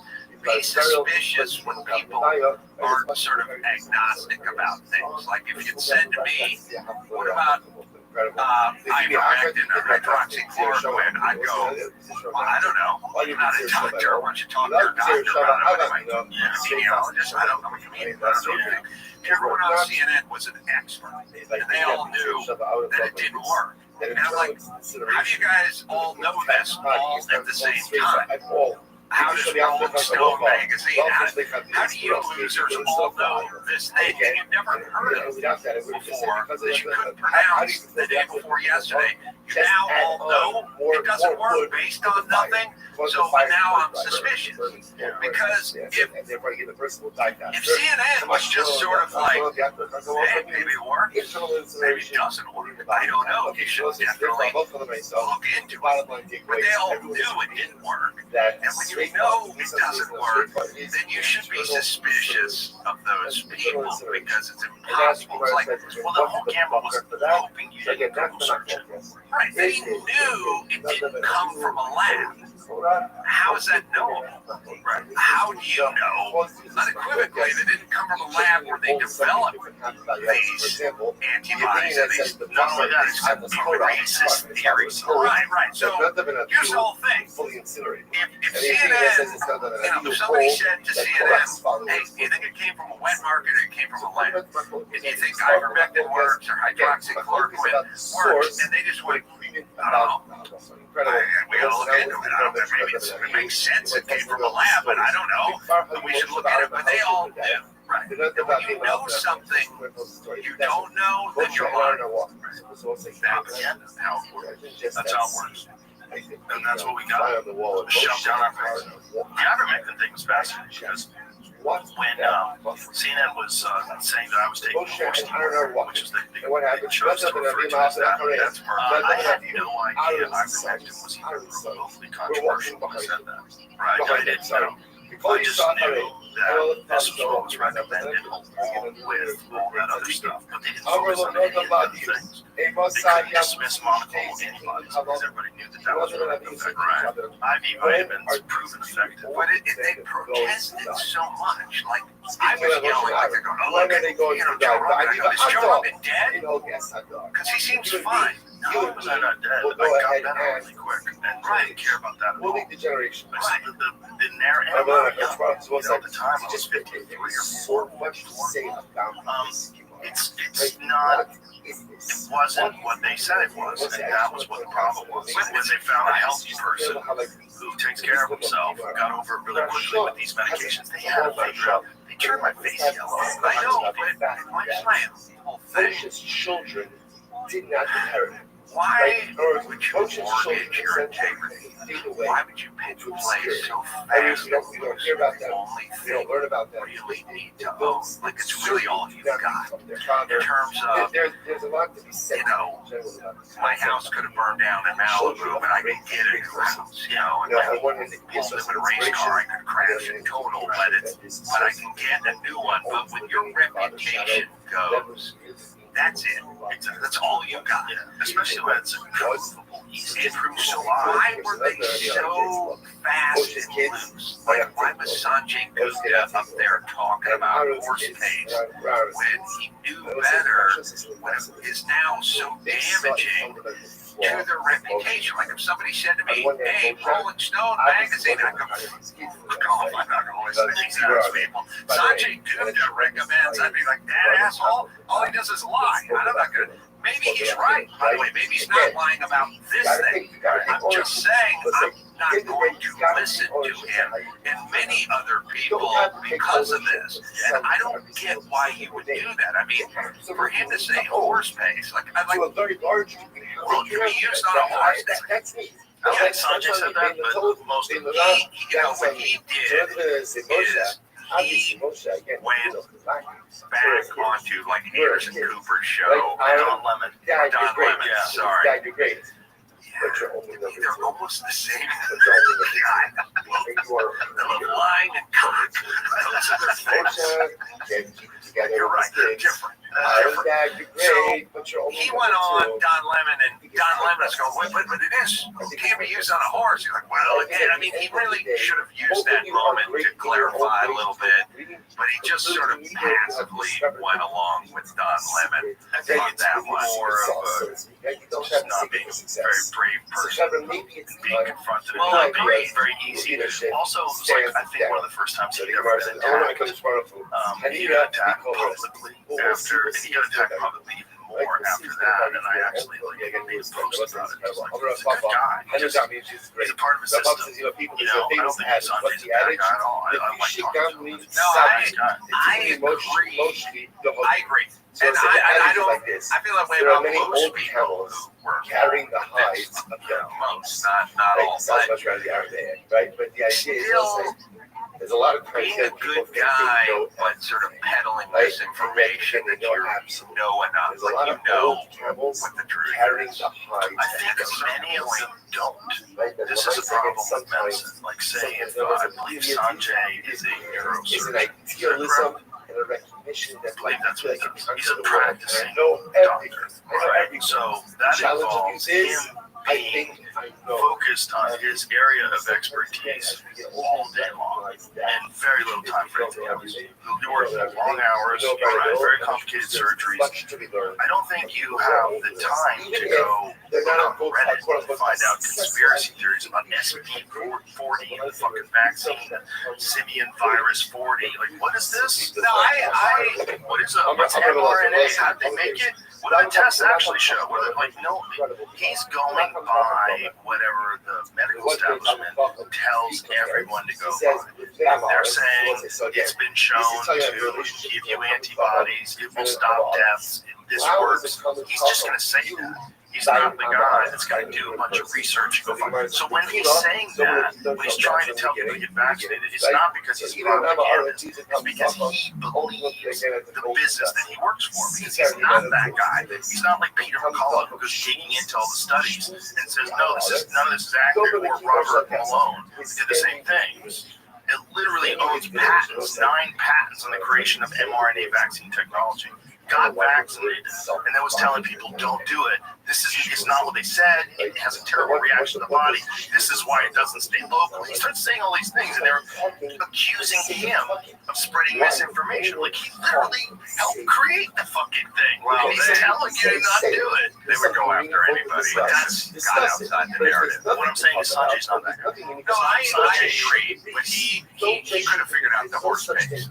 Like, he just wanted to keep and Don Lemon didn't want to take the L. Didn't want to take an L. Like, your whole company took an L. And here's the big way they took an L. They are used to doing that to people. They're used to doing that. They're used to lying about you. They're used to bullshitting and getting away with it because they had a bigger platform. Right. And I don't think they've realized up until that point, I don't think they've realized how big podcasts have gotten. I really don't think they do. I think they thought we're CNN, we can get away with it. There's 100 people working on this building. It's just, hey, fucking Jamie, this is crazy. We're going to bury this guy. And I think they went for it that way. And, first of all, I shows that I'm an artist that doesn't treat easily could have won a ton of money. in the eyes of the artist. Then I went, so listen to this. My perspective was like, you think you can just lie? And what? I can talk. Like, you can't stop me from telling the truth. Mortgaging your integrity is the perfect way to describe it. Because, like, what a stupid thing to do for the whole network. Nobody cares if the pharmaceutical drug companies or whoever. If I was the head of that network and someone said, we're going to just lie about someone and we're going to call a universally accepted effective medicine, we're going to call it horse dewormer. Something that's in the World Health Organization's list of essential medicines. Yeah. Well, the guy who created it won a Nobel Prize. We're going to call that horse dewormer, and we're just going to say that it's killing people, and then we're going to just I'm like, what the fuck are you talking about? We have to stay. CNN has to be here in 2030. CNN's got to be here in 2040. If we kill the reputation in 2020, you're going to fuck it up for the future. This is not worth doing. Well, they definitely, by the way, they came right off of Russian collusion of like 4 years of that, right into COVID. Like, they were just wrong about everything. But you're right, they got used to it, and they got kind of complacent, and I don't think they anticipated what you're talking about, the sort of alternative media podcasters and just voices coming from other places, and also those voices being united. You were saying things that I was saying, that Glenn Greenwald was saying, that Matt Taibbi was saying. It was like all these different podcasts were all saying, this is horse shit, right? That voice of this is horse shit was enormous in comparison to CNN. Right. And but it's always it's what happens to all sort of old guard companies. Many, I mean, it can be media, but it can also just be automotive manufacturers. Like the big three was so big and so dominant for so long in this country that when Toyota, Datsun started showing up in 1969, they're like, Sure, all together. That's number one. No one wants that crap. Come on, man. We make land yachts, and they didn't start changing. Right. It took them a long time because they were like, we're Ford, we're Chrysler, we're GM, we're huge. We do it. We sell cars to the world, and they want our profit. Nobody. I mean, it happens countlessly, like in business. Like somebody needs to sound the alarm, and no one says anything, and they just say along. And at some point, their market share drops, below 20% or whatever, and now it's time for a huge correction, right? And I'm guessing legacy media is going through that. They're basically going through what the big three auto manufacturers went through in the early 80s. Like, we need to make a more reliable, smaller car that's more fuel efficient. Yeah, they were Toyota, Nissan, Datsun, whatever. They were way down the road on that, making those cars before Ford and Chrysler, GM, and whatever started to begin to think about that. So it's like an aircraft carrier. It takes a long time to turn around, and these media companies, at least like traditional legacy stuff, are realizing we got to write this shit, and they're doing it, but it's how are they? I don't see any difference. Well, like they got like bringing on guys like Scott Jennings and Coleman Hughes and more reasonable people. It's like incremental, it's slow. Barry Weiss is now doing the news division at CBS. So CBS is like flying all through 60 Minutes and editing and cooking and all that kind of stuff. They found somebody from our sort of media sphere to come in and sort of be a little more middle of the road. And it's going to be tough because you got a bunch of old guard there who doesn't want to do it. I mean, it's sort of like the first Trump administration. Like, he goes, I'm going to come in and I'm going to do a whole bunch of shit that I want to do. And it's like, not with all these old guard people hanging around going, all right, no, we'll call you president, but behind your back, we're not going to let you do any of this shit. Well, it's going to take these progressive media companies a little while to flush out all of these college grads that have been there for 10 years that have just been used to have no way. Parasitic ideologues. Right, yeah. That's those are some of the first things. When I was a kid, I remember the new birds. That's going. Propaganda. They literally They're burned her. pushing And they said, very come on, specific we're not listening to you. narrative. We're not It's not an objective talk about that as an adult. look at both sides of that story. It's always coming from some sort of activist lens. When he was an adult. It's weird that that's been allowed to talk. I mean, it's the same thing. You're mortgaging your reputation. It's just that rugged. That was all. That's the end of the story. You don't know it until they start writing about you and talking about you, and that's when you realize, oh my God, they got everything wrong, right? Forget about COVID, just in general. You know what I mean? Like just back in the day when they start writing an article about you. I mean, at the beginning of your career or whatever. Like I started noticing it when they just write articles about me. They weren't being negative. I just read the article and go, I got that wrong, and I got that wrong, and I got that wrong. I realized that the person next to me who was just reading the newspaper thought it was all you. You don't really realize just how far off they even without an agenda. And then once they get an agenda, now they're way the fuck off. Because now it's intentional. Whereas the past, they're just inaccurate, you know. But it is kind of sobering to read stuff about yourself. And it's always like, oh, they got it wrong. Well, when someone's doing something like that on purpose, that's evil. That's an evil person, and that's a giant chunk of that business. A giant chunk of that business is purposely misrepresenting people because that's going to make for a more salacious story, or that's going to push the narrative that you're trying to push. And this BBC thing that they did with Trump, I'm sure you watched that. And that's a perfect example that they felt justified in editing something to make it look like he had a completely different sentence. Well, the funny thing about it is whenever they confront the outgoing head who's on the way out, they always go, yeah, we did this, but we're not biased at all, right? It's like, no, first off, it's one or the other, bitch. Like, why did you do this? And why did you do it? Why you didn't get the tape like this? You edited it like that. So that's a calorie burner right there. A thing you can say you made a mistake when it's literally 54 minutes later, he says the second part of the sentence. Right. That's crazy. Yeah, so you're biased and you're cooking it.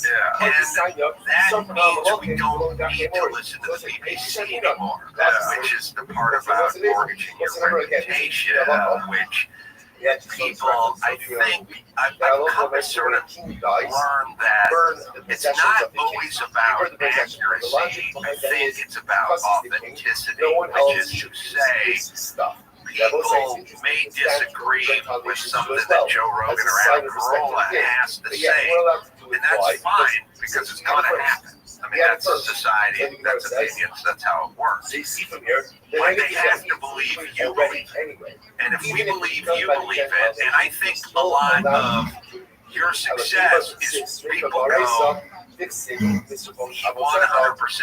believes what he's saying. And even if I disagree with 20% of your 100%, I will listen to you because you believe it. And I think that's the problem. The problem is when you don't believe that person believes what they're saying. So you can be inaccurate. I mean, it's a lot of moving parts, a lot of information, a lot of stuff you never heard of before.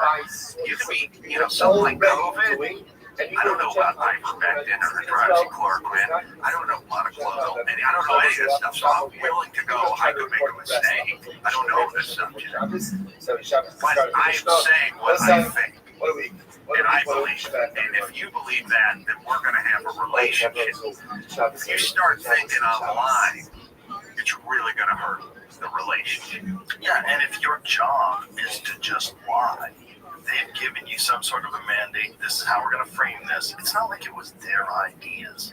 to all lockstep in uniform start calling it forced order. Right. And that Rolling Stone article where they pretended that a bunch of people were waiting outside the emergency room for gunshot wounds. Not only that, it was a photo of people wearing winter coats because they were lining up for the flu shot. That was the stock photo. And this was Oklahoma in like August. First off, I was in Catalina when Rolling Stone ran that. I literally was looking at my phone. Was it the same time I was telling you to do the mask? Someone was yelling, "Get your mask!" And I was looking at this thing. And it was so weird. I just had a flashback. I was there. Yeah, I did a gig in like, I don't know, it was the summer. It was like Catalina, but yeah, it was the middle of the summer, and everyone was wearing beanies and parkas and scarves and stuff, and Rolling Stone. And that's the problem. The problem is, I used to subscribe to Rolling Stone when I was younger, and I liked Rolling Stone, and I would read their articles, and I would believe Rolling Stone, and now I don't believe that anymore. Yeah. Right, and the real danger is they may be right about something, but I'm still not going to believe it because it's them. And you may be wrong about something, but I'll believe that you mean it. And that's all you need. Well, if I am wrong about something, and I find out I'm wrong about something, I'll tell you I was wrong about something, and I'll tell you why I thought differently, and what I learned. I don't think you should be married to ideas. I think they should bounce around inside your head, and you should cling on to them if they're rational, they make sense, and if they've been challenged. But if you don't want your ideas ever challenged, then they're not ideas. You're basically in a religion. You know, there's also, as we go down, talk about this sort of posture that you have, that I have, in terms of your ideas, where I realize that having like a building background, my process is constantly saying to people, here's my idea. Here's what I want to do with this deck. Right. Now tell me why I'm wrong, or tell me how to make it better, or give me a better idea. Right. And oftentimes people go, why don't you just do it this way instead of that way? And I'll go, well, that's a good, okay, I'll do it. And you know, from training with people and being in that world, it's constantly going, is there a better way to do this? And someone goes, you're doing this, but you should be doing that, and this is a better way. And you're receptive to it because you want to get better, you want to get faster. I was always like, I'm going to live in this house, so I'll take any idea anyone has that makes it better because I own it. You know what I mean? And so your posture is always, tell me what I'm doing wrong, tell me why I'm wrong, prove me wrong, tell me a way to do it better. Even in comedy, sometimes people go, you can do it this way, or you can kind of flip it and start it with this person, then make this the button. You go, oh, yeah, thanks. Yeah, it's a better way to deliver it. So you're in a dry sponge kind of receptive mode all the time. But if all you had was your ideas and you had no other expertise or anything you could call your own, then those ideas you would be very protective of, and they're constantly like circling the wagons, protecting their ideas. Whereas you're saying, give me a better idea and tell me why I'm wrong, so I can flourish. Well, this is also the jiu-jitsu philosophy. When you learn jiu-jitsu, one thing that you learn is if you are doing something incorrect that leaves you vulnerable, you're going to get caught because other people are going to know that. So someone has to show you, hey, when you're doing that, you're reaching with this arm. When you reach with this arm, the guy's going to get hit bar on you. You're like, okay, how should I do this? Keep your arm tucked to your chest and use the proper technique. If you don't listen, if you say, this is the way I do it, I'm going to try to do it, you're just going to keep getting caught over and over again, and you're not going to advance. So everybody understands that there's a reality to positions and technique. There's a reality, and then sometimes new realities get exposed. So sometimes people have been taking the back, getting back mount a very specific way, but then someone comes up with some new move that gets you in a leg lock when you go to take mount. And they're like, oh, fuck, okay, well, now you can't go that way anymore. And then we have to break it down. And then we all, like, try different things. Right. So that thing of not being married to any ideas is a giant part of the philosophy of jiu-jitsu. Because all of a sudden there's heel hooks. Oh, I didn't think of that. You can't stand that way because then the guy can get you in the heel hook. Oh, Jesus. Right. All right, let's break down the guard pass now. We're going to have to do it a different way. And this is a constant cycle in jiu-jitsu because jiu-jitsu is never ending. There's new techniques in jiu-jitsu that are invented every day. There's things that people are trying right now somewhere in Portland that are going to make its way out to the national scene. Some guy will have some new way of doing a choke or some new way of getting a heel hook, and everybody's going to adopt it, and then everybody has to figure out the counters to it. And so it's this endless process. So I apply that to everything. Yeah, it either works or it doesn't work. It's real or it's not real. And then the weird ambiguous stuff like how you feel and how you behave. You have to take into account who you're talking to. Are we trying to make microaggressions punishable by jail time because someone is so fucking sensitive because they're crazy and that's going to be the barometer that everybody, or are we going to say, hey, get it together and join us. You're going to have to deal with microaggressions. You're going to have to deal with those. People deal with those. They're not that big of a deal.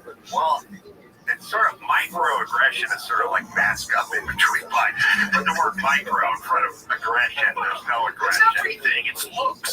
The way you look at me can be a microaggression. It's like it's the dumbest fucking idea ever. Right. You're too sensitive. Making every safer is hurting them. Like wiping. I was always against the sterilizing everything, like wiping everything down. Purell. I never used Purell. I never indulge in any of that stuff. I like barely use soap. Like I always sort of worked in the dirt. Like I was just in the dirt all the time. I was in football, you're like in the dirt, just on your belly all the time. Like the field's all fucked up and it's heavy dirt, just on your belly, just bringing the dirt. And then in construction, I was like in the dirt all the time. And I started noticing everyone was getting sick and having food allergies and allergic to peanuts and all this kind of stuff. And none of the in the dirt guys were ever allergic. Like, I'd go on so many food runs for the crew, and the construction crew, you just go, I'm going on a lunch run, and they go, thanks, and you just leave. They don't say, I'm lactose intolerant or have a gluten situation, or I can't use tree nuts. You just go, and you bring home a shitload of Taco Bell or whatever it is, and you just throw it at them, and they go, thanks, have at it, and they just eat, because their immune system is fine. They don't have any of this stuff. They're not wiping everything down. Right. And I think everyone has a gut issue now. Like everyone I know is like, I can't do that. There's too much acid. That piece of sauce. I'll eat it all. Give me the shit you can't eat. I'll eat it. You know. And everyone I know has got some sort of gut thing, some sort of head thing, some sort of bowel thing. And I realized they grew up sterile and taking antibiotics and wiping everything down and killing all the bacteria. And their immune system needs something to push back against. Like your immune system's got to work out a little bit. It's got to fight something. It's got to get worked out. And you are, they do those studies where like Amish kids don't have hay fever, they don't have peanut allergies, because they're outside. Also, they're not vaccinated. And they're not vaccinated. But people who have dogs that are outside dogs who come in are exposed to more stuff and they get sick much less than just indoor dog people. And so their immune system is not working out. Like your immune system needs to work out like you need to work out. Like it needs something to do. And you taking away all the gravity isn't no workout. It's like being in the space shuttle just floating around.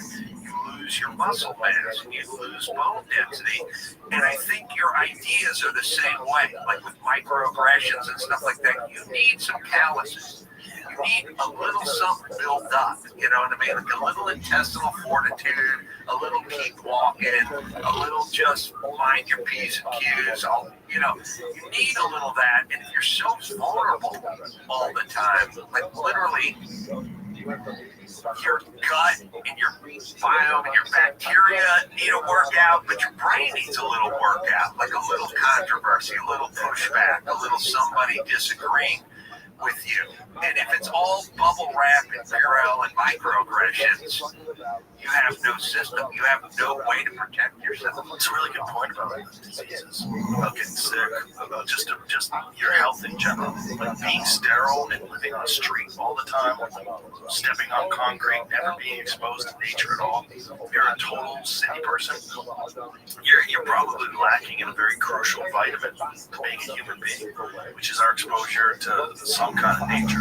Well, and it's always Madison Avenue who's trying to sell it to the housewives, right? Because they show them wiping everything down, right? That's what a loving mom would do. She would take Lysol, spray it all over the place, and wipe. It's always them wiping it down. And then disease is some kind of weird green animation that's evil, you know, and then the good mom wipes it down and cleans. She's always slathering the kid with something, and it's all the, like, shampoo and all the soaps and all the antibacterials, like this huge business of trying to scare the moms into buying all this shit to prove they love their children and they love themselves, and they've coached everyone up. Like, if I say to people, like, I'll go, I don't really use soap that much. I go, oh, gross.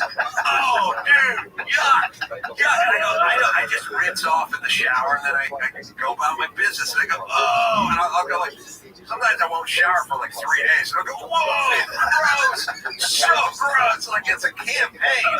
It's not that different than COVID. Like, if you go, I don't want to wear a mask, they all turn on you because they've all been sort of programmed. But I'm also the one who never gets sick. And you're the one who's always taking all your Tums and all your Mylanta and all your stomach shit and all that. You're the one who's taking all that. I never take it. Do you work out and then take a shower after workout? I try to do the cold plunge, but after the fire, the cold plunge, it's a long story. So I do the freezing shower move. I just go in there and do it. Yeah, like I want to be gamey. You know what I mean? Like, I'll put on some deodorant, you know, that kind of stuff. Like, I'm not looking to offend people on the subway. But you don't use soap after a hard workout? Never use shampoo, never use soap. Like, if you bought me a bottle of shampoo, it would last like 28 years.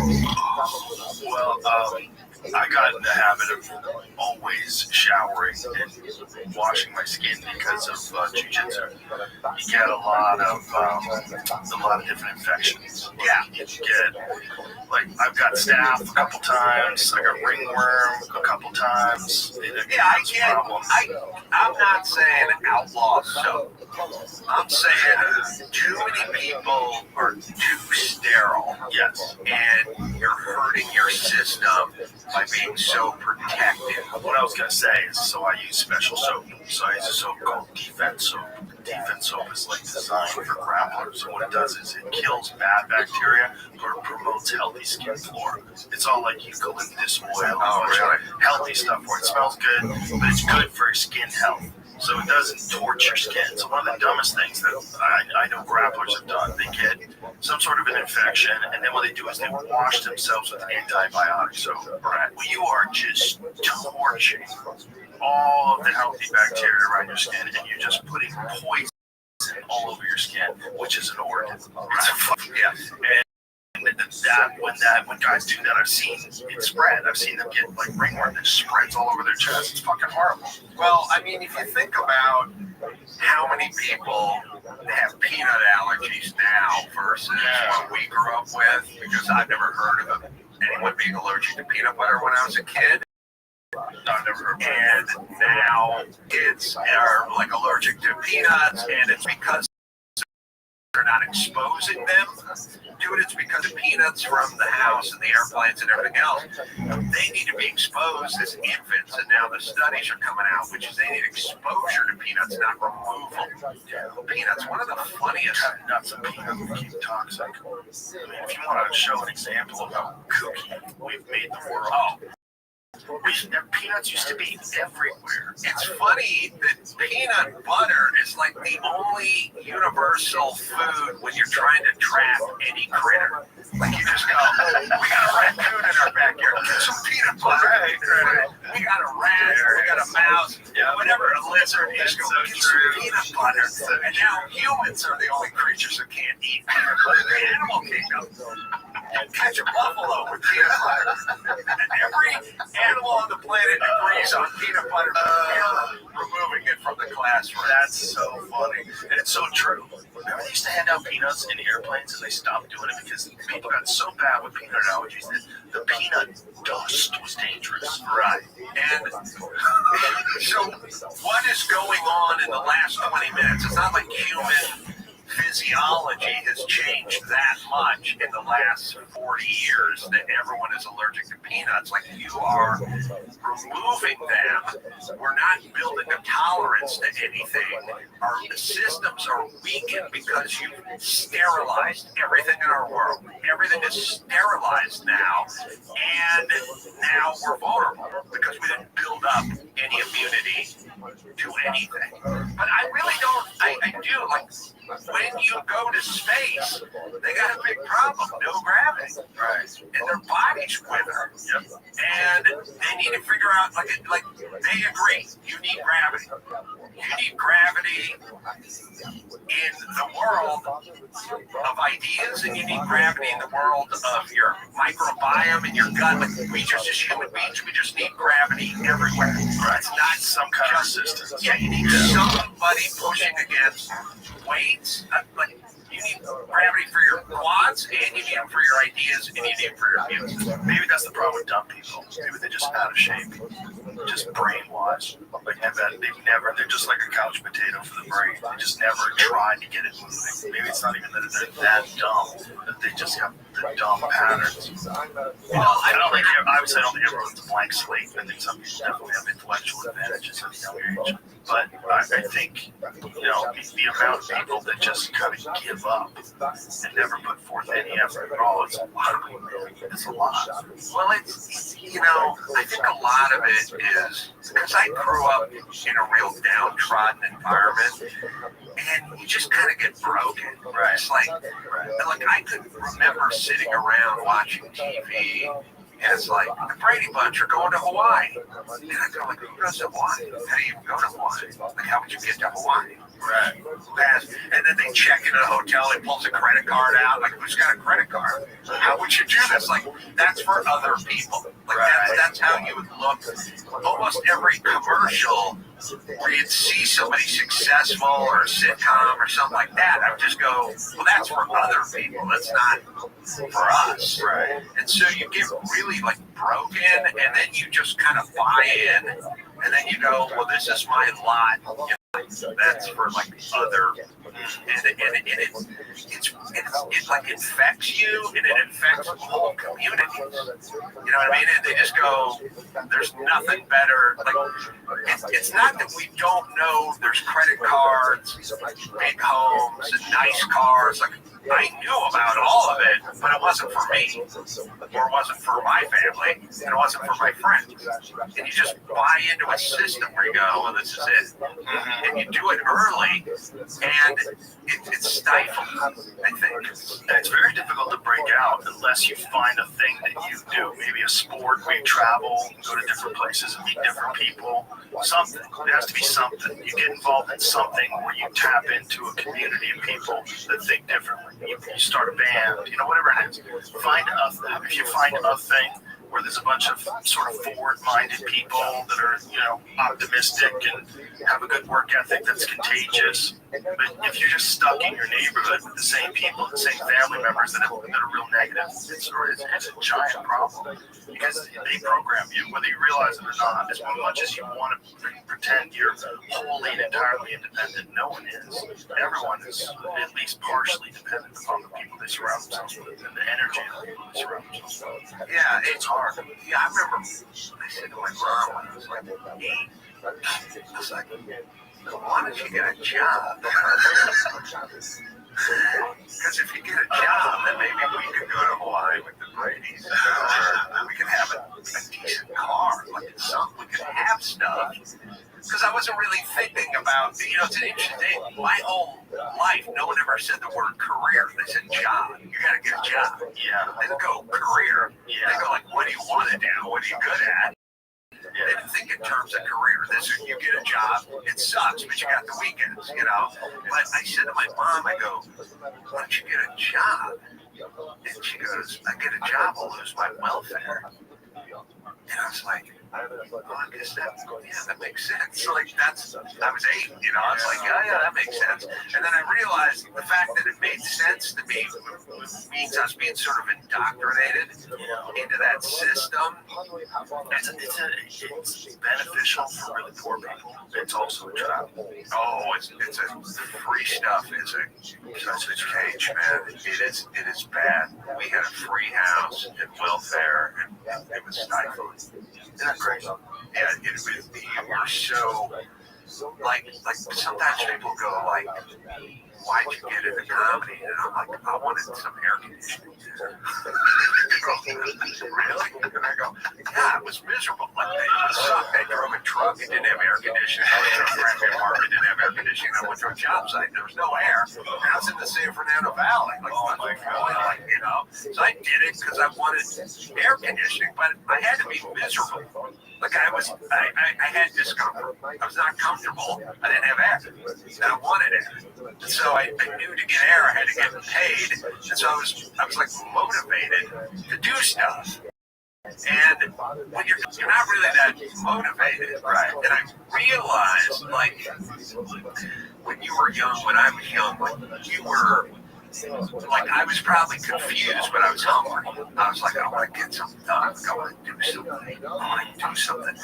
And I would talk to people, like young dudes, who worked for me or whatever. And I wasn't trying to insult them, but I was kind of curious. I'd be like, you're a 30-year-old dude, and you're just not getting it done. I wouldn't say it to him, but I'd be like, what are you into? And I realized that there was no fire in the belly. You know what I mean? Like when you came up, when you were younger, like when I met Jimmy Kimmel, Jimmy was like 26 when I met him. It was like he was on it. He had a motor, like he wanted to do something. And I was like, good, I want to do something too. We'll do it together. There's like a fire. And I started talking to all these young dudes, and I'm like, what's up? And I go, what's the deal? So you got a car, and it's got air conditioning, and it runs, and you're not really a car guy. Like, I'm a car guy, but when you're poor and you're a car guy, it's super frustrating, right? Because you want something cool. Like, I wanted it, but I had to drive a truck with a lumber rack and a bed box on it because I'm a carpenter and I can't have a sports car because you can't put plywood in a sports car, So I would talk to these young guys and I'd go, you a car guy? They go, nah, not really. I go, what do you like? Video games, edibles. I like pot, video games, and watching stuff on Netflix.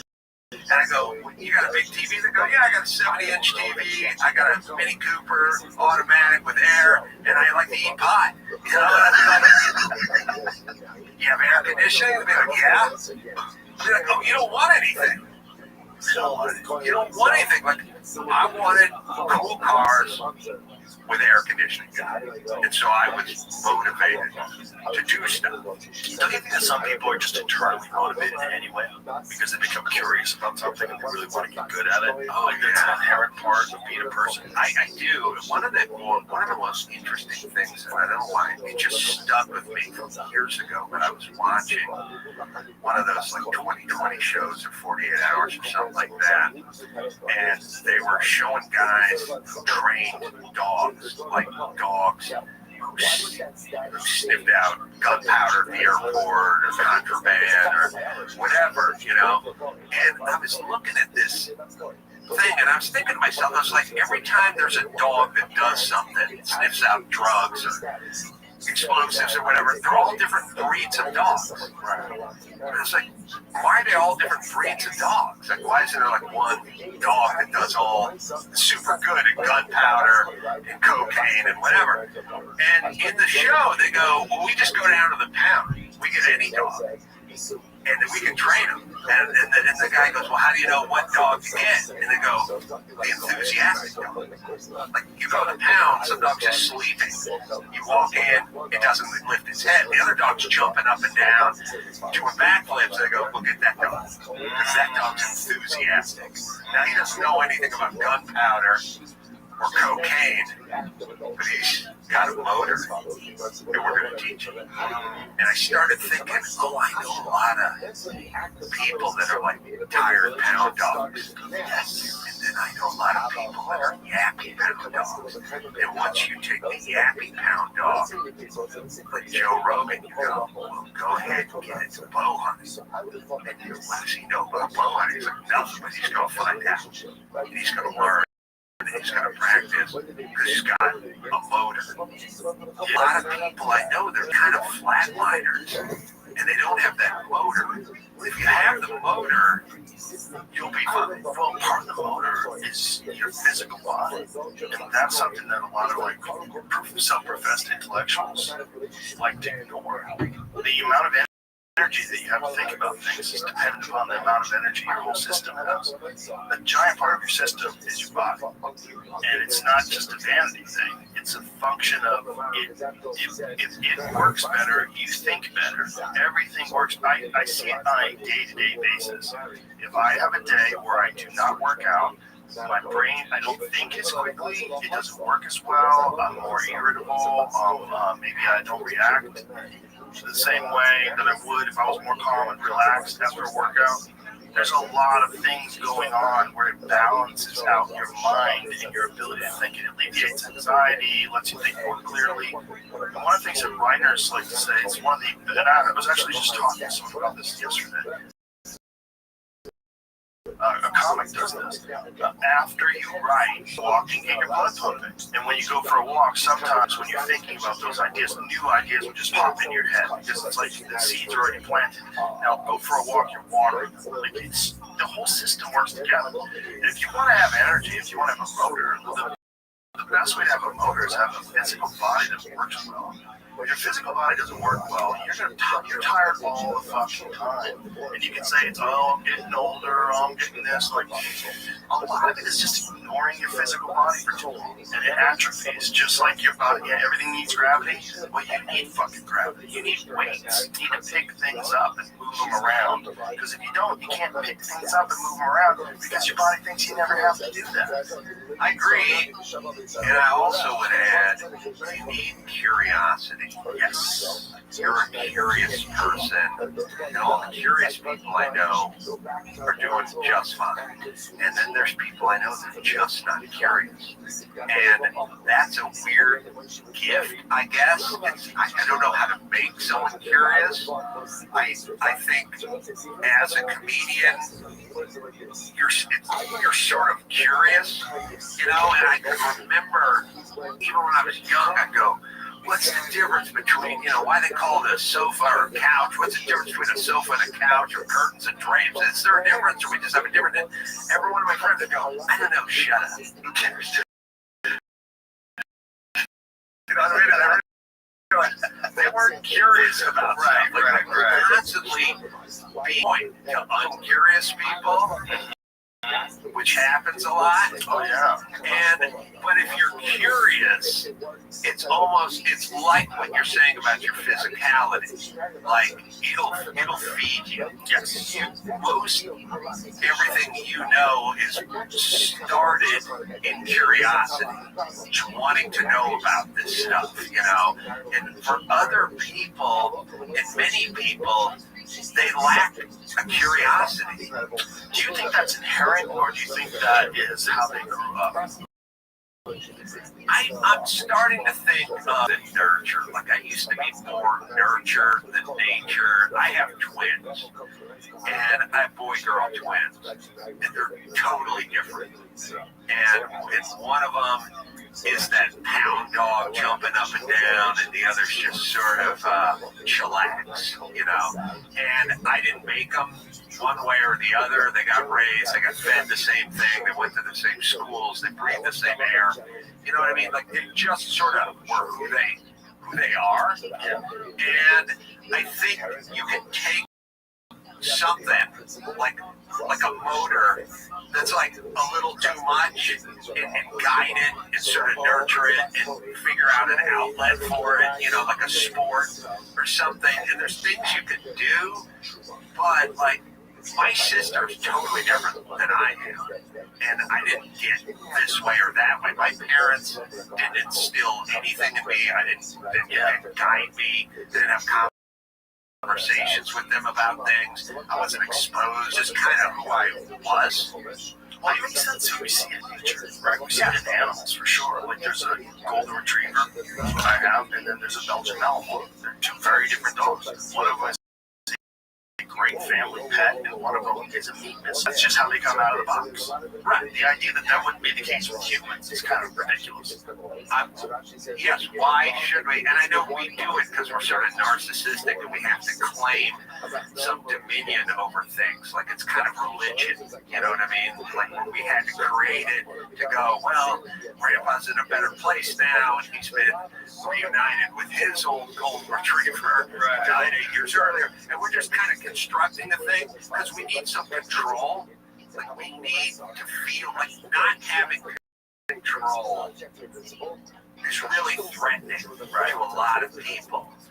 I don't have that problem. Like I don't mind not having control. I realize when I'm racing a car and the car goes out of control, which has happened a few times, I sort of just relax. I don't try to grab and overcorrect it because you get in more trouble. Like there's a version of this for sports, there's a version for life, there's a version for relationships, there's a version for driving race cars, but to sort of relax. Like if you can see film of me spinning a 935 backwards in a race in the middle of the race, and you can see me, I'm not doing anything. Like I will relax in that environment, but people need control. I mean, sort of religious control, or like here's the way I control my kid. I get him violin lessons, and then I take him to the French tutor, and then I take him to this camp and space camp and that camp. You know, they're trying to do something. You have to just kind of admit they kind of are who they are. You can't really control it. You can fuck them up, molest them, and get them, you know, hooked on Vicodin or something when they're 14. But basically, you're there to be there and lift them up and to offer things and try to go. You know, if you see your kid banging on pots and pans all day, you go, somebody needs a drum kit. Because I think this is what, you know what I mean? And somebody probably should have got a hold of me and went, seems like comedy, maybe something you'd like, not swinging a hammer. But I figured it out because it was there. Well, nobody can ever really give you that advice, honestly. Because the problem is most people that aren't involved don't even know where to start, how you would do it, how difficult it would be, how long the process is, what is it like to actually put together an act. No, I don't think your mom or your dad can craft a good, tight 20-minute set for you. No, but I'm saying they never encourage you to do it. Very few parents would encourage their kid to take such a risky approach to life. No, I agree. I think there's a middle ground where they go, you seem to like to talk, or you seem to like ideas, or you seem to be sort of creative. So ideally, right? But it depends on the family. Maybe it's a family that doesn't encourage creativity. Maybe the mom is, you know, who knows? But maybe they're just not involved. They just want you to go to school, they get a degree, and you're just annoying. And then they go,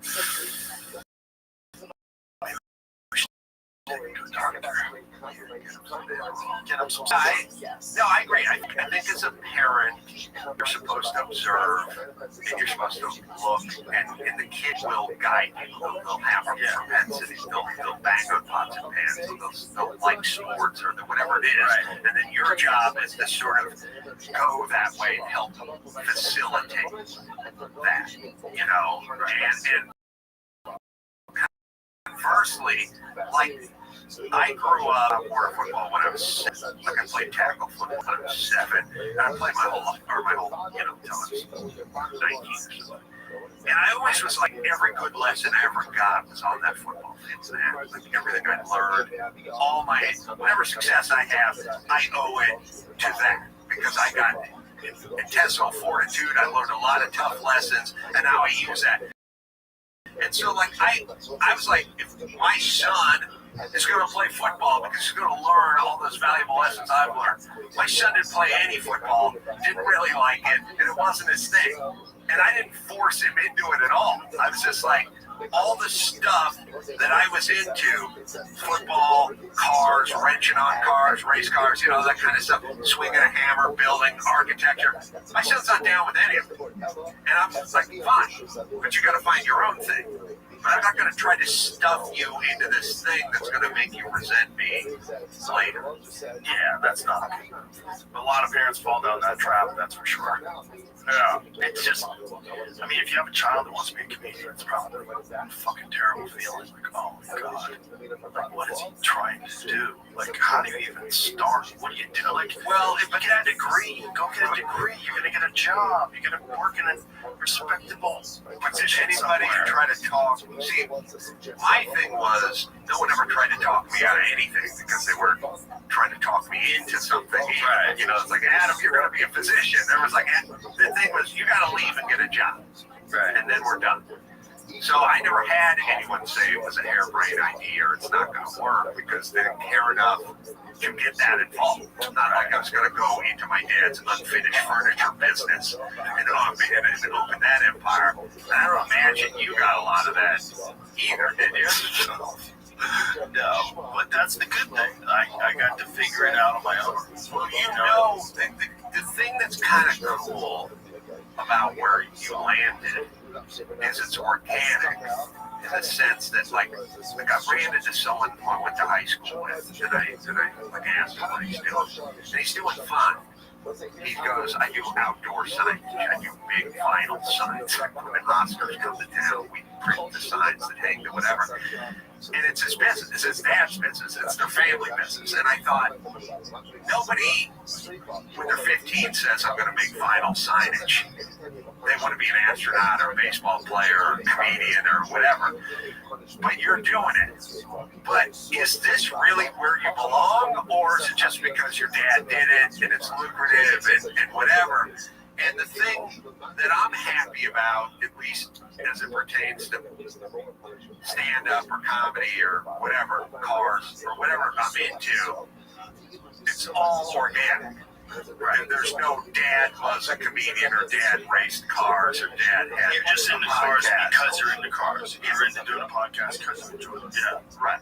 So you know you're where you should be because you didn't get sort of artificially coaxed or pushed into something where it's just kind of like, yeah, I'm a doctor because my dad's a lawyer, whatever that thing is. Like you can own it 100%. And I think it's fine if your dad's a lawyer and you become a lawyer and you take over his practice one day. Like, that's good, that's successful, you're paying taxes, good. But I don't know, can you ever 100% really own it? Like you can. Maybe you couldn't, or I couldn't. I don't know. No, it's definitely fine, and I don't even know if they think about it. Right. You know, I know you would, but the thing is, like, you have the very fortunate situation that I have, which is we're our own boss, and when you are your own boss, it's infinitely easier. You're responsible for all the stuff you do. You know what to do. No one's telling you what to do or how to do it. No one's telling you what to say. You say what you want to say. And that's very rare. It's very rare and very fortunate. And it also is free because, like the aforementioned CNN, Sanjay Gupta, whatever, you're in an apparatus. And it's an apparatus where I don't think people are actually explicitly told why. You know, here's what we're saying. But it's sort of like if you worked in a big company and the president was vegan and you started showing up with a ham sandwich for lunch and someone's like, I don't think you should eat that for the carrot. Well, he's vegan. Yeah, okay. Well, he doesn't appreciate You go, oh, okay. And you would start getting the idea that this wasn't a great plan. You know what I mean? And so would everyone who worked. And you go once for lunch and then go, the veggie lover sub. And you go, well, what about the roast beef? And someone goes, listen there. I'm telling you, you can't eat it. I'm saying it's probably a good idea if you'd like to grow with this company to just eat the fucking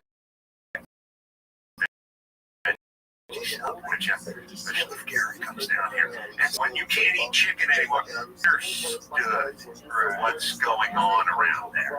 And if you're working for CNN and you just walk in and you go, hey, listen, I don't agree with Trump about everything, but I think he's right about this ivermectin thing.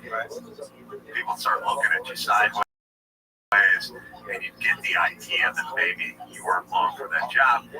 And that's what you got to deal with in any environment, you know. And the thing that's nice about creating your own environment is back to being organic. It's what you believe.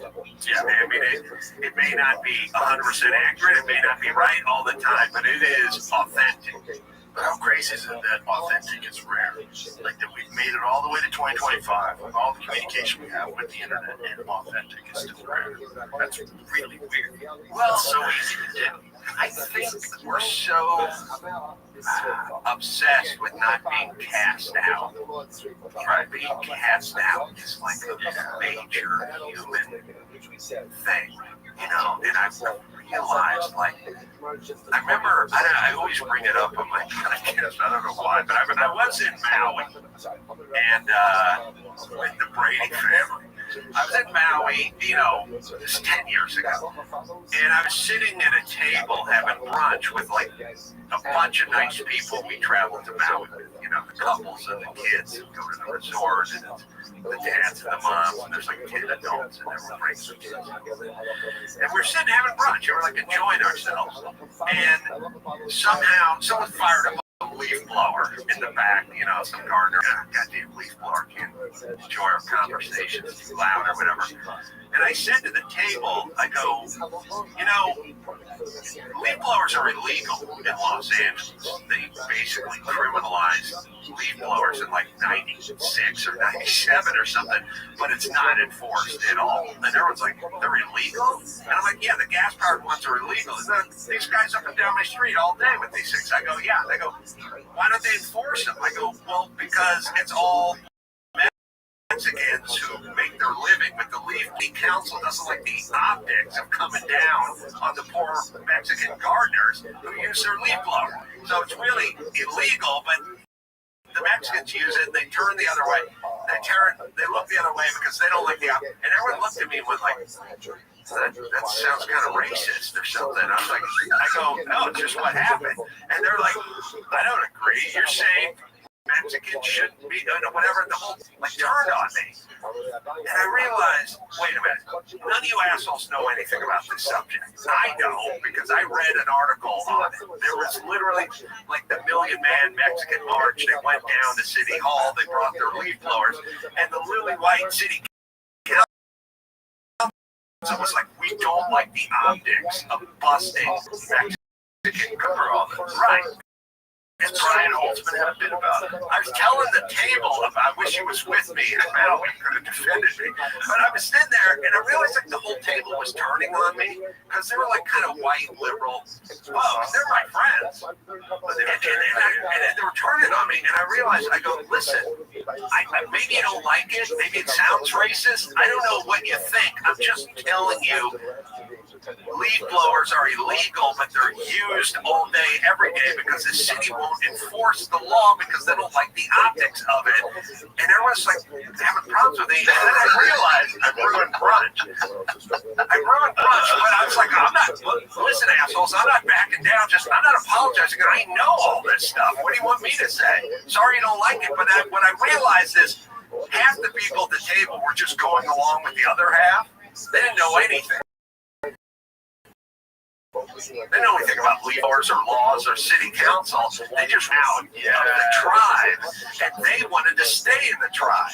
So everyone took a subject they didn't know shit about and turned on the guy who knew something about it and said he was bad and should go out to the cornfield because they're all, and this is socially, it's like no one was going to lose their job. They were just eating brunch, but it all kicked in. And I could see like the wives who had no thoughts about leaf blowers, like, oh yeah, man, I don't agree. The chairs are like scooching away from me and stuff. And I thought, oh, I'm being thrown out of the tribe. That's when I realized that was just about leaf blowers. And those are my friends. Now we go to COVID, and it's a real thing now, that field being excommunicated from the tribe.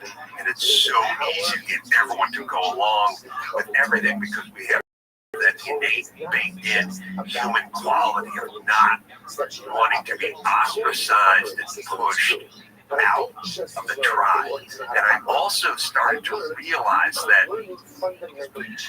you're good at what you do, and so you can say and do what you want. Most people are mediocre. And it is something I was talking to Greg Gutfeld about it some years ago. I was doing a podcast with him, and I was interviewing him, and it started kind of dawn on me that, like, when you're really good, and you can be a really good carpenter. Like, if you're a really master carpenter, you're never out of work. No one gives a shit what your thoughts are about politics. You walk around with a MAGA hat on, it doesn't matter. We need you. If you're good, your skills. And when you're really good at comedy, or you're good at whatever, you cannot be thrown out. You can't be squashed, you can't be silent, but you gotta be good. If you're sort of in the middle, and most people are in the middle, it's a little bit of a popularity contest. So you better eat vegan. You better say the right things. You better say the right things. You better put that black square on your Twitter. Right. Or on your Instagram. Which I did not do. But they told me you gotta do it. And I was like, I'm not doing it. It was so nuts. I always watching people do it. But you're good. Yeah. And that's where I go. No, that's all right. Yeah, that is a thing that a lot of people lack in this life. Well, it's the problem is like, if you think you're good and you're not good, you get smacked down and you get in trouble. Right. So if you're not that good, you go, screw this. I'm not working for CNN anymore. I'm going to go do my own podcast. And you're not that good, then you're in trouble. Right. And if you go, I'm going to blow this taco stand and get out of this business, I'm going to do something, I'm going to open a restaurant, but you're not that good, you get into trouble. And most people are sort of living in the middle and kind of fearful. But if you're good and you kind of own it and you're calibrated and you know you're good, you can kind of say what you want and you can kind of do what you want, but you have to be good. And like all the people that were sort of in mainstream media that like broke out and started doing their own thing were good. I mean, they thought they were good enough. When you're in the middle, it's vulnerable. Kind of watch yourself and mind your P's and Q's. And it's also the thing that you were talking about at the dinner table, where all those other people who didn't know anything about it were signaling to the tribe that they were, that they didn't want to cast out. Right? They go to the good ones. Yeah, right. Yeah, that's it. God, there's so many cowards that do that. There's so many people that are just terrified. They don't encounter a lot of difficulty in their life, a lot of like real anxiety-inducing difficulty. And so when something does come up that's like that, they just fold. They just want to be comfortable again. What do I have to do? It's so sad, and it's also people with dignity, like dignity and character. Like character used to be something we talked about. We don't really talk about anymore, and it's also people like their resting state, a lot of people is a little disappointing, and it's like I think guys that have like high character people and also stoic type people are kind of really always disappointed by people. Like you're probably a pretty stoic guy, and you see how people act, and you go, oh, like it's sad. You know what I mean? Like yeah. And it sort of, I don't know why, but it reminded me of when I lived in Santa Monica 30 years ago. Somebody got their purse stolen out on the street at night. Like, apartment, like a hammer. I was coming home at night. It was like 9 o'clock at night. It was just groceries. And I walked up to my apartment, and I heard a woman screaming out on the street. He's got my purse, like help! Like just out in the street. I couldn't really see it from where it was. So I just ran out there because the woman was screaming. And I got there, and just the guy stole my purse. Guy's got my stuff, you know. And I just started chasing the guy, just sort of instinctively. I never really think about it, just chasing him. And also, like it was like, well, I didn't have anything. So I just started chasing him, and a guy was trying to but I was too close to the guy, and he couldn't get in the car. I chased him like a couple of blocks, and eventually just threw the briefcase and the purse. He just threw it. He kept running. And when he threw everything down, I just stopped. It was all scattered around the sidewalk. And I stopped. I started like put it back together, and I was like, I'm not going to chase it. Dropped all the stuff. And then the woman showed up, and she started getting her stuff together. At some point, the neighbors started filing out onto the street, and the crowd kind of gathered up. And then a cop pulled up at a certain point, and the cop was like, what went on here? What happened? And I remember the neighbors, they go, well, we heard this woman screaming, so we all ran out and chased the guy. And I was like, none of you ran out and chased anybody. I ran out and chased the guy. He dropped the stuff. And then 10 minutes later, you guys all came out in your bathrobes. But you didn't chase anybody. But then I realized that's what they want. They wanted to be that person, but they weren't that person. So they created video where they were set.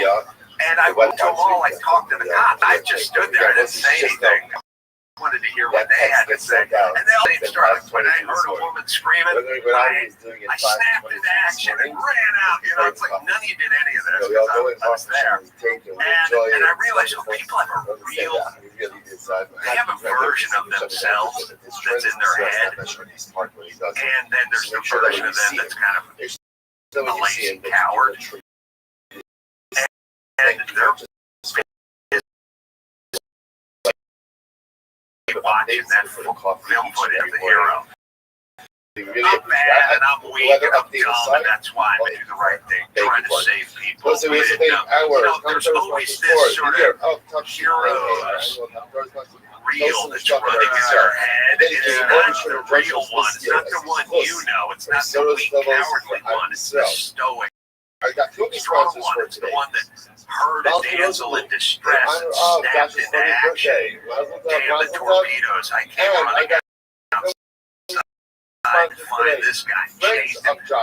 What's in your head? The reality is just looking out the light. Most people don't really have moments like that in their life. They found that guy at the first and ran down the street and tackled him. Let's do that. Well, that's never going to happen. No, you're safe for life. Yes, but fear is a crusher. Yeah, man. And a little bit of fear goes a long way. Yeah. And especially with men, the desire to inflate their participation in any heroic action.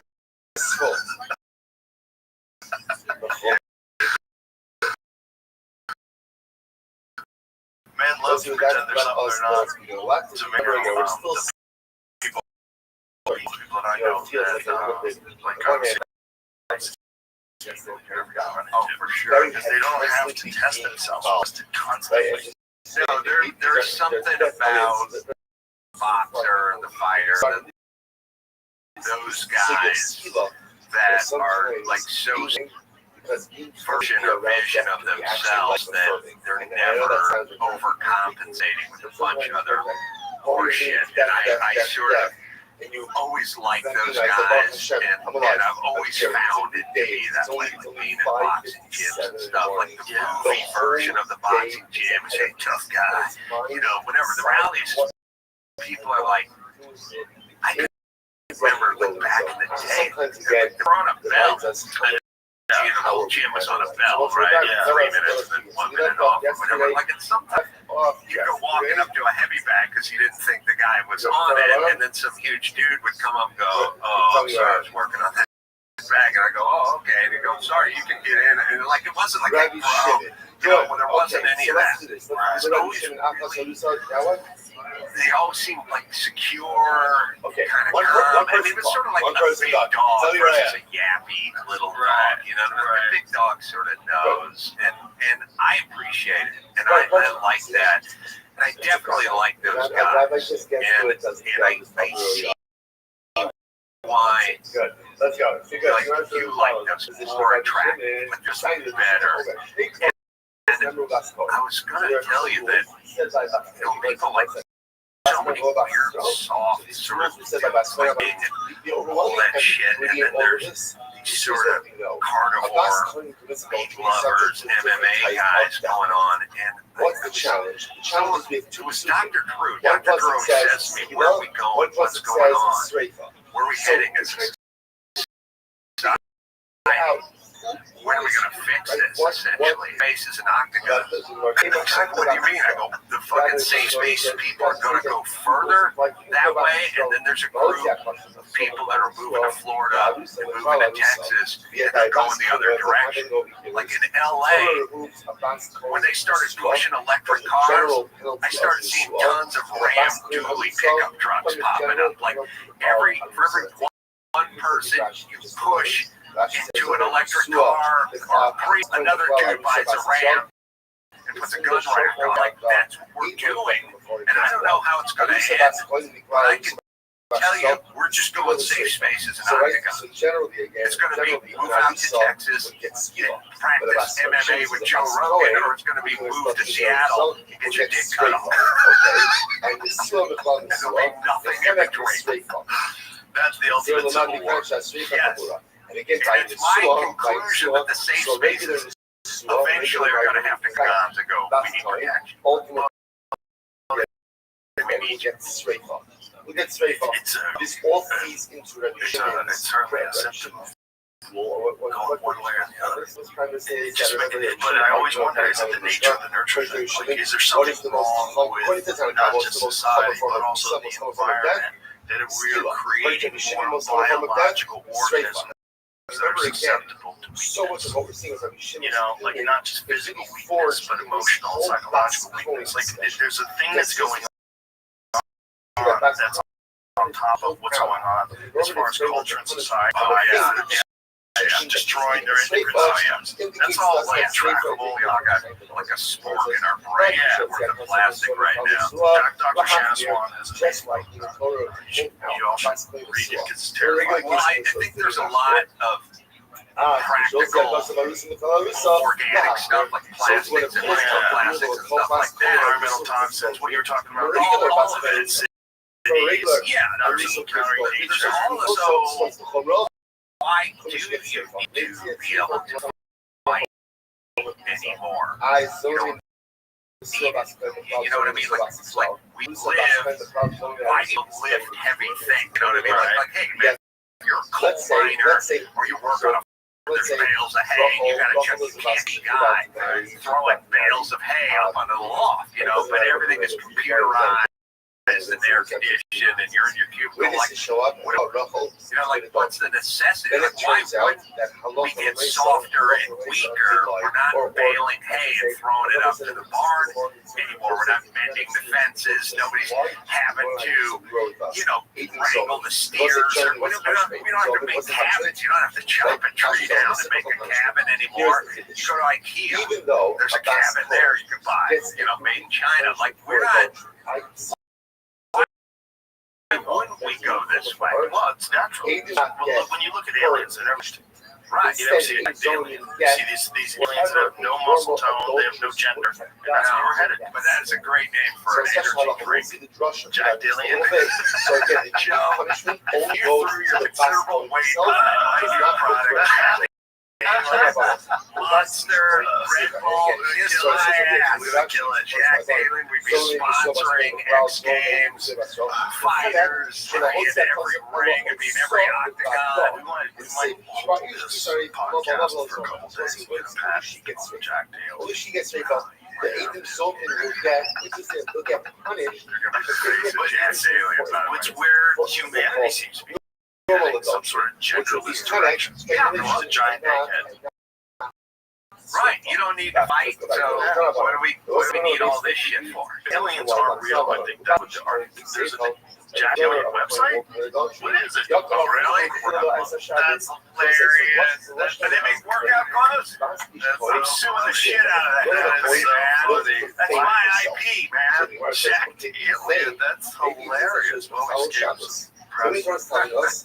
Shout out to Jack Dillon. I hope you got cool shit. What we think about what human beings are eventually going to be, the alien archetype is what makes the most sense, right? Like, genderless, not using their mouth to talk anymore, giant fucking heads, no muscle at all. Why do you need big biceps to move a joystick or push a button? And the only reason why it's attractive, if you don't eat it, is like a biological reproduction attractiveness, right? The hips of a girl, the waist, beautiful symmetry of the face, all that stuff is just biological reinforcement to get you to breed with good genetic people. But if all that's out the window, all breeding is done sort of a computer. But also, why do you need any of it if it's antiquated? You know what I mean? Like, if we're just a society of button pushers, what do you need that big feet, strapping dude with big shoulders? What's going on in the body? Like, are you still have the same mood that you had 10,000 years ago? Because if you do, you're going to need to exercise just for sanity. And it'll help you to have all those things. And things like jujitsu, you probably don't need jujitsu ever in your life if you're lucky. But it's a good thing to learn because it's really fucking hard to do. I agree. And I think doing things that are hard to do are good. And I think doing things that scare you are good. And I've had a bunch of situations in my life where people would say to me all the time, they go, what made you decide to do Dancing with the Stars? I go, I didn't decide to do it. I remember where it was, and my agent called and he said, they want you to do Dancing with the Stars. As soon as he said that, I felt that weird fear. Like, remember when you're in junior high, and like, Johnny Finnegan wants to meet you by the tunnel after school, and you're like, you had that moment, remember that weird fear moment? And he said, do Dancing with the Stars, and I felt that weird junior high, he's gonna fight you after school, like weird feeling of fear. I'm making a fool of myself, and I felt that, and I could have went, oh, that's lame, or I wouldn't embarrass myself on that joke, but I felt fear. As soon as I felt fear, I was like, I'll do it. Because I realized that everything would be a lie. Like, I could go, that's stupid, or that's lame, or I don't want to do that. But that wouldn't be the reason. The reason is I'm scared. I felt scared. I can't dance. I'm going to humiliate myself. And you can get, like, most of the stuff I've done that has been good. I did a professional Trans Am car race once, and I was just like, someone said, you want to do it? And I was like, I'll do it. But it's only because I'm scared. I was like, what? I felt this moment, I just went, fuck it, I'll do it. And Too many people do way too much. Like, I don't know. I got to talk to a bunch of people about it. That's not for me. Or why should I? But just start saying yes to stuff. Well, there's a lot of experience out of that, especially while you're young. You know, the obligations. Because once those obligations settle you down, you got a mortgage, you got a family, and you got obligations, and social commitments. You don't have that kind of ability to just go fuck it. No, you're right. Like my whole time I was a carpenter, I remember guys pulling up in new trucks, and I'm driving a piece of shit beater. They're like, Adam, why don't you go down to Galvin Ford and get yourself a new truck? And I'm like, because then I'd have payments, and then I'd have insurance, and then I couldn't go to the ground links at night, and I'd have to take care of that, and I couldn't work on this. And I felt the same way with kids, and the same way with everything. Like, I gotta get this going before I get way down with monthly payments and mortgages. Yeah, mouths to feed. Yeah, that's a really important message to young people because they think they're going to be young forever. Before you start a family, get something going. Just like, take your chances now. When you're young and free, it's like, God, it's an amazing opportunity. You know, the whole world is ahead of you. Things can change so quickly if you work hard and you find a lane and you really throw yourself into it. But if you don't, time goes by quick. Next thing you know, you're 30. Next thing you know, you're 35. It's like, I'm going to get it together this year. You never do. Yeah, you got to make hay while the sun shines. Thank you, brother. It was fun. Let's do it again. All right. Bye, everybody.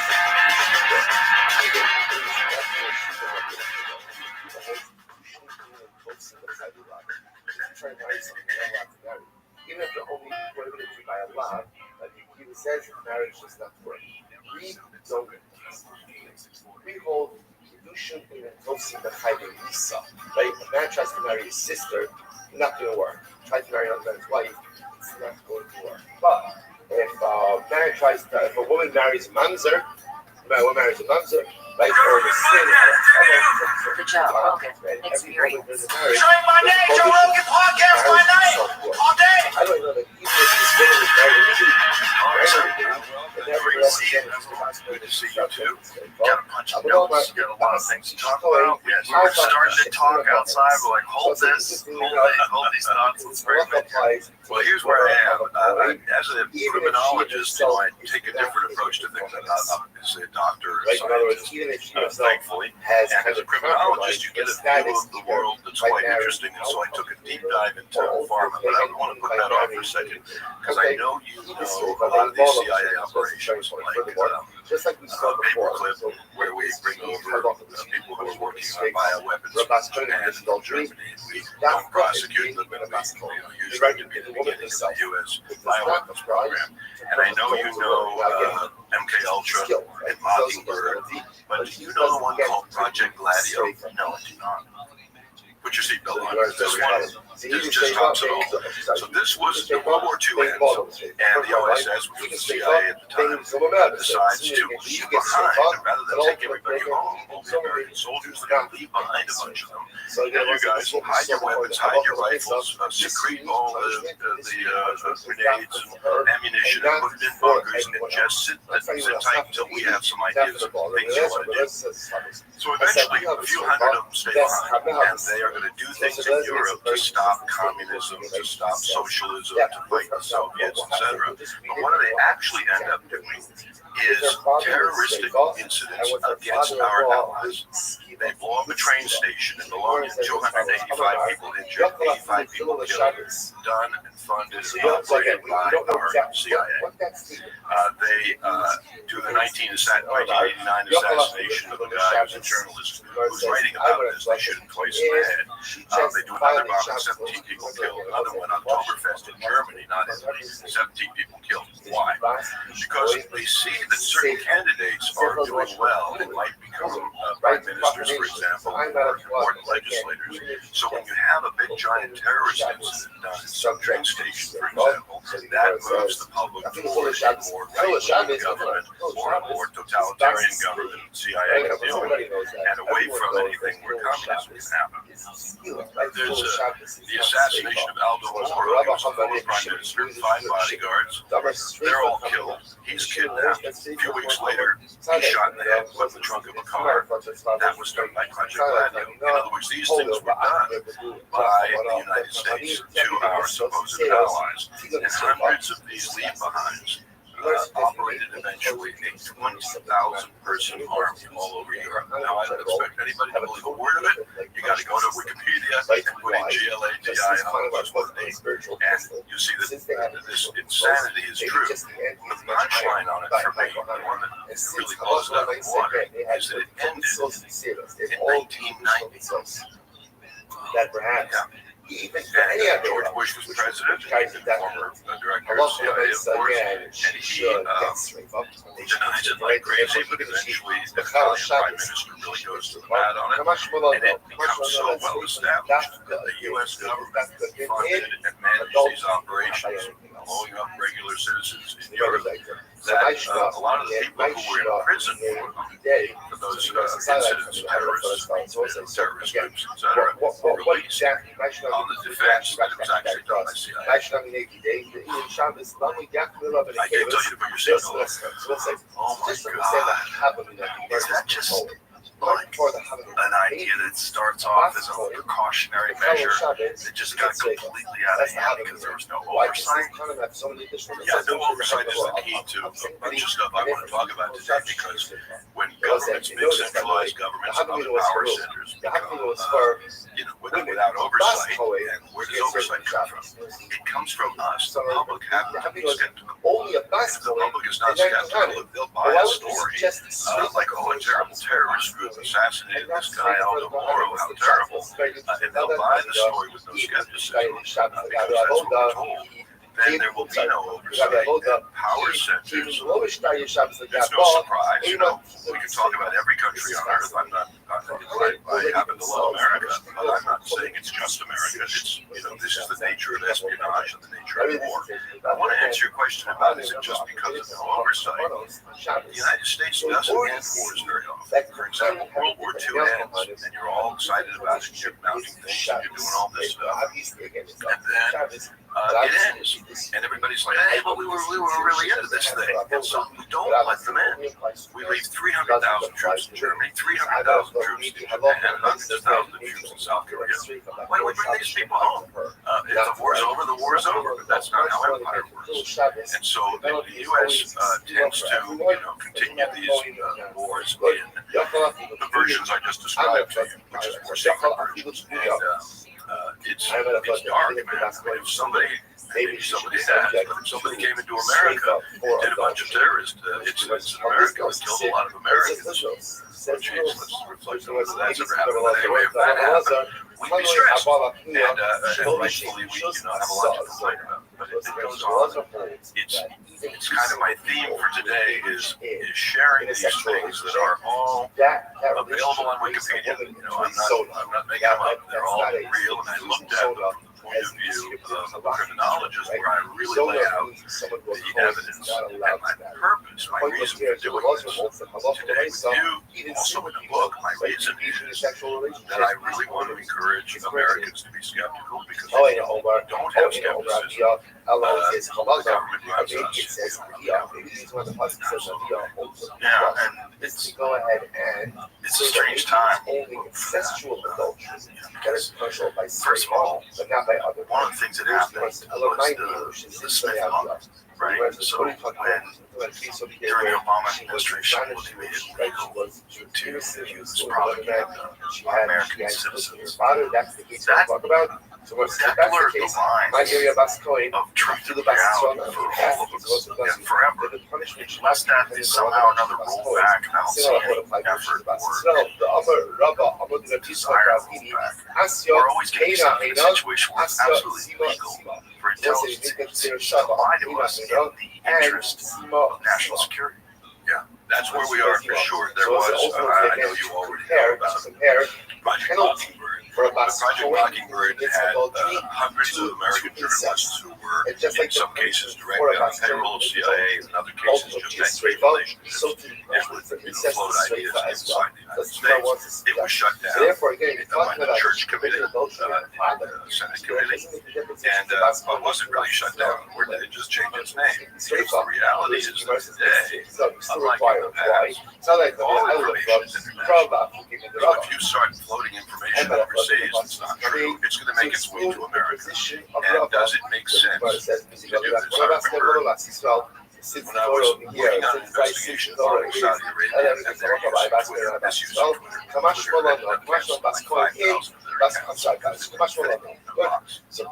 and they were using Twitter to be able to float things so that they would become viral. What time was it? This is very recent. So was it X or Twitter?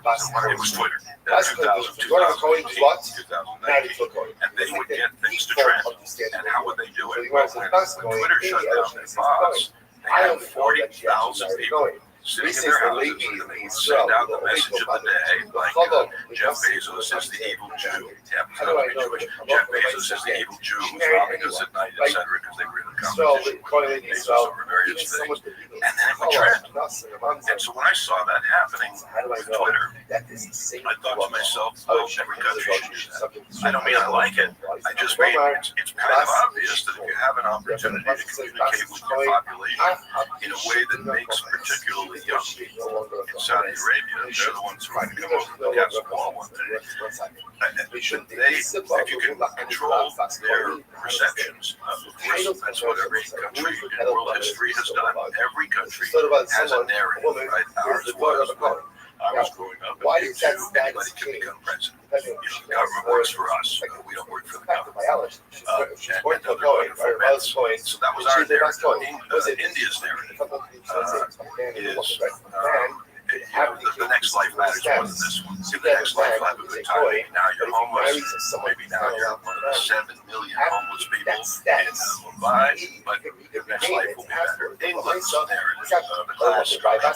Just watch the king and queen. They're having such a good time. And the princes are having such a good time. That's good enough for you, isn't it? And so everybody has them. And they have these stories about how they control populations, religions, and wars. And now, government is at war. Our U.S. government is not liking the church anymore. It's not liking other power centers. During COVID, you could go to a liquor store, you could go to a Target store, air conditioning, keeping all the virus nice and cool and moving around, but you couldn't go to church. Even if they put the church outside, they wanted to stop the church. Now, why would government not like the church? Because it's another power center. And so each power center needs to be knocked down. But is that why they did it? Because they also have about outdoor dining. Los Angeles, outdoor comedy shows. I'm going to give you a pretty cynical answer. Yes, that's why they did it in general. When you think about it, the Constitution gives particular protections to like you're not allowed to do that. You're not allowed to do that. So therefore, give particular protections to liquor stores. Breaking the marriage already pre-existing. And yet that's what happened. But what about shows, for example?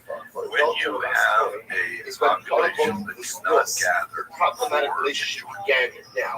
We're all going to the concert. We're going to watch this music marriage. And none of us are going to say, oh, that guy over there voted Trump, I hate him. That guy over there, so that one's woke. That one's such and such. We just enjoy the show, right? We go to the beach, which was prohibited. We go to the beach, and I look over at your kids, your family, you look over at mine, we're having a good time. Nobody's judging anybody. We're just there to you can divide a country in the way that it happened with us during the COVID lockdown. That is the source of power. Division is actually the source of power. But you feel like this was done on purpose? Do you think that they were capitalizing on the event of COVID, or that they knew that a situation like this is an excellent opportunity for them to divide it further? Or was it just the fact that they had to act, at least give the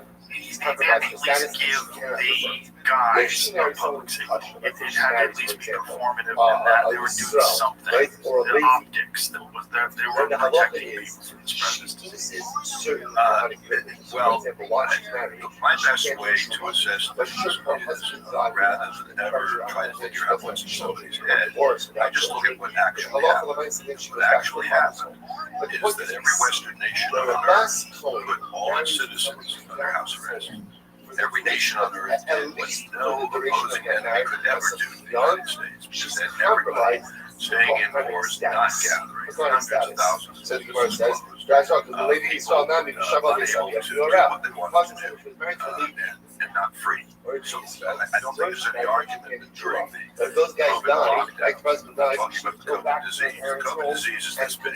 The lockdowns is this big. The lockdowns is as big an event as all world wars put together. The lockdowns caused a lesson in how the governments of the world, remember, it wasn't just ours, almost every country could do whatever they wanted. So do I believe it was intentional? Well, I don't have to back up to whether the release of the COVID virus was intentional. I just don't know. But the plans related to what would happen was clearly intentional. For example,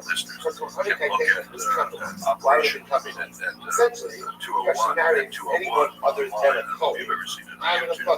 It's a video of an event that Gates put on with the CIA, with the Chinese head of the Chinese CDC, with military leaders, with people from CBS, and they gathered together and they talked about what would happen in the event that there was a pandemic, and they named the pandemic, and they did tabletop exercises about the pandemic. Any discussion about health? None. All of it was discussion about controlling the information. Why is this interesting? Because it was in 2019 before COVID came out. Right? So late in 2019, these tabletop operations had already been going on for years. So I look at, I really encourage people to consider this approach, which is forget about twirling mustaches and villains. Forget about Bill Gates and Fauci and all that. Just look at what actually happened. If we just look at what actually happened, you have to assume somebody wanted that outcome. Somebody somewhere. It might be one person. It might be groups. It might be online. People who share incentives. I'll give you a fast example. COVID comes. People who used to make perfume sprayers now make hand sanitizer. People who used to make bumper stickers now make stickers that say stand 6 feet apart. In other words, everyone an incentive comes. It doesn't require that those people all sat in a conspiratorial room in some hotel in Germany and rub their hands together and make a plan. Human nature, particularly when you centralize big governments, this is the direction it moves in. It moves in the direction of tyranny. Maybe this point somewhere that's cemented in the interim, which is that if you look at world history as a big pie chart, all of it is tyranny. It's just a tiny little sliver of lives to live. What just tiny sliver of freedom. There's a lot of information being packed. All the rest is tyranny. Take a look at graph sheet, which means tyranny is the natural order. That's the way it normally is run. 6, 8, about 9 miles down.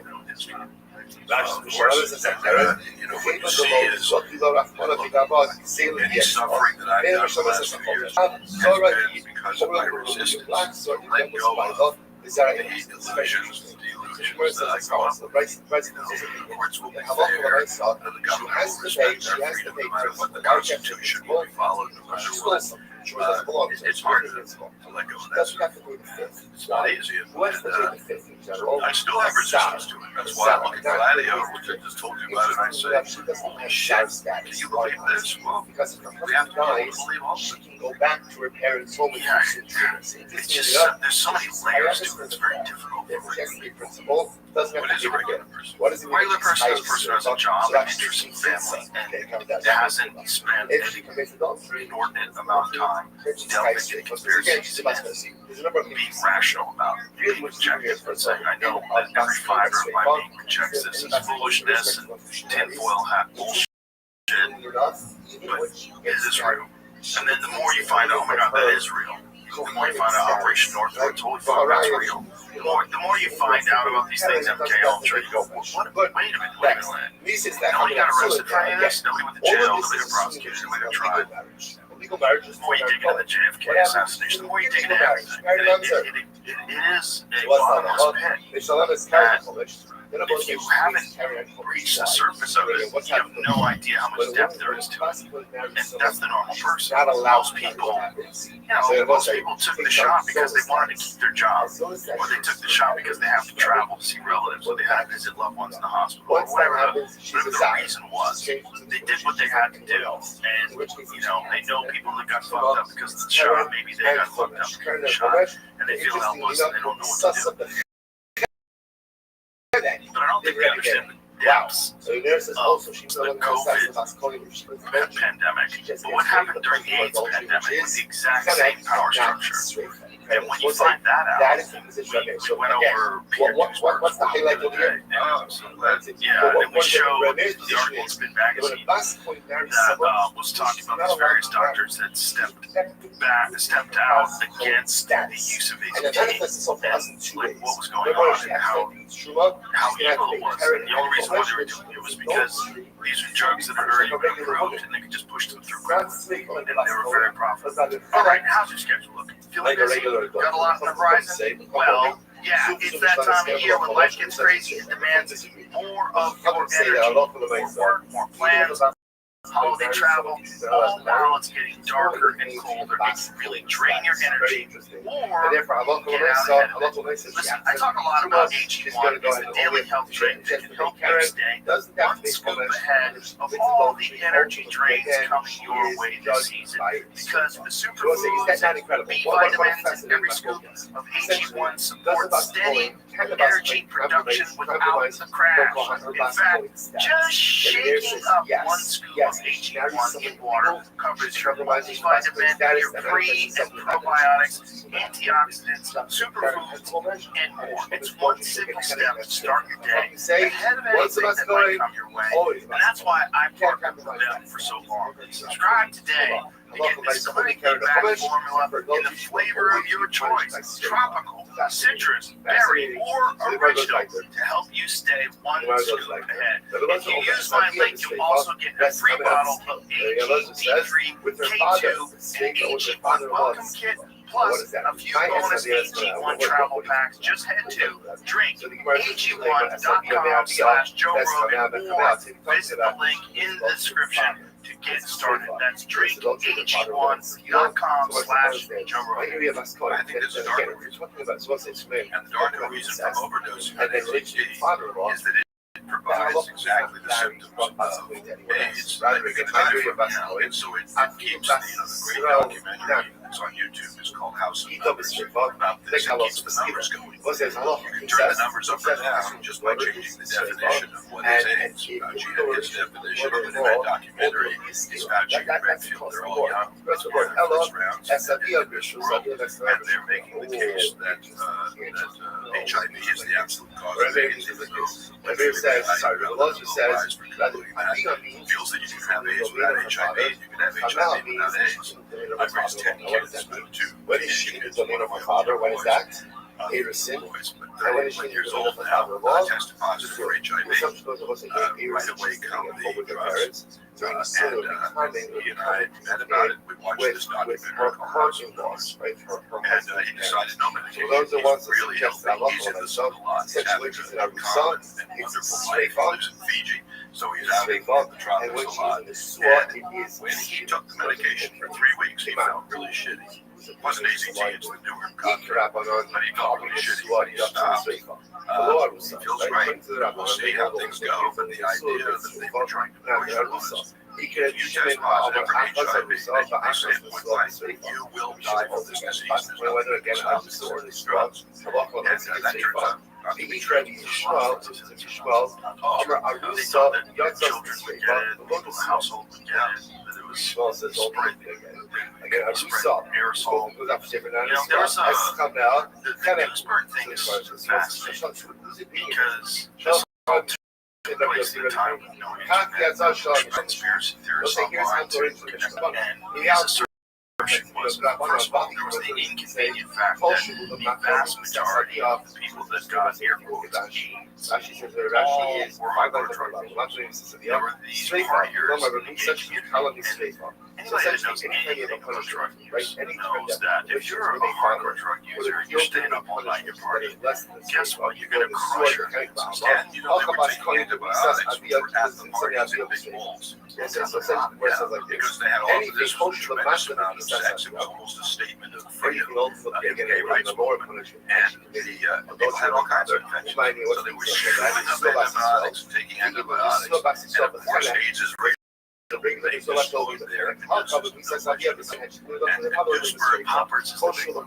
Yeah, poppers certainly causes the specific respiratory issue that was associated with AIDS, and they kept changing the NIH and CDC kept changing the definition along the way. There's a great line in Fellowship book I read, where Bobby says, if you get diagnosed with AIDS in Africa, the fastest way to get cured is to go to New York. You won't be diagnosed with AIDS. It's totally different diagnosis. In Africa, it's mostly women. In the United States, it's mostly men. And the diagnostic method in Africa includes asking the questionnaire whether you've engaged in gay sex. What does that have to do with the AIDS test? I took an AIDS test when I was younger and thought, well, this is a test, like a pregnancy test, right? Test positive, that means you're positive, negative means negative. That wasn't the truth. It was a highly interpretive test. By the way, this documentary I mentioned a couple of times called House of Numbers. For its humorous value, I have to also add that anybody who looks for it, just be sure you have the one that is the correct one, because the adversaries have put up another documentary entitled House of Numbers. They did the same thing with Turtles all the way down. Yeah, very clever. And then that one debunks the Alhambra. So it's House of Numbers by a black filmmaker named Grant Wang, L-U-E-N-G. And it's just a totally enjoyable stuff. And for every other informative documentary on another one of these sacred cows that we are not allowed to question. Well, the Duisburg one was the first time that I ever had someone as a podcast guest where I got massive pushback. There's blood on your hands. Well, who's dying of AIDS in 2015? And then there's every other piece of but his assertion was that HIV was a weak disease. That was a weak virus that was only showing up in the systems of people that were already compromised. And it was not the cause of it. It was a symptom of a compromised immune system. For people in Africa, people with no effective sewage, etc. It was another of many that has the side effect of reducing population, of reducing meaning. Use condoms, don't have sex, sex is scary, sex is death. A lot of these things focus on and have the ultimate result of population reduction. Come back to it, I want to say something about Duisburg because it's so funny. In House of Numbers, when he's interviewed, he says, my peers are prostitutes. He says, I am a prostitute as well to some degree. He's talking about trying to get funding. He says, but they go a long way. It's just a funny line. He's a lovely man. He's doing fine now. I talked to somebody recently who takes care of her. I was reaching out to see if I think I would take care of this guy in his life. He was a real hero. And they buried him in the basement. I mean, not only buried him dead, but he stuck him in the basement and buried him. And he never got another, needless to say, for all those years, even though he was headed for a Nobel Prize. Great thinker. So I never see the show you did. You did in 2015. Probably even earlier than that. What year was that, James?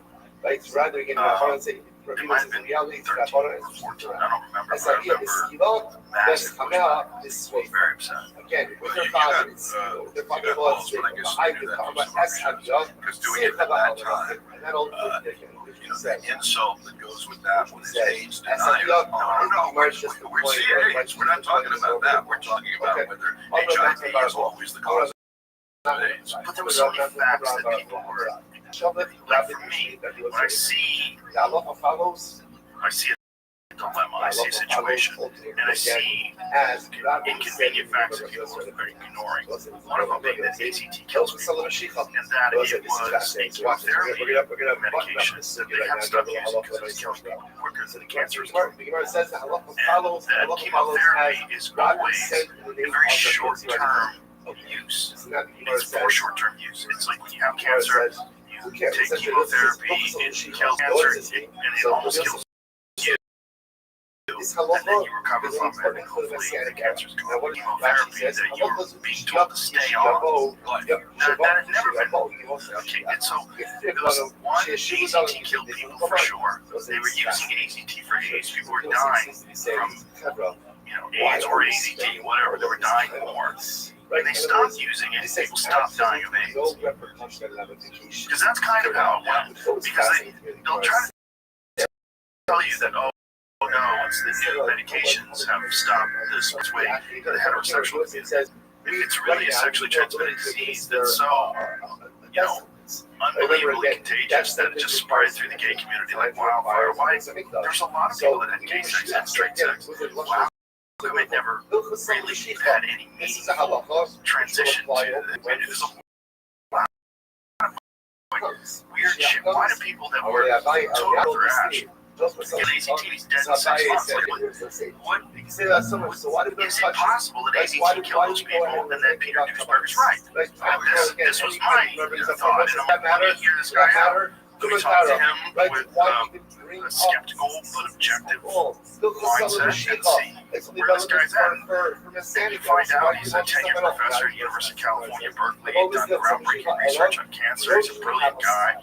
And everything he's saying totally completely made sense. And I was like, this is so strange. And then I realized, this all happened before the internet. This all happened before he gets sit on a podcast and talk about it. This all happened before people could tweet about it. This all happened before someone could make a documentary and release it on YouTube.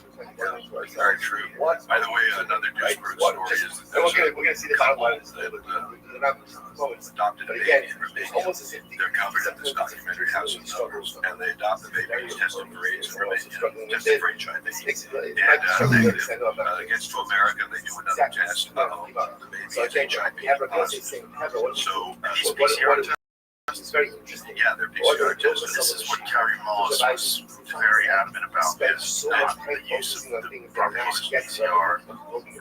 Fauci did not know what he was doing when he was doing that. We populated that video as well. Yeah, this great Carrie Mullis. I wish he was alive. He died right before. But anyway, so they adopt this kid, and the kid is HIV positive. And the doctors say, well, maybe you gotta put this kid on AZT in a hurry. So they put the kid on AZT. Now you see videos of home movies where the kid can't swallow, loses weight. When they go to the doctors, they say, AIDS is our best. She's actually doing pretty well. Medicine is keeping her alive. So just keep going. So they keep going. She gets worse and worse and worse. And eventually, they write a letter to a guy they heard about, Peter Duesberg. And to his credit, he was brave. He writes back, he's writing, most people wouldn't take her off that medication immediately. So they do. They take her off the medication. The doctors say she's going to be dead by the time she's 5. Then they say, maybe she'll live to be 7. And they say, if she lives to be 11, it'll be a miracle. In the meantime, she's getting better. Cut to 23 years old, pregnant, having her own daughter. Learning accomplished with nice, and there's other people. It's like I become a different person. But I am different. I'm not the same person. But what we learn, I have no idea. And say people didn't know things early on, but it is not possible to now look back, for example, and the COVID vaccine, and say they don't know it now. Right? Which at this point, it's not possible for Albert Bourla to say, oh, we had no idea about that myocarditis that would cause sudden death in kids, athletic boys go to sleep at night, they're found dead in their bed in the morning. Not one, not two, but many. And right at the beginning of COVID, 2 different states with 2 different coroner did 2 different reports that both said these kids who were found in their bed dead in the morning, 16 years old, vaccine use, myocarditis. Now, clearly, that should have been the biggest issue. Imagine if we were all taking happened before the internet. Yeah, it did happen before the internet. But imagine that one. You know, well, in a way, Joe, you could look at swine flu in 1976 and also in 2009, which were before the internet, and they actually did worse in a way. What the internet did is favorably allowed engagements like we're having today and all the stuff you've done. But it also allowed governments to have a control mechanism right into our iPhones. And so we're getting better and better and better at interception. And I think it's true that the internet is a great gift on the one hand, but it's also, look, there's no way they're going to leave the internet untouched and also utilize it basically information more what's going on. So the internet has helped show some people the truth, but it's also been used to stop a lot of other people from seeing the truth. Not sure, but at least there's an avenue where people can learn the truth that didn't exist before. The Duisburg thing, the only way I found out about it was an article in Spin Magazine.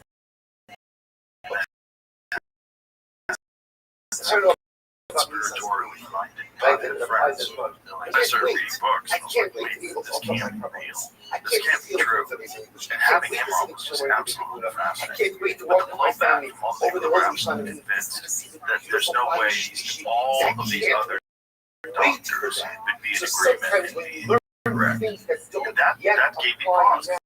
It makes sense. Why would all these doctors be incorrect about this? Why would they all be promoting this false narrative? I had no concept of how the NIH and how Fauci and how they ran things and how if you deviate from the narrative whatsoever, you got no grants, you got no funding, you lose your license, and obviously we saw in 2020 they were kicked off Twitter.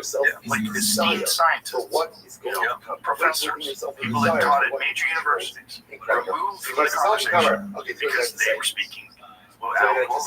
This episode is brought to you by Black Rifle Coffee Company. Let's get real. Most brands just slap a flag on a label and call it support. Not Black Rifle Coffee Company. This fellow BRCC is doubling down on their mission. From November 7th to 11th, they teamed up with Forgive Co. and Born Primitive to eliminate up to $25 million in medical debt for veterans. Not talk, not hashtags, real relief for those who served and their families. And this isn't new for BRCC. In 2025, they backed mission-driven nonprofits like Operation Homefront, Hunter 7 Foundation, Team RWB, and supporting mental health, housing, education, and transition services for those who need brewing just black or dark chocolate at home, visiting one of their killer coffee shops, or a can of their new Black Rifle Energy. Know this, you're not just fueling your day, you're joining the mission. Hit up blackriflecoffee.com/Joe Rogan. Use code Rogan and set off your order. Or Coffee Club sign up. Coffee, veteran founded, American roasted. This is America's coffee. It's pulling out about pulling out Russo. It's not there. Russo right now called Swaver and not see that as quick as you can. It's free on YouTube. Sponsors. So I'm leading off the that is about the study for Medical Center, Henry Ford Medical Center, comparing vaccinated kids to unvaccinated kids. Very, very interesting documentary, and where they, after the study is done, they decide not to release it. And I read about that. Yeah, it's really good. I don't want to spoil anything. But just tell you some good stuff is, hidden camera interview with the guy who says, I just can't. My career would be over. I'm just not going to do it. I'm not going to do it. Well, people try to persuade him to release the study. Yes, it would help a lot of people. I agree it would help a lot of people. And I agree it's important. I've had enough. I can't. But he doesn't. And it's, so this, this kind of thing. You got the stomach for another one? Sure, I'll give you a big one. So, because you mentioned AIDS. AIDS is like gravity. You're not allowed to question it. It's, it's a Holocaust. Yeah, Holocaust, gravity, moon landing. Hitler, by the way, was he killed by the Russians? Well, it turns out the skull fragment belonged to a woman in her 30s. Isn't it a narrative? Meaning, this is the only guy who didn't have an escape plan. Everybody else went to Argentina. They even took full submarines all the way to Argentina on 2-month trips that were found weeks after the war. They were still fighting submarines in Argentina. But this one guy, even though there's a pilot who testified that he flew it, why would anybody lie about it? Well, because the Russians are coming into Berlin, and you've hardly conquered anything if the Osama bin Laden hasn't been caught, if Hitler is free and is somewhere in the world. But that narrative is really interesting for people to dig into, get on Grok, or get on a quick note on ChatGPT and Grok. The first answer you get will usually be the orthodox answer, the approved answer. You have to keep asking. You have to say, look again. You have to push the thing. And then you'll get remarkable information that way. You still have to check it all because the thing has delusions, as we know. But my point is that all these things that we're not allowed to question because they are just facts like gravity. Well, a big one is vaccines cannot be linked to autism. We all know that. We know gravity, just like we know the Earth rotates around the sun. How do we know it? And suddenly, when you say, who debunked it? And how is it debunked? All of a sudden, nobody can answer your question. Not a single pediatrician you'll ever meet can answer that question. So I'm going to answer it today. How do we know? Who debunked it? It was the Institute of Medicine. And how they debunked it, I'll talk about in a minute because it's funny. But what is the Institute of Medicine? Well, everybody knows that's a big, important, revered organization all about science, part of the National Academies of Science, government organization. Guess what? Private organization, not a government organization. The Institute of Medicine and the National Academy of Sciences, both completely private organizations, sometimes funded by government and sometimes funded by pharma. And so they debunked it, and the way they debunked it is by having the same way they used for Agent Orange. So why I want to talk about Agent Orange for a second. It's a long answer, okay? Okay. If I can even remember the question. But here's the Agent Orange piece. It's good for people to hear because they're not emotional about it, right? They're emotional about AIDS. They're very emotional about vaccines and COVID and what have you. But Agent Orange people have pretty much forgotten about it. What happens is Agent Orange is used to defoliate forests and jungles in Vietnam, but it's actually a chemical weapon. The U.S. government denies it's a chemical weapon, but they know that they tested it. It has dioxin. They tested it on 40 unlucky. These monkeys in these medical tests, they are always unlucky. They very rarely come out feeling fine. Of these 4 haven't died within a week. So the U.S. government knew they had something here that was quite toxic. So they spray it all over Vietnam. And our troops get very, very sick. They have children with deformities. They come and they complain to the U.S. government. And the U.S. government takes that monkey study, stamps it top secret, and hides it all the way till 2000-something. When they go to the Institute of Medicine and they say, study this thing. So the Institute of Medicine, I'm just going to look at my notes because I want to get it right. The Institute of Medicine does a study, and the conclusion of the 2001 study, very powerful conclusion, more studies needed. That's what they conclude for all these people who are waiting for compensation and waiting to have the answers. To be sure, with that bullshit answer, more studies needed. They do another study in 2006, and then one in 2008, and one in 2010, and one in 2012, and one in 2014, and they all come up with the same conclusion. More studies needed. And this is one of the methods used by the U.S. government to drag things out to where the people who are making the complaint about Gulf War syndrome, also debunked by the Institute of Medicine, or Agent Orange, have died or given up. And there's a bunch of examples of this. So it took the Institute of Medicine 22 years to debunk this thing. And finally, the very famous Admiral Zomwalt did an independent study. And he goes and testifies before Congress. I'm going to read it. He says, government and industry officials intentionally manipulated or withheld compelling information about the adverse health effects from Agent Orange. Why was his testimony so important? because he is the person who ordered the use of Agent Orange, and because his own son died from it. So you look at that, and then you say, if people listening to me and you now can embrace the idea that, hey, maybe the government does that sometimes, if you can just take that on board, then maybe you could recognize that when the Institute of Medicine does the same thing, with the same methods, with the same money, paid by the same people, with the same experts, for the same reasons, then maybe you can say, what about the other stuff they did, like vaccines and autism, which is really vaccines and brain damage, which we know vaccines cause. It's on every package insert for many, many vaccines. Meaning they already acknowledge brain damage. The issue is autism, which is a clever definition, located 12,000 words in the Wikipedia article on autism just to define it. And they failed 400 citations, and they end by saying, we can't get it. So it's one of these things that you can't hit with an arrow because the definition is so obtuse. But anyway, Institute of Medicine. They did the same thing for cancer from baby powder, which is a great story I want to tell you. Gulf War syndrome, silicone implants, anthrax vaccines, burn pits, and SIDS. All debunked. Now, what do they have in common? The government didn't like it. They were going to have to pay compensation. I mean, some of this is funny. SIDS. How do they debunk SIDS? SIDS is the term, the category that you assign when a baby's death cannot be determined what it is. You've done an autopsy, you've done an investigation, you've dragged the poor parents to the police station, you've done all that stuff, and you cannot decide how this baby died. So the Institute of Medicine could look at SIDS, which is a category of death. You can't be diagnosed with it, you can't die from it. It's a category.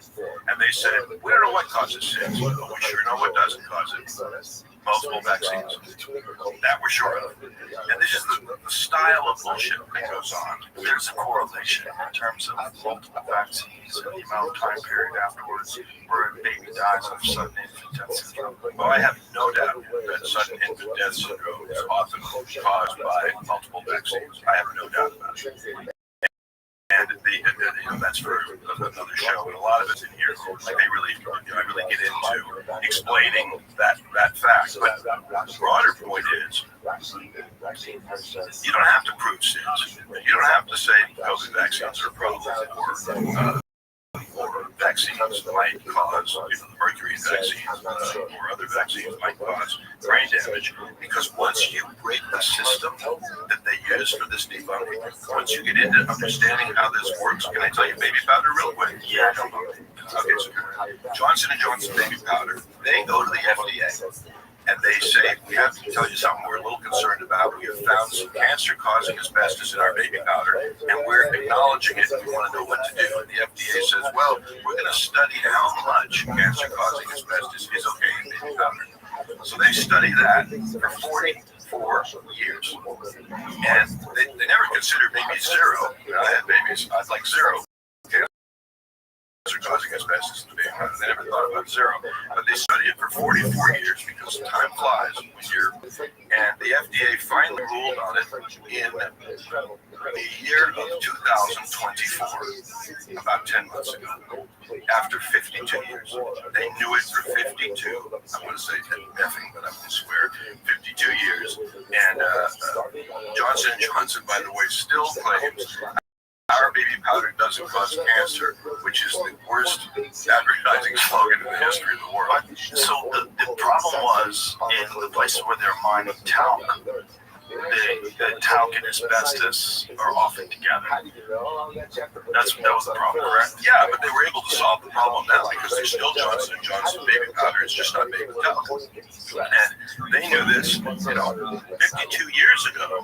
And companies like Johnson & Johnson, what's your baby powder have in now? I think it's cornstarch and maybe other stuff. I don't know. But, Gulf War syndrome done the same way. That was Gulf War syndrome. Yes. It could be a few things. There was also an ingredient in a vaccine given called squalene, which is in childhood vaccines. It comes from shark's liver, which is babies whenever you can. And, in a minute, I'm going to get into something really funny, but I want to say that when a child dies and vaccines are even a suspect, when it's possible, the powers that be say, look, millions of vaccines were given and those people are all okay. As if they did some, house-to-house survey, which of course they didn't do.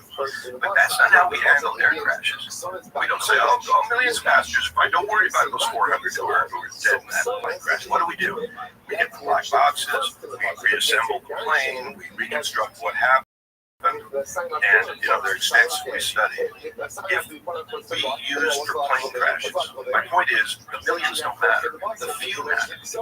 Meaning the ones who suffer, that's where you want to be doing your research, not the millions who didn't have any problem. And in that pharma takes, when we have a crash, pharma would say, let's say a flight from New York to London goes down in the Atlantic 20 minutes before reaching Heathrow Airport, right? Say the flight was 95 minutes.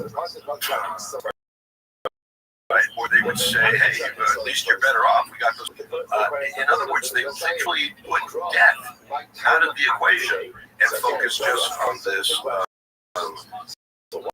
The numbers. And I don't care about the numbers. I care about what we're hard. Can I stop? Yeah, but they generally do is they will say it's more lives than it costs, and then what happens is on a few very rare cases, very rare individuals, there's some sort of a reaction and those people die from that medication. This is normal for any kind of medication that is mass prescribed. This is what they were used as an argument. And they would say that far more people were helped vaccines, were helped, or measles, mumps, or rubella, whatever it is, were helped by that than were hurt. So, if you're really going to assess a product, like no parent would let a stranger walk up to their baby on the street and inject them with something they don't know what's in it, right?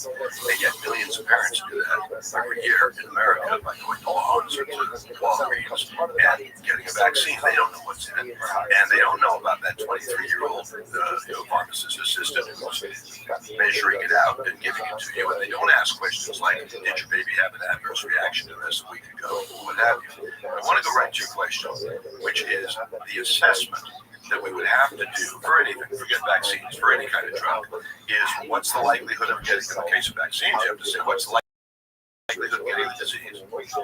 What's the consequence from the disease? And does the vaccine work? And does the vaccine have anybody, right? Well, I just want to talk about a couple of these. Tetanus vaccine. In the United States, the number of people who died from tetanus in a decade is 13. 13 human beings, all old, by the way. The number of people who got tetanus in a decade, 154. My point on tetanus is that all over the world, there's a map in this book, all over the world, the tetanus, how do you get tetanus? First of all, everybody thinks you get it from a deep puncture wound with a rusty nail or what have you. Rust does not give you tetanus. It's a bacteria called the tetanus bacteria, and you won't find a doctor who's ever had a patient from tetanus in the United States. All over the world, it's fewer than 1 in a million people. In the all of Central America and South America, all 22 countries, you can't find it fewer than 1 in 100,000 people getting tetanus. I'm not talking about death. In Russia, 1 death in 2022. In all of Europe, a few deaths. In the Congo, a lot. So this is one of those things that you have to ask, what's the likelihood of risk? And you have to say, does it work? And does it work without any side effects? Well, here's the reality. If I get a serious injury, deep puncture wound, right, I go to the hospital, they clean it, and I'm done right there. Cleaning it is the end of it. Let's say they fail to clean it well.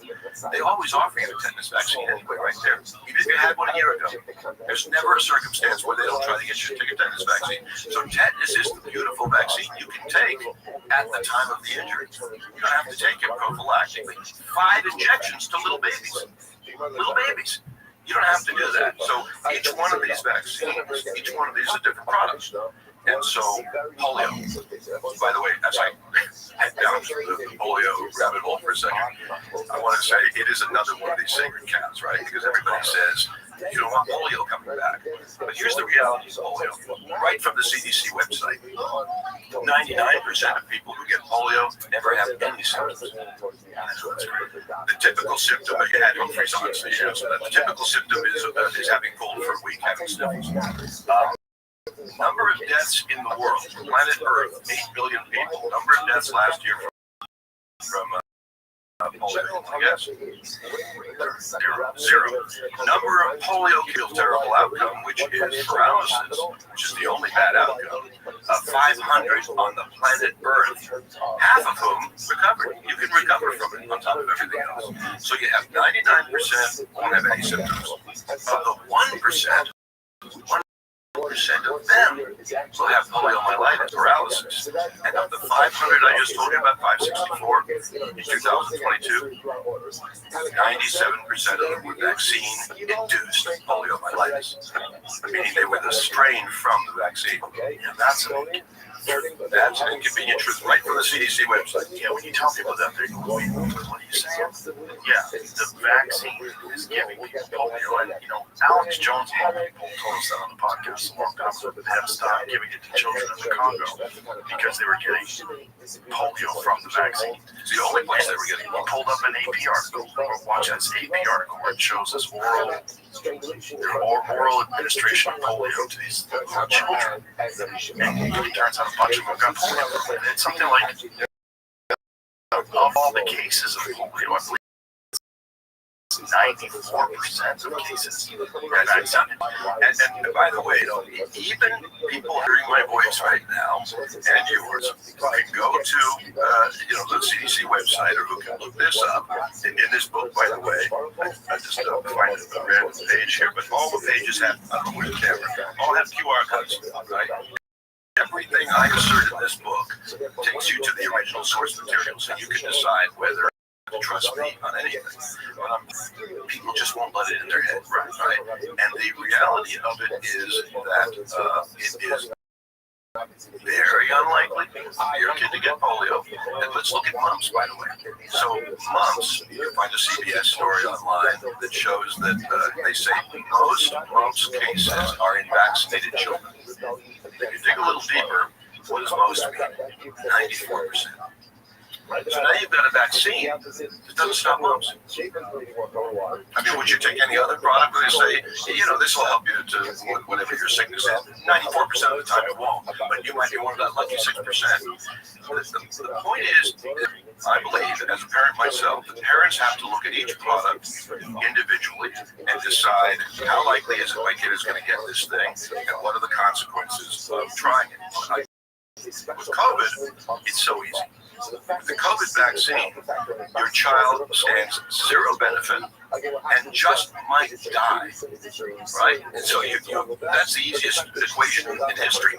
Like, I'm not willing to have an easier case of COVID for my 14-year-old, and maybe, even though I'm admitting it's very remote, very remote, but maybe have the kid die, or have the kid have myocarditis and die in 5 years from it.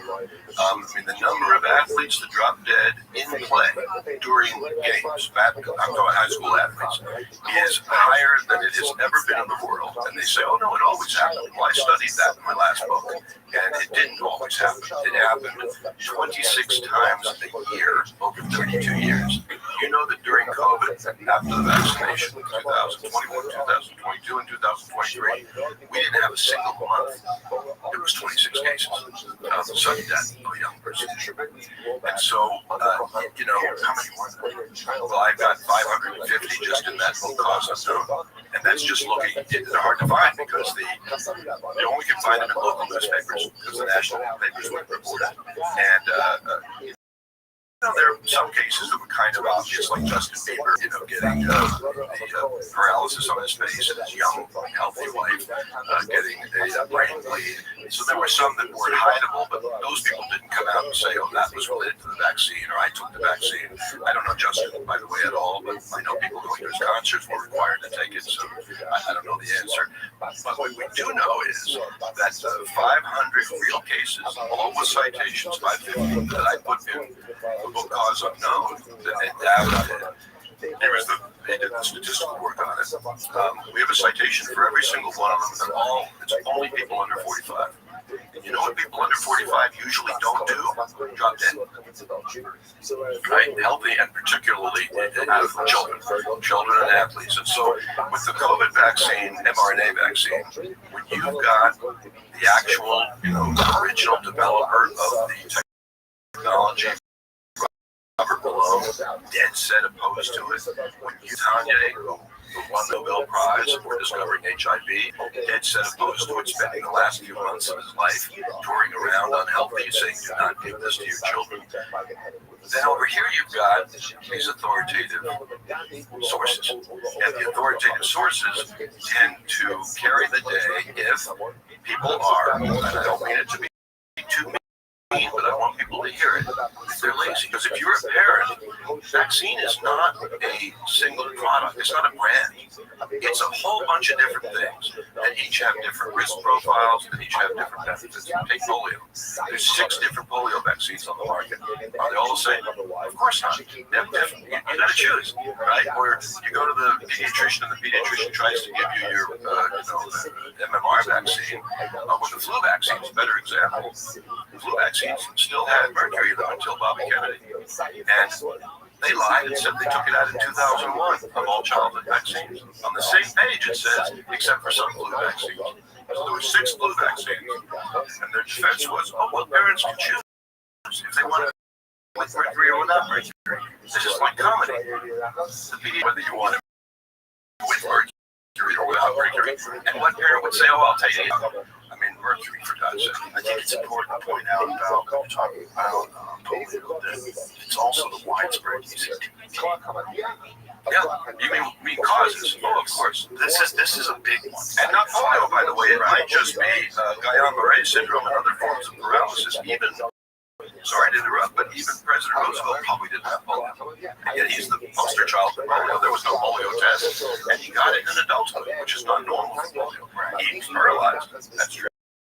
And this DDT use gives human beings polio. Farm animals, dogs, cows, horses, and they don't get the polio that we get. So it's not cross species. It's most likely people getting DDT poison because they were spraying it everywhere. Yeah, and by the way, also starting in the 40s using mercury everywhere. The very earliest autism cases were called Kanner syndrome because the doctor who discovered patients all had, he took care of this new syndrome that he was seeing about their behavior. They had lost their ability to speak.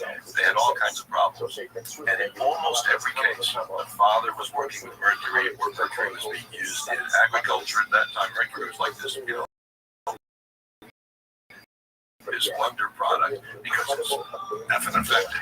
It was in a lot of things. Mercury is part of a lot of neurological injuries, and it's, go on ChatGPT and say, should I breathe mercury fumes? No. Should I eat it, touch it? No. Should I inject it? Pause. Well, in childhood vaccines. It's just ridiculous. I got a quick one I want to tell you. So I'm going to get a lot of shit, obviously, for this. What's the main criticism you and I are both going to get? I'm not a doctor. I'm not a scientist. As I mentioned, I'm a criminologist, and I speak English, and I read very well. And so in this book, I put together the information that anybody can get and put all the citations there. But what parents often don't know is that this brand, vaccine good, disease bad, there's a ruse in there, there's a marketing ruse, which is that if you don't get the vaccine, you're going to get that disease. It is absolutely to get all of those diseases and be exposed to all of those diseases. And what I didn't talk about with you, but she knows, is that all of the childhood vaccine diseases, all of them the survival rate for a healthy American child is 100%. All of them. Yeah, that's incredible, right? Measles. Well, let me do measles real quick because for 22 years we didn't have a single measles death in the United States. 22 years. And this is really interesting math. I hope people will take this one on board. The death rate for vaccinated children with measles is 0. And the 9 million in America is 0. Meaning the unvaccinated and the vaccinated both have the same death rate, 0. But people have died from measles. Yes, people have died. But all of these diseases, the death rates that are the scariest are old death rates, right? First of all, measles was in descent anyway. Until, as it headed into the 80s, it was already going from, up here to down here on the graph. Why is that? Indoor plumbing, better nutrition. Same thing that helped with almost every disease here. Texas announced a second death. 2 years before that, there had not been a death. So what's causing the Well, it's not, I don't know if you have here Corian or other people. This would be a medical question about whether these kids actually died of measles or died of poor medical care. And that's with measles. Yeah, died with, they had bad treatment. It's a question for like somebody like Pierre Gloria. I'm going to back away from the question. Say, they died of measles. If that's true, then in 24 years, 2 kids died of measles. You know what the death rate is for kids from tetanus, for example? The risk is that 1 in every 154 million Americans, children, will die from tetanus. And if you want to make those odds better with a vaccine, more power to you. But 1 in 154 million is pretty damn good. Yeah, it's very important what you said, that it can be taken. The vaccine can be taken once you have contracted tetanus. Well, no, once you've got the injury. You have to wait. If you've got the injury, but there's a ruse here, which is the deep puncture wounds does not mean tetanus. Right? You got to search for it. As you'll see in this book, the chart that shows the prevalence of tetanus in the world is an interesting one. But I want to just quickly talk about this because I'm ready for the shit that I'm not a doctor and I shouldn't be saying any of this. My view is not only should I be saying it, but I should be doing exactly what I've done for my whole career, which is investigating matters and telling the truth. And I'm not even, by the way, an anti-vaxxer. I think there's one vaccine, which is for tuberculosis. It is used in almost every country on earth. It's 100 years old, and it has other health benefits. It helps with other respiratory problems, and it helps with bladder cancer. It has all kinds of benefits. Guess what country it's not used in? United States of America. That's a good guess, Joe. The United States of America. And why? Because Can I guess? yeah, please. The patents run out. There might be another reason, but you might be on something. No, they would say, well, there isn't that much tuberculosis, but there's 9,000 cases a year versus tetanus with 13 cases every 10 years. I don't think most people know that tetanus is not carrier. Yeah, it's not transmissible. And many vaccines don't stop transmission anyway. By the way, I'm not saying they all don't work. I'm just saying you have to make a decision. Like, imagine this. Some parents don't want their kids to play football because they might have a head injury, right? But if the government mandated that you play football, we'd all be pretty pissed off. Parents, whether their kids can, after sundown, whether they can sleep over at somebody's house. They make all these decisions about safety, but they give over this vaccine decision as if it's not their business. And something that Bobby Kennedy is pushing for, and I think will accomplish, is called joint decision making. And that is that the parent and the pediatrician will decide together on whether or not the vaccine is meant to give type, etc. Guess who opposes that? The pediatricians. Is that because of financial incentives? Holy shit, yes. When I was a kid, I went to the pediatrician. Well, first of all, I went to the doctor once. I broke my foot. If you didn't have vaccines and Bobby's wellness checks and little Jamie's wellness checks that are necessary, they couldn't bring you in to get the vaccines. pediatricians would have to have second jobs because most kids, particularly when they're younger and they're not yet affected by all the environmental toxins, most kids are pretty healthy. Obviously, that's less true today than it was when I was a kid. I want to share something that I'm itching to get out because most people just don't know much about vaccines, and there's information that's all available through CDC and FDA, et cetera, that I want to share. If you give me permission. Okay. So how does it start? Vaccine, it means it started from the word cow, vodka meant cow. So they would take pus, cow pus, you don't want to waste that stuff, and they would rub that into wounds on people, and then they decide horse pus and cow pus from an infected horse's hoof. We'll rub that in, and they tried that, and for a long experimenting with all these things. Some old-timey vaccines were made by, I'm going to read it so I get it right, steeping them for years in a mix of ox bile and glycerin and potato slices. Sounds like a joke, right? But it's true. But science moved on, and it evolved to where that included dried rabbit spinal cords, duck embryos, chicken blood, human bile, because you don't want to waste that, please, and boiled skin. So that's old-time vaccines before we knew anything about anything. So let's switch to the modern-day vaccines, because obviously we know a lot of stuff. Well, here is what's in your childhood vaccines right now. Gelatin from boiled pig skin, kind of like the old one. Chicken embryo protein. Blood from the hearts of cow fetuses, DNA fragments from human fetuses, oil extracted from shark livers, I mentioned earlier, proteins from worm ovaries, because you don't want to leave that out, and of course kidneys. Now, if that doesn't sound like a Shakespeare play, you know that eye of newt, toe of frog, leg, tongue of dog. When I hear that thing from Macbeth, I literally, can't you just picture Gates and Offit and Hotez sitting around in their witch's brew, putting this stuff together? I know I'm talking fast, I'm almost done. The other modern ingredients in childhood vaccines, this is what you are giving if you trust the vaccine manufacturers. Formaldehyde, we already know that's bad. Polysorbate 80, which is linked to infertility, and my absolute favorite, potassium chloride. Why is this my favorite? Because that is the chemical that is injected as the third injection in lethal injections by executioners. Now, admittedly, infants get far less of it than people who are executed, but we really want to be injecting any amount of that into human beings. Sodium borate, Triton X, that's what's in spermicides, and of course, until very recently, ethyl mercury. And what is the reason why they have so many different ingredients? So I got it in this. I got it in this book. Holding up, shameless plug. I got it in this book because it's too long for now. But they have. You can get it from ChatGPT. They have what I would have to call the same reason for each of these.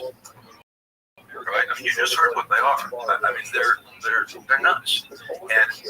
And people say, "Well, I'm not a scientist. You don't realize how very important each one of those ingredients is." Well, I do realize something, and I don't have to be a scientist. I don't want mercury injected into my face. When I was a kid, if a light fell and broke on the floor, you had to call a hazmat team to get rid of it because it had mercury. You can't touch it, you can't breathe it, you can't eat it, but you can inject it into babies. It's actually, it's crazy.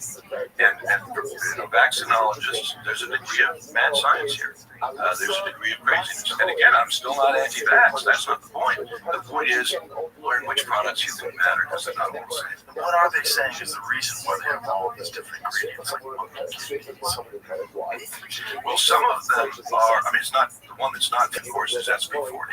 Simian virus 40, most people don't know, was in the first polio vaccine, which was recalled. And then it was in the second polio vaccine, which was put out to replace the one that had simian virus 40. It was in that, and it's in the COVID vaccine. 40 fragments.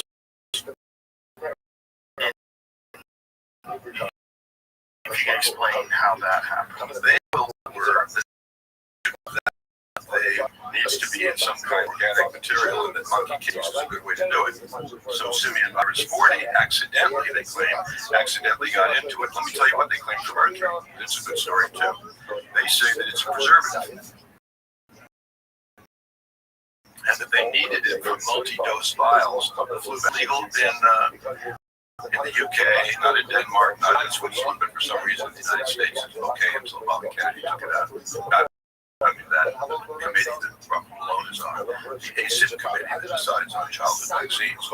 So why is this stuff in there? Two reasons. One is that once they get a vaccine approved, the last thing they want to do is come back to the FDA and start that process all over again to get a better vaccine.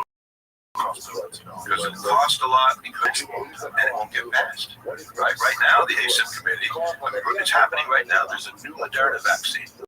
And the ACIP committee is saying to FDA, give me all the information on this vaccine before we approve it. And there is no safety, no viable safety information on these vaccines. Particularly, there never was. As you learned from journals all the way down, never a viable study on these. And the studies they did would be some of them for 5 days,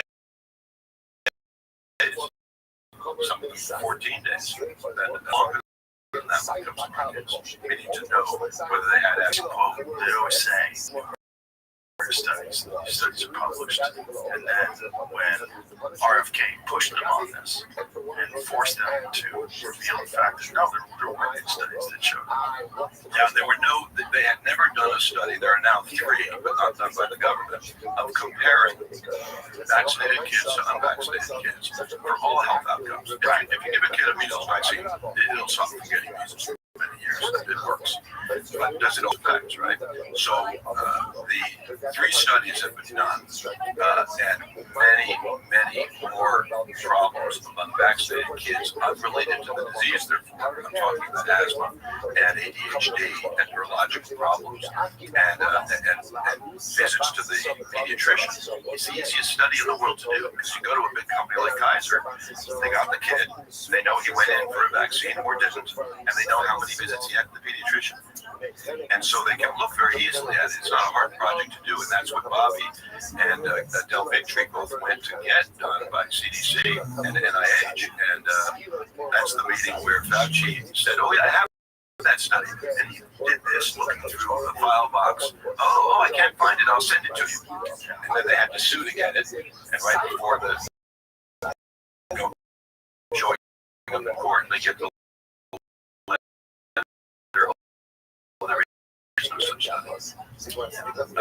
thank you. That's right. I'm right. Yeah, and not just a fucker, but a lying motherfucker pardons back to 2014. Yeah, and why would it? Why would you give a doctor who saved millions of lives from the pandemic?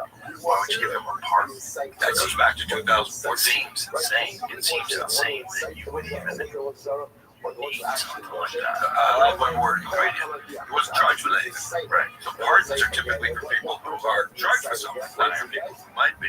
So it's, by the way, you'll have to tell, I know I'm talking fast, you'll have to tell me how we're doing on time. But doing great. Okay, thanks. In this, a lot of this stuff is dark, and I'm, like anybody else, I'm subject to getting bummed out by like, holy shit, this stuff goes on. And I'm getting a little better because if I accept that it's true, I stop being shocked. I stop being vulnerable to the impact of it. What are you doing on that subject? How do you deal with it? Probably number one. Yeah, I give myself lots of other things to do. I think about things. I just try not to dwell on it too much. Yeah, you get really bummed out. You get bummed out by the depth of the corruption and how many people who are intelligent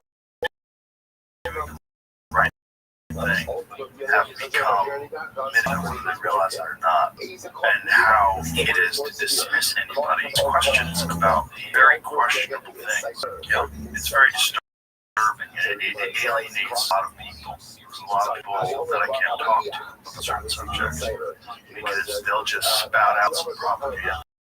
Some nonsense. That's not true. And it's provably not true. We've got to show you in 5 minutes. It's not true. You know how many people I freaked the fuck out when I told them that there's polio is asymptomatic. And I go, I'll show you right now. Just put it in Google. And then it shows them. Yeah. How crazy is that? That's crazy. And then you get a little of them opening their eyes, but then they go right back into the trance for the most part. Most people go right back into the trance because it's too difficult to admit that this entire system is insanely corrupt and it all functions by money and incentives. And they are more than willing to not just give people bad health outcomes, but sacrifice human lives that would not have died because of profit. And they do that in a huge number of humans. There's a huge number of humans that will die this year because someone has decided that telling the truth is inconvenient because it stops them from making a profit. And so they will lie, they'll prescribe things that don't need to be prescribed because there's incentives, and there will be all sorts of, besides death, all sorts of horrific health outcomes that could have been completely. And then completely ignore Henry Ford study or any of these other studies that show, like when they study the Amish, when they find Amish that turn out to have autism, are the ones that were adopted. And I actually think there is only one case like that. Yeah. And so the Amish have, I don't remember the numbers, but it's 3,000 times less when you do all the math. What the hell is that? And how is that not freaking people out? Like, how many people will just bury their head in the sand and say vaccines do not cause autism? This has been debunked. I follow Peter Hotez on Twitter. They'll just spout it out and then go about their life. They'll put their blinders on, fasten them securely to the side of their head, and plow forward. That's the majority of people. Because there's a reality about human beings. Most people are cowards. Because they haven't had to not be a coward. They haven't had to test themselves against something terrifying. And so most people, when they encounter something that's scary, they fold. Most people. That's why we admire people that don't. That's why you see like professional fighters. Like, oh my God, like the courage that you have to do that. That's why you look at Navy SEALs that way. The courage you have to sign up for that one. It's terrifying for people. So most people, when they expect any social ostracization because you're part of that kooky poll that wants to question medical science. They don't want that. They don't want to not be invited to the cocktail parties. They don't want to get the side eye at the gym from people. They don't want that. I got to see it during the COVID days, even with my children, because they weren't vaccinated. And their friends were saying, why are you vaccinated? I thought you loved your kids. Yeah, exactly. Well, they are vaccinated for everything else. But my skepticism on COVID came in waves. Initially, I had zero. Initially, I almost took it. The UFC allocated 150 vaccines for all their employees. I'm one of their employees. I showed up. I called the doctor. I said, can I get it today? And they were going to set it up, but then they said, no, can you go there on Monday? I said, I can't, but I'll be back in 2 weeks. In that 2-week time, they pulled it from the market. It was a Johnson & Johnson. And then 2 people that I knew had strokes that took the vaccine in a 2-week time. And I'm like, whoa. So then I hit the brakes. And then when they offered it again, I was like, no, I think I'm good. Then my family got it, and then I didn't get it. I was like, I thought everybody gets it. You mean got COVID? Yes. I mean, everybody got it. I hugged my kids. I had sex with my wife. I tried to get it. I didn't get it. I was like, she said, you're going to get it. I'm like, I'm not getting it. And I didn't get it. I had 2 days where I felt crappy. Not crappy bad, but like when I worked out, I didn't feel strong. So what I did was I just worked out with lighter weights. I did like 35-pound cowbell, and I just went through a very easy blood flow. And then I just said, let's see what I think. It was like I was running a science experiment on myself, but I was also going crazy. Everybody was like locked down. Well, this is live TV. Yeah. So then I realized, okay, well, you can contact it and be in contact with someone who's positive and not catch it. Right. Okay, so what is this? And then Jamie got it, and Tony got it, a bunch of our friends got it, and they were fine. And my family was fine. My kids got through it like that. That was the nutty thing. Like one of them had like a little bit of a headache, and she came home from school, and then she tested positive, and she was sick for a day, maybe 2 days, with no medication, like nothing. And then the other one had it for maybe 4 days. She wasn't feeling so good, and my wife got it a little worse. So she got it for about a week. She had felt good for about a week, but it was never scary. It was always like, God, I feel so bad. Is there anything I can get you? Do you want this? Do you want that? One of the things that we did was IV vitamins, not for the kids, but certainly for me when I got it. And I let everybody that gets sick. If you get sick, IV high dose vitamin C, get zinc, get vitamin B, like you will feel so much better. And if you can tolerate it, get NAD. I know a lot of people like NAD bugs, freaks them out. It doesn't Get in the sun. Get in the sun. Yeah, that's true too. Which they told us to stay out of the sun. Right. If you have access to red light therapy, that's great as well. Well, I think you're a conspiracy theorist. Yeah, well, I clearly became one, but I mean, the ostracizing of people that have different perspectives was a real thing, and I felt it. And I didn't just feel it from people that I knew, which I did. I felt it from fucking CNN, you know? I felt it from the White House, and I felt it through, but it was kind of cool because it was lies. It was like, oh, you changed the color of my face. You think you're gonna get away with this? Like, how stupid are you? You don't think people are gonna notice? There's a giant difference between my Instagram video where I'm in my backyard just talking normally, and then you make me look jaundiced. There was also the Rolling Stone thing where they showed the people that were waiting at the emergency room because so many people were having gunshot wounds. They're waiting like a long line outside. Fucking Rolling Stone.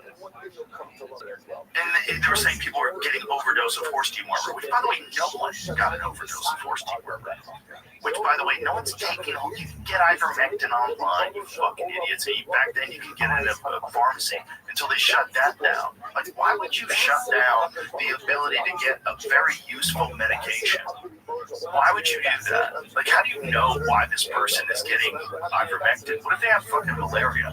What if they have, yellow fever or something where they're using ivermectin? Where, by the way, got a Nobel Prize. Yeah, they had a very good reason for shutting it down, which is that if there is a medication that is already approved for any purpose, then you cannot get an emergency use authorization. And the emergency use authorization was everything. That answer you just gave me to my question, which was how do you do it? Because you're hearing, as much as I am and more just in this room from people. And that is the very reason I wrote this book. Because I wrote it to be able to hand and to let people whose eyes are more open to things hand this to their sister-in-law or brother-in-law or boss or friend or neighbor who's questioning everything. Because this is designed to carry you through Agent Orange. Nobody doubts it because it's now established. Carrying you through baby powder, now established. And show you each one of these things and then talk about vaccines and then talk about other products and then talk about the other examples in order to inspire them. Skepticism now, can it work for everybody? Of course not. But I mean for it to be a helpful, persuasive strategy. Because I've been in like you, in these conversations, which I now just avoid. Right? There's a particular thing people say that used to piss me off. I let it roll off me now, but it would be, that's not what I heard. Yeah, that means something. And so what I do is I never talk with somebody without an open laptop. Right? I'm not going to just hear, that's not what I heard. No, you open a laptop and I'll show you, right? And so like in this book, at the beginning of it, it says something like, note to the reader. It says, here's why the QR codes are there. When you encounter something you don't think is accurate, cross it out with a big bold red pen. And right next to it, what is accurate. Without that step, people get to say, I don't think so. Well, then what is it? Right? So I'm adding that step, and then with all the QR codes, you can just what's true what's propaganda, and what sources you will believe. Well, this is what it was weird because publicly they were stating things that go absolutely against known and established science and common sense. But when it comes to pandemics, one of them, the big one, that has always been said, you do not vaccinate during a pandemic. Yeah, and the other one, which is the value of natural immunity, which has only been known throughout medical history. They suddenly said, no, you're better off to get the immunity from the vaccine. Let us begin by thanking all of our sponsors. But it's also the vaccinate during the pandemic because you create variants. Especially with a leaky vaccine, which clearly the COVID vaccine was. They lied to us at first, they said it's going to stop infection, stop transmission, period. Oh great, it just works, period. Step in line, let's do this. It just works, period. But it didn't just work. So that automatically would create the possibility for the environment for variants. And then people publicly were saying that the unvaccinated are causing variants, which is wild. What a wild twist of reality and decades of The unvaccinated were the Jews and Nazi Germany. We were the worst of the problem with spreading disease. By the way, since I mentioned that, it's a good little migration for a second. There's a book called Hitler's Professors. And it is about a process that the Hitler administration used. Remember, they're in power for 12 years before they start killing people with industrial killing. And they would have professors in universities do research projects and publish them that said Jews spread disease. And then they would say they damage the economy in these ways. So using medical science is not new as a way to control population. That's the way to influence. So by the time you get to 1942, and the population is sort of geared up for this degree of anti-Semitism, I'm not saying there wasn't anti-Semitism on its own, but it was exploited and exposed to radiation in this process. Let me share two other quick things. When I have trouble with these topics, and I wonder are people dark enough to sit in a room and say, yeah, it causes myocarditis, mostly to young boys, but let's put it out anyway, and let's just not say anything. I had real trouble with that. And a dear friend of mine is the novelist Bruce Wagner. And when I brought this to him, and I said, I just cannot get over this hump. I cannot believe that people knowingly do this. I just can't get it. And I'm a skeptical person, so I want to be able to believe anything. And he said, well, have you read the conference at Bonse? You know what this is? No. And I said, no, I never heard of it. He said, go to Wikipedia and read the conference at Bonse about that. And so the conference at Bonse is a conference in 1942 where Hitler's top soldiers and intelligence people meet with the civilian government, the Minister of Finance, the Minister of Health, Minister of Transportation, at this Bonse, and they lay out what's coming. They lay out the plan for what it was going to do with the Jews. And these are just civilian guys with cars and drivers and sit in suits and have kids playing in the yard. And they slowly lay it out. For example, somebody says, then we're going to move them by train, 400,000 of them. We're going to move them by train. And the Minister of Transportation says, whoa, we don't have enough seats on the trains. And Hitler's guy says, we're not using seats. It's slowly beginning to drop, and these guys thinking, what's up? So they have this conference, somebody transcribes it, and the transcription is leaked, a little bit like that. I got great leaked transcriptions, and you see these people talk about something that in the beginning they're using Haitian cans, and then they have a little wine after the meeting is over, and they stop the euphemisms, and now they're talking about, well, what is a Jew? What if the mother is Jewish but the father isn't? What if he's happy? What if he's an adopted? So what do we do with these? What do we do with that? And these people who walked into the room with no idea what was coming are suddenly participating for all the reasons you mentioned earlier about people got a job they don't want to be excommunicated, and so the conference the example that helps me remember that, of course, human beings get in a room together. Every war we do, we make movies about it. They get in a war, they sit around a table like this, and they say, well, we're going to lose 60,000 troops in the first 3 weeks. We're going to take out this many by this method. And generals, war generals, they actually, it's not the perfect wording, but I don't have better wording. They look forward to the first casualties. Because the first casualties of our troops is what invigorates the war movement back home. They stormed into our camp at night like cowards, and they killed our boys. You have to support our boys in this war. If you really wanted to support our boys in the war, you'd leave in Philadelphia. You wouldn't send them to Iraq. But this isn't how this works. There's no surprise about what's the best methodology. That's human life. That's part of human history. And they also think what's the best way for us to make money. And it's a new cost. That's what's the best way for us to control people. Right. Well, they really did that with FIOS when they found the emails that showed that they knew about the side effects, and then the quote was, "But we think we will do well with this." I got some words for you than that. It's right there. 60,000 people dead. I got some words. Good timing. Here's Pfizer. I'm just going to say these we're trusting to make the vaccine products that we're injecting into our babies, and a lot of them, including on the first day of life, for disease the baby can't possibly get because the mother's tested for hepatitis B. Anyway, Pfizer. So they get fined for illegal marketing of products.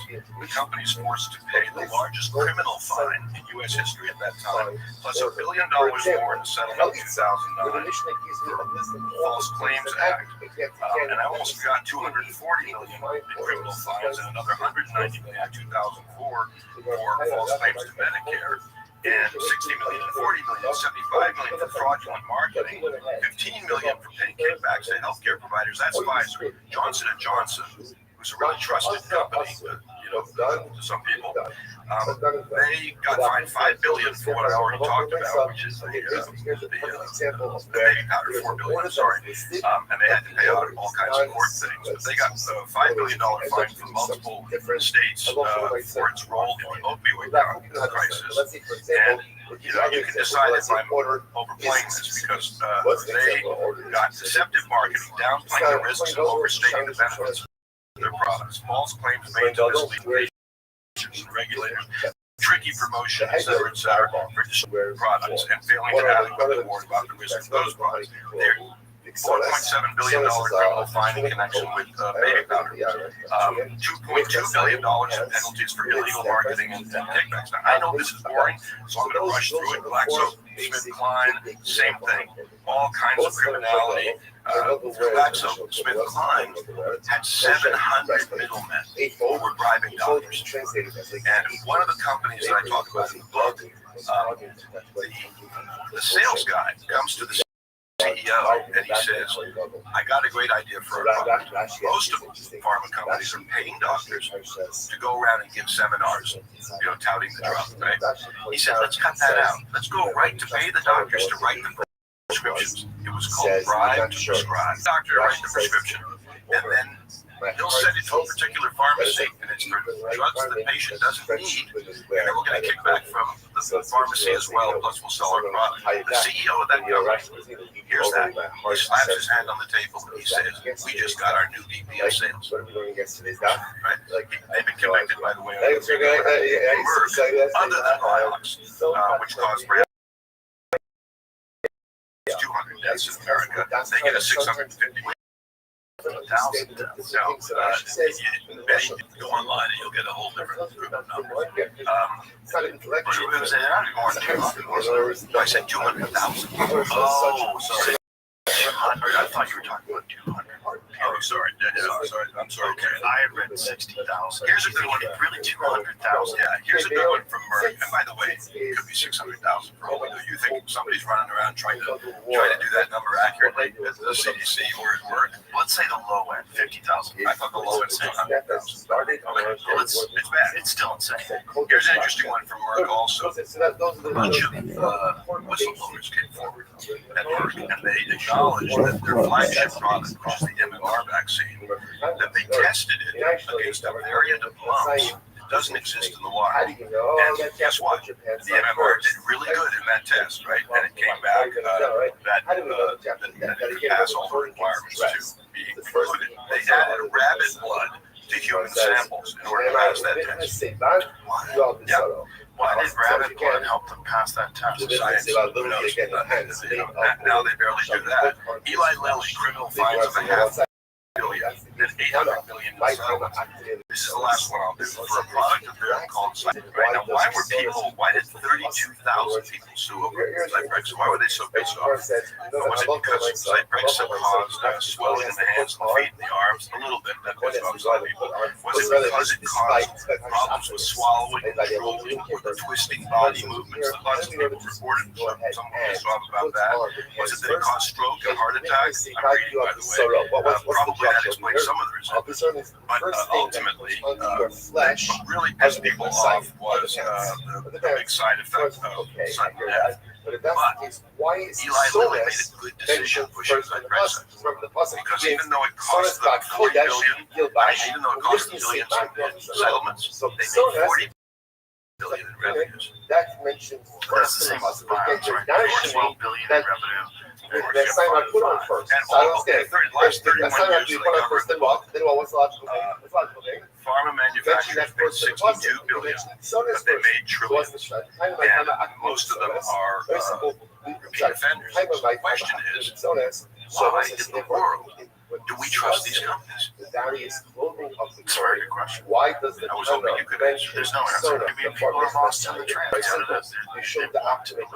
the one product, by the way, where they have no liability, you think that's not that they suddenly get careful. Right, that's what's hilarious about it. And then people push back against it. How American is they have liability against even though we know the liability against whatever damage they do, liability against lies.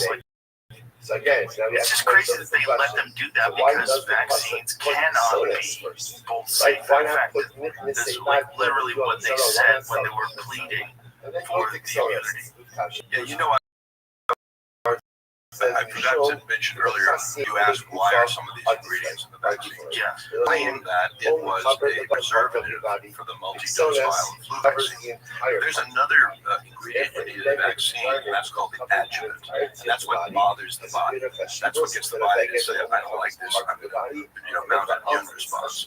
And I'm quite confident with mercury, just like aluminum, which is lots of vaccines, vaccine, that mercury's purpose in there was that it really pissed off the body, and it got the numbers to work for these vaccines. In other words, the immune response. They're claiming it's, they make so many claims. They claim that it's such a small amount, it doesn't matter, even though everyone's part of the body, soreness covers. Well, that's their big claim. Big claim is they say that ethyl mercury is different from methyl mercury, which is fish. And comparing two kinds of mercury is like saying, would you rather be shot with a 38 or 45? I mean, I'd rather just not be shot, but I want to just talk about this methyl mercury. Is that ethyl mercury, one in vaccine, clears through the bloodstream more quickly than methyl mercury, and they're right, it does. That's been tested in movies. It's true. Problem, where does it end up? In the brain. And it collects, and it doesn't clear, and it lasts for years. So that part they don't want to talk about. Again, somebody's going to say, who the hell, a lot of people are going to say, who the hell am I, or you? All this information. Yeah, that's right. I don't mean that. I mean, they're going to say, why am I talking about this? Well, because the fucking doctor, because the doctors can't. They want to stay being doctors. That's true, too. And also, people need to know. You call your doctor, you ask for information on this. They just go to the CDC website. They're not scientists, they're not conducting, they're not little lab coats conducting science. In this book, I have a chapter called Ask Your Doctor, and it's questions to ask your pediatrician in person. Because if you ask him an email, they're going to give you an answer they just got offline, right? But if you ask them in person, what are the ingredients of childhood vaccines? Something that covers you think there's a pediatrician out there who can read the list? On the other side of the world. Also bought into the idea that vaccines are a paradigm shift in my life. Uniform So which one Vaccine good, disease bad. Soda's changed. What's the answer? What's the answer? I'm not blaming. And they have a license to soda conduct is incredible business and make sense. billions of dollars. Because on You one want hand, them to stop the for first ethical thing reasons. you mentioned Yeah, and they're in a is priesthood. sodas. That's the first thing And they get all their respect, and it's like a religion. comprehensive And paradigm shift. all these truths that you can't talk So it's about. meant for the I person. am now. Yeah, Having done your job today. practically, what is the constructive So first you, say? you Right got- first every I single am morning? now That's not officially small questioning localized change. So is it a paradigm shift, a pharma comprehensive change, and, or a localized shift, a silent change? They're both Kissinger report, I don't know if you heard about that one. positive. That's another real good one to add to your list of MK Ultra and others. But I want that one. Yeah, I don't know how it's many part times of that. it'll kick your ass too. It's Illustrate well. I shall say it 1972. all. So I remember Kissinger that the report put topic together of by the show CIA and was the USAID. severity of mesothelioma. And they, Now, it is a report I that know some of you may be concludes thinking to that the yourself, United what is States hard official content, foreign right? policy Which definitely signed into law is in more common. 1975. Dead is dead. Signed into law, it's called a presidential directive. Is the reduction of the population in 12 specific four countries. Control population. Towards the end of our share, And so it explains ways we're going to do this. Medicalizing birth control. Never was before. You didn't need a doctor to get a condom. And to go around and talk to villages everywhere and say, you want reproductive health freedom, don't you? Dual liability, one financial, one capital. So you get Babies. capital liability, but it's They're not looking for reproductive health freedom was a term for have fewer babies, right? There is a very potent move more severe in official U.S. foreign policy to reduce the population in other countries. Now, why? The Philippines not just or academic. So Indonesia, why? that's They stated okay, directly in the we are Kissinger not report focusing as classified. so once again, They wanted to just our order. reduce And those the comment countries' said, development severity so is that they wouldn't need their own raw materials. The metals, etc. Stoning, It is burning, dark okay, we and haven't shit. seen The much Kissinger report is not, and it's not classified anymore. You can, ask ChatGPT about it to give you quotes from it. And so this whole business of population reduction is now another third rail I'm stepping on, right? Nobody wants it. You're nuts. A lot of people want it. A lot of people believe, obviously, including Bill Gates, that 8 billion people was the number where we must turn it around. This is where we are supposed to be now. And the Kissinger I was a kid. I didn't write it. You can find it on Wikipedia. It's a real thing. And all the presidential directives that came from it. With these countries like the idea that we show up and we say, hey, we've got a new tetanus vaccine for you, but it happens so having it secretly, something that will reduce fertility in your women, as we did in India, as we did in Peru. Both India and Peru, we also did forced sterilizations and surgeries. The U.S. paid for it. So the one vaccine was the DTP vaccine. Is that what it was? The one I'm talking about, the one that had sterilization in it. It was just it. But there was a vaccine that was in Bobby Kennedy's book where they were talking about women in Africa, where they were unknowingly given this vaccine against it was diphtheria, tetanus, and what was the tetanus part? Right, that they were pitching. And by the way, tetanus is a challenge in those countries more than it is in the United States. But yeah, they were calling them wellness drugs. And they had HCG. That's correct. And that HCG, they were more administered to women than they were to men. Oh, of course, and there were 5 that were administered 5 of these. And they did it under this, the guise was, the narrative was that women were more vulnerable. So you have to give the vaccination to women. Yeah. And it was preventing them from getting pregnant. It was preventing them. The World Health Organization, which basically has this as a mission, massive. They have this as a mission, which from the beginning, they had worked on that. Well, this Gates famous, of course, speech saying we can do that with vaccines. By the way, in the Kissinger report, for those of you not seeing this and only hearing it, I was drinking water. I did not have a stroke. In the Kissinger report, they list the strategies and how much funding they'll give to each strategy. One of the strategies is to medicalize birth control, meaning have trusted people in the villages, etc. Another one is to pay young men to have a vasectomy. Just outright write a check in villages so they get $60 and they get a nice weekend to buy beer, but they never have kids. But another one of them is programs that temporarily reduce male fertility. Now, here's an interesting thing about that. It's in the Kissinger report. Injections that temporarily reduce male fertility. The COVID vaccine reduces sperm count in men for 3 months. Admitted by Fauci. It's not a secret. The CDC's response was, yeah, but it's only for 3 months. And they were asking us to take one every fucking 3 months also. Miscarriages and stillbirths.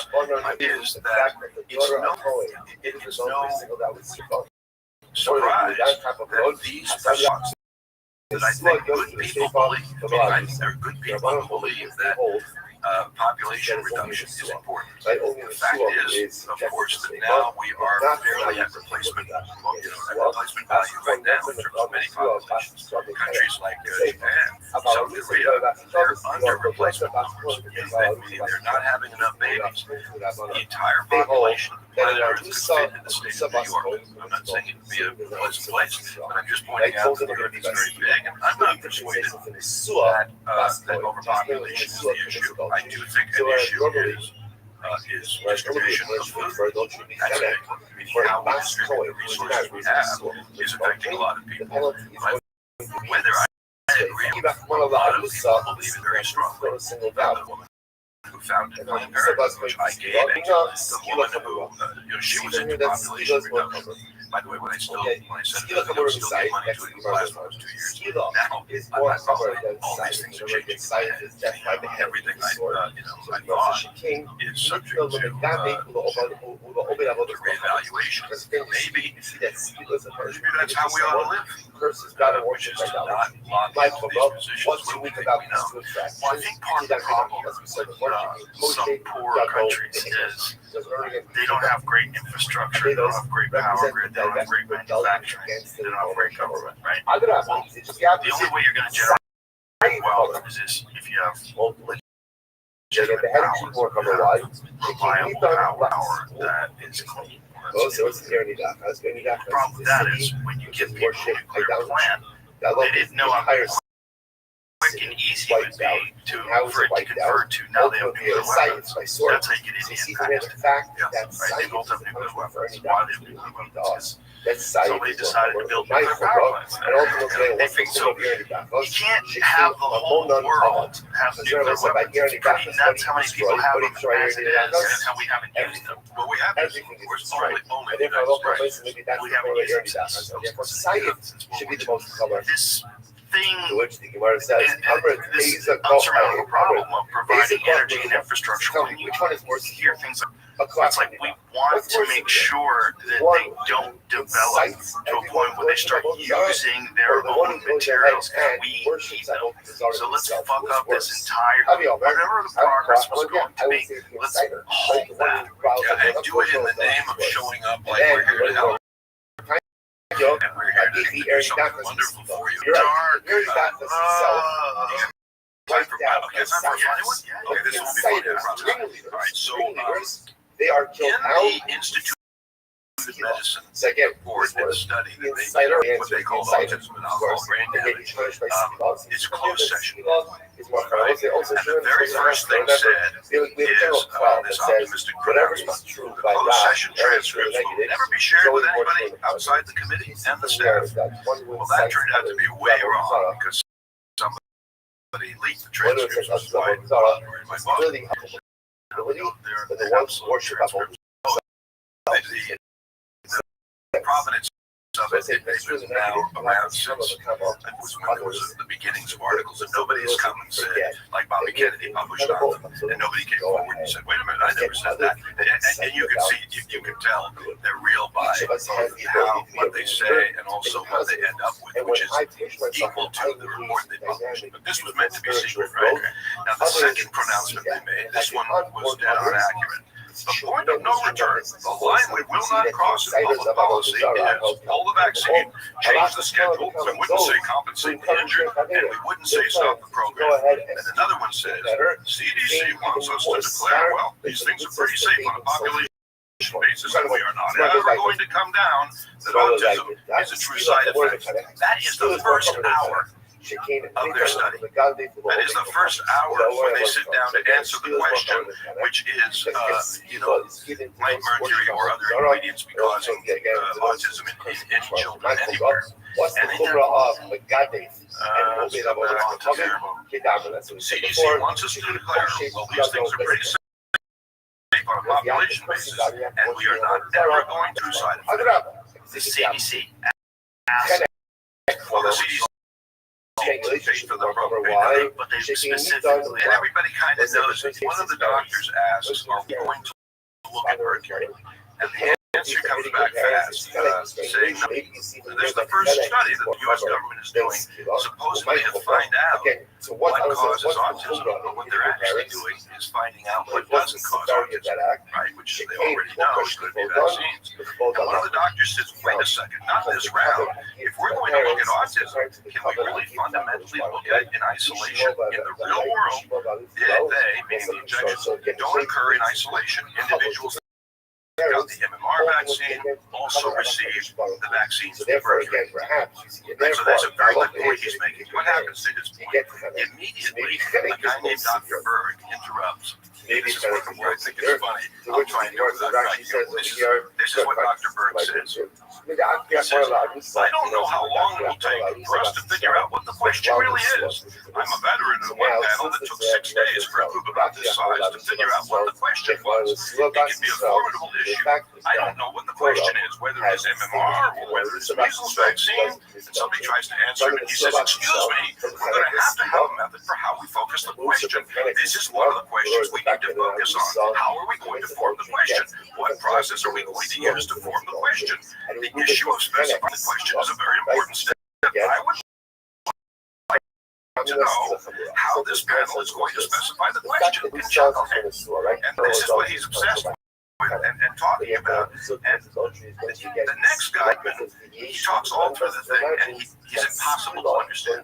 Literally impossible to understand. Here's his quote. In the end, the bottom line is, the only verdict that matters or is of importance is whether we say a causal relationship between vaccines and autism is likely, suggested, or unlikely, or inadequate. That is the only metric. As soon as we start that sort of sidestep to causality, but we're not going to say causality, I think we would introduce confusion. Now, I read that 30 times writing this book. I don't understand what the fuck he's saying. That's all they do is introduce confusion. And they sit there for day after day after day, talking not about science. They're scientific experts talking about words. How do they focus? When you kind of add all this goes on, when they're having these conferences, I can't even imagine them staying awake during listening to that guy say that. They barely, by the way, they barely do stay awake, because one of them says, if we want to subdivide the category that always did they ever want to subdivide, then I think we have to use, there seems to be a strong association which we can't explain, or we don't have any other explanation for it, or however, we don't want to make a causal claim because observational studies, blah, blah, blah, blah, blah. We actually said blah, blah, blah, blah, blah. That's what they do from observational studies. And we shouldn't put it in the sufficient category because that way, their fear was that people would be afraid to take vaccines, right? Now, you asked how they stay awake. They quit early, and they take a massive break from all the subdividing and language prose bullshit they're doing, and they go away for a few months. And then they come back, and one guy says, you know what we should say? We should say maybe if it happens, meaning autism or brain damage, it happens maybe once in 1,000 times, maybe once in 10,000 times, maybe once in a million. In other words, without a calculator, this guy just went from a rate 1,000 times different, 1 in 1,000 or 1 in a million. He's such a genius that he can accomplish that. I mean, it is an embarrassment. There's one guy, there's one point, it's crazy that that's numbers he's throwing around. You should give them a voice of authority that tells them it's very rare, don't worry about it. And it's not a bad idea. Of course, it's the sequel, but it's not a bad idea. At one point, by the way, one of the guys, Dr. Johnson, he says, this is going to Dr. Stano. He says, let's take the top category for vaccines, the second category from Agent Orange, and then in between, let's put the top from Agent Orange and the second from vaccines. Voila! And like they solved the problem. But one guy says, like it's reciting Hamlet, he solves the problem. He says, this is what we're going to say.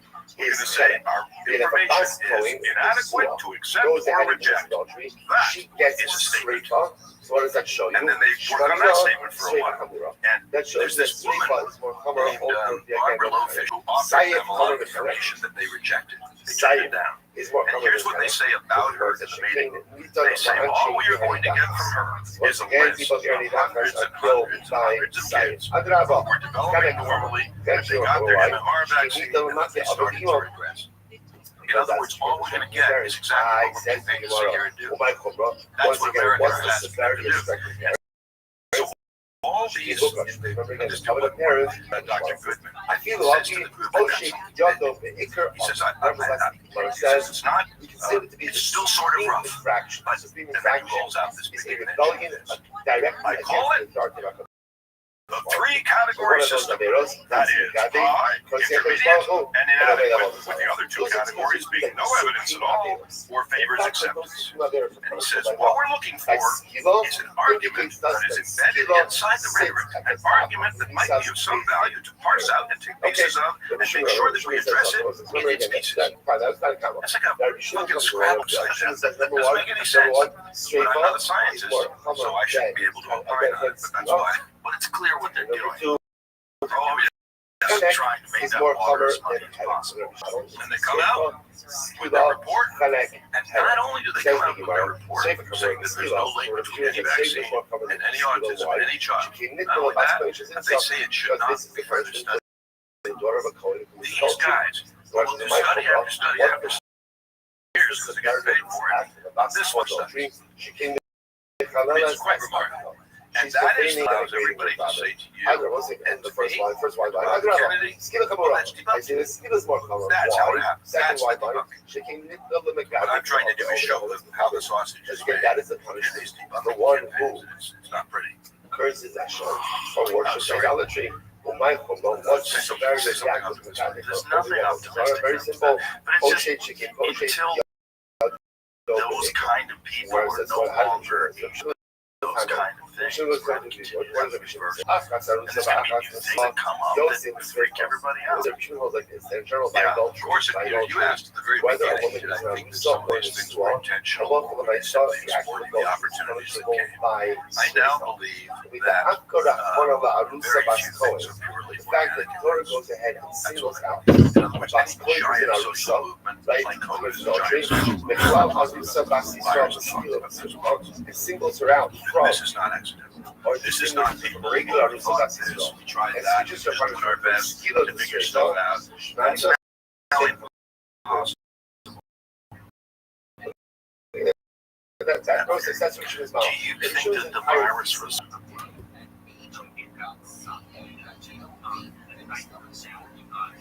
Yo, what up, Shattered Click?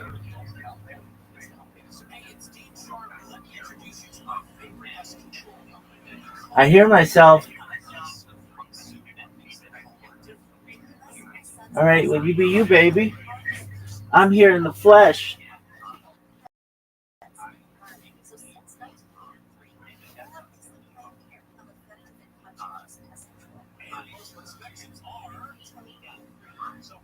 What up? Hello. How you living, big man? I hear myself. What's good, man? Yeah, like, can you hear me? Yeah, I can hear you, Josh. Hold up, Shattered Click. Just one moment, my man. How are you, Josh? Good, man. Give me a second. I think there's another one right here that when you're speaking there, it's actually coming out here and it's making the group kind of noisy. No. Okay, so here's what you do. Josh, you mute the other one. You mute the other one that's loud so that you hear me clearer.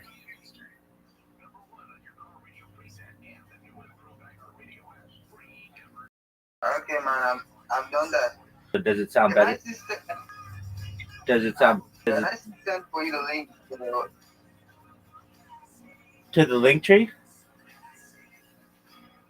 Yeah. Absolutely, you can. I'll look at it right now. Yo, it's my man Jubilant. Wow, I awake to a crowd. That's great. Jubilant. How are you, big man? I'm fine. Excellent. Hey, I saw your link tree. You did a really good job.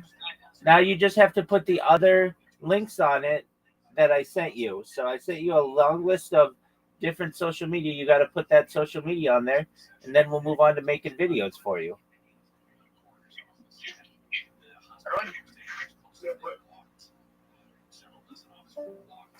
All right.